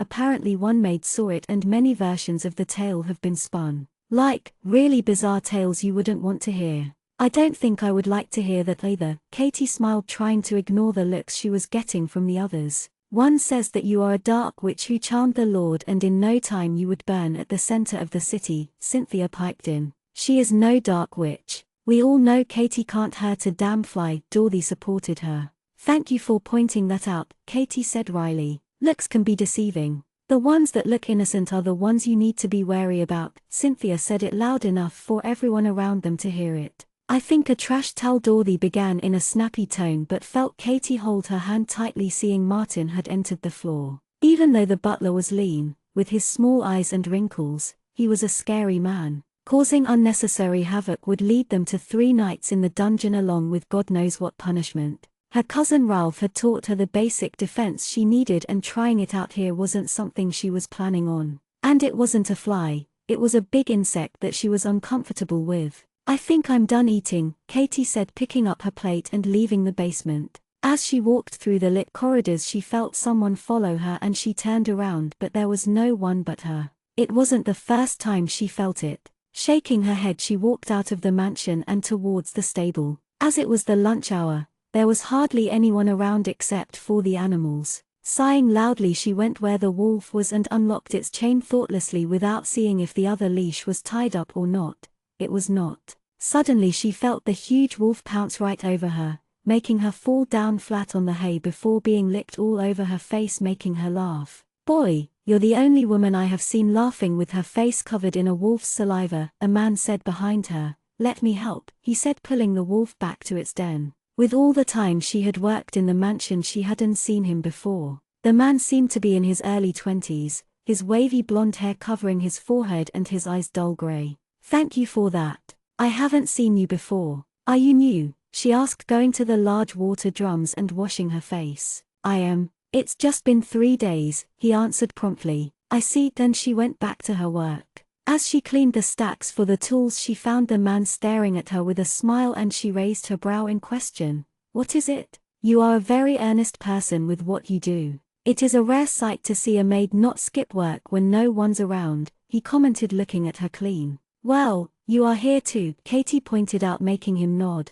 I think you need to start helping out. If Martin finds you slacking he will have you reported. The old butler. I'm not scared of him, he said, hopping up to sit on the slab. As days passed by Katie found herself being followed around by the man who seemed like he was enjoying his time in the mansion, doing nothing but talk and sleep. Sometimes she would catch him staring at her, like the time in the stable before he would clear his throat and turn away. In the stable he would often be seen sleeping leisurely, and it was a wonder on how he never got caught by Caviar or Martin. It was a Thursday and she went to visit the cemetery as usual. Thinking she had some alone time she sighed as she sat on her knees in front of her parents' grave. You sigh a lot, she heard the voice of the man, and turning around she found him leaning over the tree. She could feel a light headache form with him following her even to the cemetery. Do you have a dear one here? She asked, placing some flowers at the grave. I don't know. It's been a long time. I might have one, the man answered her thoughtfully. I don't know how to put it, but I think you need to stop following me. She finally said it to him. But you are the only one who talks to me, he frowned, looking at her. That's because you haven't tried hitting a conversation with anyone else, and she began walking ahead. I can't, she felt him say it sadly as he followed her to the old grave with the stone cracked. I know you are new to the mansion, but I think talking to others would do you good than only talk to me. There are nice people there, she said to him, and you really need to stop following me. If you don't intend to have me following you around, stop placing the damn flowers on my grave. He spoke exasperatedly. Your grave? She asked, surprised with his sudden outburst and looking up at him puzzled. Yes, mine, he replied, touching the stone with a frown before grinning to show off his perfectly white teeth and sharp canines. I guess I forgot to mention my name. And before he could speak out she felt the blood drain out of her face as she looked at the gravestone. Malthus Crook, they said at the same time. Chapter 64, The Threat Part 1. She looked at him eyes wide while he stood there with a bright smile on his face. Why, you're a ghost. I am, he confirmed as he sat on his tombstone. How was it possible? She had never heard about ghosts actually existing. They were nothing but myth, and that is what she had grown up to believe. But here was a man who claimed the tombstone was his. Maybe the man was joking with her, she thought to herself. Seeing the young woman look at him suspiciously, he said, "You don't believe me?" Then she shook her head in response. "You are a walking, talking person, whom I am able to see very clearly." She pointed out and saw him smile to show his long canines. "Ghosts are floaty things. Like this?" he asked as he elevated from the tomb, hanging in mid-air. Katie got up from where she sat quickly to take few steps back, away from the dead being, not able to believe her eyes as the man chuckled. Fear getting onto her nerves, she darted from the place, leaving the flowers on the ground in a hurry. She ran as fast as her legs could carry her to. After a good distance she turned around to see no one in sight. Now that she thought about it, he hadn't shared his name when they met. No wonder Martin had not caught him slacking off. The man was a ghost. Turning back she screamed as the man named Malthus stood ahead of her. "We weren't done talking," he said with a frown on his face. "Oh dear God, forgive me for all the faults and misdeed, but take the evil away." "Ha ha ha," the man laughed as Katie prayed to God. "You're a funny little lady," he said while she stood there with horror struck on her face. "I'm not a little lady," she narrowed her eyes before fear laced her face. "What do you want?" "I'm so sorry for disturbing you while you rested in your grave," she apologized to see him tilt his head. "Don't worry, I won't harm you. I have no power as such." "I wanted to thank you, Catherine," the ghost said, making her look confused. "I am touched by your kindness. It has been decades. People came and went but none bothered about that tomb. No relatives, no friends, no one but you. You placed flowers that I am allergic to but also removed the dirt. I thank you for that. You have my utmost gratitude." "You are welcome," she said, not sure what else to say to the ghost. "Let's go back to the mansion," he said, walking. "Come on, it's going to turn dark, that is if you don't want other ghosts following." Listening to this, Katie began walking, keeping a good distance between them. She couldn't believe that there was a ghost walking in front of her, hands in his pockets, while he hummed a tune. Remembering the time in the attic, she asked him, "Were you the one who spoke to me in the attic?" "I did. Unfortunately I didn't get my form that day and couldn't do anything except for speak. But now I'm all good," he said, bringing up his fingers to wiggle it. "Humans love playing hide and seek," she heard him mutter. "There seems to be a maid who shows quite an interest in you. She keeps following you. She was also there in the attic," he said, making Katie wonder who he was talking about. "Which maid?" she asked. "I don't know. I didn't bother to know her. Even if I did, I would have forgotten it. I have never been good remembering certain things, you see. Don't worry, I won't be following you around tomorrow." And as she let out a sigh of relief, she heard him say, "But for now you are my only company." Katie looked at the man's back as he walked like any other living man. It was such a strange thing, she thought to herself. Unlike what she heard in the tales of her town, this man didn't appear to possess any evil intention. Maybe even ghosts were identified into good and bad ones. As they continued to walk, questions bubbled up on the possibility of him seeing other ghosts. If he could, then maybe she could try talking to her family. She missed them. Did the dead have contact with other dead beings?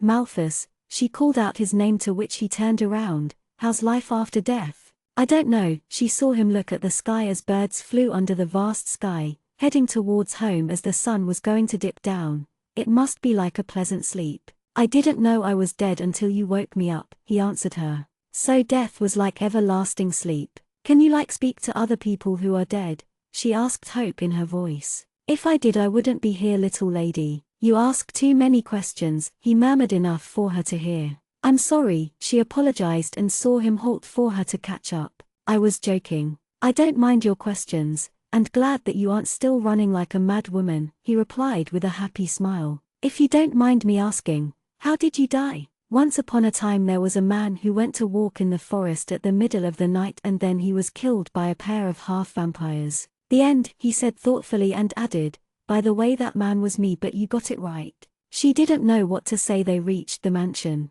"You are gullible," that was a joke. She had heard that a person's soul sometimes wandered around the realm of the living due to unsatisfied desire. Did he too have such reason for his soul to wander now? She felt sorry for waking him up from his deep slumber in his grave. If it weren't for her disturbing him, maybe he wouldn't be here. It was her fault that he had woken up from being dead, and being polite was the only thing she could do for now.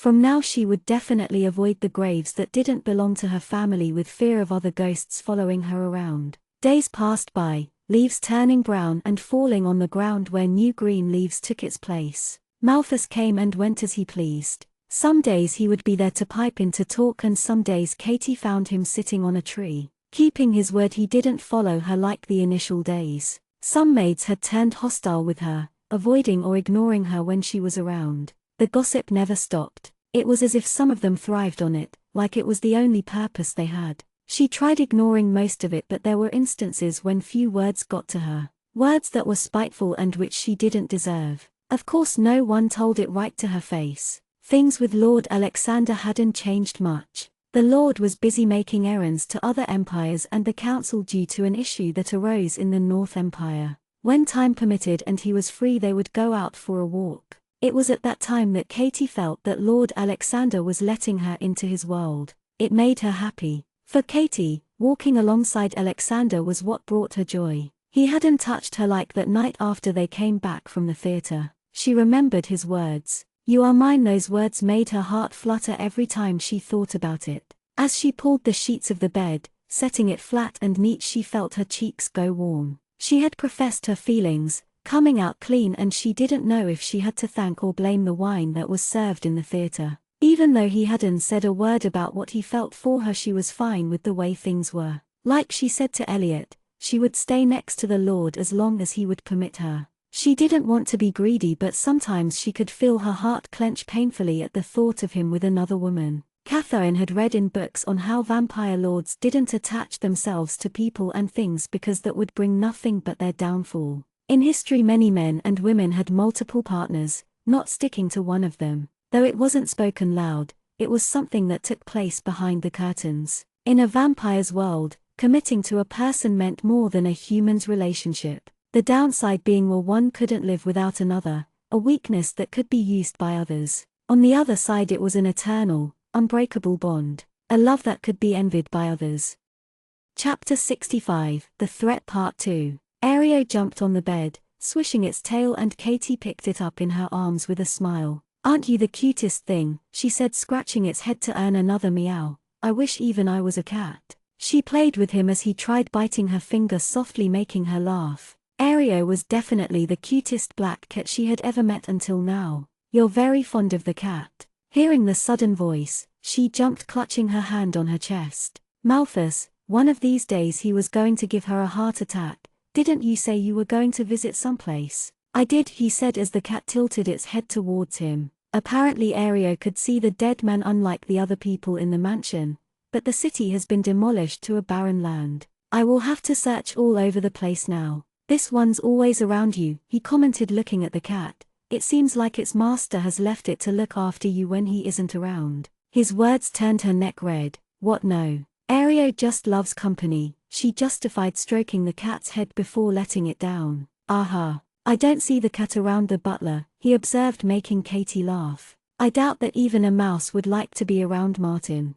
He hummed, lying down on the bed that was just made. "Did you know that years ago kings and queens had animals, or rather pets I would say, who served a certain purpose? An owl or a dog or a wolf or a cat. Even bats. It depended on what creatures they loved. These creatures were capable of hunting any possible threat, and they usually left them with their loved ones." Katie looked at Aereo, who looked harmless as a baby. "Don't believe everything you see, dear. Looks can be deceiving," Malthus advised her. When she got to her room, she opened the door to find a folded note lying on the floor. It seemed like someone had passed it under the door. Picking it up, she went to sit down at the small desk. As she opened it, her face went pale. "Get out of here, witch, before we stake and burn you alive. 1 week, and that is all you have before we turn you to ash." Holding the paper tightly in her hand, she felt herself go tense. It was an empty threat and there was nothing to fear, she said to herself. To begin with, she was no witch, and if she was, she would burn them first for making a baseless rumors. Crushing it, she threw it in the bin. She wondered if her friend Annabelle was going to have a baby soon. Taking the paper from the desk, she began writing to her friend. 2 weeks passed and nothing happened, but another note appeared in her room with the same words. She let out a sigh thinking about it. Lord Alexander and the others had gone out again. Katie found it lonely when Lord Alexander wasn't around. She would bury herself with work, talk to her friends in the mansion, but her mind wandered elsewhere thinking about the Lord. Every time she passed the main door she would glance outside the mansion to see if they were there yet. If he was there yet. One noon Katie went down to the town to pick groceries with Mrs. Hicks. She loved the market. People selling varieties of fruits, vegetables and meat. The meat was sectioned on the other side away from the vegetables. Men and women argued on the prices with the sellers, and Mrs. Hicks was no less when it came to bargaining the items. After helping Mrs. Hicks with all the items being checked and placed in the cart, Katie excused herself, asking them to go ahead as she had some work. When she spoke to the young boy and his sibling, she found that little Fanny had forgotten to get her ragged doll. Going to the alley where the siblings lived, she searched for it. After 5 minutes she spotted the little doll with a broken arm. Bending down she pulled the doll out, dusting it with her hand. Maybe she could wash and stitch around the corners before giving it to Fanny. She couldn't wait to see the little girl smile. Just when she was about to leave the place, she felt a sudden pain hit her stomach and she winced. Opening her eyes she looked around to see two people who had covered the lower part of their faces with black cloth. The man right in front of her pulled her hair, making her scream out in pain. Ah! Katie felt her ear resound when she felt a sting on her face. "Stop it, please," she screamed, trying to push and get away, but moving away only hurt her more. The other man shoved her against the barrel and her back hit something sharp. "Consider this as your last warning, you wretch. The next time you will be burned alive," she heard the man threaten. Hearing the footsteps leave the alley she groaned in pain with her eyes shut. She didn't know how long she sat there. After taking deep breaths she got up, holding the wall. First thing was she had to get to the mansion. Staying here wasn't safe. Getting inside the coach, she rubbed her stomach carefully. It didn't hurt as much as when the man had hit her. Instead her back hurt, near the spine. The man had shoved her against the barrel too hard. A woman who was traveling in the same coach kept staring at her time to time, making her extremely uncomfortable. When she looked at her reflection of the window, she realized what was catching attention. It was the faint bump of redness that had formed on her cheek. No doubt it was going to leave a bruise before the night started. Reaching the mansion, she looked around to make sure no one was there. When one of the workers walked across the main entrance, Katie slowly got inside, and taking a turn she found the head butler standing there at the stairs,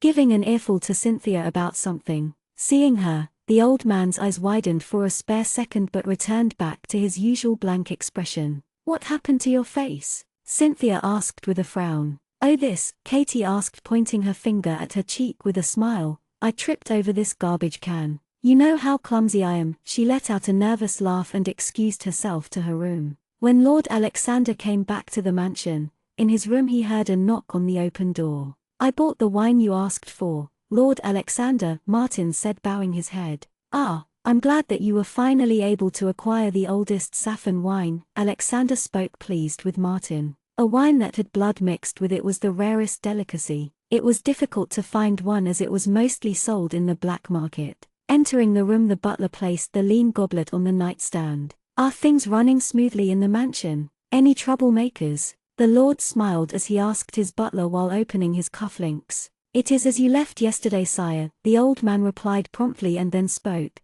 "My lord, I would request you to go visit Miss Welsher." Alexander turned around with a questionable look on his face. "Did she break rules again?" he asked, amused. "I think Miss Welsher got into trouble," the butler answered before Alexander dismissed him. Taking off his coat and placing it on the stand, Alexander stepped out of his room, making his way to Katie's room, which had its door closed. Raising his hand he knocked the door twice. "Who is it?" he heard her ask from the other side of the door. "It's Alexander." Katie was trying to get her hand reach towards the wound that had formed on her back when she heard the knock on the door. She didn't know if it was a good thing to open the door right now. Her body was in pain and she had skipped dinner. She didn't feel good and only wanted to sleep. What is it?" "I'm changing clothes," she partially lied to him. She had pulled the above half of her dress down to apply the medicine she had, which she was unsuccessful with. "I wanted to talk to you about something. Could you open the door?" She heard him speak to her gently. "I'll wait here." "Okay, give me few minutes," she said, pulling up her dress up and buttoning it. She made sure she was dressed. Walking towards the door, she opened it while apologizing with a bow. I'm sorry for making you wait," and when she lifted her face the Lord's eyes narrowed at her cheek that was turning blue. He lifted his hand to her cheeks, tracing the small blue bump with his finger. "What the fuck happened when I wasn't here?" he asked, his eyes turning dark. Chapter 66, Confession Part 1. Seeing him look at her with his scrutinizing gaze, Katie felt too aware of her face with his fingers still on her cheek. Opening her mouth she began to speak. This was, "I want to hear the truth," Alexander interrupted her with a smile on his face. No lies. Straight to the point. There were times like these when she wished not to see Alexander's smile. It was a smile that didn't quite reach his eyes. A smile that gave uneasiness to the person who saw it. It reminded her of the time when they had got back from Mr. Weaver's house, when she had denied the pain on her wrist which was due to the old man slashing her hand with a knife. At that time Alexander had pressed the wound gently yet deliberately to get the truth out of her. "It happened in the town today. 2 men came out of nowhere and hit me. They warned me to leave the mansion," she explained while he listened to her. "Wasn't there anyone with you? Isn't the groceries bought along with Mrs. Hicks and others? Where were they?" he questioned her as he stepped into her room and closed the door. "We did go together. After completing the work with Mrs. Hicks I went out for an errand asking them not to wait." She bit her lip nervously and saw him gesture her to sit down along with him on the bed. "I see," he murmured before taking the cotton from the box and dabbing it with the liquid next to it. Not waiting for her permission, he put his finger under her chin to raise her head. "Did you see their faces?" she heard him ask as he pressed the wet cotton against her cheek. "No. They had their faces covered." She saw him tend to her cheek tenderly, making sure he didn't put much pressure on the skin. It made her smile. Alexander caught her smiling and raised his brow, to which she shook her head before lowering her eyes. "Where else did you get hurt?" he asked her once he was done with her cheek. "My stomach and my back," she answered him. "Take off your dress." "What?" she asked, her eyes wide in shock. "I need to see the wound. We wouldn't want it causing any infection now, do we?" he asked her in a matter-of-fact tone before chuckling. That's all right, Lord Alexander. "I can do that," she said hurriedly, taking the cotton that was used and getting up from the bed to throw it in the dustbin. "And my stomach is all right now. I'm sure your back hurts, with the way you have been walking," he interrupted her. Katie didn't know if she had to praise or curse the Lord's shrewd observation skills when it came to his surroundings. Her back did hurt every time a friction was caused due to her dress fabric rubbing the wound on her back. As thankful as she was for the Lord's gesture of kindness in helping her, she was too embarrassed to do what he had asked for. "I will ask someone to help me with it," Katie said with an embarrassed look, her eyes darting left to right. "I promise I won't do anything inappropriate," he said seriously with an unwavering gaze on her.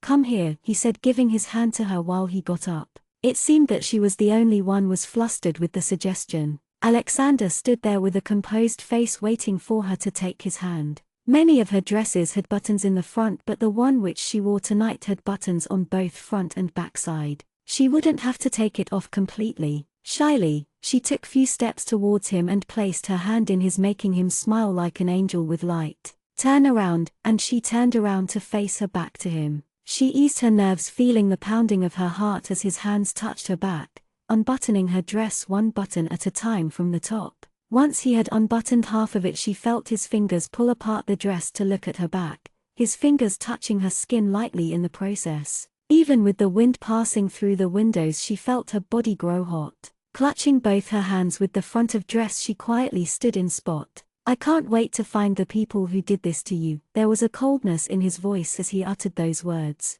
Just like her cheek, the skin on her back had turned bluish, but the skin had broken, leaving a long tear at the surface. The blood had dried up. Pulling out the cotton from the bundle and letting it absorb the liquid from the bottle, he brought it to place it on the wound to hear her gasp. The liquid contained healing elements that avoided infection. When applied initially on an open wound, it could sting. She felt Alexander's hand working on her wound with careful movements. He touched her skin, anger swirling in his eyes. Someone had dared to do such a thing, trying to tear his butterfly's wing. Feeling him button up her dress to the last one, Katie turned around to thank him, but instead felt him pull her to an embrace, to hold her in his arms, and she buried her nose in his chest. The smell of a clean, washed shirt mingled with his masculine scent. He felt warmer than a fireplace in the cold winter. Though she had confessed her thoughts, she still wasn't certain what she meant to him. Alexander hummed in response above her head and then spoke. The previous Lord of the South has been creating fraudulent documents to pull down the vampire lords out of the seating in the council. Apart from that, there have been arguments on dividing the empires and creatures to avoid the future rise in conflict. Divide? She asked, confused. Yes, Norman is a very clever man for a human. Even with him in his 50s, he wants to sabotage and weaken the relationship between the vampires with the humans, Alexander explained to her. There have been too many human bodies lining up in the South Empire and he claims it to be the vampires' doing. He wants an empire free of vampires with only humans to walk the land. But that would cause an imbalance, she said, making him nod. That is what he wants. A small spark in the forest can cause the entire forest to burn into ashes. We are well aware of it, therefore the case is being investigated cautiously. I'm glad I didn't stay back at the council for a week more. She heard him murmur the last sentence before he pulled back to look at her. His dark red eyes were truly captivating. They were eyes that held power and dominance. Her hands slowly let go of the shirt he wore, but he caught her hand in his. Never leave the mansion, he said, making her heart skip a beat. He was referring to the words the men in the alley had said to her. I won't, she whispered, but the Lord didn't seem to be convinced with her answer. I mean it, Katie. I want you stay here where my eyes can find you. With all these incidents happening with you, I don't know if trouble follows you or you follow trouble.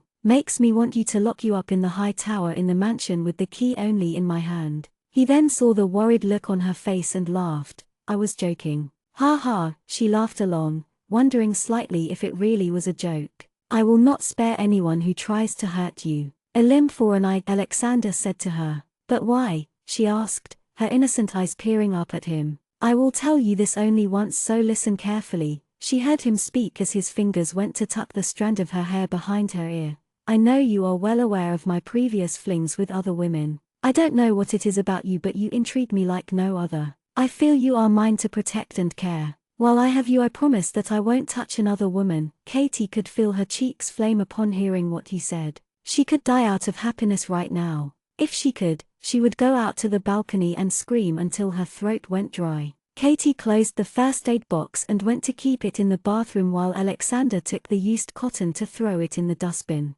When he was about to throw it, he found few torn pieces of paper in it. There were writings. Curious, he picked it out before placing them in his pocket. I won't take any more of your time. Sleep now. Night. Alexander leaned forward when Katie was back from the bathroom, kissing her forehead softly. Good night, she wished him, and he left her room.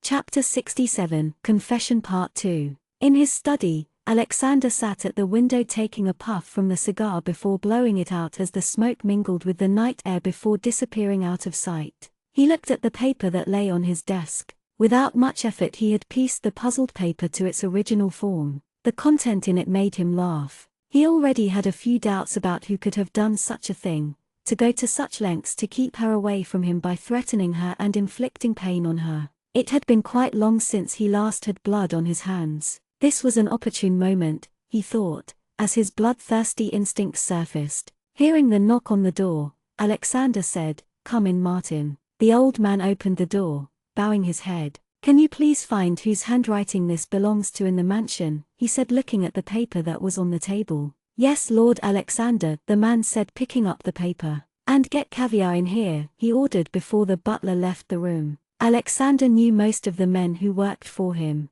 Even if he wasn't closely acquainted with them, he made sure to know most of their backgrounds because you never knew who would be of use later. That was how most of the vampires' society worked. After all, most of the creatures of the dark were master puppeteers, and he was one of few holding a higher degree than most. It was a world of dominance and power, humans and the vampires treading their way to the top. He planned to cut down all the resources that was going to Lord Norman, cutting it out one by one before he tried anything. Division in the empires would mean separation in lands to live for both the creatures. Of course it wouldn't affect the servants, but there would be an impact in the world they lived, especially on the higher society. "Lord Alexander, did you ask for me?" He heard Caviar stand outside the room. "I did," he said, taking a last puff. He stood up before extinguishing the cigar on a tray. "If I wanted to hire people to frighten someone, would you be able to get them?" "I guess I could, my lord, Caviar replied guarded. He didn't know why the lord was questioning as such when he knew the man already knew the answer to his own question.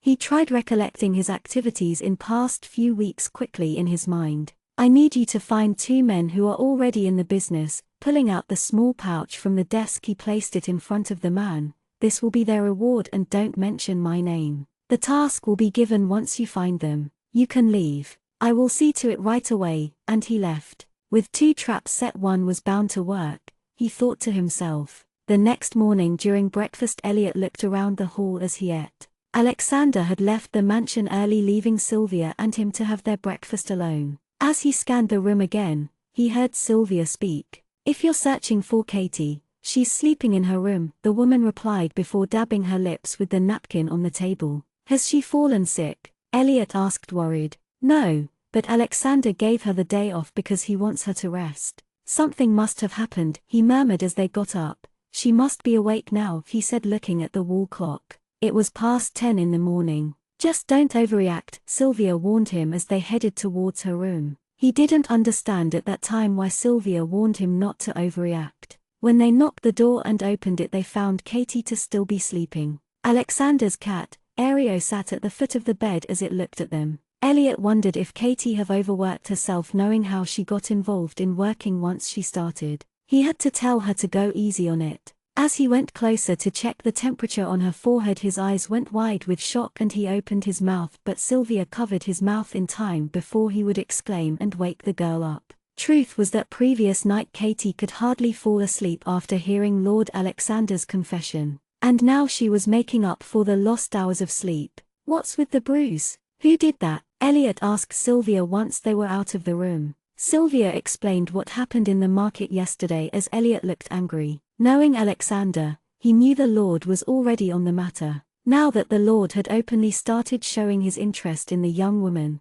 she would be subjected to many things. With her associating herself with the Lord, she had entered the dark world and there was no turning back now. There were men and women out there who would try using her as a means to get to the Lord. He could only hope she would have enough strength to withstand the obstacles and get through without tainting that pure soul of hers. Close to noon, Katie woke to hear someone hum a song in her room. Opening her eyes and getting up, she rubbed her eyes with a yawn. You look bad. What happened to you? She heard Malthus ask her, who was sitting on the window with one of his legs hanging outside. Apparently people aren't nice, she answered him before the smell of food invaded her senses. I did warn you that the living are scarier than us, he said before hopping off the window. Turning to her right, she saw the food cart in her room with containers filled with food. She hasn't eaten anything last night and now she felt like she was starving. Without the plate, she digged into the container with the spoon. That's very unladylike, he commented as he saw her mouth full. Deswowowekoud, she spoke as she chewed. I'm sorry, but I don't speak that language, Malthus said in a matter-of-fact tone, making her roll her eyes. Swallowing the food, she spoke, there's no ladylike when it comes to food. Rubbish, he waved his hand as though dismissing her words. But then you are a little weird to begin with. Katie didn't leave the room at noon. She sat there talking to Malthus about his solo trip as she hadn't seen him for a while. Dorothy and Coy had joined later on, with Malthus putting in his opinions once in a while which none knew of. Dorothy had said of how they had been asked to draw. In the evening, Alexander called Katie to his study with Malthus following her to the room. When Katie had entered the room, Alexander was writing something on the parchment paper. Taking a seat, she waited for him to finish. Are you feeling better? He asked her. I feel much better. I did sleep in a lot, she replied to see him smile satisfied. Indeed, she heard Malthus pipe in which went unheard. She didn't want the ghost following her around, especially not be present when Alex and she were talking. Malthus had promised to disappear if things did turn funny. Alexander folded the paper before placing it in the desk to look at her. Katie, did anyone bother you in the mansion? Anyone? He asked her, to which she tried remembering but shook her head as nothing had actually happened. What about the girl in the attic? She heard Malthus speak. I should have seen her face properly. She heard Alexander hum for an answer. This came for you today, he said, giving her a letter which was named to her by her friend Annabelle. Why don't you go back to your room? I will ask Martin to send your dinner up to your room, he said to her. Thank you, she said as she got up and opened the door. I asked Katie to go. I don't remember asking you to leave, She heard Alexander speak, making her turn back at him while he looked at the ghost next to her. Both Malthus and Katie looked shocked. Alexander could see and hear the ghost all this while.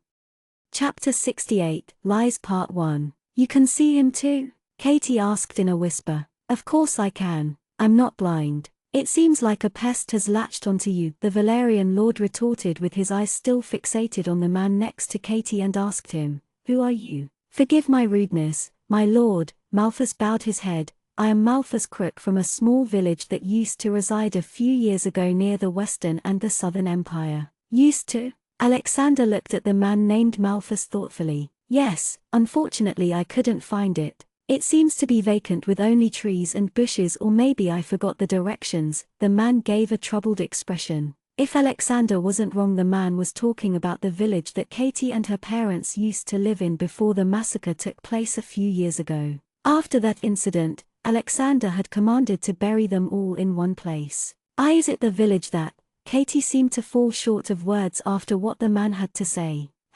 Malthus turned to look at her in question. Do you know how you died? The Lord asked him. Malthus stood quietly, trying to recollect his memory. When he woke up after his long sleep in the grave, he hadn't remembered anything much apart from his name, which was thanks to the tombstone. He didn't have all his memories, they were mostly foggy, but as days had passed he remembered bits and pieces. I was passing through the forest in the night when a bunch of half-vampires attacked me. I tried defending myself, but I got outnumbered and one of them took a jab at my stomach. I tried escaping and getting back to the village, but there were more half-vampires. That wasn't the surprising thing though, Malthus said with his brows scrunched together to form a deep frown. There was someone in the far corner, a woman standing there and watching men and women getting slaughtered. I don't know what happened after that. May I know why you have been following Catherine when you can go on your merry way? Alexander asked calmly, and Katie was the one to speak up. Pardon me, Lord Alexander. It is my fault that Malthus woke up from his grave. If I hadn't been making noise while cleaning his grave, he would still be sleeping, she said regretfully. It had never been her intention to awaken the dead soul, not that she had an idea about ghosts coming alive. She looked at Alexander, who was in deep thought, and he then spoke. Katie, could you get a key from the second drawer next to my bed? Nodding, she left the room. I still haven't received the answer to my previous question, the Lord reminded him. She was the one who woke me up, so she can see and hear me. I have no one else to talk to even when there are people surrounding me. I hold no interest in her and mean no harm. The man crossed his heart. If it is the company you crave, I shall make your wish come true, the Valerian lord said, bringing hope in the man's eyes. But nothing comes for free. But how? I have my ways, Alexander said coolly. Of course, Malthus thought to himself. The man in front of him was no ordinary person. He was a vampire lord, and it seemed like there was more to him than what he let on. With the few days he had spent around the mansion, he had understood so much that Katie had fallen in love with the Lord. But the proposition he was making was more than tempting. To be seen and heard again would be a wish come true. To be part of the living than the lonely world he now belonged to. What's the offer? He asked cautiously. You will able to talk to the living but not touch them and disappear as you do now. This man was scary, thought Malthus. He was the ghost and yet he hadn't bothered to notice his surroundings. But this man knew what he had been doing. In return, you will work for me. One more thing. I don't want you hanging around Catherine pointlessly all day long unless she goes to the town alone or I ask you to. Oh, I won't, Lord Alexander. I won't be a third wheel either. He bowed his head respectfully.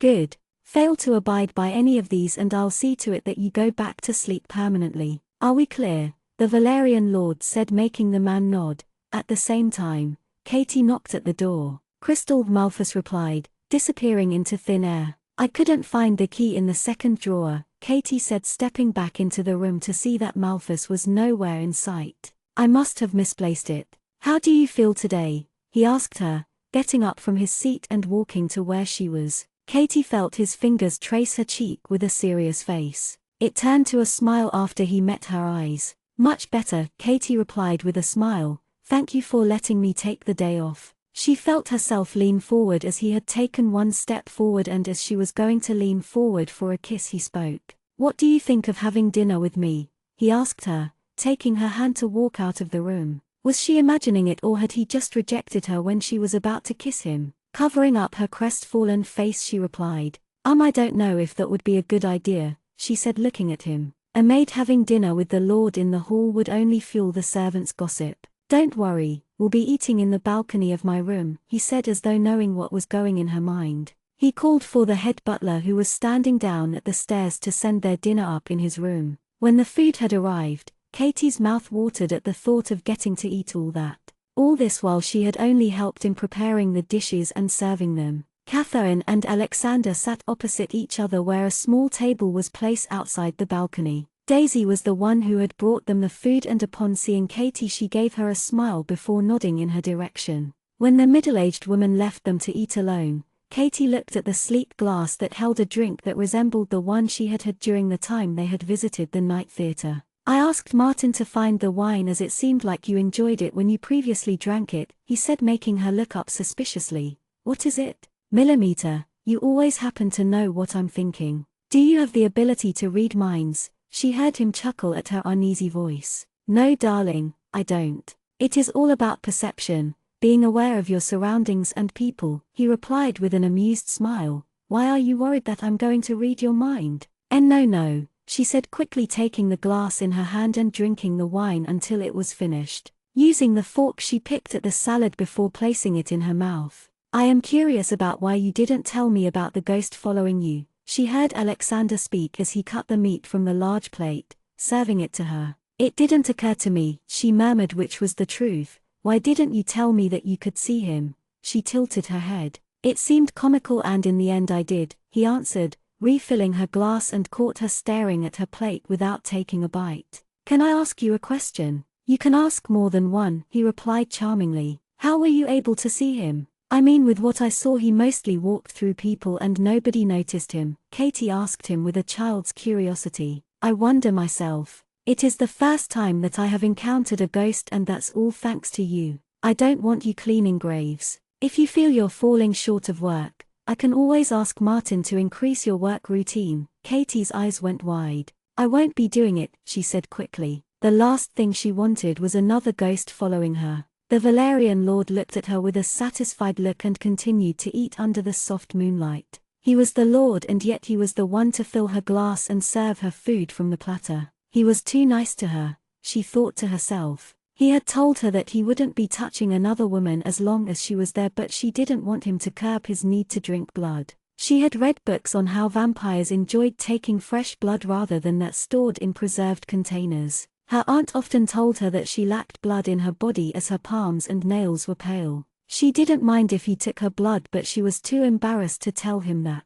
By the way, I received news about your cousin's whereabouts, he said, making her look up at him instantly. Tall, reddish-brown hair. Katie nodded at him furiously. Where is he? Is he all right? Can I go see him? She asked him, anxious. He's fine. Oliver found him in the South Empire and will be bringing him back along with him in a few days. He could see the happiness bubble through her face after hearing what he had to say. Aye, thank you, she said, her eyes shining with unshed tears. She was relieved to hear it. Her only blood relative was alive and safe. She couldn't wait to see him. Katie had thought of visiting her friend Annabel, but now that Lord Alexander had given her the good news about her cousin, she would have to postpone it. Alexander was glad that he had taken the right decision of sending her to her relatives when she was a young little girl. She spoke about them fondly. Keeping her in the mansion at such a young age would have turned her into a different person. The way she was now was perfect. The woman in front of him intrigued him.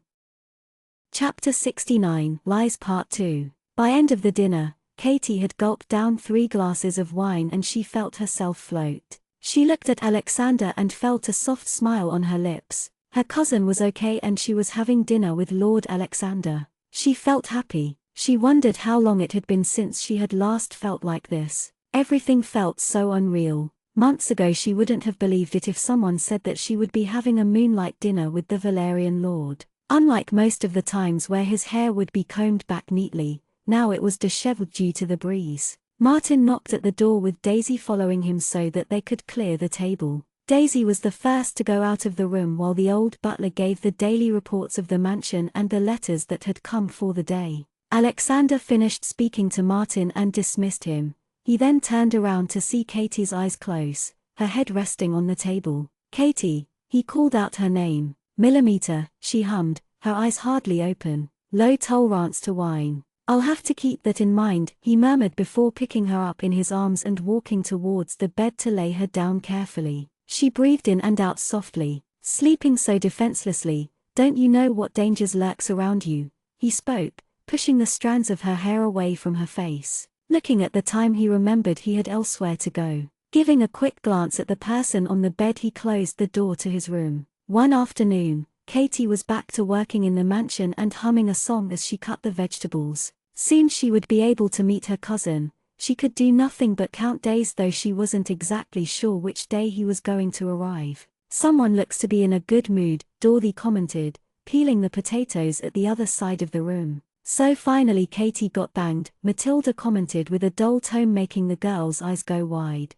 Marty, don't put it so crudely, Dorothy said, fanning her face with her hand, and then turned to Katie. Did you? She asked, beaming a little. We didn't, Katie shouted with a flabbergasted look on her face. How boring. I thought they would have done it at least more than twice, knowing Lord Alexander's reputation, Matilda said. Really, Katie replied queasily, staring at the vegetables she had just cut. Maybe he's just using her, Cynthia said in a matter-of-fact tone, and then lowered her voice. No offense, but like Matilda pointed out, our Lord has a high drive when it comes to sexual activity. Both of you are so crude, Dorothy accused them. We all know vampires have a higher sex drive compared to us humans, so it shouldn't come as a shock. No offense, Cynthia, but we all know he got on with you like twice, which was 3 years ago, but that was that. If you have eyes, you would know that the Lord has a soft corner for Katie. It wouldn't matter if you don't have experience, huffed Cynthia, rolling her eyes. The Lord prefers women with experience, someone who knows what to do rather than stay like a dead log. She needs experience. How would you know if she is a dead log? Katie can be. Please stop, Katie shouted, halting both the girls' conversation. She felt her cheeks aflame with the row they were having. I'm grateful that you girls are worried about me, but I think we should work now before Mrs. Hicks comes here to see no work done. And on cue, Mrs. Hicks entered the kitchen, bombarding them with the items they had to prepare for lunch. As Katie continued to work, her previous happy mood had been replaced with a thoughtful one. She knew how vampires lived their lives, especially the ones that belonged to the higher society. Power, sex, death. That was what it was all about. Thinking back on the past few days, she realized that Lord Alexander had kissed her only once on the mouth when they had got back from the theatre.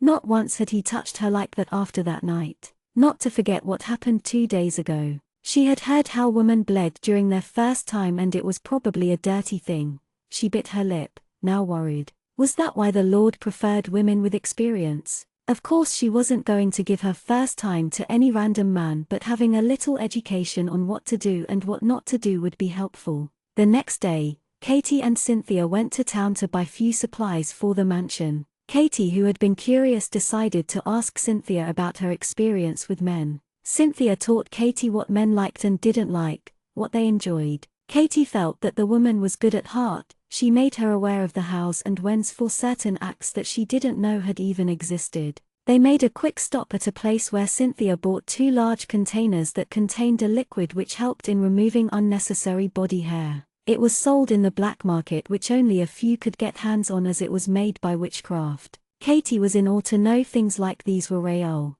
Once they were done with buying things for the mansion, Katie reluctantly tagged along with the woman to a local bath which was separated for different genders so that she could show how to make use of the liquid they had bought not long ago. Once they were out, Katie felt as if a layer of her skin was taken out. It felt different. And then they went to meet a friend of Cynthia's. This is Javier, Cynthia introduced the man, and this is Katie. The man named Javier didn't seem like a friend to Cynthia because they kept talking to each other teasingly. Katie, I brought you here so that I can show you some of the moves, the woman stated, making Katie stutter. What? Show 'em me. That wasn't something she was looking forward to, Katie thought to herself. Oh, don't worry, I didn't mean it that way. We won't be doing the actual deed. Katie let out a nervous laugh. Come, Javier. And then Katie sat there with her face burning in embarrassment. Cynthia was definitely bold. It wasn't even 10 minutes before she got up from the bed with Javier in it, saying that she had forgotten to pick the parcel, and she went out in a hurry,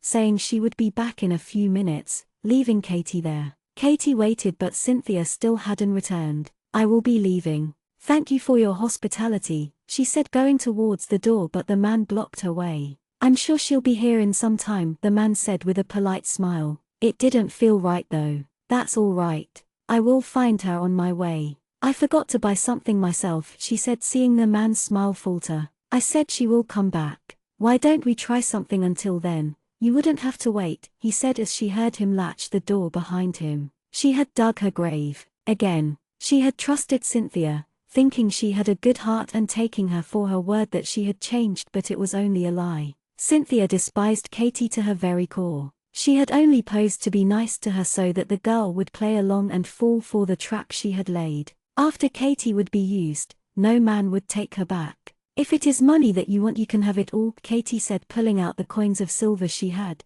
"Please let me go," she requested him, feeling her throat go dry. "It is very rare that I get to see a woman of your status. Well bred. I hear that the Lord has the hots for you. Perhaps I should sample you," he said, pulling her hand, and she screamed for help. Taking the nearest object, she smashed it on his head, making the man drop his smile. "You can scream as much as you want because no one is going to save you. This is the part of the town where no one bothers with anything. Stop please," she screamed as the man got on top of her. "Stop." But as soon as the man had got on top of her, he was thrown to the nearest wall by someone at just the same speed. Looking around anxiously, Katie found Alexander standing there, furious. When her eyes met his, she felt herself gulp with fear. He was angry, and it was written all over his face. His eyes then went back to the man who was sprawled on the floor in pain. Picking up the man effortless in one hand, he spoke. "You have quite some nerve trying to take something that does not belong to you," he spoke in a cold voice as he looked at the man in the eye. "Any last words?"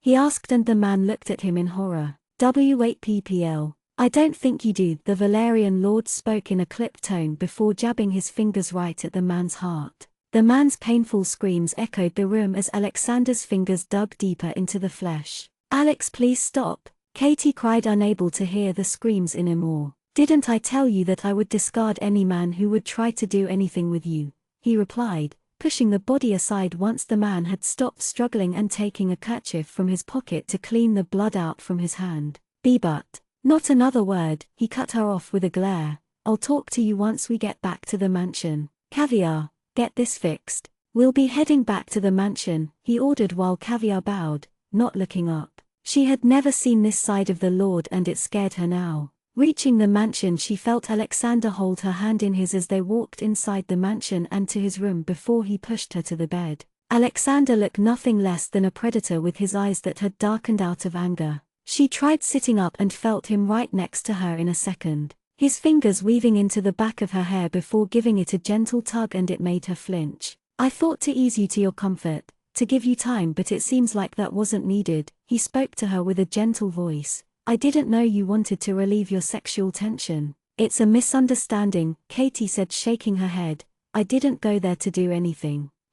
Is that so? Enlighten me why you were near the red streak," he said, looking into her eyes that looked confused. Yes, you," he prompted her.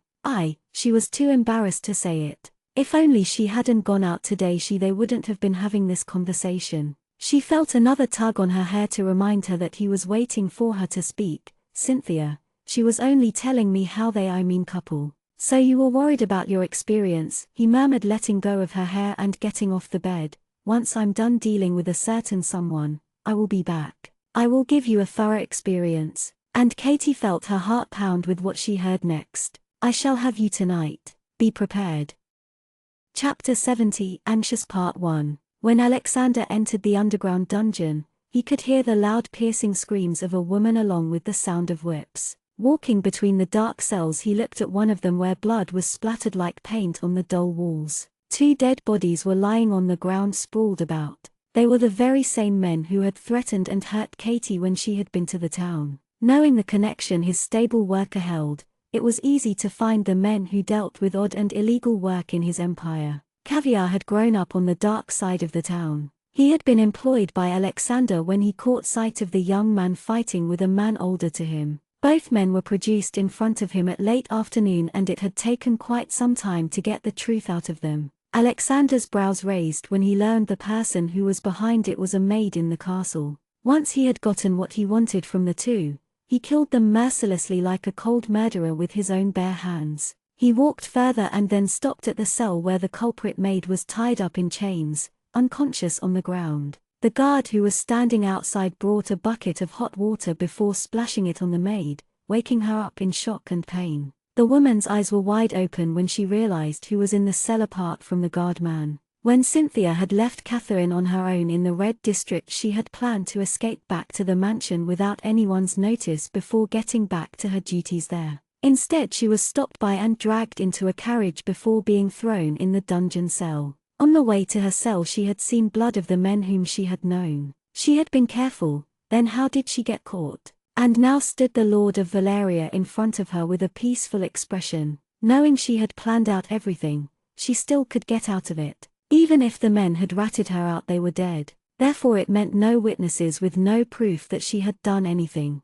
Getting on her act, she asked, "Why am I here?" in a confused tone. "I was wondering that myself," he said while signaling the guard to leave them alone. "If you could enlighten me, that would be great." I don't understand what you're talking about, Lord Alexander. "I think you've mistaken me for someone else." Replying carefully, Cynthia gauged him. "Aren't you quite the pretty little actress? I usually carry a good amount of patience with me, but as you see today I have run out of it." He chuckled and then said, "So why don't you start talking?" The woman looked at him, her mouth tightly shut. Seeing that she was refusing to speak, he took few steps towards her. There were always other means to make a person speak. Cynthia tried to get away from him, but she felt her body unable to move, as though it was frozen in place. She felt him pick her hand that was resting on the ground. The gesture made her happy. The Lord was finally looking at her. She then heard him speak. "Lately I have been thinking on ways how to interrogate people in my dungeon.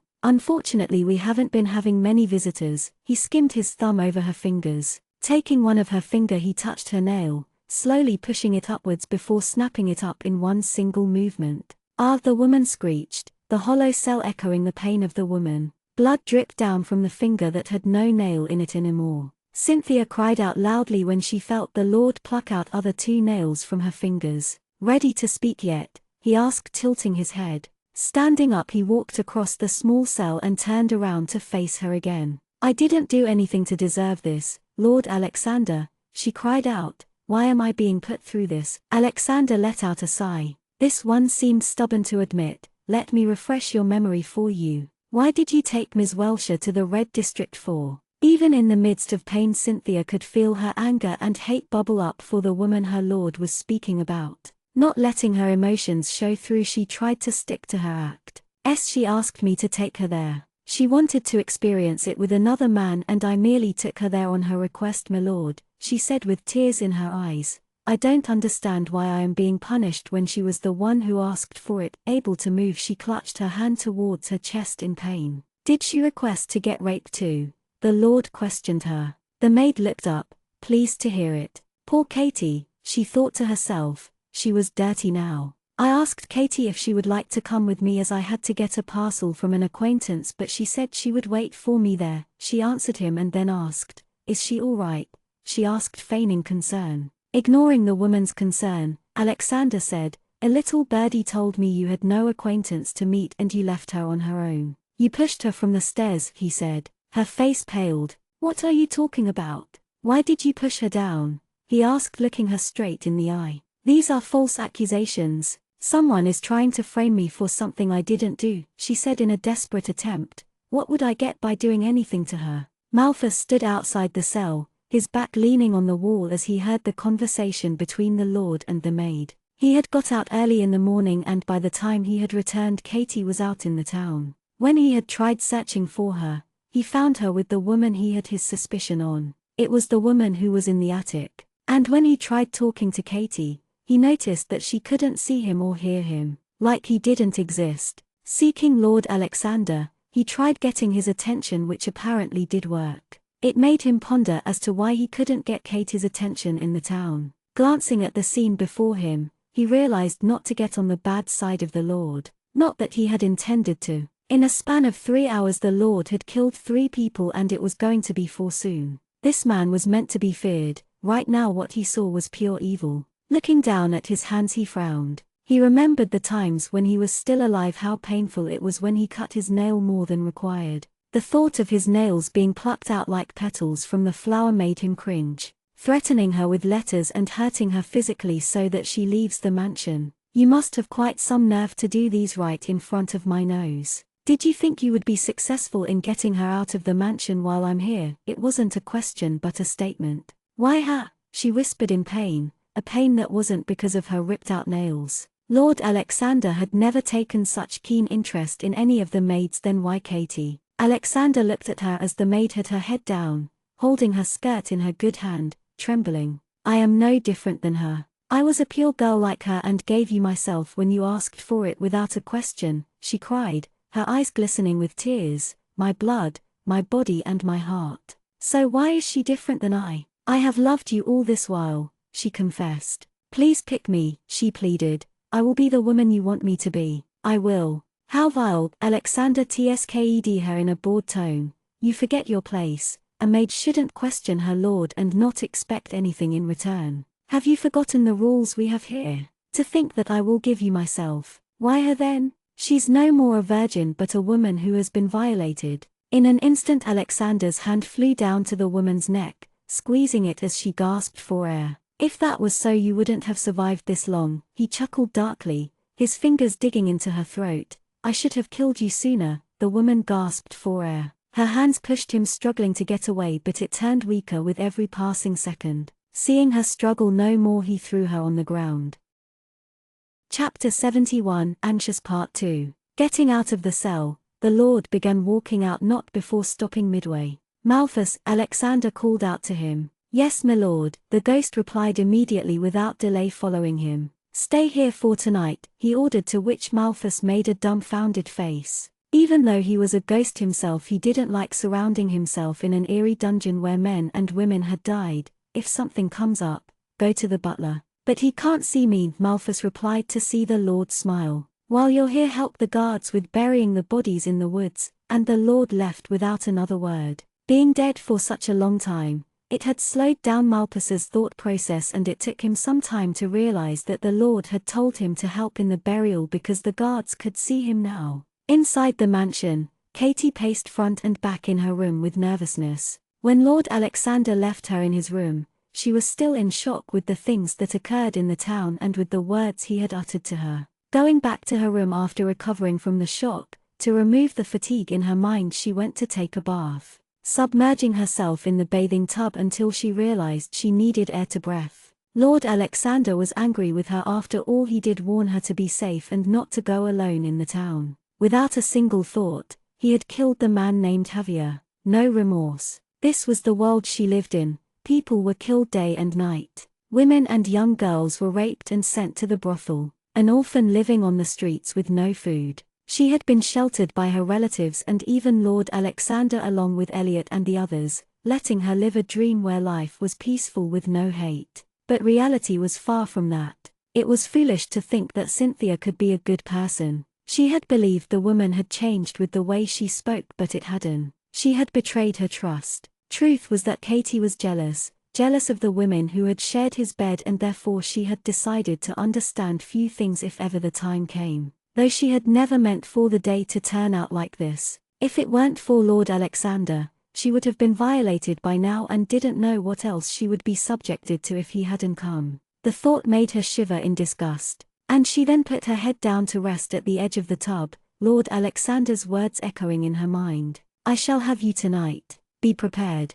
Be prepared." Her mind was still digesting those words and she felt her heart beat wildly. Did he really mean it, or was it just a spur of moment? Have her? Didn't that mean he would take her to bed? Splashing the water on her face, she shook her head. She thought of running to the maid's quarters to save herself, but she doubted if it was a good idea. Martin, their butler, would surely come there asking her to go back to her room like a little child being sent to bed. Then there was Cynthia. She wasn't sure if the woman would be there or not. Alexander had spoken about dealing with someone and she wondered if it was Cynthia he was talking about. Because if it was, then she doubted the woman could return back to work. With the stunt she had pulled, she would be banished from the empire. Katie had skipped dinner and instead opted for an apple due to the nervousness that built in her with every passing minute. It had been almost 4 hours since Lord Alexander left her in his room. Was it enough time to cool down? Katie asked herself. It wasn't that she didn't want the Lord.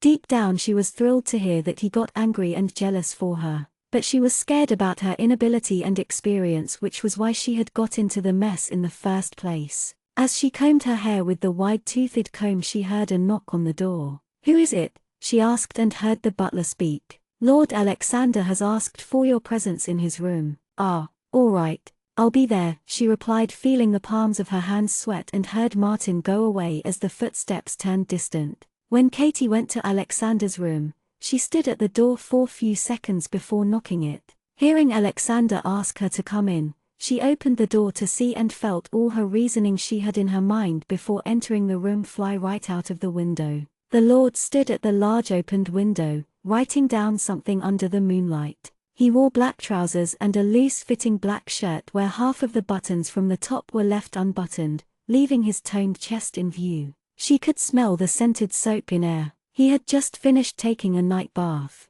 His hair disheveled with the tips of his hair that was almost dry. The sight of him was enough to get her heart thumping, and Alexander looked up from the papers to look at her. He offered her a smile and she relaxed, feeling the previous tension vanish within her. "Would you care for some wine?" She heard him ask her, and she saw him open up a bottle that looked like it had water in it. "I got it as a present from one of my council members," she heard him speak. "I am fine," she answered with a small frown. Lord Alexander was being himself, offering her wine, and he had smiled at her. Maybe he wasn't angry now after all, and the words he had spoken were only on spur. She had been fretting for no reason. She saw him take few sips from the glass and then place it at the desk. He then padded across the floor with languid steps to where she was. Without a word, Alexander lowered his head slowly and she tilted up her head as their lips touched for a kiss. When she parted her lips, she felt a bitter yet sweet taste of liquid pass through her lips. Her brows scrunched together with the taste of the wine, and when they pulled back she saw him having a pleased look.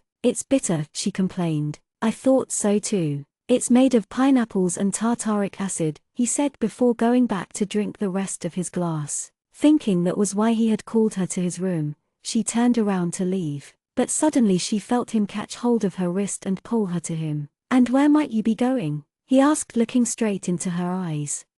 She was too lost in his eyes to remember what he just asked. He had beautiful, captivating eyes that were hard to stray from. She felt him trace her lower lip, to which she lowered her eyes. "Did you forget what I promised you not few hours ago?" he asked her, and she looked back up to see the serious expression return back on his handsome features. "Don't be scared," he spoke to her softly.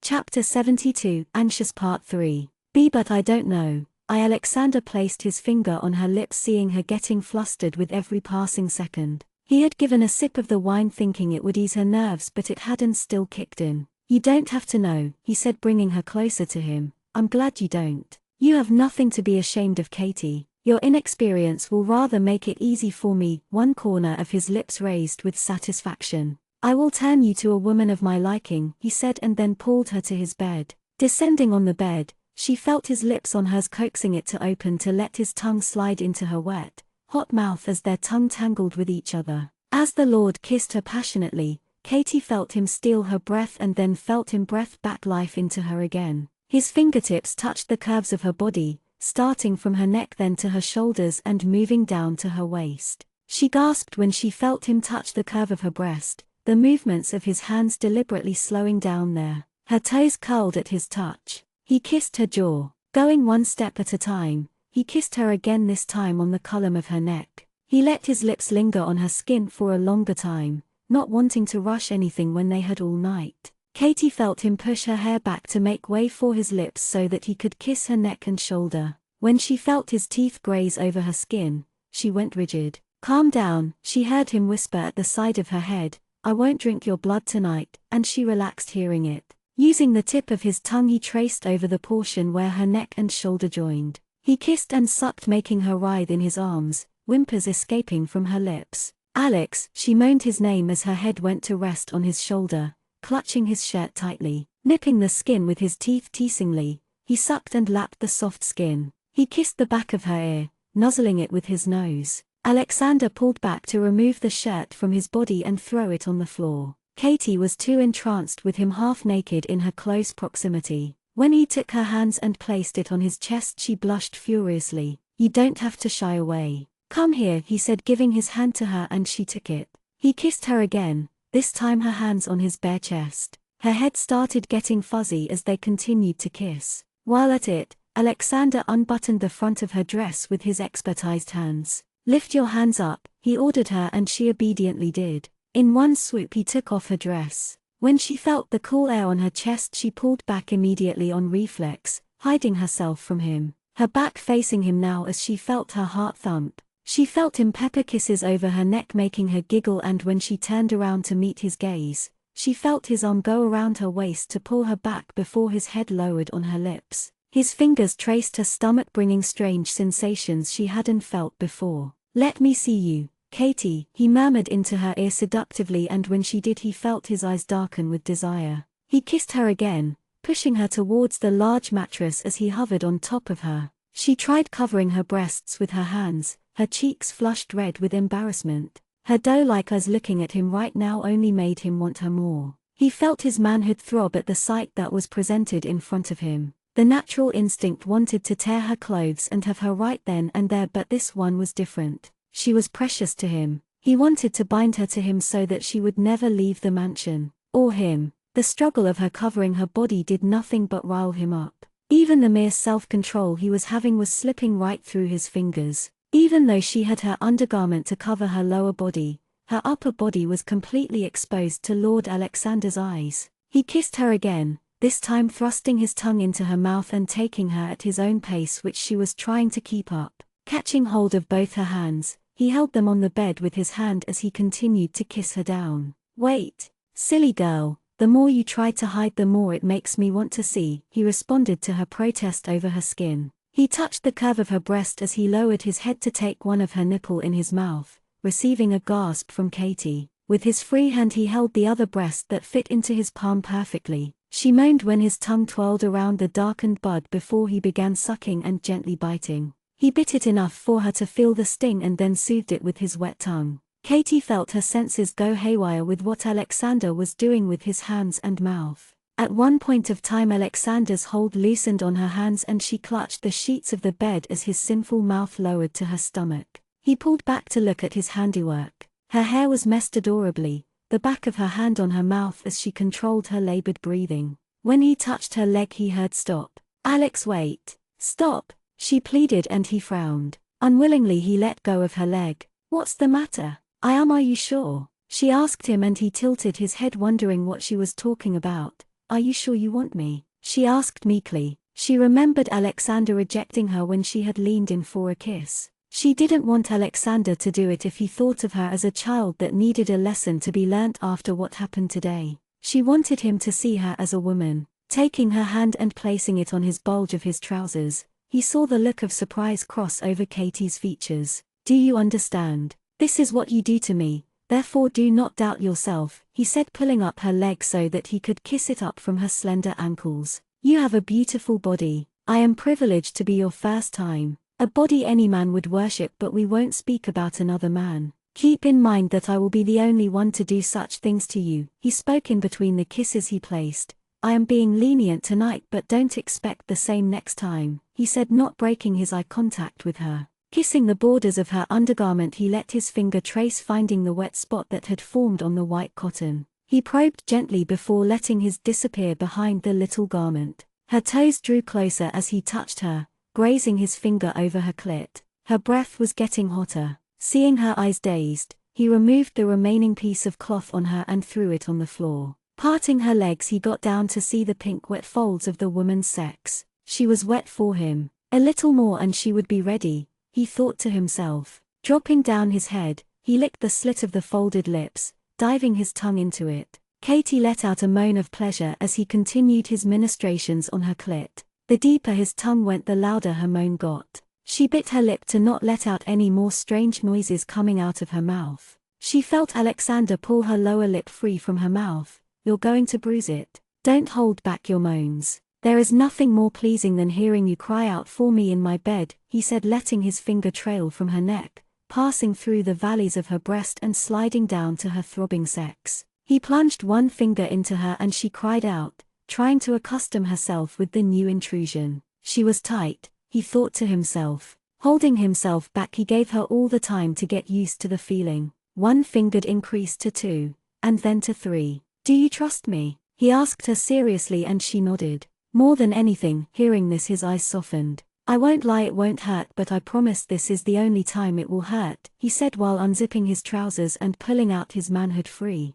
Katie felt herself gulp. Lord Alexander was well endowed below. It was thick and long, and it would be a lie if she said she wasn't scared. Parting her legs, he positioned himself right at her core. He pushed it in slowly as she cried out in pain. Katie had first thought of bearing with it, but it was too much and she felt tears streak down her face. Alexander whispered to her with encouraging words, kissing her lips and letting her scratch his back due to the inevitable pain. When he was all in, he let her adjust herself to his size before starting to move slowly. Katie felt the pain dull as Alexander started to move inside her, replacing it with a new-found pleasure. It was a sweet pain. With every thrust that increased, she held onto his back, clinging to her dear life. She moaned his name as he took her until she came apart in his arms. And after few minutes, Alexander let go of himself, letting her orgasm for the second time. Katie panted for breath, still floating in her wonderland. "I'm sleepy," the Lord heard her murmur when he pulled her back to his chest, her eyes threatening to close. "Sleep, darling," he said, pulling the sheets to cover both of them. Pushing her hair aside, he caught sight of the mark that was still healing. Recollecting what the maid said about sending away Katie from the mansion, he chuckled darkly at it. Now that he had a taste of her, he wouldn't let her go, not even if she wanted to. Chapter 73, Puppeteers of Empire Part 1. In the morning, Alexander had woken up to see Katie fast asleep, her face facing towards him as she breathed in and out softly. The quilt that they were sharing was now covering the front side of her body and her lower behind, leaving her back exposed along with her arm and shoulder. Last night he had taken her to his bed. He stole her innocence, and he was glad that he was the one who took it. The Lord was furious when he had found another man on top of her, trying to force her. He didn't care about his image when he had ripped the man's heart out. Katie was naive and she believed people had a good heart, but she had to know that she didn't live in a world that was pure as her. And what she did yesterday was foolish. Naivety had its limit, and so did his patience. He had given her his word on not touching another woman, but he was no saint. A man had his own needs, and to top it he was a vampire. The need to touch her had been growing, and knowing the girl was still yet to bloom into a beautiful rose, he wanted to keep it untouched.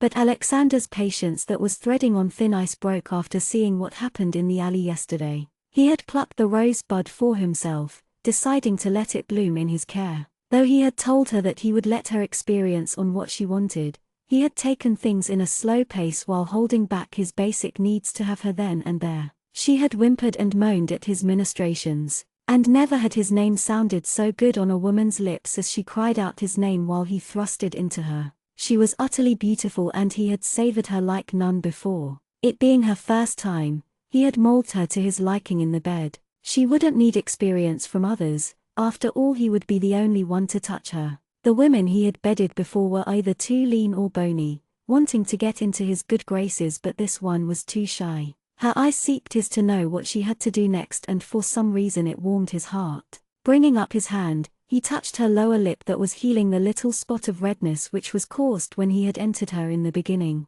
She had bit her lips in pain, unable to take the new intrusion and trying to adjust to it. Instead, he asked her to hold his back and indent the pain she felt. In the heat of passion, he had taken her twice before emptying himself into her, her eyes clouded and drifting to another land. He felt her move closer to him now, and he pulled her by her waist gently. Lord Alexander wasn't the type to let a woman sleep in his bed. The women whom he had been with were asked to leave his room or was killed in the process, as he sucked their blood until the last few drops. Moving his hand behind her back, he traced his finger at the length of Katie's spine, making her body shudder. Noticing the change in her breathing, he spoke. "Good morning." He pulled away from her to see the redness on her cheeks that began from her neck. "Good morning," she replied softly as she clutched the white sheets in front of her to cover her bosom. Seeing her now completely awake, he wanted to have her again. Katie had still been dreaming when she felt a finger move across her spine, tickling and tingling her before waking her wide awake.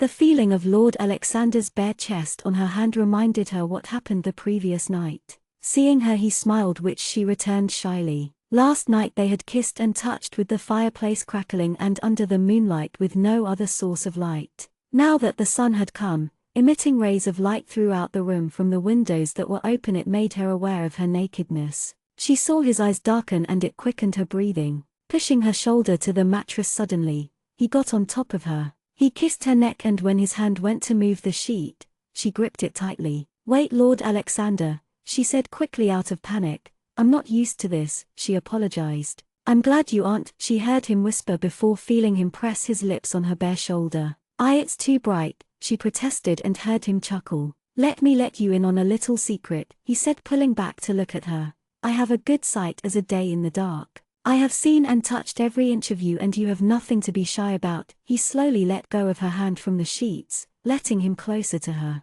Feeling the fabric under the sheets, Katie wondered when the Lord had worn back his trousers. But she wasn't able to ponder on it as Alexander's hand trailed down her body before letting his finger slide in and out between her legs, making her moan once again. Pleasure swept past her face and it made him hard. Knowing that she was still sore as it was her first time, he didn't want to thrust himself into her right now. He let go of his hand after some time when she reached her peak and came over his fingers. Her chest heaved up and down as she came down the high. Her breath was laboured with her erratic heart beating in her chest. "I should probably lock you up in the high tower," he murmured, and her eyes snapped at his with a worried expression. "Why would you do that?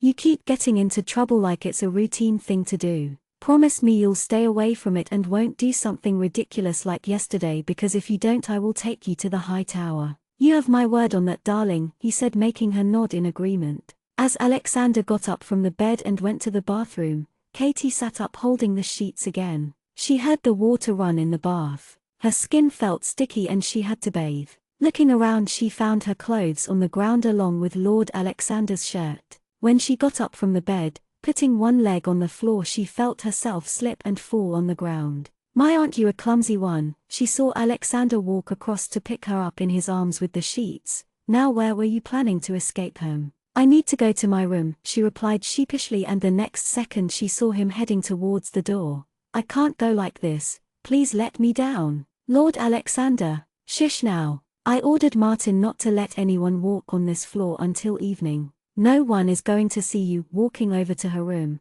he placed her on her bed. "Thank you," she thanked him. "Cather and I have an event to attend that has been hosted by the council in the evening. I would like you to accompany me there. I'll ask Sylvia to help you with the dress. We'll depart here by 4, he said, and left the room with a pat on her head. Later, when Katie went down to the kitchen, she found Mrs. Hicks scolding someone as Faye and Dorothy did their work. She wondered if the butler had told Mrs. Hicks about her delay in work, because if he didn't she had to brace herself for Mrs. Hicks' words. But when the woman saw her she frowned. "Didn't you take the day off?" "I did," Katie asked, confused. "Well, that's what I was told by Martin," Mrs. Hicks replied as she added salt to the large vessel that was boiling under the fire. "I am free until 2. I can lend hands until then," Katie offered help. "Bless your soul, dear," and with that she began helping in the kitchen. She later heard from Dorothy that Cynthia had gone to her native town to visit her parents due to urgent work. She had a gut feeling,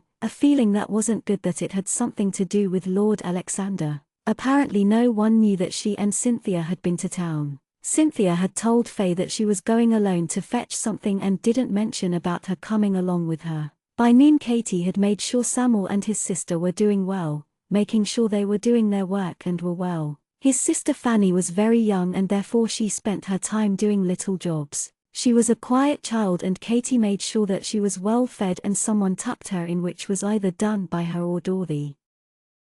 Chapter 74, Puppeteers of Empire Part 2. As usual, she made a stop near the horse shed to give food to the wolf and noticed Malthus petting a horse. She made her way to him. "She's new to the shed," Katie said as she stood next to him. "No wonder she is scared," Malthus said as he touched the horse's white mane. "I had a horse myself. She was a beauty. Strong one," she heard him speak fondly, getting lost in his thoughts. "I heard Dorothy about someone really handsome working in the shed since today," she said, making him grin. "I am handsome," he said, making her laugh before asking her, "How are you doing? It was stupid of you to go with the woman." I'm glad Lord Alexander came on time, he said with a frown before flicking her forehead. Ouch, that hurts, she rubbed her forehead. So how are you enjoying life of a human again? I feel amazingly alive. I can feel the warmth on my skin again, he murmured before giving her a smile, his grey eyes twinkling as he stared at her. What? She asked, raising her eyebrows at him in question. Nothing. You just seem a little different, he shrugged, giving her a wink before disappearing behind the hay. Around evening, Catherine along with Lord Alexander, Elliot and Sylvia sat in the carriage as they headed to where the council had held the event. Katie looked at Elliot and Alexander, who sat diagonal to each other. Elliot was glaring daggers at Alexander, who was hardly bothered with it as he looked at the view outside. Sylvia had a crease marring her forehead while Katie sat awkwardly. When Sylvia was helping Katie with the dresses to see which suited her the best, as the event was going to have the presence of the highest class members of the society, a look of surprise passed through her face. Alexander had sucked the skin on her shoulder so much that it had turned blue in color. She didn't ask about it and instead continued showing her dresses and making Katie wear them. Elliot, who was passing by, popped into the room, his eyes zeroing on the mark that had formed on her shoulder before closing the door shut. Neither did she nor Sylvia know what happened, but Elliot had done nothing but glare at Alexander. Glaring at me is not going to undo what happened, Elliot, she heard Alexander speak, his eyes moving from the view outside to look at Elliot. I hope you burn in hell before being eaten by the red ants for sullying her. She is still a child, Elliot said, making Sylvia sigh beside him. I am not a child, Katie protested. If you haven't noticed, Catherine's a fully grown woman and she knows what is right and wrong for her, said Alexander firmly. Of course, you sly dog. You said why? Calm down, interrupted Sylvia before Elliot would really drive a stake into his or the Lord's chest. Katie is a grown woman. If not now, in the future she will find a man. Would you rather have someone else take Katie? Stop being a mother hen. HMPH, Elliot responded, turning his head to the other side of the window. Sylvia did have a point, but Alexander had put his dirty paws over his sweet little Katie. One day he wasn't in the mansion and the man had taken her to his bed. He knew it was bound to happen, but not this soon. Unlike Alexander, who hadn't bothered to see her grow up with the years that passed by after they sent her to her relatives, Elliot visited her often in the initial years to make sure she was all right.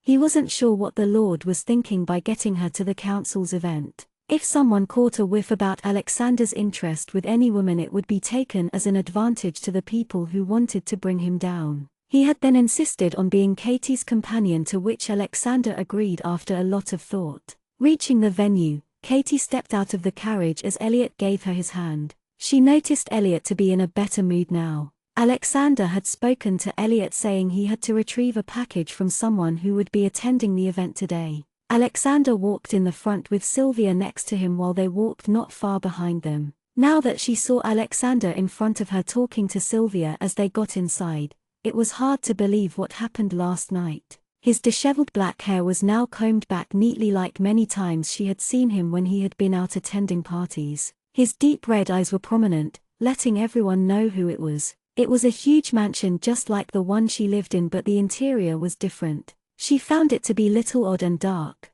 Katie wondered if it was because the vampires were attending that the mansion was dark, or if it was built that way. Elliot had asked her to stay close and not to wander around, as it wasn't a safe place even though the council was holding the event. Good evening, Mr. Wells. Did you just arrive? A woman in her 30s asked him when it had been only 2 minutes since they got inside. Good evening to you, Ms. Jackson. We did. You look lovely, he complimented her, and the woman waved her hand but took the compliment anyways. You're being too nice, she laughed, making Katie's brows raise ever so slightly before she composed her expression. I will see you around then, and the woman left to greet others. As time passed, Katie found that most of the people here were pretentious. Men and women greeted them, looking down at them or her, but Elliot was sure to reply with his quick wit and sarcastic remark. There were some beautiful women who flirted with Elliot even though she stood next to him, not that she minded. From far she saw that Alexander and Sylvia stood talking to an old man with few others.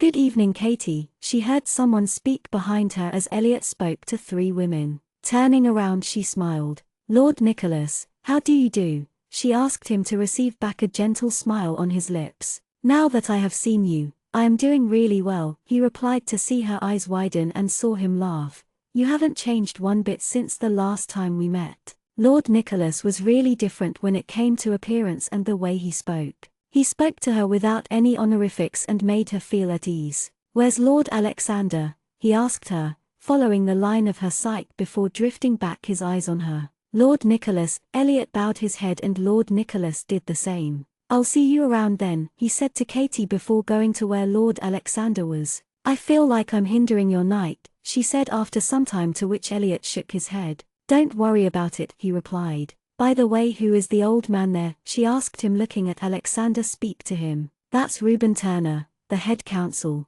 He's the one who makes decisions after the council meeting. With what I know, he thinks in straight lines, making it hard to persuade him, Elliot replied to her question.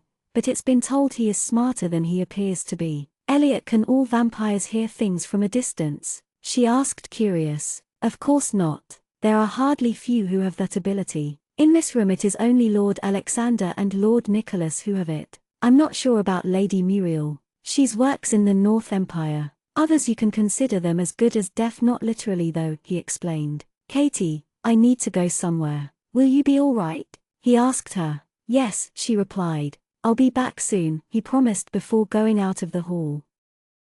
Chapter 75, Puppeteers of Empire Part 3. Not knowing what else to do, she observed people as they spoke with each other. Katie saw Alexander talk to a woman from a far distance. She saw him lean forward and whisper something in her ear, making her smile before placing a kiss on his cheek. She felt jealousy rise in her chest. The more she looked in his direction, the more she felt the pang in her heart. The female vampires kissed a lot, thought Katie to herself. Turning away, she downed the wine she had in her hand. On one side, she was happy that Elliot had accompanied her.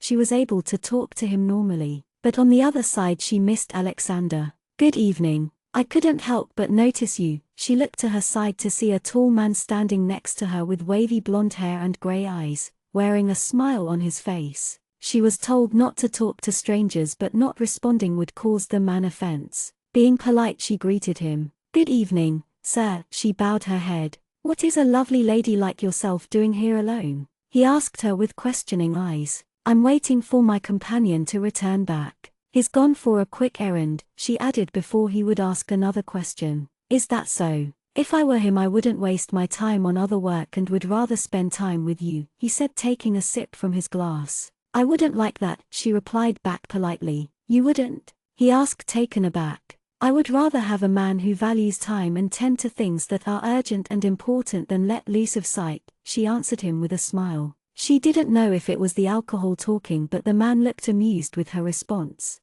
And you are Miss? He trailed, waiting for her to give him her name. Brown. Dorothy Brown. She gave a false name, using Dorothy and Corey's last name. She didn't know why, but the way he smiled and behaved to be nice didn't feel right. I'm Silas Norman, he introduced himself. Why did the name sound familiar? Seeing her empty glass, he took it from her. Would you like to have another glass? He asked. Seeing from the corner of her eyes, she noticed another woman next to the Lord. She might as well treat her taste buds, she thought, giving him a nod. As they walked across the room towards the table where the glasses of alcohol was placed, Alexander caught sight of her. His eyebrows furrowed, looking at the man next to her as they spoke. It was Lord Norman's youngest son. You didn't say where you were from, Katie heard Silas speak as he picked a glass to give it to her. I come from the South Empire, she replied, looking at her glass. How strange that I come from the same place. I have never seen you before, he responded, and his expression turned sour when Katie felt a hand go around her waist.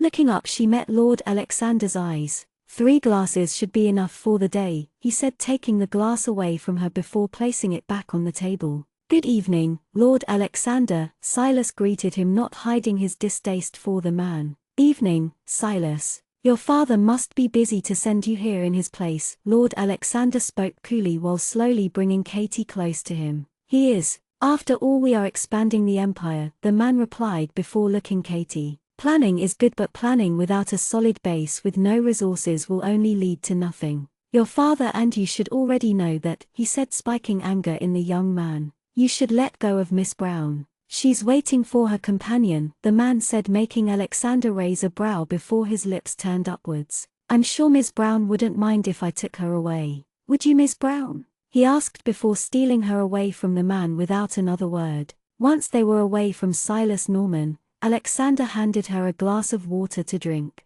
I don't like the women here. They cling too much, she said, sipping the water in her hand. Indeed they do. Unfortunately I can't rip their arms off, he said, making her smile. Lord Alexander and his dark humor, thought Katie. She then felt Alexander pull her towards him, this time with his arms around her waist as he leaned down to kiss her neck, letting his lips linger longer than necessary before pulling back. Men and women who were busy talking to each other stopped to look at the scene. It was a simple gesture, but the Valerian lord had never kissed a woman publicly in such an intimate way. Most of their faces were either shocked or surprised, and that included Silas Norman. Does he ever listen? Elliot asked Sylvia exasperatedly, who stood on the other side of the room. We all know he doesn't. Here, take this, she said, passing him a drink. Katie was too stunned to say anything. She hadn't expected him to kiss her. What was he thinking, kissing her openly in front of so many people?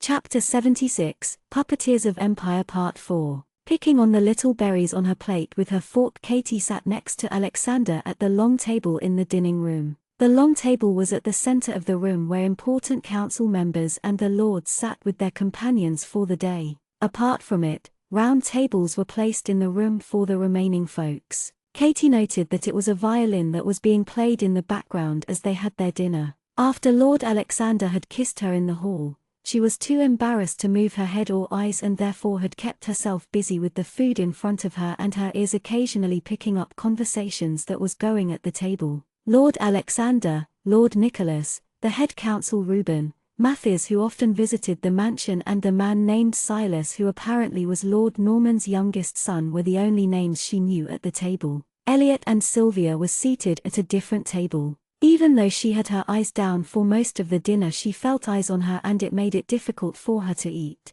She never took Lord Alexander to be the type to display affections in public because of his cold behavior, but he had kissed her in front of an entire room of people. It was unlike him, and she wondered if he was remotely jealous when Silas Norman had spoken to her. Though she doubted it was jealousy. When both the lords had spoken to each other, she felt the friction of dislike spark between them. She then remembered Alexander mentioning something about the South Lord trying to get rid of the vampires from his land. Now that she thought about it, she realized that her friend Annabel and her husband Donovan Bingley, who was a vampire, resided in the South Empire. Even though Annabel's family detested vampires, they had gotten their eldest daughter married to one of them. It was thanks to Annabel's husband that her family was moved to another town with a better house than live in poverty. If Donovan had never met Anna and her family would have perished along with her relatives because of the massacre that took place few months ago. Fate and destiny was such a tricky thing, Katie thought to herself. This is Catherine Welcher. She was lost in her thoughts when she heard Lord Alexander introduce her to a woman sitting next to him. Good evening, Catherine. I am Muriel Garner, the woman introduced herself. She appeared to be in her late 30s, her black eyes gauging her with a smile. There were fine lines around her eyes that gave away her age, even though she was lean and tall. Good evening, Lady Muriel, Katie greeted her with a small bow. She's very young. How old is she? She heard the lady ask Lord Alexander. 19, Lord Alexander answered while eating his food.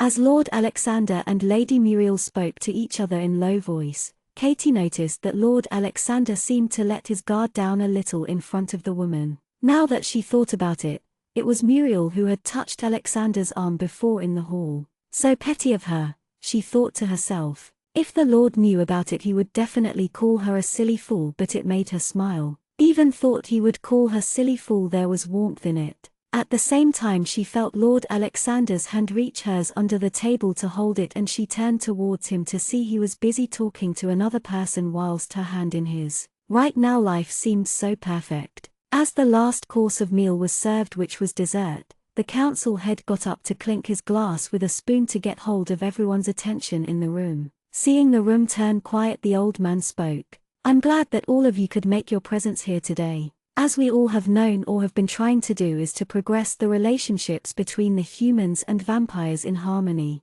And we have been doing very well. Thanks to the South and the North Lord in handling the rogues of half-vampires, and we hope they do it without any bias. Reuben, the head counsel said, looking at Silas Way as the young man smiled at his father's name. He then turned to Lady Muriel. Unfortunately, Lord Maxwell couldn't be here with us, but we appreciate him for the effort he has put in providing the valuable resources to all the empires. Lady Muriel bowed her head, gesturing that she would relay the message. We also have the two lords to thank of the West and East, Lord Alexander and Lord Nicholas, in helping the council in administrating and managing the empire's welfare. It has lessened the workload for my men. Lord Alexander has helped us immensely in catching hold of the black witches who had been the cause of disruption in few towns and the outskirts near the forest. I hope we continue living like this in peace and consonance. Please continue to enjoy your evening. Thank you. He lifted his glass and the rest of the people in the room did the same. As the night began to wrap up,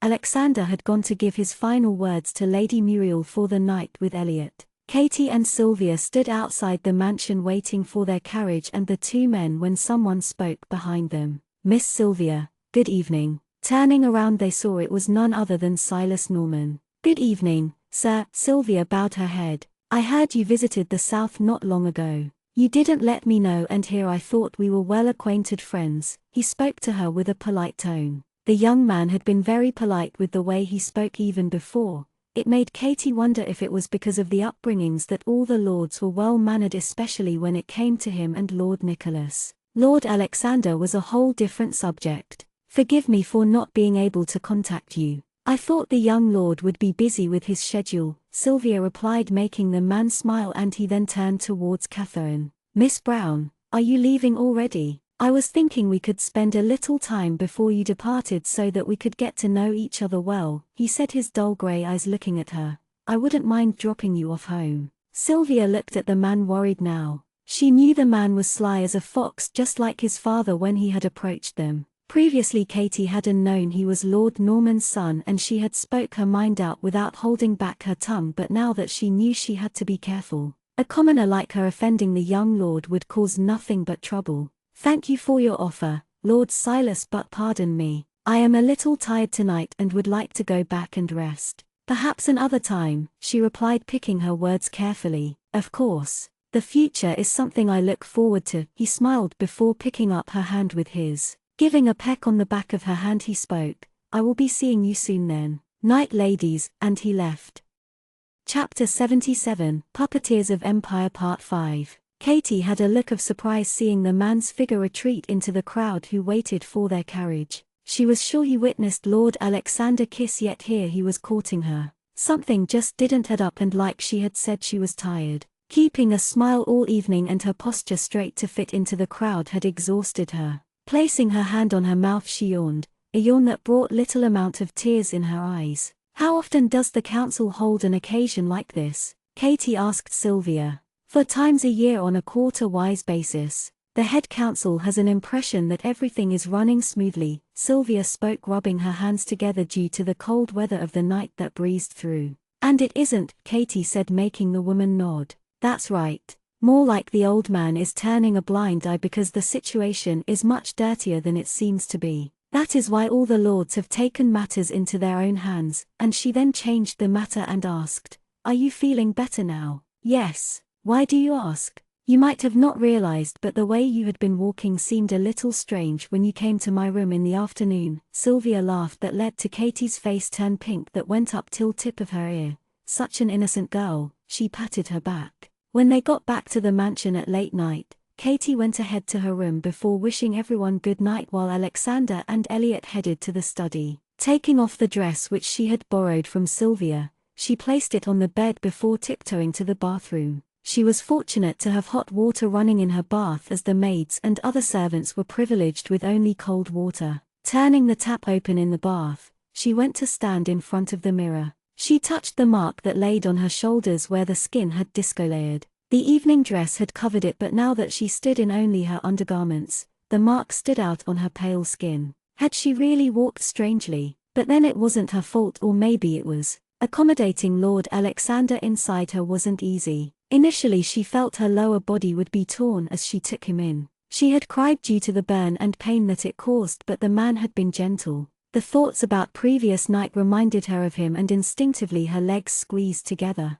When she looked up at the mirror again, She felt her heart jump out of her throat seeing Lord Alexander stand right behind her. "Lord Alexander," she squeaked, turning around to only find him suddenly pressing her against the cold wall, which made her shiver. "Did you need anything?" she asked nervously and saw a trickster smile play on his lips. "I need a lot of things, but I don't think you will be able to provide it. At least not right now." She saw mirth flickering in his eyes as he spoke, making her blush. "If you have nothing important, could you please leave? I was going to take a bath," she said, gathering her thought with a straight face. "That I can see." He looked at the garments she was wearing, everything in white. The chemise was a fragile cloth which was made of intersections of the threads to forming into a net-like fashion. To think that she was wearing something skimpy like this inside that heap of dress. She looked no less than a seductress right now while willfully covering herself with her hands. He stared at her without a single word and she found him tilting his head towards her face before placing a kiss on her lips. He pulled back for a mere second before kissing her again, this time harder as his teeth nipped at her lower lip. His hands that was on either side of her now went to hold her waist. He slipped his tongue into her mouth, kissing her relentlessly, and heard her moan even though the palm of her hand tried pushing away his chest. She shuddered in his arms when his hand went down to grab her bottom to pull her firmly against him. Katie felt herself take deep breaths when the Lord pulled back to graze her lower lip with his thumb. When she felt the smoke of lust disperse from her head and her sense return back, she turned to grab the towel that laid at the corner of the room, but the Lord was having none of that. He caged her back in his arms. "You taste too sweet on my lips. Like an addictive drug which I haven't been able to stop thinking about," and he leaned down to whisper on her lips, "Breath, darling. We wouldn't want you dying due to lack of oxygen now, do we?" She hadn't realized that she had stopped breathing. Katie found it unfair the way Alexander spoke. He coaxed her physically and mentally with words and his body, and it was too hard to refuse.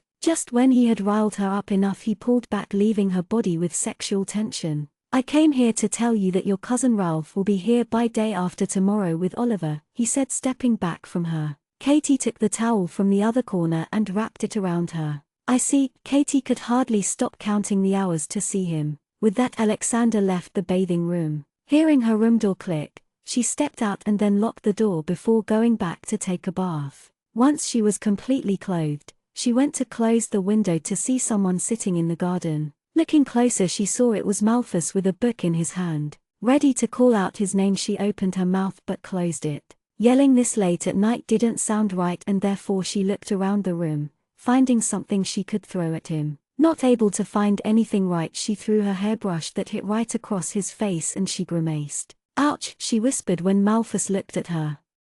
Chapter 78, Puppeteers of Empire Part 6. Not a second later she found him sitting on her windowsill rubbing his nose. "What are you doing throwing things from the window?" he asked her. The Lord had gone out and he wondered if the woman had picked up a new hobby. "I'm sorry, I didn't expect my throw to be so accurate. I only wanted to call you," she apologized, and he waved her hand. "How was your day, lady? I heard you went to the council's meeting," Malthus said, hopping on the ground and walking to the table to get a fruit from the basket. "Enjoyed the evening?" Malthus and Katie had turned out to be friends as time had passed. Like many others, she trusted him. Their relationship was different compared to the ones she had with the other workers. It was as if he knew about her, which was mostly because she was the one to speak the most. "I wouldn't say I enjoyed it, but it was eventful," she replied, making him cock his head to the side. "How so?" "There was really good food, but I couldn't eat it because some of them kept staring at me," she sulked, making him laugh. "Why, what did you do?" "I didn't do anything. Lord Alexander kissed me in front of the whole lot before dinner," she said while Malthus took another bite from the apple. "It wasn't a normal kiss. A kiss on the neck was an intimate one." "Isn't that a good thing?" he asked, licking his finger as the apple's juice seeped out. "Don't fret over it, little lady. This way everyone knows to back off from both of you," but it did put her in danger. What was his lord thinking? Possibly someone might have tried to grab the girl's attention, and men being men had a tendency to mark their territory. True that the man had his eyes only on her, but he doubted that Lord Alexander did it just to claim her. With the small amount of time he had known Lord Alexander, he knew the man must be up to something. "I met Lord Nicholas and Lord Norman's younger son named Silas," she said, making Malthus look up at her now. The head council happened to give a long thanks to all the lords and then winded up the evening. It seems like a routine of the council. They never change, he said, finishing the apple in his hand. Have you been to the council, Malfi? Katie asked him, taking the book he had placed on the table. A common man like me wouldn't know about it, lady, he said, trying to pick something in his teeth. Taking the jug and drinking water from it. Looking at the cover of the book, she felt her interest peak. The cover read Moon Signs. How did you acquire this one? I thought these books were banned, she asked him, confused. They are banned. Being a human and a ghost has its own perks. I stole it from someone, he said it with a grin. The man lied when he said he didn't have it. I'm letting him keep up his word. Now he actually doesn't have it. So what are you? Katie asked him like a child, making him smile at her excitement. I'm a bear, he answered, and she flipped the pages until she found the bold heading that read bear on it. He saw her read it in silence, her eyes moving across the lines with interest. It was a long time since someone cared to know about him. He had heard from one of the men in the shed how Catherine had ended up in the mansion when she was a little girl. Her parents were killed the same time he had died. There are really nice things about the bear, he heard her speak as she flipped the next page. Of course it is. I am a nice person, he huffed, and she gave him a pointed look. Says the person who stole a book. You do sleep a lot. She said it as though she found the location of a treasure in the page, and before she could read any more, he pulled the book out of her hand. Hey, I wasn't done reading. I will let you borrow it once I'm done reading, he said, closing the book. Katie got on the bed and looked at the ghost staring outside the window. She often wondered what he was thinking when he had that distant look in his eyes. Malfi? Yes, little lady. Isn't it funny that we lived in the same village long ago, she said, and he hummed in response. You have sharp canines. Were you turned? I was bitten by a bunch of wolf breeds, he said, to which she nodded her head. Caviar was bitten too. Were people accepting then? I mean, it was a human village, she asked him. I don't know. I was an antisocial person at that time, and it was a place I had moved to, he replied to her question. So you weren't originally from the village? She asked, confused, to which he chuckled. I don't remember telling you that. I did live there for a year, but no, to answer your question, I wasn't born there. Why did you move? You should be nicknamed as a question book, he said, getting up from the chair he had been sitting all this time. I didn't fit into my perfect human family. I had turned to a monster and therefore I left. The end. It seemed like he didn't want to speak about it, and Katie dropped the questions for the day. She hadn't meant to upset him, and she had been merely curious, as Malthus was not the type to talk about himself. Did you know that the humans also come under the moon signs? He changed the topic. I thought it was only for the creatures of the night, she said, and he shook her head. The moon signs are based on more than just the date of birth. The moons that revolve around and appear are to be considered into the account. I, being the nice bear, found out which one you belong to, he said with a twinkle in his eye. Which one am I? She asked it in a whisper like it was a secret. You are a butterfly, little lady. A rare one, and he wished her good night, leaving her to sleep. Chapter 79, Blood Relations Part 1. As the next day began, Katie kept glancing outside as she passed through the windows, looking at the gate of the mansion to see if her cousin or Oliver had arrived yet. Lord Alexander had said they would be arriving today, but hadn't mentioned what time they would be here, and she could hardly wait to see her cousin. How many months had it been since she had last seen him? He was the only family she had. Since the time she had arrived at the mansion, she had buried herself with work, but when her mind was idle she thought about a lot of things. Things that were related to her past memories with her family, and others that concerned about Lord Alexander. Visiting their graves and talking to them was what she did to drive away the loneliness. Though people in the mansion offered her their kindness, she wasn't able to share it with them. One reason being she didn't want burdening her emotions on anyone. Standing at the window, she saw Samuel, the little boy, trailing behind Caviar. It seemed that the boy had taken a liking towards the horses and was often found near the horse shed.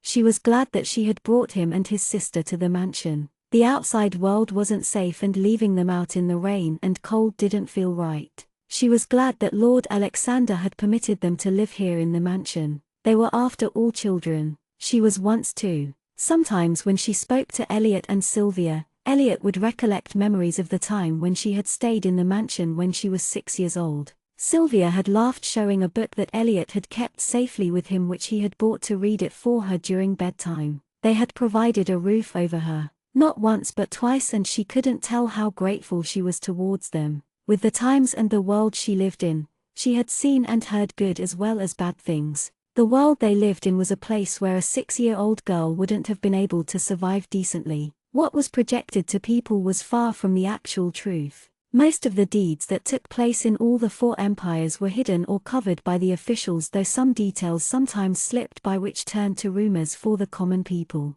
Dorothy and Matilda, who were passing by, found Katie looking outside the window as though lost in her own world. Looking outside the window isn't going to bring them soon. The carriage will arrive when it has to. Dorothy interrupted Katie's thoughts, making the girl turn towards them with a smile. I don't think was this excited to see my sister after 2 years. I never wanted to meet her actually. Dorothy scrunched her nose. She was a wretch and still is, Matilda commented with a dull tone as her expression turned sour. Katie raised her eyebrows at Matilda's words. True that the woman had no filer when it came to her mind and mouth, but wasn't it offensive? Even though she had Ralph as they grew up, there were rare moments when she wished she had a sibling, and maybe that is why she and Annabelle shared the bond as sisters even though they weren't related by blood. Catching the surprised look on Katie's face, Dorothy laughed, saying, "She is an ungrateful person and a hoe who did things that makes me ashamed that she was my sister. I wish I had a brother instead." "Are you sure they are arriving today?"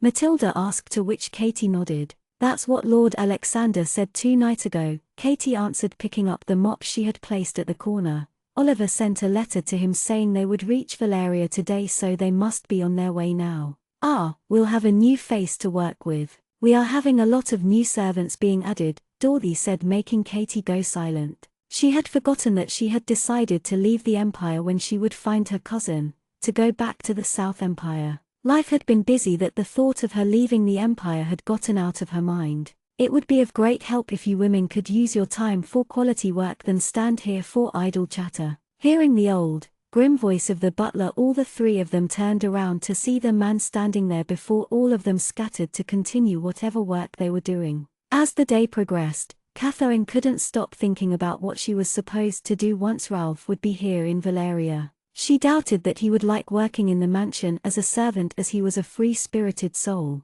When they lived in the South Empire, Ralph worked along with her Uncle Desmond in Soaring Woods as a lathmaker who worked for an important relative of the royal blood of the current lord. She also doubted that he would like to see her working in the mansion forever as a maid, as they were never born into slavery or poverty. But the main question was that if she was ready to leave. She had grown attached to the people, to the place and every little thing in the past few months of her stay in the Valerian Empire. Sighing to herself, she mopped the corridor before dipping it in the bucket of water. "One step at a time, Katie, one step," she murmured to herself, taking a deep breath. Around noon, Lord Alexander had returned back to the mansion along with Mr. Tanner and Matthews. Recently it seemed that the council member was visiting more than often. Lord Alexander and he would be in the study room discussing the current empire's political view, which sometimes Elliot took part in. She knew it because she was the one whom Martin had assigned to bring them refreshments. Usually it was the butler's job, as the thoughts and words that took place was highly confidential, but the old man must have trusted her to give her the task of entering Lord Alexander's study. Even though the lives of the servants were mundane like a repetitive cycle,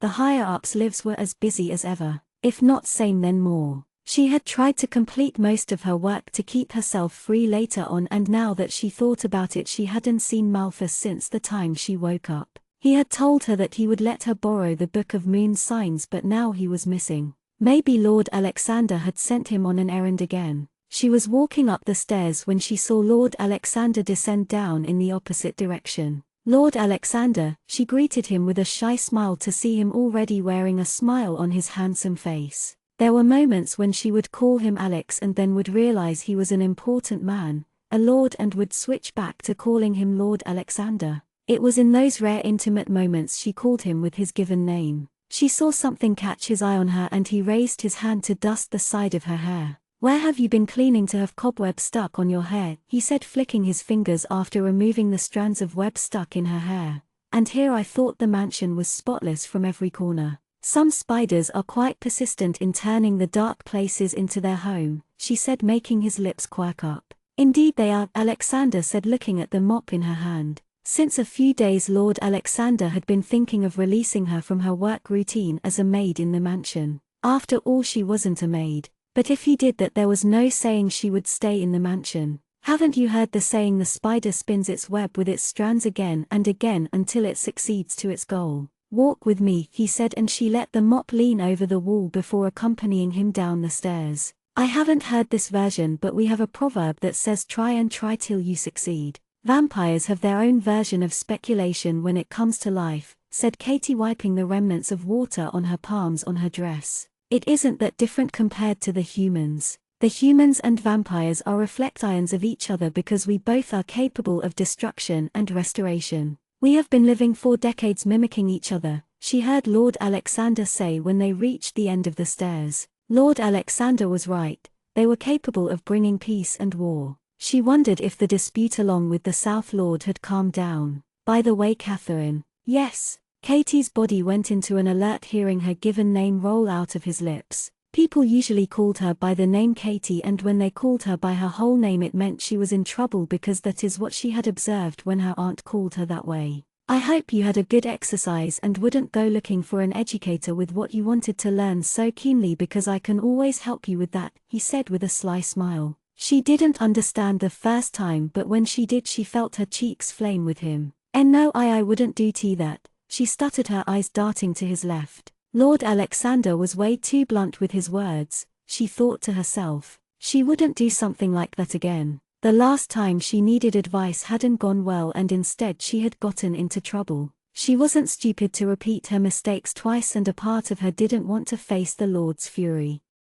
Chapter 80, Blood Relations Part 2. There is a midnight play tonight which we both would have enjoyed, but unfortunately we will have to wait for it the next time, Alexander said as they walked towards the entrance to see Martin in view with a mix of black and dirty brown coat made of fur in his hand. Walking towards them, the butler helped the Lord to put on his coat. The Lord then spoke to the butler while straightening his coat. Have someone else cover her work until tomorrow. Yes, my lord, the butler bowed his head. Confused, Katie looked at Lord Alexander. But I have no plans. Why would I need the day off? Your cousin would be here. I thought you would like to catch up and spend some time with him, he said, making her dawn. Thank you for being thoughtful about it, she said, and then asked him, curious, where are you going? It was hardly an hour since he returned back to the mansion. For a walk in the woods, he said, to which he leaned forward, placing a lingering kiss right on her lips. Be a good girl and stay out of trouble. The butler walked past her without a word nor a change in his expression, like he saw nothing. When Katie went back to her room, changing herself into fresh clothes, she found the book Moon Signs lying at the headrest. Malthus must have kept it for her before going out, she thought, and climbed on the bed. Settling herself comfortably, she opened the book to read. As she went through the book, she noticed there were markings on few pages, like someone was noting down things for reference. The moon signs were in detail unlike the one Corey had found and consisted of 10 signs. Each sign was fascinating in its own way, with good and evil in it.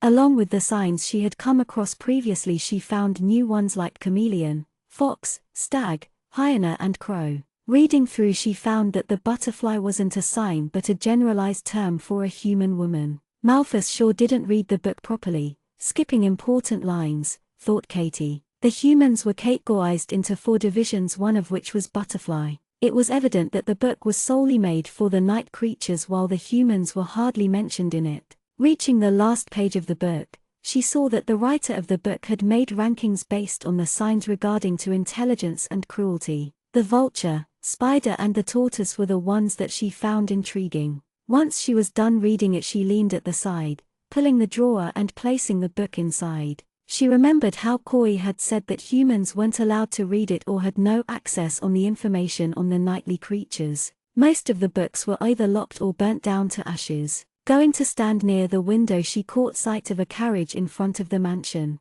They were here. Hurrying out of the room and running down the stairs, she saw Martin picking up someone's luggage, and Oliver, Lord Alexander's second-in-command, walked past through the door, and not far behind him Ralph walked in. Ralph, she called out. Hearing Katie's voice, Ralph looked at her with a wide grin. Kate! Reaching where he was, Katie hugged him, which her cousin returned back. You seem to be doing well, he said, pulling back to see her. Seeing him after so many months brought tears in Katie's eyes. He was alive and here with her. Katie took Ralph up to her room and they spoke, which seemed like an eternity since the last time they had time to catch up. She learned from him that during the night of the winter's celebration a fire had broken out in the entire vicinity. Chaos took place in every part of the town while the witches came in view, killing men and women without mercy. "I didn't know what to do," Ralph whispered, and Katie heard him with a grim face. "Father and mother were already dead when I reached home. Blood splattered on the walls and floor. I tried thinking quickly and thought of saving the woman I have loved, but it turned out that she was a witch herself." Katie squeezed her cousin's hand. She hadn't known either until Lord Alexander showed the witch's dead corpse. None of them knew witches lived in their town. They believed their town to be safe, trusted the witches, thinking that they were humans like them. Nothing hurts as much as when you realize that the one you wanted to protect was the one who was trying to get rid of you, he said, his voice carrying sadness in it. "She died, Ralph," and his eyes met hers. "Did she now? I hope it was a good death," he said, and Katie knew he was hurting deep down. Apparently after the town was set on fire and the massacre took place, young children were taken and Ralph had tried stopping but was unsuccessful with few other men. There was mark right under his eye like a knife had grazed. "It is good to see you here, safe." Katie squeezed his hand again. "What's happened is happened. Now we have to look what is in front of us than dwell in the past." "You're right. I'm glad you went to the winter's celebration. Else I don't know what I would do knowing my entire family was killed," he replied with a small smile. "If it weren't for the young lord we would have all died." "Young lord?" asked Katie. "Yeah, the lord's son named Silas." Was he speaking about Silas Norman? "We were taken in by the witches, our hands and legs bound. Days passed by and we were starved for weeks until Lord Silas and his men came to rescue us who were passing by the swamps in the edges of the forest. I'm grateful to him and the hospitality he provided. I'm sorry that you had bear with it." Katie looked down at the floor. "Don't be. It wasn't your fault but the dark witches. Because of them now the entire towns in South are on a lookout. Women and young children are checked every day to make sure they aren't witches. The South Lord has made patrolling as a priority to ensure safety of the people who reside in the South." "I don't have to worry about Annabelle then," Katie said with a sigh of relief. The way she had heard about the South Lord, nothing seemed right with the way he waned to divide the vampires and humans. But with what Ralph had to say it looked like he was looking out for the welfare of his people. No matter how many decades had passed with the peace truce that took place between the vampires and humans, they weren't in peace. If not one then the other was fighting for power of domination. Every story had two sides. "What do you mean you don't have to worry about her?" Ralph questioned her, tightening his head. "After knowing that you have been living here I thought of getting you myself. We'll be going back to the South Empire." Somewhere she knew this was going to happen but she hadn't prepared herself for it. "Ralph, why not stay here? Valeria isn't bad. We can ask Lord Alexander to give you a job or we can find one in the town." Katie offered the solution and the man let out a small chuckle. "I understand your fascination towards the Lord but Katie, you can't live here forever working as a maid. You are smarter and more qualified to stay as maid in a mansion," her cousin said before getting up from the bed and walking towards the window with his back facing her. "You need to understand that the nightly creatures and we humans aren't exactly coexisting. Yet we are." Katie pitched in her thoughts. "Even though there's a lot of things going on, it doesn't mean the nightly creatures are wrong. We humans have an equal share of fault with what is made of today." "I didn't say they are wrong. We are in the land and empire of the nightly creatures. War might break in with the tense situation going. And they are caused due to the dark witches. You needn't worry about the safety. The council and its jurisdiction are keeping things in control right now. I assure we are really safe here," said Katie. She heard flapping of wings and saw Ralph stretch his arm out of the window. Furrowing her brows she got up wondering what he was doing to see a raven sit on his arm. Bringing it close he took the little rolled paper from its leg. She had never seen birds deliver messages and asked him, "Who is it from?" Ralph had a frown as he read the contents but then smiled.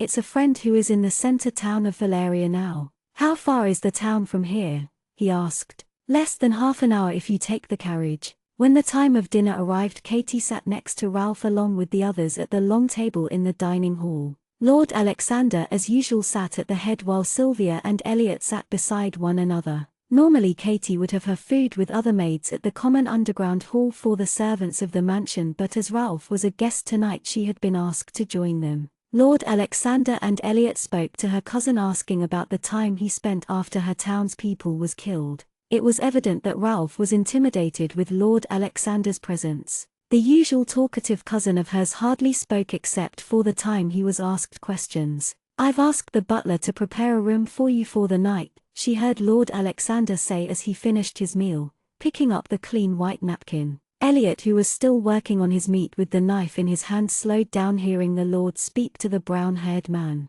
Staying with the Lord for so many decades, he knew the man had a way with words. If one wasn't listening carefully, then he or she would miss intricate details. Right now he was testing if the man was spending only one night at the mansion or would stay here forever by working under the Lord's name. "Thank you for your hospitality," the man thanked him.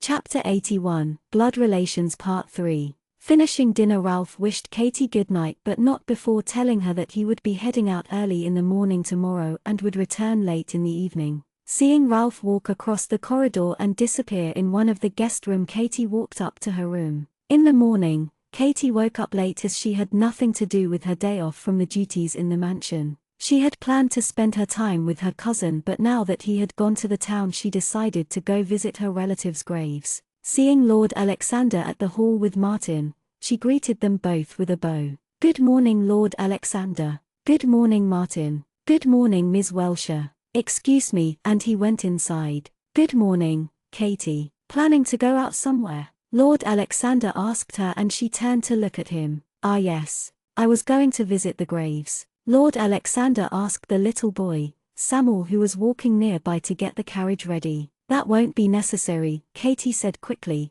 "I will be fine walking until there. I wouldn't need a carriage." "Silly fool, I will be accompanying you to the grave." "Why? Do you have relatives there too?" she questioned him, to which he smiled. "I wouldn't say relatives, more like someone I knew in the past, an acquaintance. I have been meaning to go visit but never found time," he replied, making her nod her head. Reaching the graves, Katie paid her respects to her parents, aunt and uncle. Knowing she would be coming here again with Ralph, she made her conversation short and turned to see the Lord standing in front of one grave before he began walking towards where she was. On the way back, Katie spoke. "Lord Alexander, what is it?" he asked, moving his eyes from the scenery to the girl sitting with him. "Who was the person, the one you visited now?" she asked him, curious, but seeing him not respond, she said, "You don't have to answer if you don't want to. When I was a young boy, I had befriended a commoner of my age. He was a scrawny little boy." She saw him smile at the thought of it. "I had Martin feed him up nice whenever he would visit the mansion, and no more than 2 months he had turned to a chubby boy. His family was a poor one, with no mother and an ill father. He was too shy in the beginning, but he then changed. I should have noticed, but emotions turn you blind," he chuckled. "Men tend to be greedy." "What happened?" she asked him in a quiet voice. "The boy was being paid to get information about my family, trying to sell it out to someone without having an idea of what he was doing. If it is something I didn't tolerate, it harmed my family and I killed the boy." She heard him sigh. "He killed the little boy." She didn't know what to say. "It was that time my hate for the humans rose. I don't trust any Adam's sons or daughters because in the end they are all greedy and selfish," he said, his voice turning cold, and for a moment she felt worried. Seeing the look on Katie's face, Alexander raised his hand to brush the hair from her face, tucking it behind her ear. "You look frightened," he said, leaning forward. "You aren't like that, so you have no need to ponder about it. I would never hurt you." His voice turned to a whisper and he pecked her lips, turning it into a kiss. When he bit her lips, she flinched, leading her to grab his overcoat. After a few seconds he pulled back to look at her, breathing labored. Katie felt the Lord run his thumb over her lower lip, which he had bit, and he kissed it again. This time it was a lingering one. She noticed that they had returned back to the mansion when Lord Alexander turned the door open. At night Katie went to visit Ralph in his room, who was sitting on the chair and staring at space. He looked tired and exhausted with the journey. "Ralph," she called, but he didn't hear it. "Ralph," she called out again, and his eyes suddenly snapped to look up where she was. "Kate, when did you come in?" he asked, straightening himself up. "I just got here." "How was your trip to the town?" "You were awfully quiet today during dinner," Katie said, and heard him sigh. "Sit down," he said, and she did. "What's the matter?" "You're scaring me," she asked him. He had been fine last night and happy, but now he looked tensed and edgy as he tapped his toes on the floor. I found out who is behind the massacre, who killed our parents, who is helping the witches, Ralph said, running his fingers through his hair with a frustrated sigh. I had been to the town to meet Silas Norman, and as we spoke he told me the facts of what the council hasn't revealed yet. Who is it, Ralph? It's the Valerian Lord. Hearing this, Katie's heart dropped. What? No, that can't be true. That's absurd. She outright denied it, but Ralph shook his head. I know it sounds absurd, but it is the truth. At first I didn't want to believe it either, but what would Lord Silas get from lying? Lord Silas must be lying. The South Lord is full of lies, she said. And how do you know that? He questioned her with a frown. Because I know it. Lord Alexander and Elliot have told me about him. And how do you know that they aren't feeding you lies? I know you have affections towards that man, but please see things without it. Lord Norman is trying to divide the humans from the vampires because he wants to save them. Do you know how many bodies are found dead with their neck punctured? I just saw them before coming here. The bodies that were dumped mercilessly in the forest in Valeria. Everything points it to him. What do you mean? Years ago Lord Alexander's mother was killed by humans on a suspect that she was a black witch, but she wasn't. Do you think he would show mercy to us beings? He has conspired against the humans all along with the witches in helping the massacre takes place. He would never do that. Lord Alexander and the others aren't like that. There must be a misunderstanding because they are helping the council in catching hold of the witches. Handing few unimportant witches isn't that difficult for a person like him. It doesn't make a difference when you take a few drops of water from the sea. The vampires have been feeding on the humans and throwing them like it's nothing. Bodies that are entitled for a respectful burial. Why would so many bodies be present there then? Why isn't the council doing anything? Because they are scared of the man. He isn't the man he poses to be. We are merely puppets, he then whispered. He is trying to unite all the empires under his rule and he won't stop at it. He got mother and father killed, Katie. Mercilessly, his voice trembled and she hugged him. She was shocked and stunned by what her cousin had to say. Was it really true? Had Lord Alexander really killed her family? She tried recollecting any events that looked suspicious but found nothing. But then she realized something and she felt the ground being pulled off her feet. No, it couldn't be true, yet the truth was right there. Malthus, the Lord of Valeria, had brought back a dead man, a ghost alive where people could see him again. No one could do it but for a witch. He had a witch help him with it. If what Ralph had told her was the truth, then she didn't know what to do anymore. The more she thought about it, the more her hands trembled. The man she had given her heart had murdered her relatives gruesomely. Ralph, she whispered, looking at his eyes that had turned red due to holding back his tears. Lord Silas said he would help us get out of here. I cannot let the murderer live peacefully without doing anything, he stated, walking towards the bag under the bed. Lord Alexander has taken an interest in you and his guard would be lowered, which is of convenience for us. I want you to help me with something. What? She asked, feeling her heart beat so loud that she could hear it in her ear, seeing the object in his hand. We need to kill him, he said, placing a black short knife in her hand, to which she raised her brow.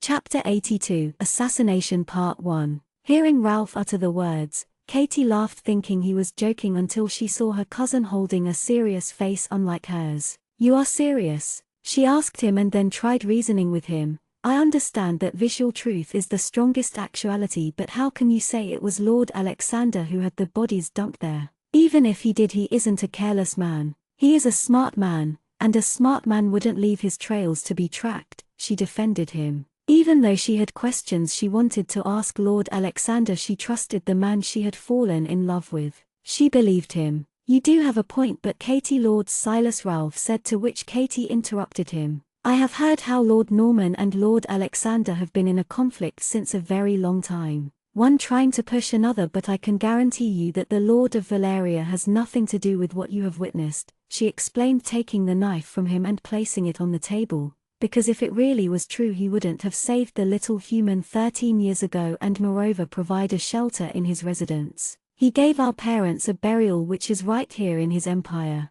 I don't think a man with that much hate as you said would do something like that.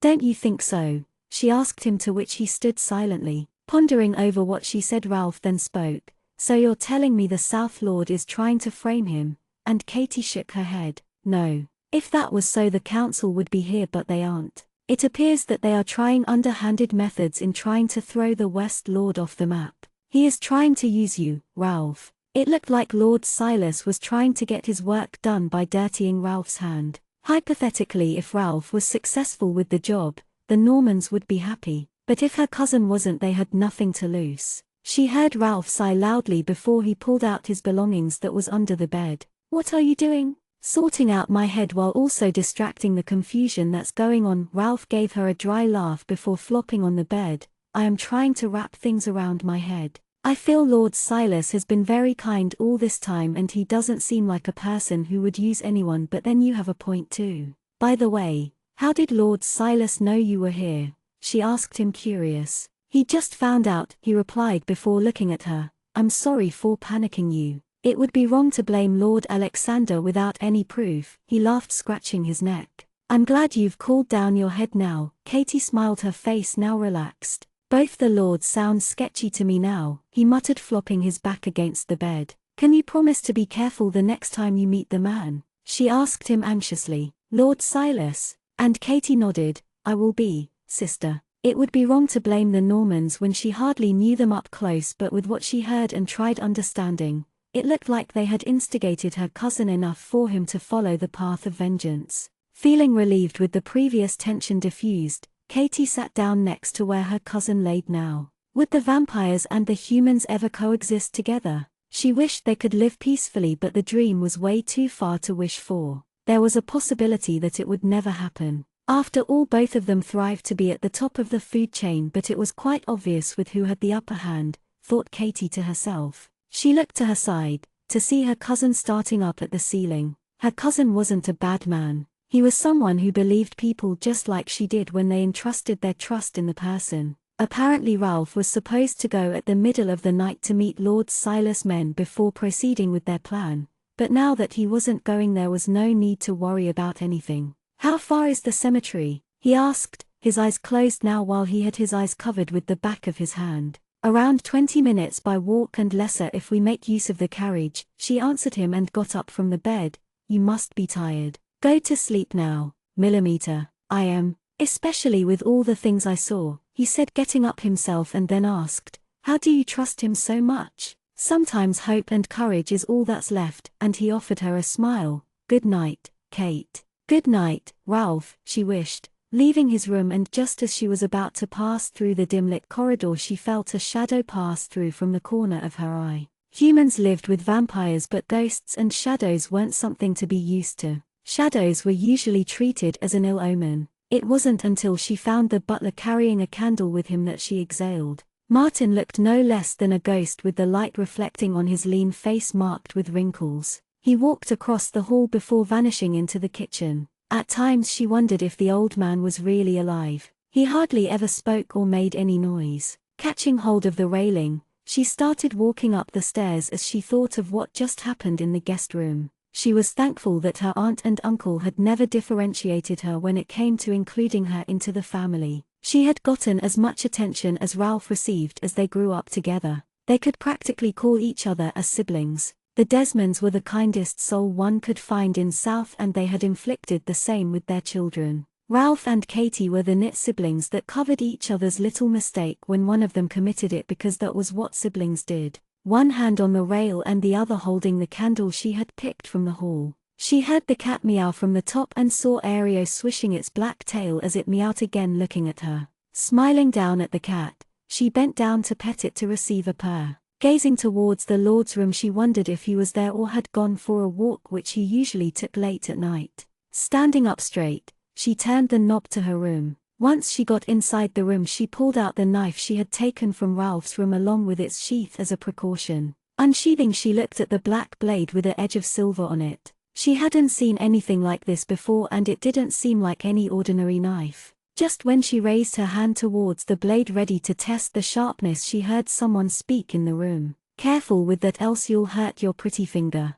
Snapping her head up, she saw Lord Alexander, who had Aero sitting next to his leg. "Lord Alexander," she whispered his name. She had decided to throw the object somewhere no one would find it or make use of it, but the Lord's eyes looked at it calculative as he gauged the object in her hand. "What are you doing holding the knife in your hand?" he asked her as he walked to where she was. I was just seeing it, she replied when he came to stand right in front of her. Taking the knife from her, he ran his finger over the side of the blade. A fine one but not good enough, he said to himself before one corner of his lips turned up, and here I thought there was no better way to die than in your hands.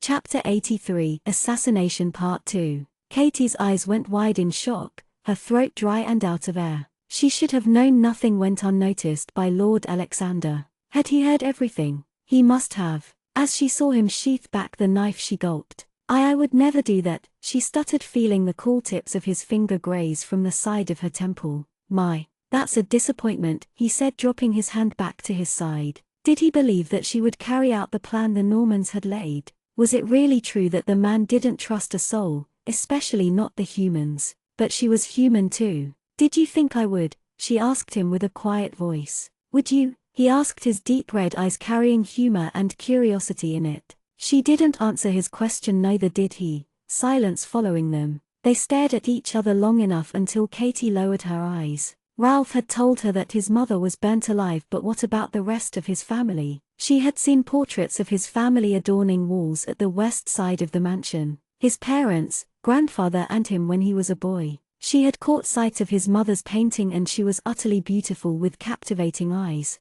In the past, Katie had been curious to know about Lord Alexander's family, but even Elliot and Sylvia kept it to a minimum, finishing their words before she could even start to ask a proper question. When she opened her mouth to speak, the Lord spoke. Would you care for a walk? It was rather late for a walk, but she agreed anyways. Katie walked beside Lord Alexander in the garden of the mansion, the night quiet and serene with no one around in sight, as most of them had turned to bed by now. The clouds were dark and haunting, yet there was a silver lining around it. Normally Lord Alexander would ask her for a walk during the time of evening or early afternoon in the woods, but this was the first time he had asked her at this hour of night. True that the Lord had been affectionate towards her since past few days, but that didn't mean he would overlook the fact that someone was trying to kill him. Now that her cousin was involved, the worry on her forehead had formed into a deep crease while she bit her lip unconsciously. If Lord Alexander really did hear every word she and her cousin Ralph had spoken, then he would surely let go, knowing there was no threat. With what she had heard and what she wanted to know, Katie felt herself walk awkwardly, not knowing how to approach the matter. Does the South Lord hate all the vampires? She asked him. Most of them. But there are vampire families who reside there. Anna and Donovan live in the South too. If Lord Norman really loathed vampires, wouldn't they have outlawed them? She was confused. He keeps some close because they are useful and resourceful, but mostly because it is a law that is placed by the council to maintain diversity in all the kingdoms, be it a human land or the nightly creatures, he answered, plucking a random flower on their way. The South Empire is built in such a way that most of the vampires' families live far from the center city to avoid trouble. The ones who lick the boots live close and in the mansion. But why you? She asked, looking at him concerned. If one of the Lord falls from the Empire, it'll create a new opening which can be filled by a human that will be proposed by Norman. It's not the first time he's tried something like this, he chuckled like he was recollecting a fond memory. Not the first time? Then does that mean the other lords are in danger too? Worrying about another man, are we? He asked, his gaze sharp, and then he looked ahead, walking towards the large tree and sitting down on the grass, and she followed. Sweet, not that much. I'm the favorite one. Why do you dislike Lord Nicholas? She really didn't understand it. The East Lord had been a perfect gentleman every time they had met. Kind, polite, with a likable personality. Didn't I say that most of us are in a sheep's clothing? It just happens that I am wearing less of it when compared to the others. The image in her mind made her smile internally. Lord Alexander in sheep's clothing didn't sit well as the wolf's attire. He stared at her with his disheveled hair due to the wind. Minutes passed by and they sat there looking at the leaves of the trees and bushes dance under the faint moonlight. It is true what you heard about your mother? She asked. Yes, and also my distrust for humans, he added before continuing. The boy who I had befriended when I was young had failed the job, therefore they gathered the village folks to turn against her. The West and the South rivalry runs deeper than some know. The then Lord of South conspired with my relatives to get my mother out in the town and label her as a witch. People have been intolerant of the witches for a long time and they disposed them right then and there. My maternal uncles and aunts got her exactly where the South Lord wanted for their selfish desires. My grandfather was still the Lord of Valeria at that time and had been out. My mother and I had gone to the market on her birthday. I was around 8, I believe. A small incident led to another, enough to spark suspect, and she was burnt right in front of my eyes. It was a plan that had been executed without any suspicion. "I'm sorry about what they did to your mother," she said softly. "Didn't the council investigate on it?" My grandfather didn't want to. He was a stubborn old man for his age, he replied, looking at the sky void of emotions. "Why not? The Normans would have been charged for it." "Because my mother, Isabel Genevieve, was a white witch," he replied as if he was talking about the weather. My grandfather Vlad didn't want to bring any highlight to what was going on already. My father died too. Vampires belonging to the higher have different bond when it comes to their other. The bond is absolute. One of them die and the other half will die too. The council did try finding the truth, but that disappeared as a secret with my mother. She had made sure to erase any possible traces and had lived purely as a human. Standing up, he turned to her with his hand outstretched. "Let me show you something." Taking his hand, she stood before following him. They came to stand in front of the blue roses. Now that it was night, the roses looked like they were dipped in blue ink. It was a vivid blue that grabbed the attention even from a far distance. "These roses are a memento of my mother," he said, carefully touching the rose and letting it go. "Did you plant it with her?" she asked him, to which he smiled, but it didn't quite reach his eyes. "That would be a fond memory, but no," he murmured, and then said, "Her ashes lie beneath this plant." She stood there speechless. "After she was burnt, I took the remains of her that had turned to nothing but a heap of ash. She was my mother and she deserved a respectful ground," Lord Alexander said, crushing the other flower he had picked previously before throwing it at the side. Katie had no words. She didn't know what to say. She couldn't even begin to think about what Lord Alexander might have felt at that age. The loss of a mother and being burnt right in front of his eyes was something she couldn't even begin to imagine. And his father had died too. She has been really young to remember what happened with her parents. To bury his own mother while hiding from others must have so painful, she thought and felt. Lord Alexander wiped something off her cheek. "It happened a long time ago. You have nothing to cry for," he said, but he looked at her startled when she took both of his hands in hers. "I swear to you I would never betray you, Lord Alexander. I will stay with you as long as you need me. And if I ever do, you can take my life with your own hands," she said, her brown eyes sparkling with tears she was holding in. "What are you talking about?" He chuckled, running his hands through her hair affectionately. "Don't you know your life is already mine, darling girl?" he asked, not waiting for her reply and kissing her lips. "MNG, she moaned, pushing his chest. "And not here." Now that she knew what importance the plant held, she didn't want to do things in front of his mother's grave. He laughed, looking at her, and began to lead her back inside the mansion, seeing her shiver. At midnight, Lord Alexander was drinking alcohol that was made for vampires. Unfortunately, the ones that were made for the humans didn't have any effect on the vampires, and they needed something stronger to kick in. Just as he was about to refill his glass, he heard the sound of wings flapping outside and a bat came into view that held a letter with it. Walking outside to the patio, Alexander opened to read the contents of the letter. One of the main council member had been killed, and it also said that the head council had been present with the man there when it took place. "How interesting," thought Alexander, folding the paper.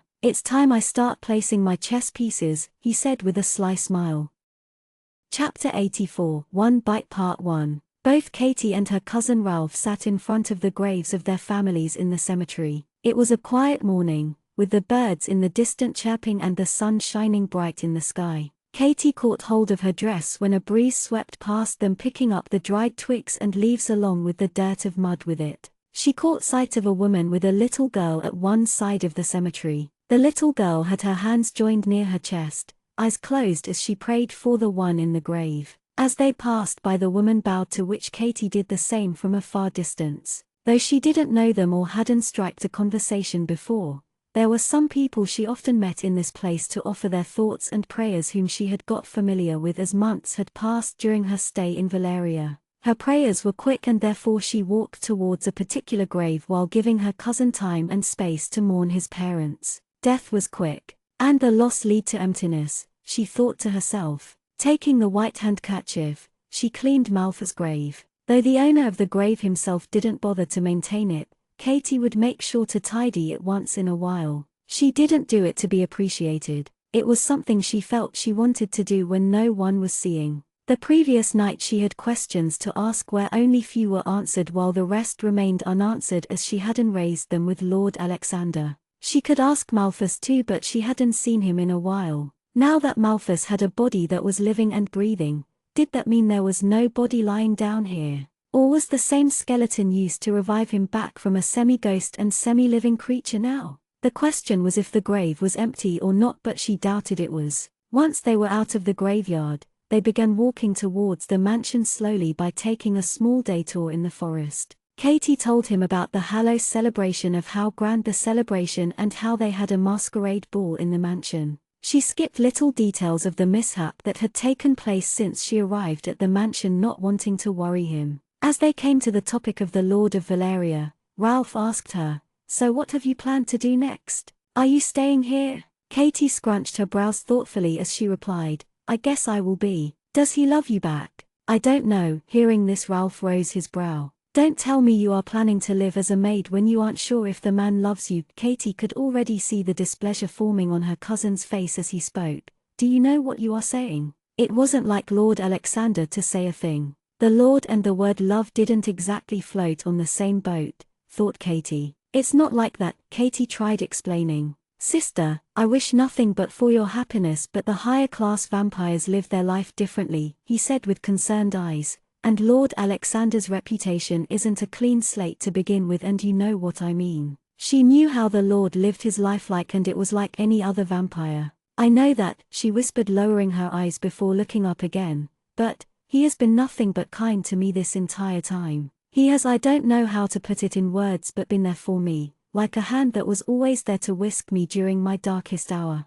I know he shares the same affection, and that is enough for now." She smiled softly. "Have you considered the possibility that he might marry someone for political reasons? What happened to you being supportive of me picking the man? You marry? Yes. But not someone who isn't sure of you." "Nah, not happening." Ralph folded his arms across his chest. "You sound just like Elliot," Katie muttered under her breath. "What?" he asked her, to which she shook her head. "She said you sound just like Elliot," someone said behind them, and Katie turned around to see Malthus few steps away from where they were. "Malthus, when did you arrive?" Katie asked enthusiastically, seeing the blonde man there. "Just when you finished cleaning my grave," he replied with a dull tone, making Ralph give a puzzled look at them. "You must be Katie's cousin, Ralph." "I'm Malthus Crook." When Ralph took his hand, he felt as if he was shaking his hand with a block of ice. "Nice to meet you. Was your errand successful?" Katie asked him. "It was. The council isn't a pretty place to live in, but definitely interesting in some ways.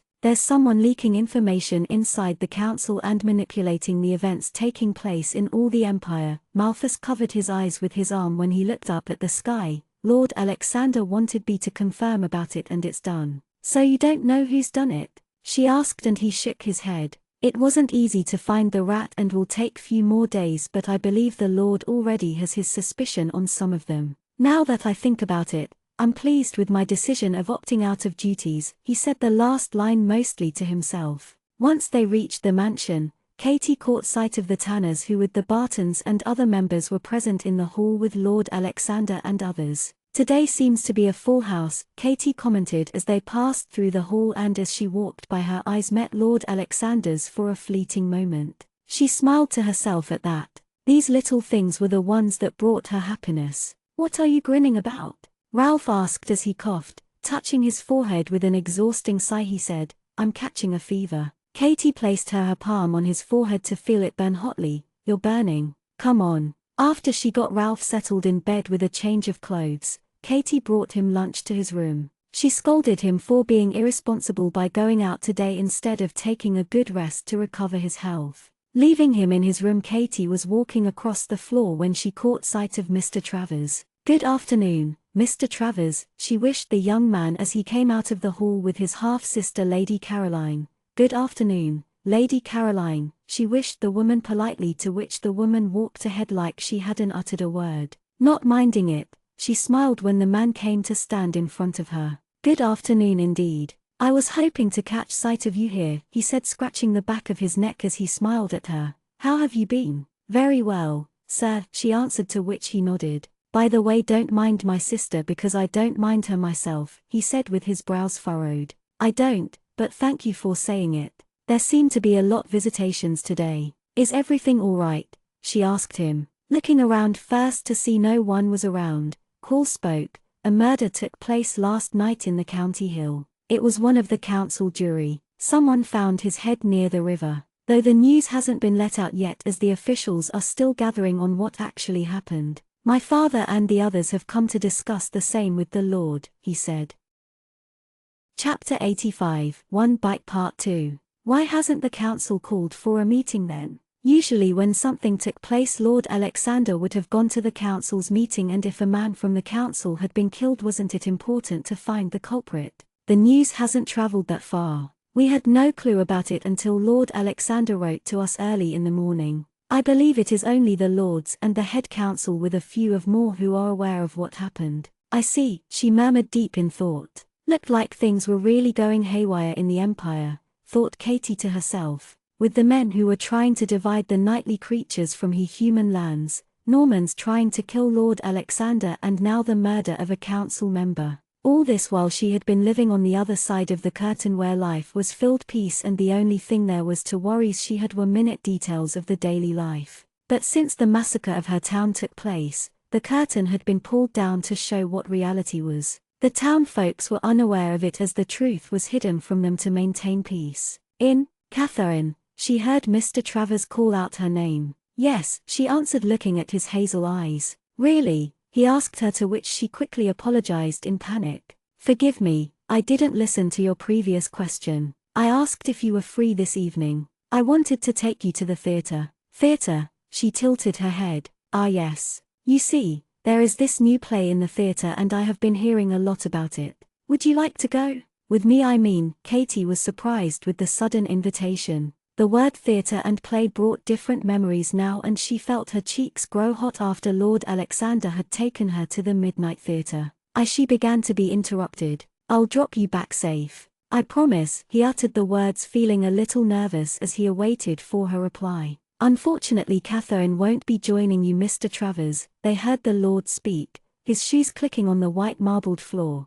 She already has plans for tonight. Is that so? She heard Mr. Travers murmur while the others came into view. Cole studied the Lord of Valeria from the side, as the others joined. By the surprised look the woman showed when the Lord mentioned about going out, it seemed that the Lord didn't want him taking her out. Was this the man Catherine was infatuated with? But Lord Alexander wasn't one to have a constant relationships, or rather he didn't have one. Now that he thought about it, Lord Alexander had always managed to keep a good distance when it came to women while they spoke in any event or balls. But now he stood quite close to her. If Lord Alexander did have an interest with the woman, he didn't stand a chance against him. When they were about to leave, to test the truth, Cole took Katie's hand in his and bent down to leave a kiss on the back of her hand. He had taken more than the required time in kissing her hand. Young Quill has taken a liking towards the girl, Mrs. Tanner laughed heartily. They make quite a couple, another one said, widening Katie's eyes in response. When Cole pulled back, he smiled at Katie and then wished everyone a day before getting on the carriage like the rest. Sitting in the carriage, Cole looked outside at scenery, trees passing in succession. Since a child he was brought up in an environment where he had learned to observe people, to pick the small things which went unseen by others. His mother was the second wife of Mr. Barton, but they didn't live together. After his mother had given birth to him, the boy was taken under the Bartons, and it was only at 13 when his mother had passed away that he decided to break the invisible chains that held him with his father. Truth was that he despised the man, but nevertheless he was his father, the husband of his mother, and he avoided the man's presence. When his eyes had met the Lord's he had smiled. At first it seemed like any normal smile, but it was only few seconds later that he realized there was something odd about it. Like it was hiding something sinister. Katie kept glancing at Lord Alexander every once in a while as they walked inside. What's the matter, Catherine? He asked, turning his head towards her. He said Catherine. She noted it in her mind, which wasn't good. Are we going somewhere tonight? She asked him. No, was his simple answer, to which she frowned. Lord Alexander stopped to tuck the hair behind her ear. I want to keep you for myself, is that wrong? He asked her, making her heart thump at his words. Avoid going to the town until everything settles down. With the way things are, the town aren't safe. Stay where my eyes can reach you, all right? And with that, Katie saw him walk towards his study room. Were things really that bad that Lord Alexander wished for her not to go out to the town? She wondered why the council member was murdered and to be beheaded. It was too gruesome. The rest of the day went by quickly. Once Ralph was back from his fever, he planned to leave Valeria the next week. Katie wanted him to stay and her cousin wanted her to go with him. Ralph knew some of his acquaintance in the South Empire and had decided to make a living there. She wondered if she was doing the right thing by staying in Valeria, but that's what her heart wanted. She was only following her heart and apparently her mind had decided to tag along. One evening after they had returned back to the mansion after watching the play of Hyde, Lord Alexander had taken her to his room to give her the letter Annabel had sent her.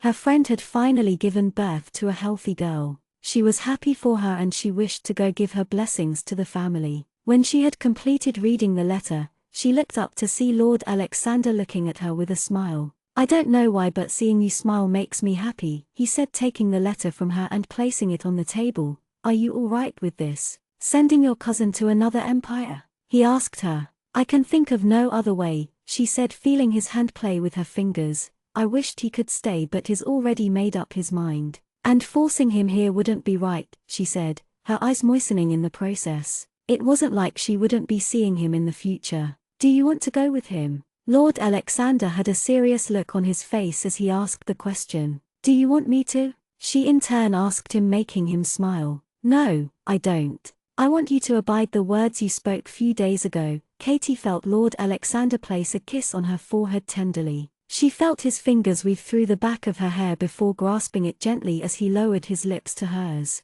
Feeling the wet tongue slide through her lips, she opened up to him while he pulled her in his arms. He unbuttoned the first few buttons of her dress in the front as he kissed. Pulling her to the bed, he urged her carefully to get on the bed as his fingers traced her neck and her back now. When he bit her lip, she moaned in delight and pain. The sweet taste of blood on his tongue made him crave for her. He had given her his word that he wouldn't touch another woman, but it had been costing him. The longer he controlled his thirst to have fresh blood, the harder it was getting for him, with his sexual desire only increasing as time passed. He wasn't fond of taking blood from the same gender. Previously it was always the women's blood he enjoyed when they were in their prime time. Alexander now sucked the lower bottom of her lip, his hand taking off the offensive clothing, almost tearing it in a hurry and trying to get rid of it. Pressing languid kisses down her throat, he began sucking the skin in between her neck and shoulder. He sucked and nipped, repeating the process until Katie was out of breath. Feeling his canines throb, he finally bit the flesh, breaking the tender skin and letting the blood seep out of her neck. The sudden puncture of the skin had made Katie twist her body in pain, but Lord Alexander's arms had kept her still in position as he drank the blood from her neck. When Katie's moans quietened, Lord Alexander pulled back, realizing that he had taken more than he had initially intended to. As a small drop of blood seeped out of her skin, ready to trickle down, Alexander caught it in time with his finger. Licking the blood off his finger, he laid the woman down carefully before pulling over the blanket over her. There was no doubt her blood was the sweetest of all he had. It wasn't that though. It was sweet because it was her. In the midst of taking blood from her, he had also created a soul bond between them which he hadn't done with anyone before her, a bond that couldn't be undone and which was for eternity. Bending down, he left a small kiss on her lips. Sleep as much as you want now, my butterfly, he whispered above her lips, because once he would start having his way with her, she wouldn't be sleeping a lot. Chapter 86, Council's Decision Part 1. When Katie woke up after a few hours hazily, she rubbed her eyes with the back of her hand to realize she had fallen asleep in Lord Alexander's room. She had fallen unconscious after the Lord had begun sucking out her blood. The time when his fangs pricked her skin had hurt in the beginning. She touched the skin, tracing her fingers to feel the skin smooth, but the pain visible when she put pressure on her fingers. It was an intimate moment when he had done it, holding her in his arms close to him as he sucked blood from her neck. She could still feel the urgency of his hands on her body, fervent and needy. Looking down, she found the front of her dress torn open.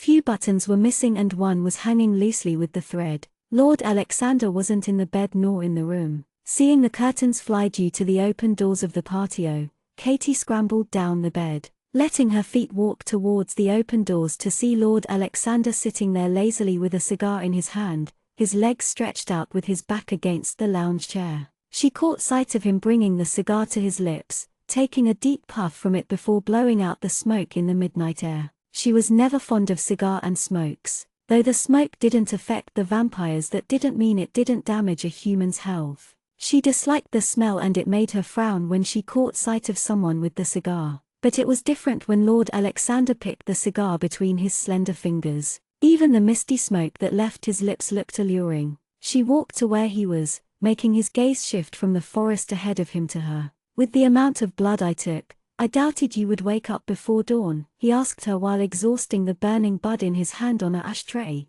"How do you feel?" Taking her hand, he guided her to sit across his lap. "A little lightheaded," she answered, feeling his hand interlace with her finger playfully. When he pulled and skimmed the tips of her fingers, he saw her lips open slightly and her breathing quicken. With experience, the Lord knew how exactly to get a woman aroused. The fingers, when caressed right, could provide the same sensation as when kissed on the lips. "You need rest. Let's get you back in bed." Katy shook her head quickly at his words. Seeing this, he tilted his head in question. "What's the matter?" It's lonely." "Lonely? Going to bed," she answered and added, "I mean it's your bed. I should go sleep in mine." She looked at their interlaced fingers, realizing how small her hand was compared to his. Feeling him tug her hand, she looked up to see him give her a tender smile and she felt her heart skip a beat. "My precious girl," he whispered, pulling her closer and leaning forward as their nose touched each other. When she closed her eyes, she heard him speak. "What would I do without you?" Savoring the closeness they shared in the blissful, quiet night, Katy let a contented sigh. "If it is company in bed, you just need to ask," he said, his voice carrying humor with a devious smile. "But I guess you aren't sleepy now," he said, touching her neck to see the 2 red dots on her skin. "You don't sleep much," said Katy, looking him in the eye. "Is that a vampire tray?" she asked him, curious. I don't. I suppose it's a habit that has stuck for a few years now. There's no time, day and no night when you are living as a nightly creature. Everything is same and mundane." "Really? I thought it was interesting," she said, furrowing her brows. "How so?" He indulged her with the question. "Vampires live longer than the humans, giving them the advantage of time. There are so many things that can be done, you get to see new life arrive." She trailed, realizing she was stepping into something she had been avoiding at the back of her mind. But Lord Alexander continued, "And I see death. What is time when it is not being utilized? When you live only to see people's lives slip by until yours is gone too," he said, nonchalantly picking up the hand Katy had placed on her lap, running his thumb over wrist. What he said was true. It was a drawback being a vampire, to see the humans you were attached to pass through life while you lived. A human's life was fragile while the vampires lived longer and aged slower. It was almost as if the nightly creatures were immortal, especially the pure-blooded vampires. Half-blooded vampires were the ones that were turned by other vampires. The longevity of the half-blood vampires depended on who had turned them. Death was inevitable to both the humans and vampires. She was a human, Katy thought to herself. Lowering her eyes down at her lap, her mind drifted to all the possibilities she had previously thought about, including things her cousin had pointed out to her. She was a human, a life that was frail in this world. Even if both of them did get together, there were too many liabilities. The man next to her was a lord of an entire empire. Bonding with each other would mean life and death at the same time. "I should have gone out for a walk," she heard him murmur when he brought her wrist over his lips. Seeing the way he was controlling his breathing and his jaw clenched,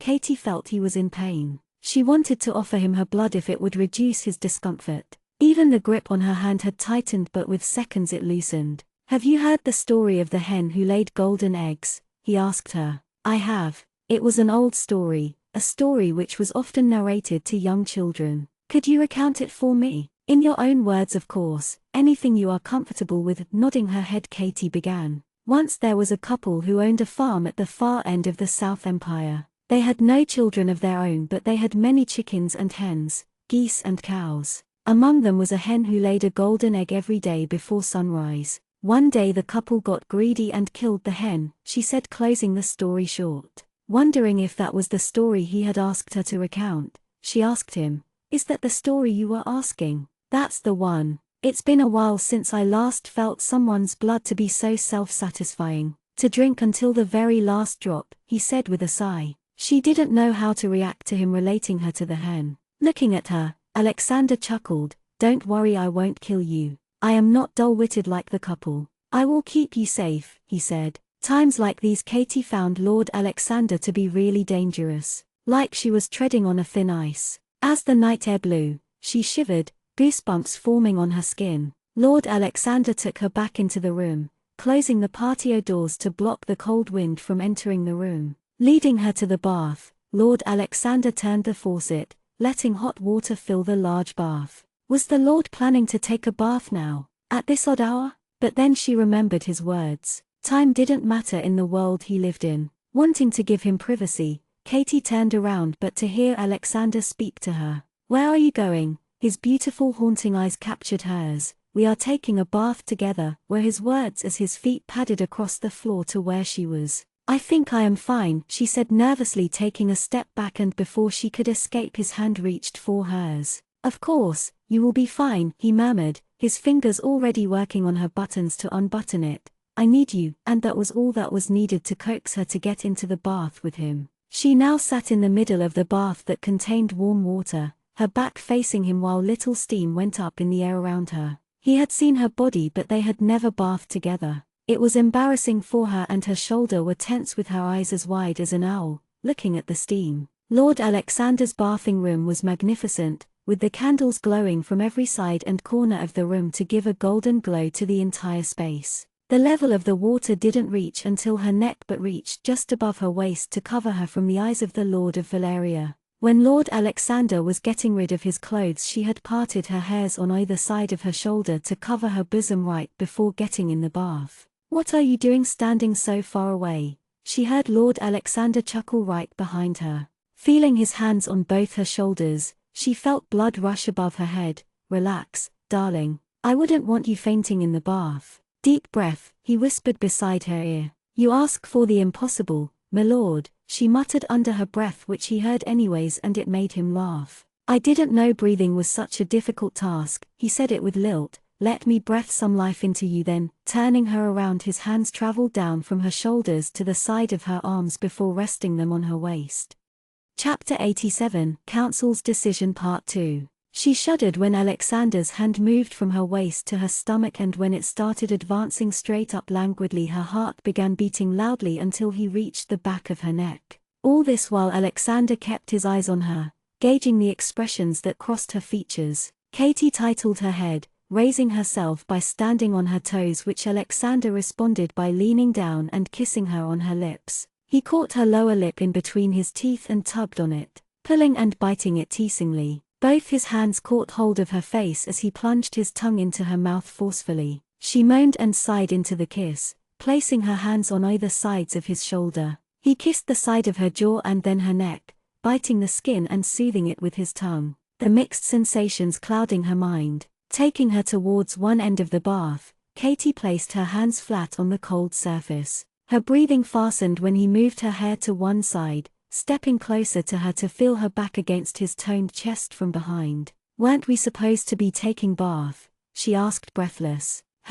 We are, aren't we?" Alexander trailed his nose across the length of her neck and then pressed his lips on the nape of her neck. "I am bathing you with love and care," he whispered over her skin, making her eyes go wide at his words. But the Lord didn't give her a chance to completely digest what he said and bit her neck roughly, making her cry out with pleasure. "Ow, Lord Alexander, it hurts." Alexander let go of her skin, leaving a gentle kiss in contrast to the bite. Katie gasped when he entered her suddenly without any warning, taking her from behind. She leaned forward to support herself on her forehand. Unlike the first time where he had gone slow, this time his movements were stronger and thrusts relentless as he pushed himself into her. She moaned as they immersed each other in pleasure. He filled her mind and body with nothing but him. Every word that spilled out from her mouth had nothing but his name. Alexander now picked a tired Catherine in his arms out of the bathing room after he had helped her dry, as she was still dazed with the after effects of what they did in the bath.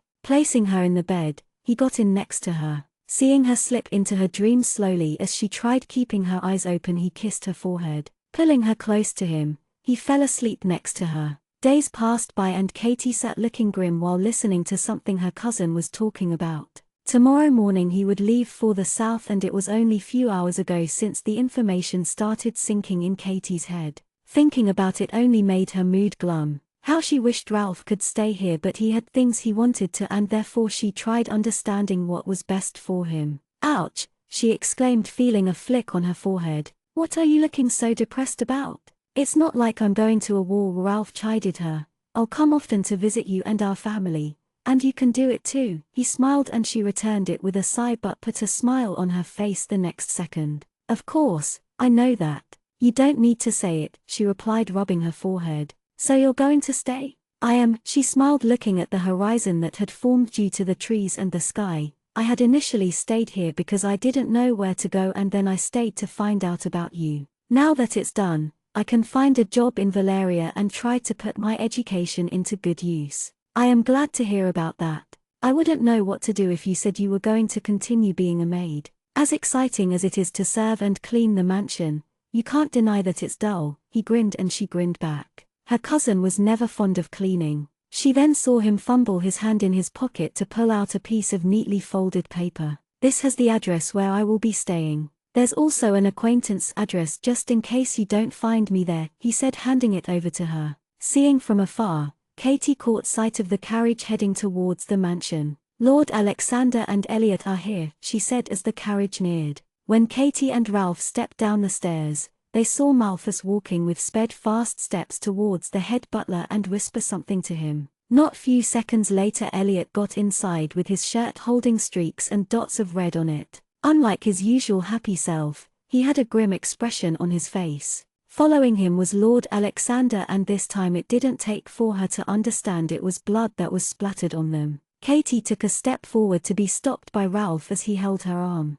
When she looked at him, he shook his head. What had happened? And whose blood was that? Worried, she bit her lip, seeing the Lord go up to his room without a word. Elliot did the same, the butler following him close behind his heel. Malthus, she called the ghost walking towards him. What happened? She asked him, anxious. Malthus pursed his lips and then opened his mouth to speak. I'm not sure myself. One moment everything was fine when we visited the distant village in the up north, and in another instant some people started attacking us out of nowhere. He sighed with his grey eyes unfocused. Attacked by humans? But why? I thought it was a peaceful village who abided under Lord Alexander, she asked, confused. How come you are unscathed while those two are covered with blood? Ralph questioned the man in front of them. Lord Alexander prefers to have me accompany him in my ghost form most of the times I'm out with him. We had Ebenezer Tanner with us and the humans tried to attack him. Protecting the old man led to blood on the Lord and Sir Elliot's hands.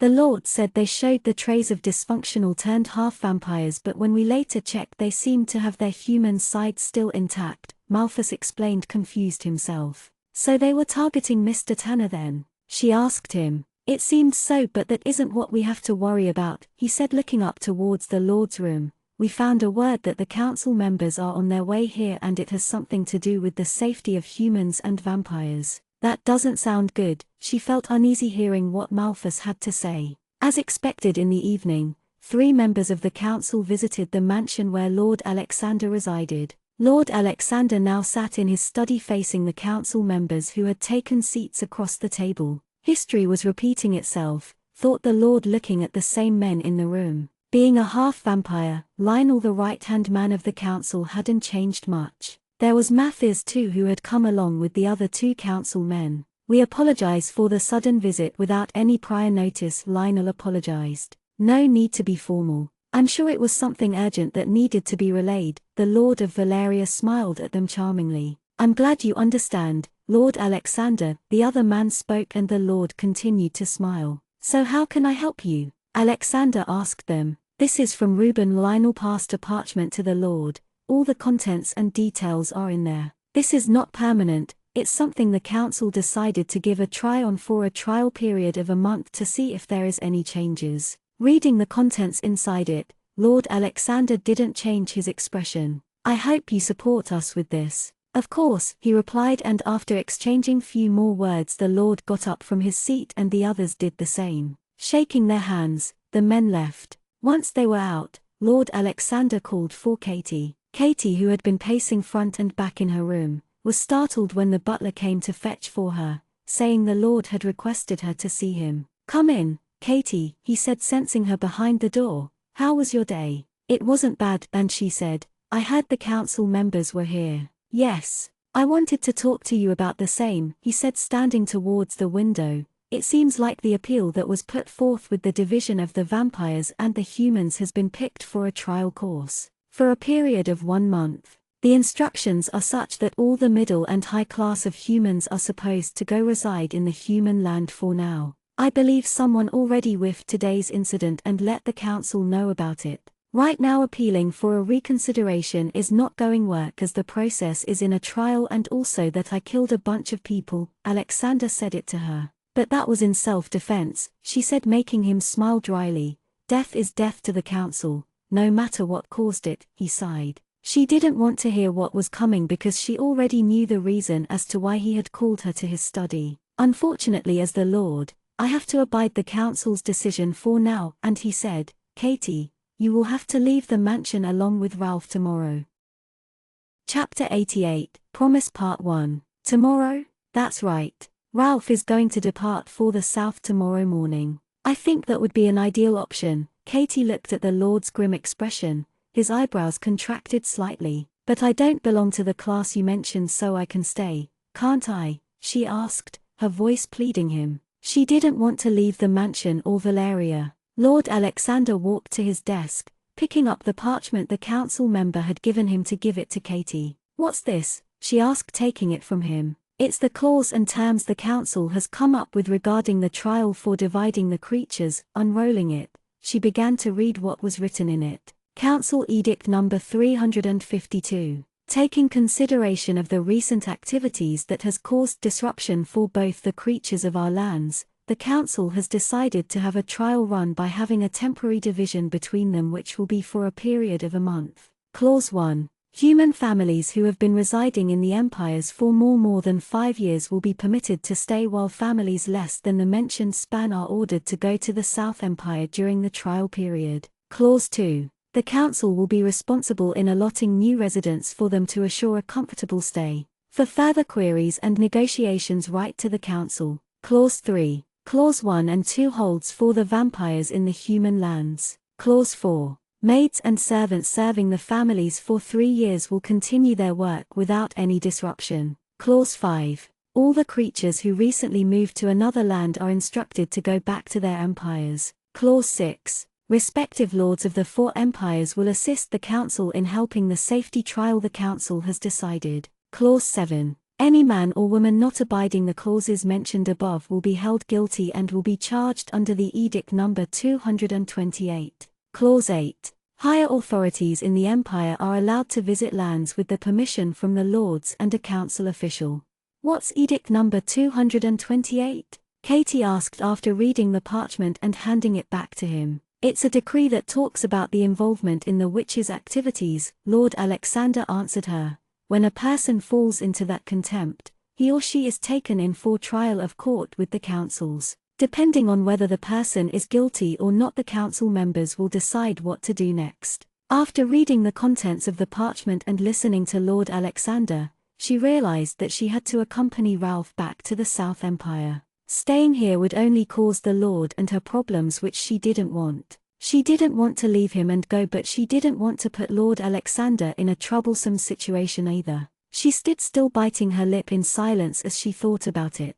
Was he all right with it? Unlike her feeling unsettled and her expressions giving away what she felt at the moment, Lord Alexander was calm. The crease between his brows had vanished. "It'll be all right," he said, placing his hand on her cheek. "It is only for a month. It'll pass sooner than you know."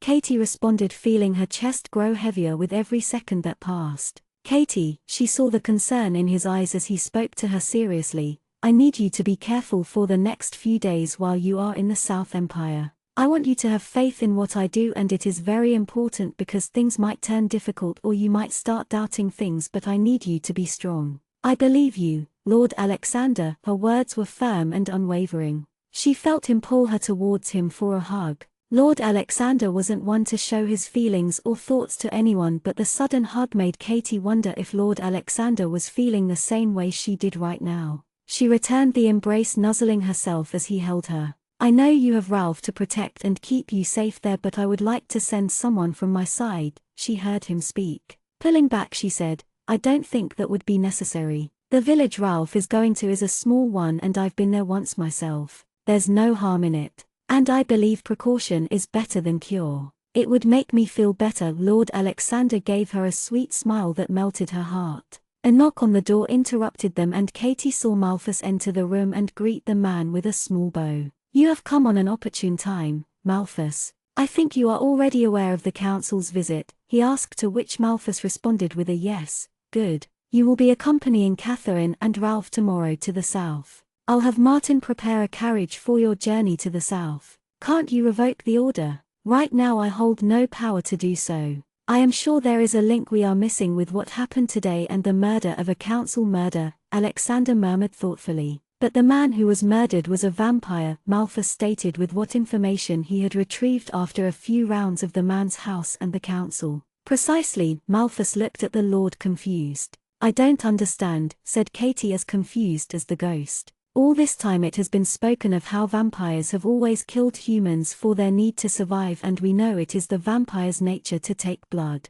The council is made up of both the humans as well as vampires. If you would oppose one, it would raise mutiny with the other, which would then slowly spread to all the four empires, leading to bloodshed. Unfortunate for them, my assassination didn't go according to their devised plan and they picked the council member who was a vampire to be murdered." Many questions were raised about the security of not just the humans but also the vampires, the Valerian Lord explained to them. "Seems that Norman has more strings to play with than I thought." The Lord chuckled, amused with it. "We don't have enough evidence on the culprit, and for that it is necessary that you are there to observe things that go in and out of their mansion. I'll make sure to keep an eye and report to you without delay," Malthus replied, and saw the Lord's lips set in thin line. The Lord then turned to Katie and spoke. "Go pack your things. You wouldn't want leaving anything important now, would you?" When Katie left the room, Lord Alexander and Malthus were the only ones in the study. Like the spirit he was, who could turn to a solid human form or a ghost anytime he wanted, he had stayed outside the door when the council members visited the Lord of Valeria. Even though Malthus was a human before he died, he wasn't keen on going to the South Empire. He knew about the deeds the South Lord partook in, and the thought of him meeting anyone connected to the Norman brought an acidic taste to his mouth. But now that he was back from the dead, he had nothing else to do but serve the Lord of Valeria, as he was indebted with the gift he was given where he could choose to be seen by others. The humans and vampires had finally begun to trust each other, making families, but with the new rule there was no doubt that it would cause an unwanted rift between them. With the days that had passed, he had seen Katie and the Lord get closer to each other. He looked at the Lord, who had his back facing him now, looking outside as birds chirped in the nearby tree. The Lord then turned around to pick the glass that was on the table, emptying it in 2 sips, and not a few seconds later it shattered in his hand in fragments of delicate pieces. Malthus's eyes widened at the sight of it, but the Lord held the same unchanging expression as ever. Letting go of his hand, few glass pieces colored with red fell down on the floor, while 2 shards of glass pieces had pierced through the palm of his skin, blood dripping down his hand as he removed the pieces of his hand. Chapter 89, Promise Part 2. "Why are you sending her away when you don't want to?" Malthus asked after few fleeting seconds. Alexander, who was dabbing his hand with his kerchief, smiled dryly. "Because the circumstances calls for it." "Surely you have a solution," the man asked, to which the Lord hummed in response. "It isn't enough to handle the sitch. To put this entire situation to a complete end will take time, and having the girl I care for next to me is only going to complicate the existing situation." Lord Alexander sighed. "That doesn't mean she will be safe in the south. That is why I need you to have a close watch on Catherine while you are there. She's too trusting with people." "Of course, my lord." Malthus pondered on the Lord's words once he got out of the room. Lord Alexander wasn't a simple man. If asked, he would suggest Katie to stay in Valeria, but then it seemed that the Valerian Lord already had the bolts and wheels already set in motion. Early in the morning, Reuben, the head counsel visited Lord Alexander in his mansion to discuss about the proceedings of the trial. Katie, who was in her room, picked the folded clothes to place it in the trunk that was on her bed. Her eyes were red with the lack of sleep, as she hadn't got a wink of sleep since she had gone to bed. A month was too long. It had almost 5 weeks, 31 days and 744 hours, but that wasn't what she was worried about. Last night when she had gone down to get water for herself, she had found Elliot and Sylvia talking in a hushed tone in the dining hall with no one but them there. She hadn't meant to eavesdrop, but when her name was mentioned she couldn't help but stand next to the door. "But why?" she heard Sylvia question in a hushed tone. "Sending her away from Valeria is the best option. Didn't you see what happened today? There are people who are trying to take Alexander's title down," Elliot said. "What did the council say about it?"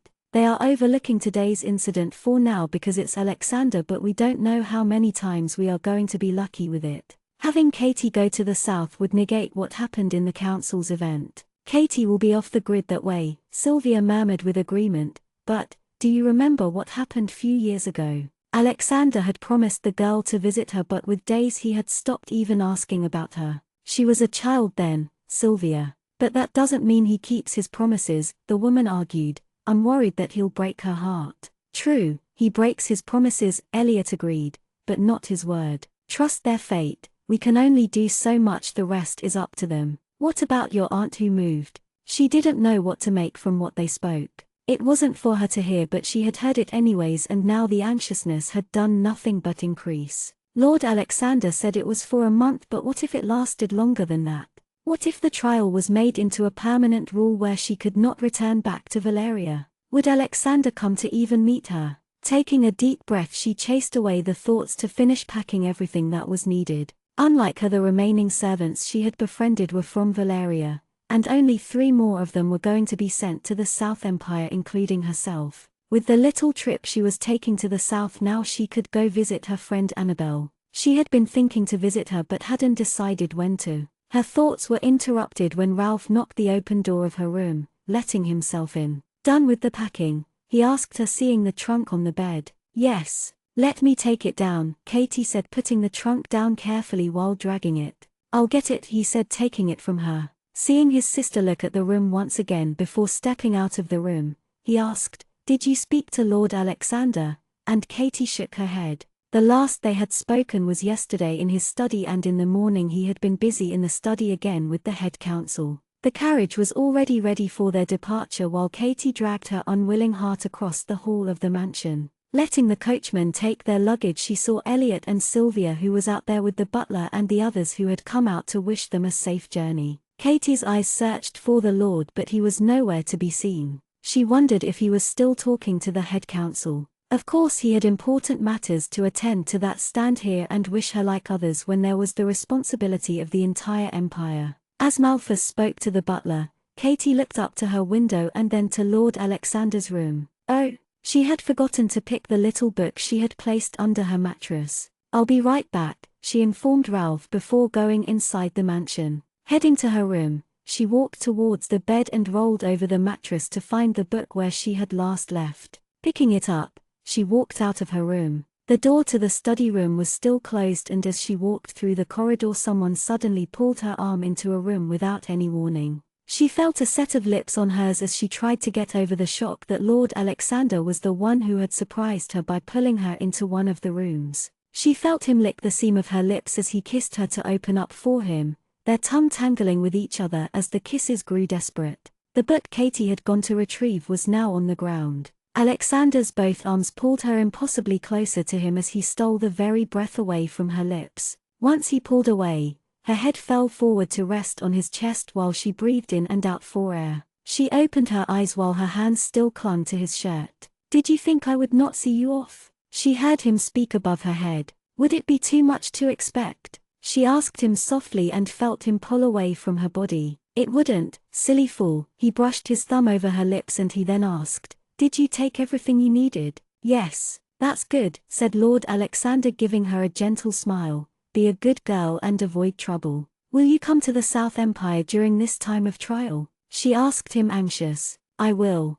Maybe not right away, but I will be there for few duties." "I will visit you then," he answered her promptly, but seeing the uncertainty he chuckled, "You don't seem to believe me." And he then leaned down to give her a quick kiss on her lips as his expression turned serious. "Don't let any man touch you. You are mine." Her heart skipped a beat. "Wait for me," and that was enough to wash away all the unsettling feelings she had. Katie now sat in the moving carriage along with Ralph and Malthus, who had left the mansion an hour ago. Ralph had been talking to Malthus about the work he did and the place they would be living in. She bit her lip thinking about what Lord Alexander spoke to her. Before she had left the room he had asked for a favor from her which she had agreed to. Unconsciously she brought her fingers to her neck. The journey was a long one, and Katie fell asleep in between. She was woken up by Ralph calling out her name as they reached the heart of the South Empire now. When Lord Alexander had asked, "Did you take everything you needed?"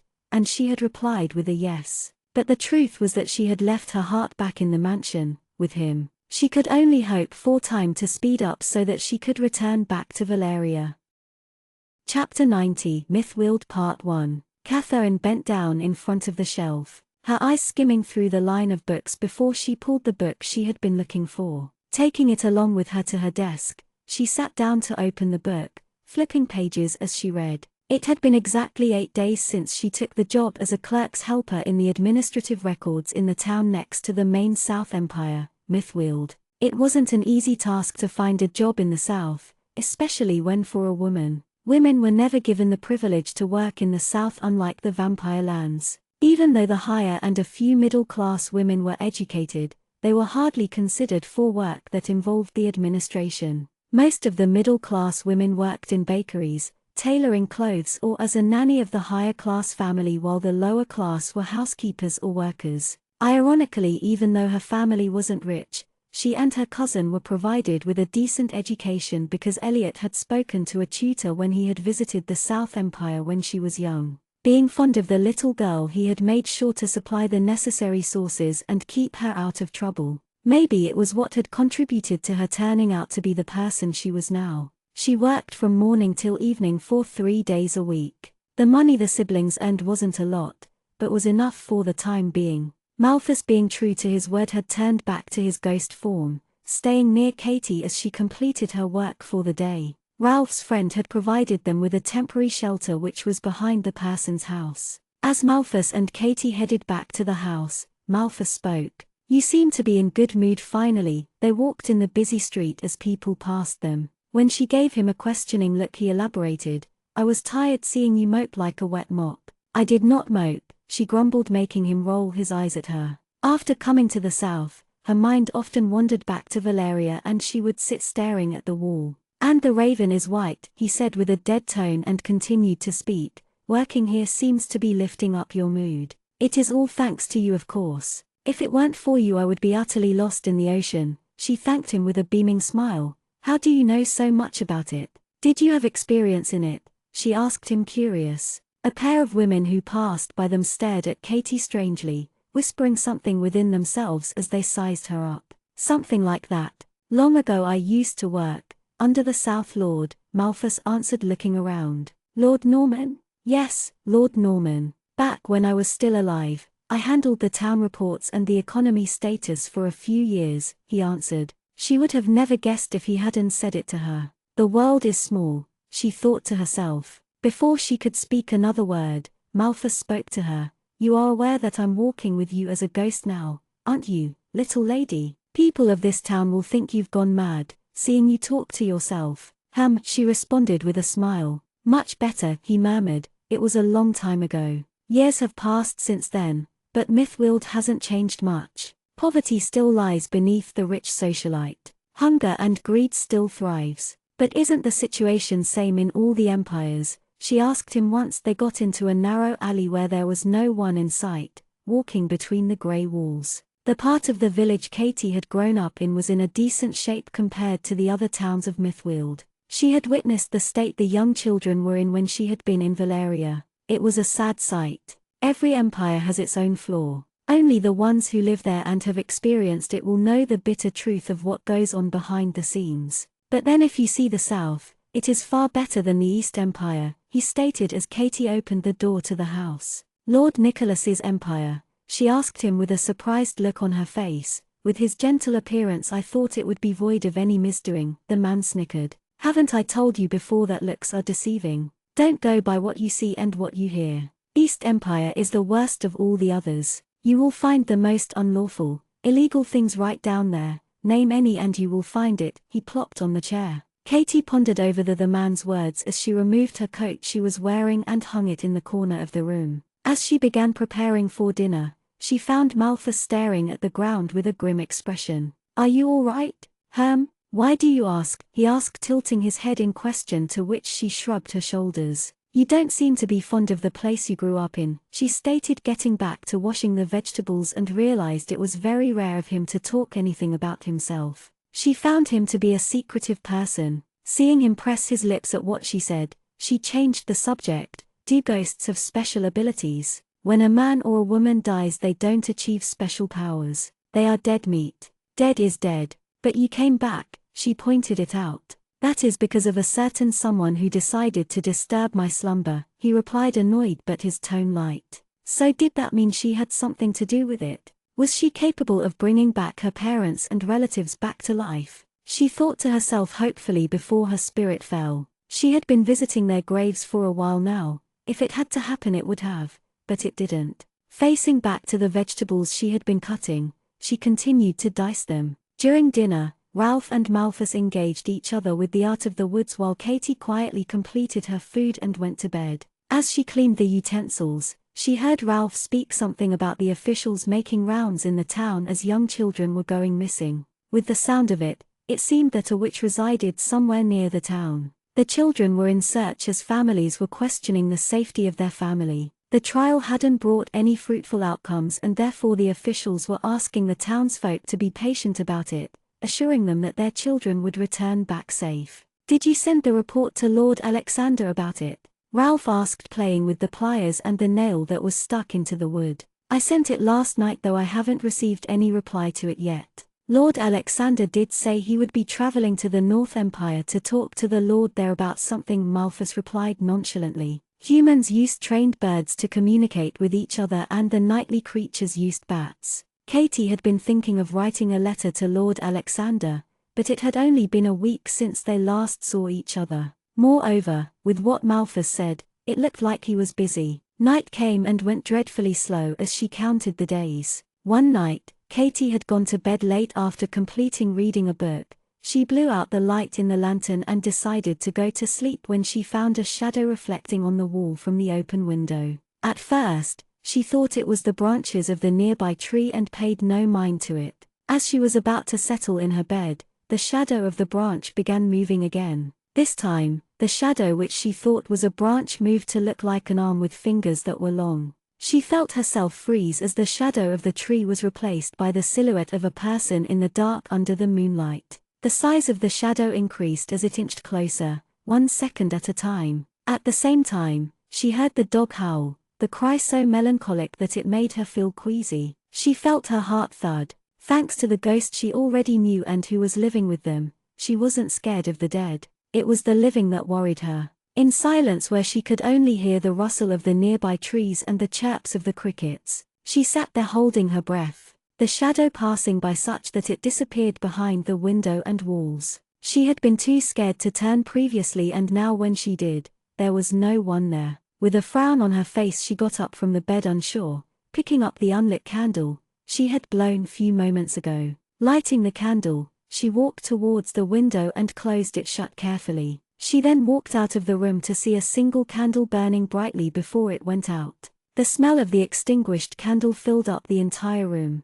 Seeing her cousin fast asleep, she turned around to almost scream when she saw someone standing right in front of her. Luckily Malthus had placed his hand on her mouth. "Shh," he whispered, his finger on his lips indicating her to keep quiet while looking at the main door that was closed.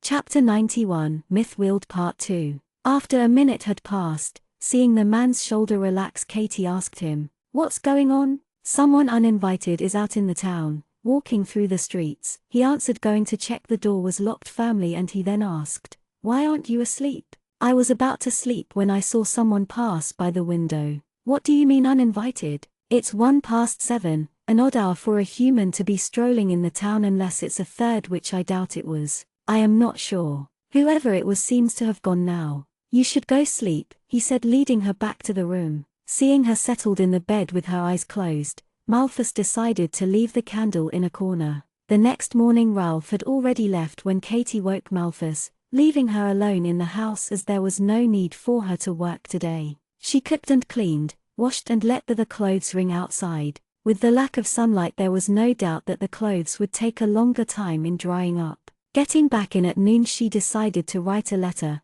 not to Lord Alexander but to Eliot and the others. She missed them immensely. With the days she had spent in Valeria, it was the best time she had had in her life. Thinking back about them brought a smile on her lips. Taking the parchment and ink, she took a seat in front of the desk. Biting her lip while thinking, she began writing, telling them about Mythweald and asking them if they were well. Once she was done, she set down the pen and folded the parchment. When Malthus comes back, he could send the letter along with the report. As they were out of vegetables, she sauntered over the main road that led to the market. Looking around as she walked, she found two men beating another man. Though her footsteps slowed down, she didn't stop to watch it. Instead, she carried on. The last time when she had seen something similar like this, Malthus had stopped her, reprimanding her to walk and not butt in others' matter. She was supposed to keep herself away from trouble while she was in the South Empire. Picking up the vegetables and necessary ingredients for it,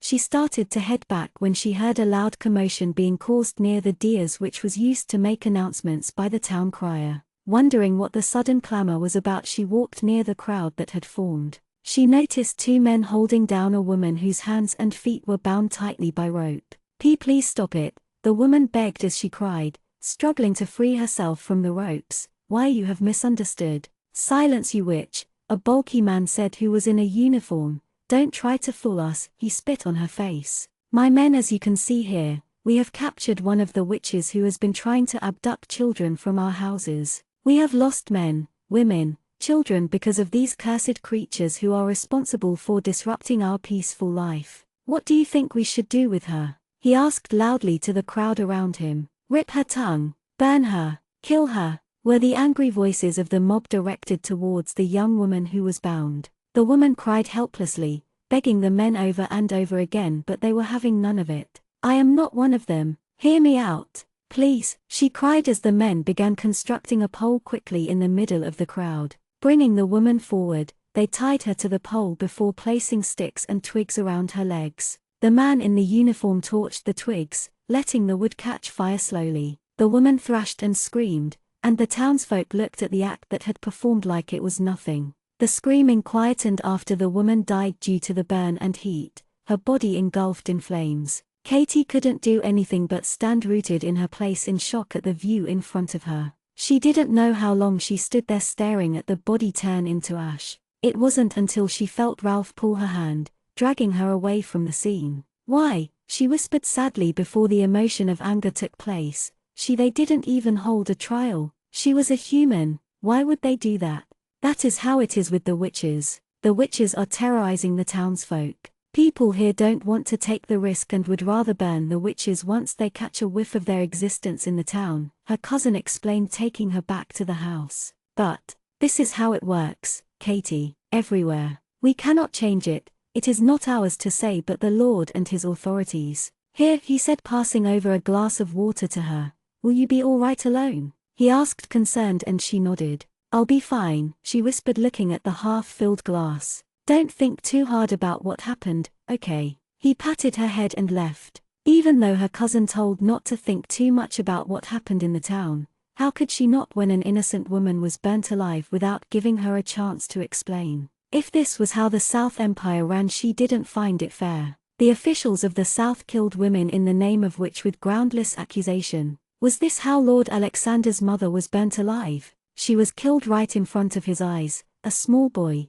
she thought to herself, clutching her skirt in sadness. The thought itself was painful. Katie spent her time inside the house while Ralph had gone to work and Malthus had gone missing like many other times without notice. The day dragged to night quickly, and when Katie saw Malthus drawing something in the parchment, curious, she peeked to see what it was and her brows furrowed. "How do you know about this?" she asked him. I found it in the town. Why do you ask? He asked her. Ralph, who had been outside, got in with a crumpled parchment. Seeing Malthus drawing, he said, I've seen this somewhere. He tried recollecting his memory. Ah, I remember now. I saw it when we were held captive by the witches. So there were witches in the town who have left their signs. If we follow the sign it will be easy to find the witches, he said, but Katie was thinking something else. By the way, is this yours? He asked Malthus, giving him the parchment he was holding. A look of astonishment passed through his face. Where did you find this? It was outside near the bin.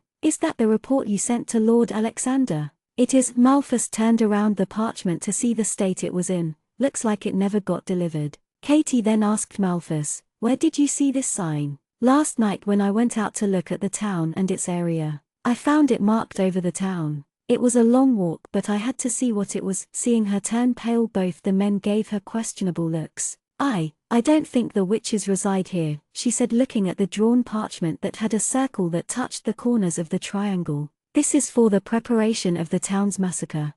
Chapter 92, Truce of South Part 1. What massacre are you talking about? Ralph asked, his brows knitted together. He took the parchment from Malthus' hand. It's just circles and lines. It isn't a simple figure, and you said it yourself that you saw it in the witch's house. Katie shook her head. The night when our entire town was killed, this was what was found, drawn around the entire down. Lord Alexander said that this is what the witches use before a mass murder takes place, so that they can use the energy of the living. But this town is the nearest to Lord Norman's mansion, isn't it? Then are the witches trying to kill him along with the others? That doesn't make sense. I mean, aren't the witches working with him? Katie asked them. Malthus, who was in deep thought, got up from the chair to go outside and check if there was any evidence of anyone being there. That's the information we had, but now it looks like it's not. Do you think the Lord would have missed the marking?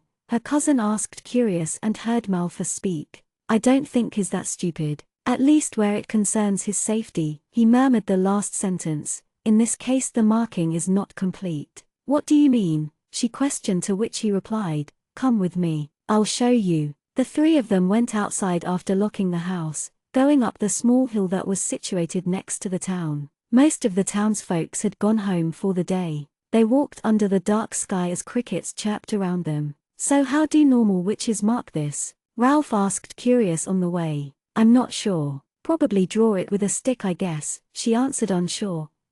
Malthus, isn't it hard to see the markings while standing this far away from the town? Trust me, this is the clearest view, the ghost replied, going to stand still as the entire town was visible from where they stood. Look. When Katie looked at the town from above, she found nothing unusual. It was just the normal build of little houses and trees. The night wind blew to hinder her sight as her hair loosened to wave in front of her face. Catching hold of the hair, she tucked it behind her ear, concentrating her eyes as she looked ahead. Just when she was about to ask Malthus about where the marking was, something caught her attention. It wasn't the buildings but the forest. The forest surrounded the town in a circle, and on closer look there was the triangle. It was the buildings and forest that together formed the markings, but they were disconnected. It might be coincidence, but it's hard to ignore that unlike other towns with straight or haphazard constructions, this one was built symmetrically. Wait, there's another line, Malthus pointed out, showing his hand to his right. He was right, there was another perfect line that looked like a cross marks. She was aware that witches had different markings which had different meanings and signs to them. She was aware that witches had different markings which had different meanings and signs to them. With what she saw, it seemed that this wasn't an incomplete marking. Perhaps this was complete, but what did it mean? Where do you think we can find references about this? Katie asked with a worried look. I doubt you'll find anything here in the south about them. Didn't you see the way they burnt the woman in the middle of the town? Ralph is right. Any traces of their existence in books has been erased in the South Empire. If you find one, count yourself lucky, but careful, because this empire isn't tolerant with anyone who shows even a slight interest in witchcraft, Malthus said as they headed down the hill. There's an old restricted library behind the church. I think it's worth a try to go see if we find something there. Who knows, we might find a lead, Katie said as they headed back home. We can go tomorrow, she decided while watching over her footing down the hill as the clouds had begun to drizzle. Ralph had to go for work, but Malthus and she were free. They could put the time in finding something useful, she thought to herself. In the morning, Katie and Malthus left to the church. The clouds were dark, the ground damp due to the rain at midnight. Holding her dress off the ground, she walked beside Malthus who no one could see. Crows caught at a far distance sitting on the large trees across the church. When she walked through the door she was skeptical if the ghost could enter, and when he did she wondered if mankind had incorrect assumptions on how the universe worked. She noticed that there weren't many people in the church as she sat down in one of the benches in the corner. The father of the church stepped out of the confessional box, and from the other side a man stepped out. Seeing who it was, Katie's eyes went wide. Dropping her white handkerchief on the ground purposefully, she bent down, waiting for the man to leave. Feeling someone pass by, she finally sat straight again. What was that all about? She heard Malthus ask her with a raised brow. That was Norman, she leaned forward to whisper even though no one was around them. That young man? The last I checked Norman was a man in his 50s, not in his 20s. Unless he took some potion to reverse his age. Not senior, Katie replied without moving her lips much when a couple sat in the other row. It's his son Silas Norman. She saw his eyes widen in surprise and turn around to see the doors where Lord Silas had walked out. He did say he worked for the Lord few years ago and he might have known the younger Lord of the South. Of course he had died few years ago so he wouldn't know that Lord Silas was a grown man now. So strange. I feel like I have woken up from my sleep to see 13 years pass by in a blink, he said with a troubled look, and then I'll see you back at home, and with that he walked away. She wondered what was up with him. Last night after they had got back home Malthus had tried getting into the library later but he couldn't. Apparently the building was protected from other creatures except for humans. Sitting for a few minutes there she pondered on what the marking could mean. Surely there was meaning to every single line with the cursor which could utter, but with what she had heard massacres were held by a group of witches as they needed energy to channel. Inhaling deeply, she exhaled out the air. When she was a child a massacre had taken place. When she lived with her relatives another one had taken place. It wasn't that no other mass murder had taken place in other empires, but if it weren't for Malthus pointing out the other line she would have labeled herself to be cursed. But thinking further she realized Malthus was involved when the village was murdered by the witches. He had died and Ralph had survived, including herself. She and her cousin were lucky. She had to get permission into the library as it was restricted.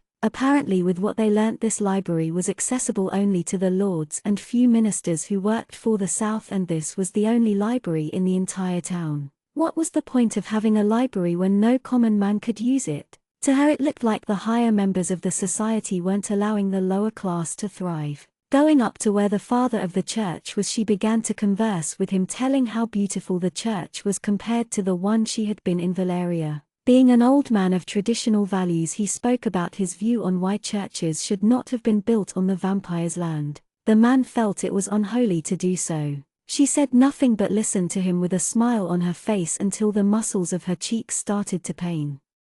Chapter 93, Truce of South Part 2. Not knowing how to intercept him to ask about the library she began. Father Arthur, do you know about the steep monument in the Eastland? She asked. Why I do.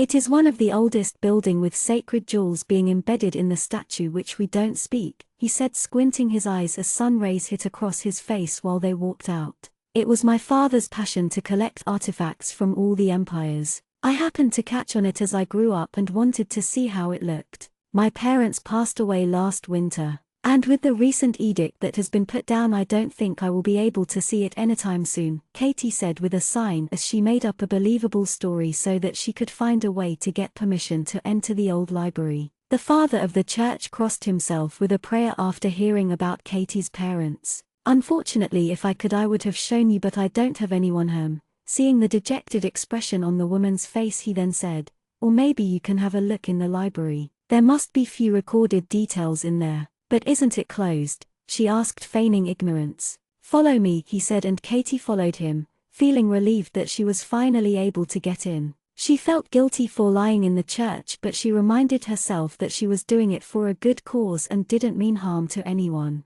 The library has been locked to the townsfolk but not for the officials. With no library no one can gain knowledge, it would only be a frog's well, she completed and saw the man nod in agreement. The library was an old building right behind the church just like Malthus had said. There were two guardsmen who stood at the door, and when the father walked across the doors they bowed, opening the door. When a woman passed by them, Katie turned around to see that the guards were checking the woman to make sure she didn't take anything from there. "Have you thought about joining the church?" The question startled her. She hadn't expected him to ask something as such. Well, I don't think so," she replied politely. "You would be a very valuable high priest sister of this empire if you ever decide to become one. It is very rare to find someone who takes such interest." Woman these days, she did nothing but keep a smile, nodding her head in intervals. When they reached the section which read history of the 1600s, he said, "You might find it here.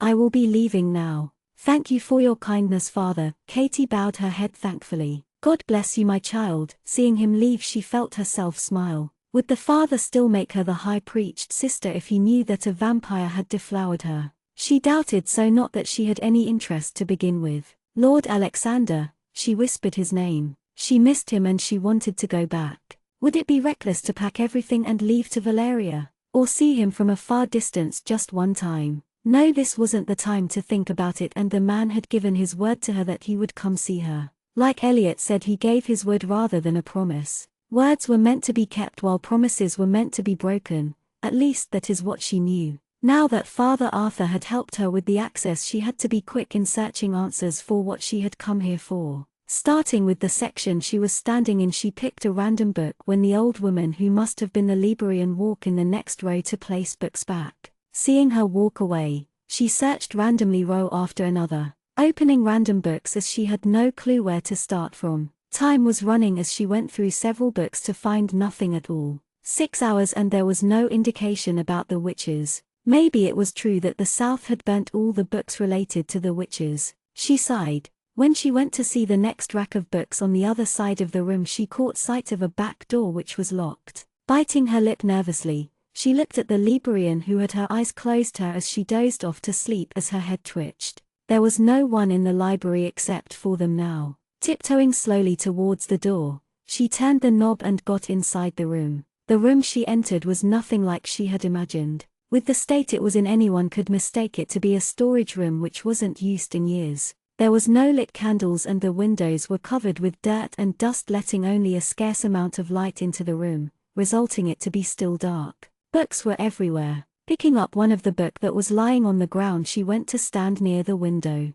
She opened it to see drawings and rough writings on the witches. Taking another book near her, she flipped the pages to find what she had come here for. The markings. To avoid conflicts, humans made truce with the witches for their benefits, which is the line. Flipping through the pages, she took the other book. Massacres has been a source of energy and life to the dark witches since eons. With the noted observations, we have found the day and time a massacre takes place in a month if performed, which is before the day of the full moon. When blood of the dark, blood of the white, blood of the innocent and blood of the witch will come together under the light of the witch, the 5 sides of the massacre will take place. Katie tried reading the rest, but it seemed to be written in a different language.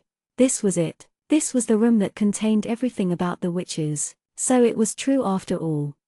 Chapter 94, Truce of South Part 3. Lord Norman had associated himself with the witches. If only the council could see this, everything would be solved. The South Lord knew if he would keep things like these open, in reach of people, someone would find out about his truce with the witches. Therefore he had locked it down, thought Katie while looking at the books. Suddenly she heard a noise making her jump in the dark. Something moved in the corner, and she stood still holding her breath. One of the books lying on the floor moved slowly to reveal a big, fat, grey rat which disappeared under the stack of books lying on the ground. Taking that as her cue, she dropped the books and peeked outside before stepping out of the room cautiously. The librarian had her back turned towards, and Katie slipped out before she was inspected by the guardsman like any other. Doesn't it sound fishy though? Lord Norman helping the witches and getting his own people killed. What do you think his motive might be? Ralph asked after Katie explained what she saw.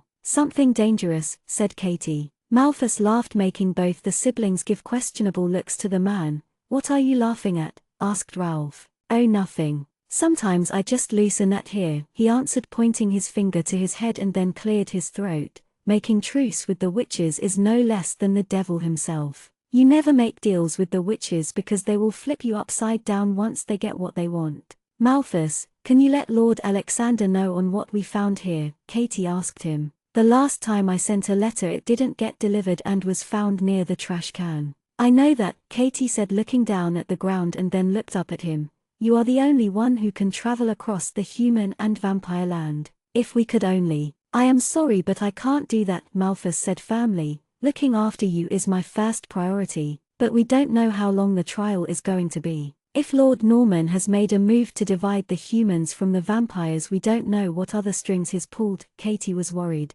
I know Lord Alexander said he would visit in the time of the trial, but we don't know when. I agree with her, Ralph piped in. Lord Norman might have another whole village ready as a sacrifice. We have lost family, friends, people whom we have cared. We don't want the same fate to befall on others. The journey will take only one night. I promise to stay put here. Please, Malfi, she pleaded, picking up his hand. Innocent lives are in line of sacrifice. I'll be here with her, Ralph assured him. After a lot of thought, Malthus replied, I will go after 4 days. I want to stay here before the full moon takes place, and Katie smiled. Thank you, she hugged him. Yeah, sure, the man replied awkwardly. When she stepped back he saw the kind smile still hanging on her face, and his face softened looking at her. The young woman had grown on him. She was too nice to ignore any of her plea. At times he would see her smile and it would erase his past memories. His past was something he didn't like thinking or talking about, but memories were like demons, haunting until one succumbed to it. Next day, Malthus made Katie carry a box with her as they walked away from the town into the forest. He had made her walk until he decided no one was around, taking his human form. What are we doing here? Katie asked him, raising her hand to look up at the sky. Open the box, he instructed her with his hands folded across his chest. Suspiciously, Katie sat down on the ground and unlocked the case, to see 2 girthy-looking sticks inside it. What is with men collecting sticks? She mumbled. There might be times when you will have to protect yourself, and we all know how good you are in doing the job, he said, looking at them. Pick it up, little lady. It is time we turn you to a suitable defender. Better to prepare for the worse. Oh dear God, she responded, looking at the smirk on the man's face. This wasn't going to go well, she thought to herself dryly. Chapter 95, The Forgotten Lord Part 1. Lord Alexander walked along the corridor, his black shoes clacking on the marbled floor with every step as he followed the butler of the mansion. The windowless walls got darker in the corridor as they walked, heading down towards the drawing room where he was supposed to meet the other lord. The butler, halting in front of the 2 large oak doors, pushed it open to reveal the East Lord standing in front of the crackling fire. His hair was shorter than the last time he had seen, and he had dyed it black. Lord Alexander, welcome to Bone Lake. How was the journey? Lord Nicholas welcomed him warmly as a maid entered with a tray of drinks. It isn't the first time I have been here, Nicholas, the Valerian lord replied as they took seats opposite to each other next to the fireplace. Of course. But it is very rare for you to come see me without any notice. Unless you have come here for an inspection, he said, to see the lord send an annoyed look at him before picking up the glass in his left hand. When the maid brought the drink to Lord Nicholas, the man waved his hand nonchalantly and the servant bowed before she left the room with her eyes cast down. I have no interest in partaking in something I don't support, and you know that well, the Valerian lord replied, swirling the glass in his hand gently to see the little whirlpool. He then looked up to see Nicholas in the eye. I believe you haven't sent any humans from Bone Lake yet to the south. A slow smile rose up to Nicholas' lips, his eyes carrying mirth in it. My men sent few unwanted goods. Like you, I have no intention to dance on the monkey's words, especially not when it is a human. I had been planning to come visit you, but my cousin unfortunately decided to get engaged to a human. Human? Alexander asked, raising his dark eyebrow in question. Lord Nicholas and Lord Norman were of the same coin but were of 2 different sides. Lord Norman wanted only humans to reside on his land and eliminate every possible vampires, while Lord Nicholas had use for the humans. As much as looks were deceiving, Lord Nicholas was 1 step ahead in it. Outwardly the man appeared serene and gentle, but there were very few in the Empire who knew the actual person he was. He was as merciless as Alexander, perhaps worse in some situations. She is the niece of Mr. Curtis. Mr. Curtis was part of the high class, a social elite, and when one belonged to that class it didn't matter if the person was a human or not. Problems never evolved where there was money and class. Has Reuben visited you? And then Lord Alexander smiled. Of course, he must have if you are sitting here with such leisure time. Norman is too busy focusing his attention on you to see what I am doing. Nicholas grinned, seeing Alexander roll his eyes. He then said, I heard you went to the night theatre. Was it entertaining? Alexander hummed in response to Nicholas' curious question. Lord Alexander seemed didn't bothered with his question and he tilted his head. And here I thought I could jab some pokes at you. How boring, he murmured. I think we hear a lot of things. Do we now? Commented Nicholas, intrigued. And what might those be? One of them being of how you spend more time than necessary with your cousin's fiancé. Lord Alexander shrugged his shoulders, keeping the glass on the plain surface of the table without taking a sip.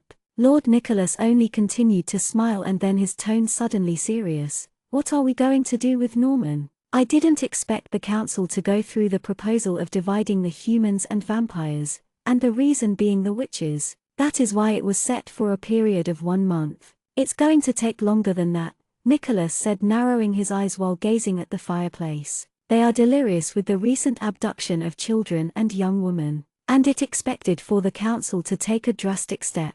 Did you do what I asked you for? Alexander asked, to which Nicholas nodded. My men found few witches in the huts residing at the far end of the south border. Only one came half alive, so we couldn't have much information if the children are held there or in a different hiding area, he reported to continue.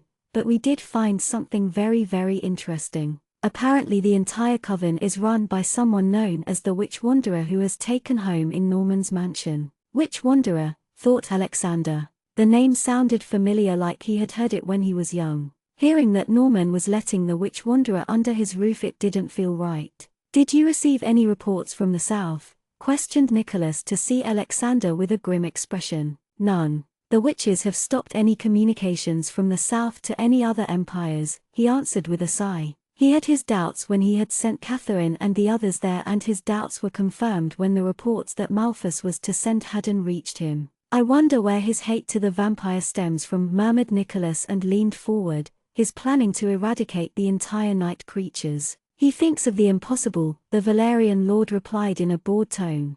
There are some things that never change. Of course, in this world where all of us are fighting and climbing for the ladder of control is not going to bring anything, as nothing is going to change. No matter how much we speak about equality in words, the vampires will always be superior to them. So it is. Norman is using the witches as the hammer to trample us, but it's going to backfire so bad, Nicholas said, shaking his head at the man's ignorance. The black witches have no good reputation, and working with them, well, he trailed. Someone knocked the door abruptly, interrupting their conversation. The door was pushed forward to reveal a young maid, her eyes wide and worried. I am sorry, milord, for intervening, but Miss Curtis isn't in her room. The maid twisted her hands nervously. Did you check the entire mansion? Lord Nicholas asked calmly. Yes, milord. Lord Nicholas frowned and then turned to look at Lord Alexander. I don't want Norman sabotaging my empire, and I would be delighted to have the nuisance out of Bone Lake, he said as the Valerian lord stood up.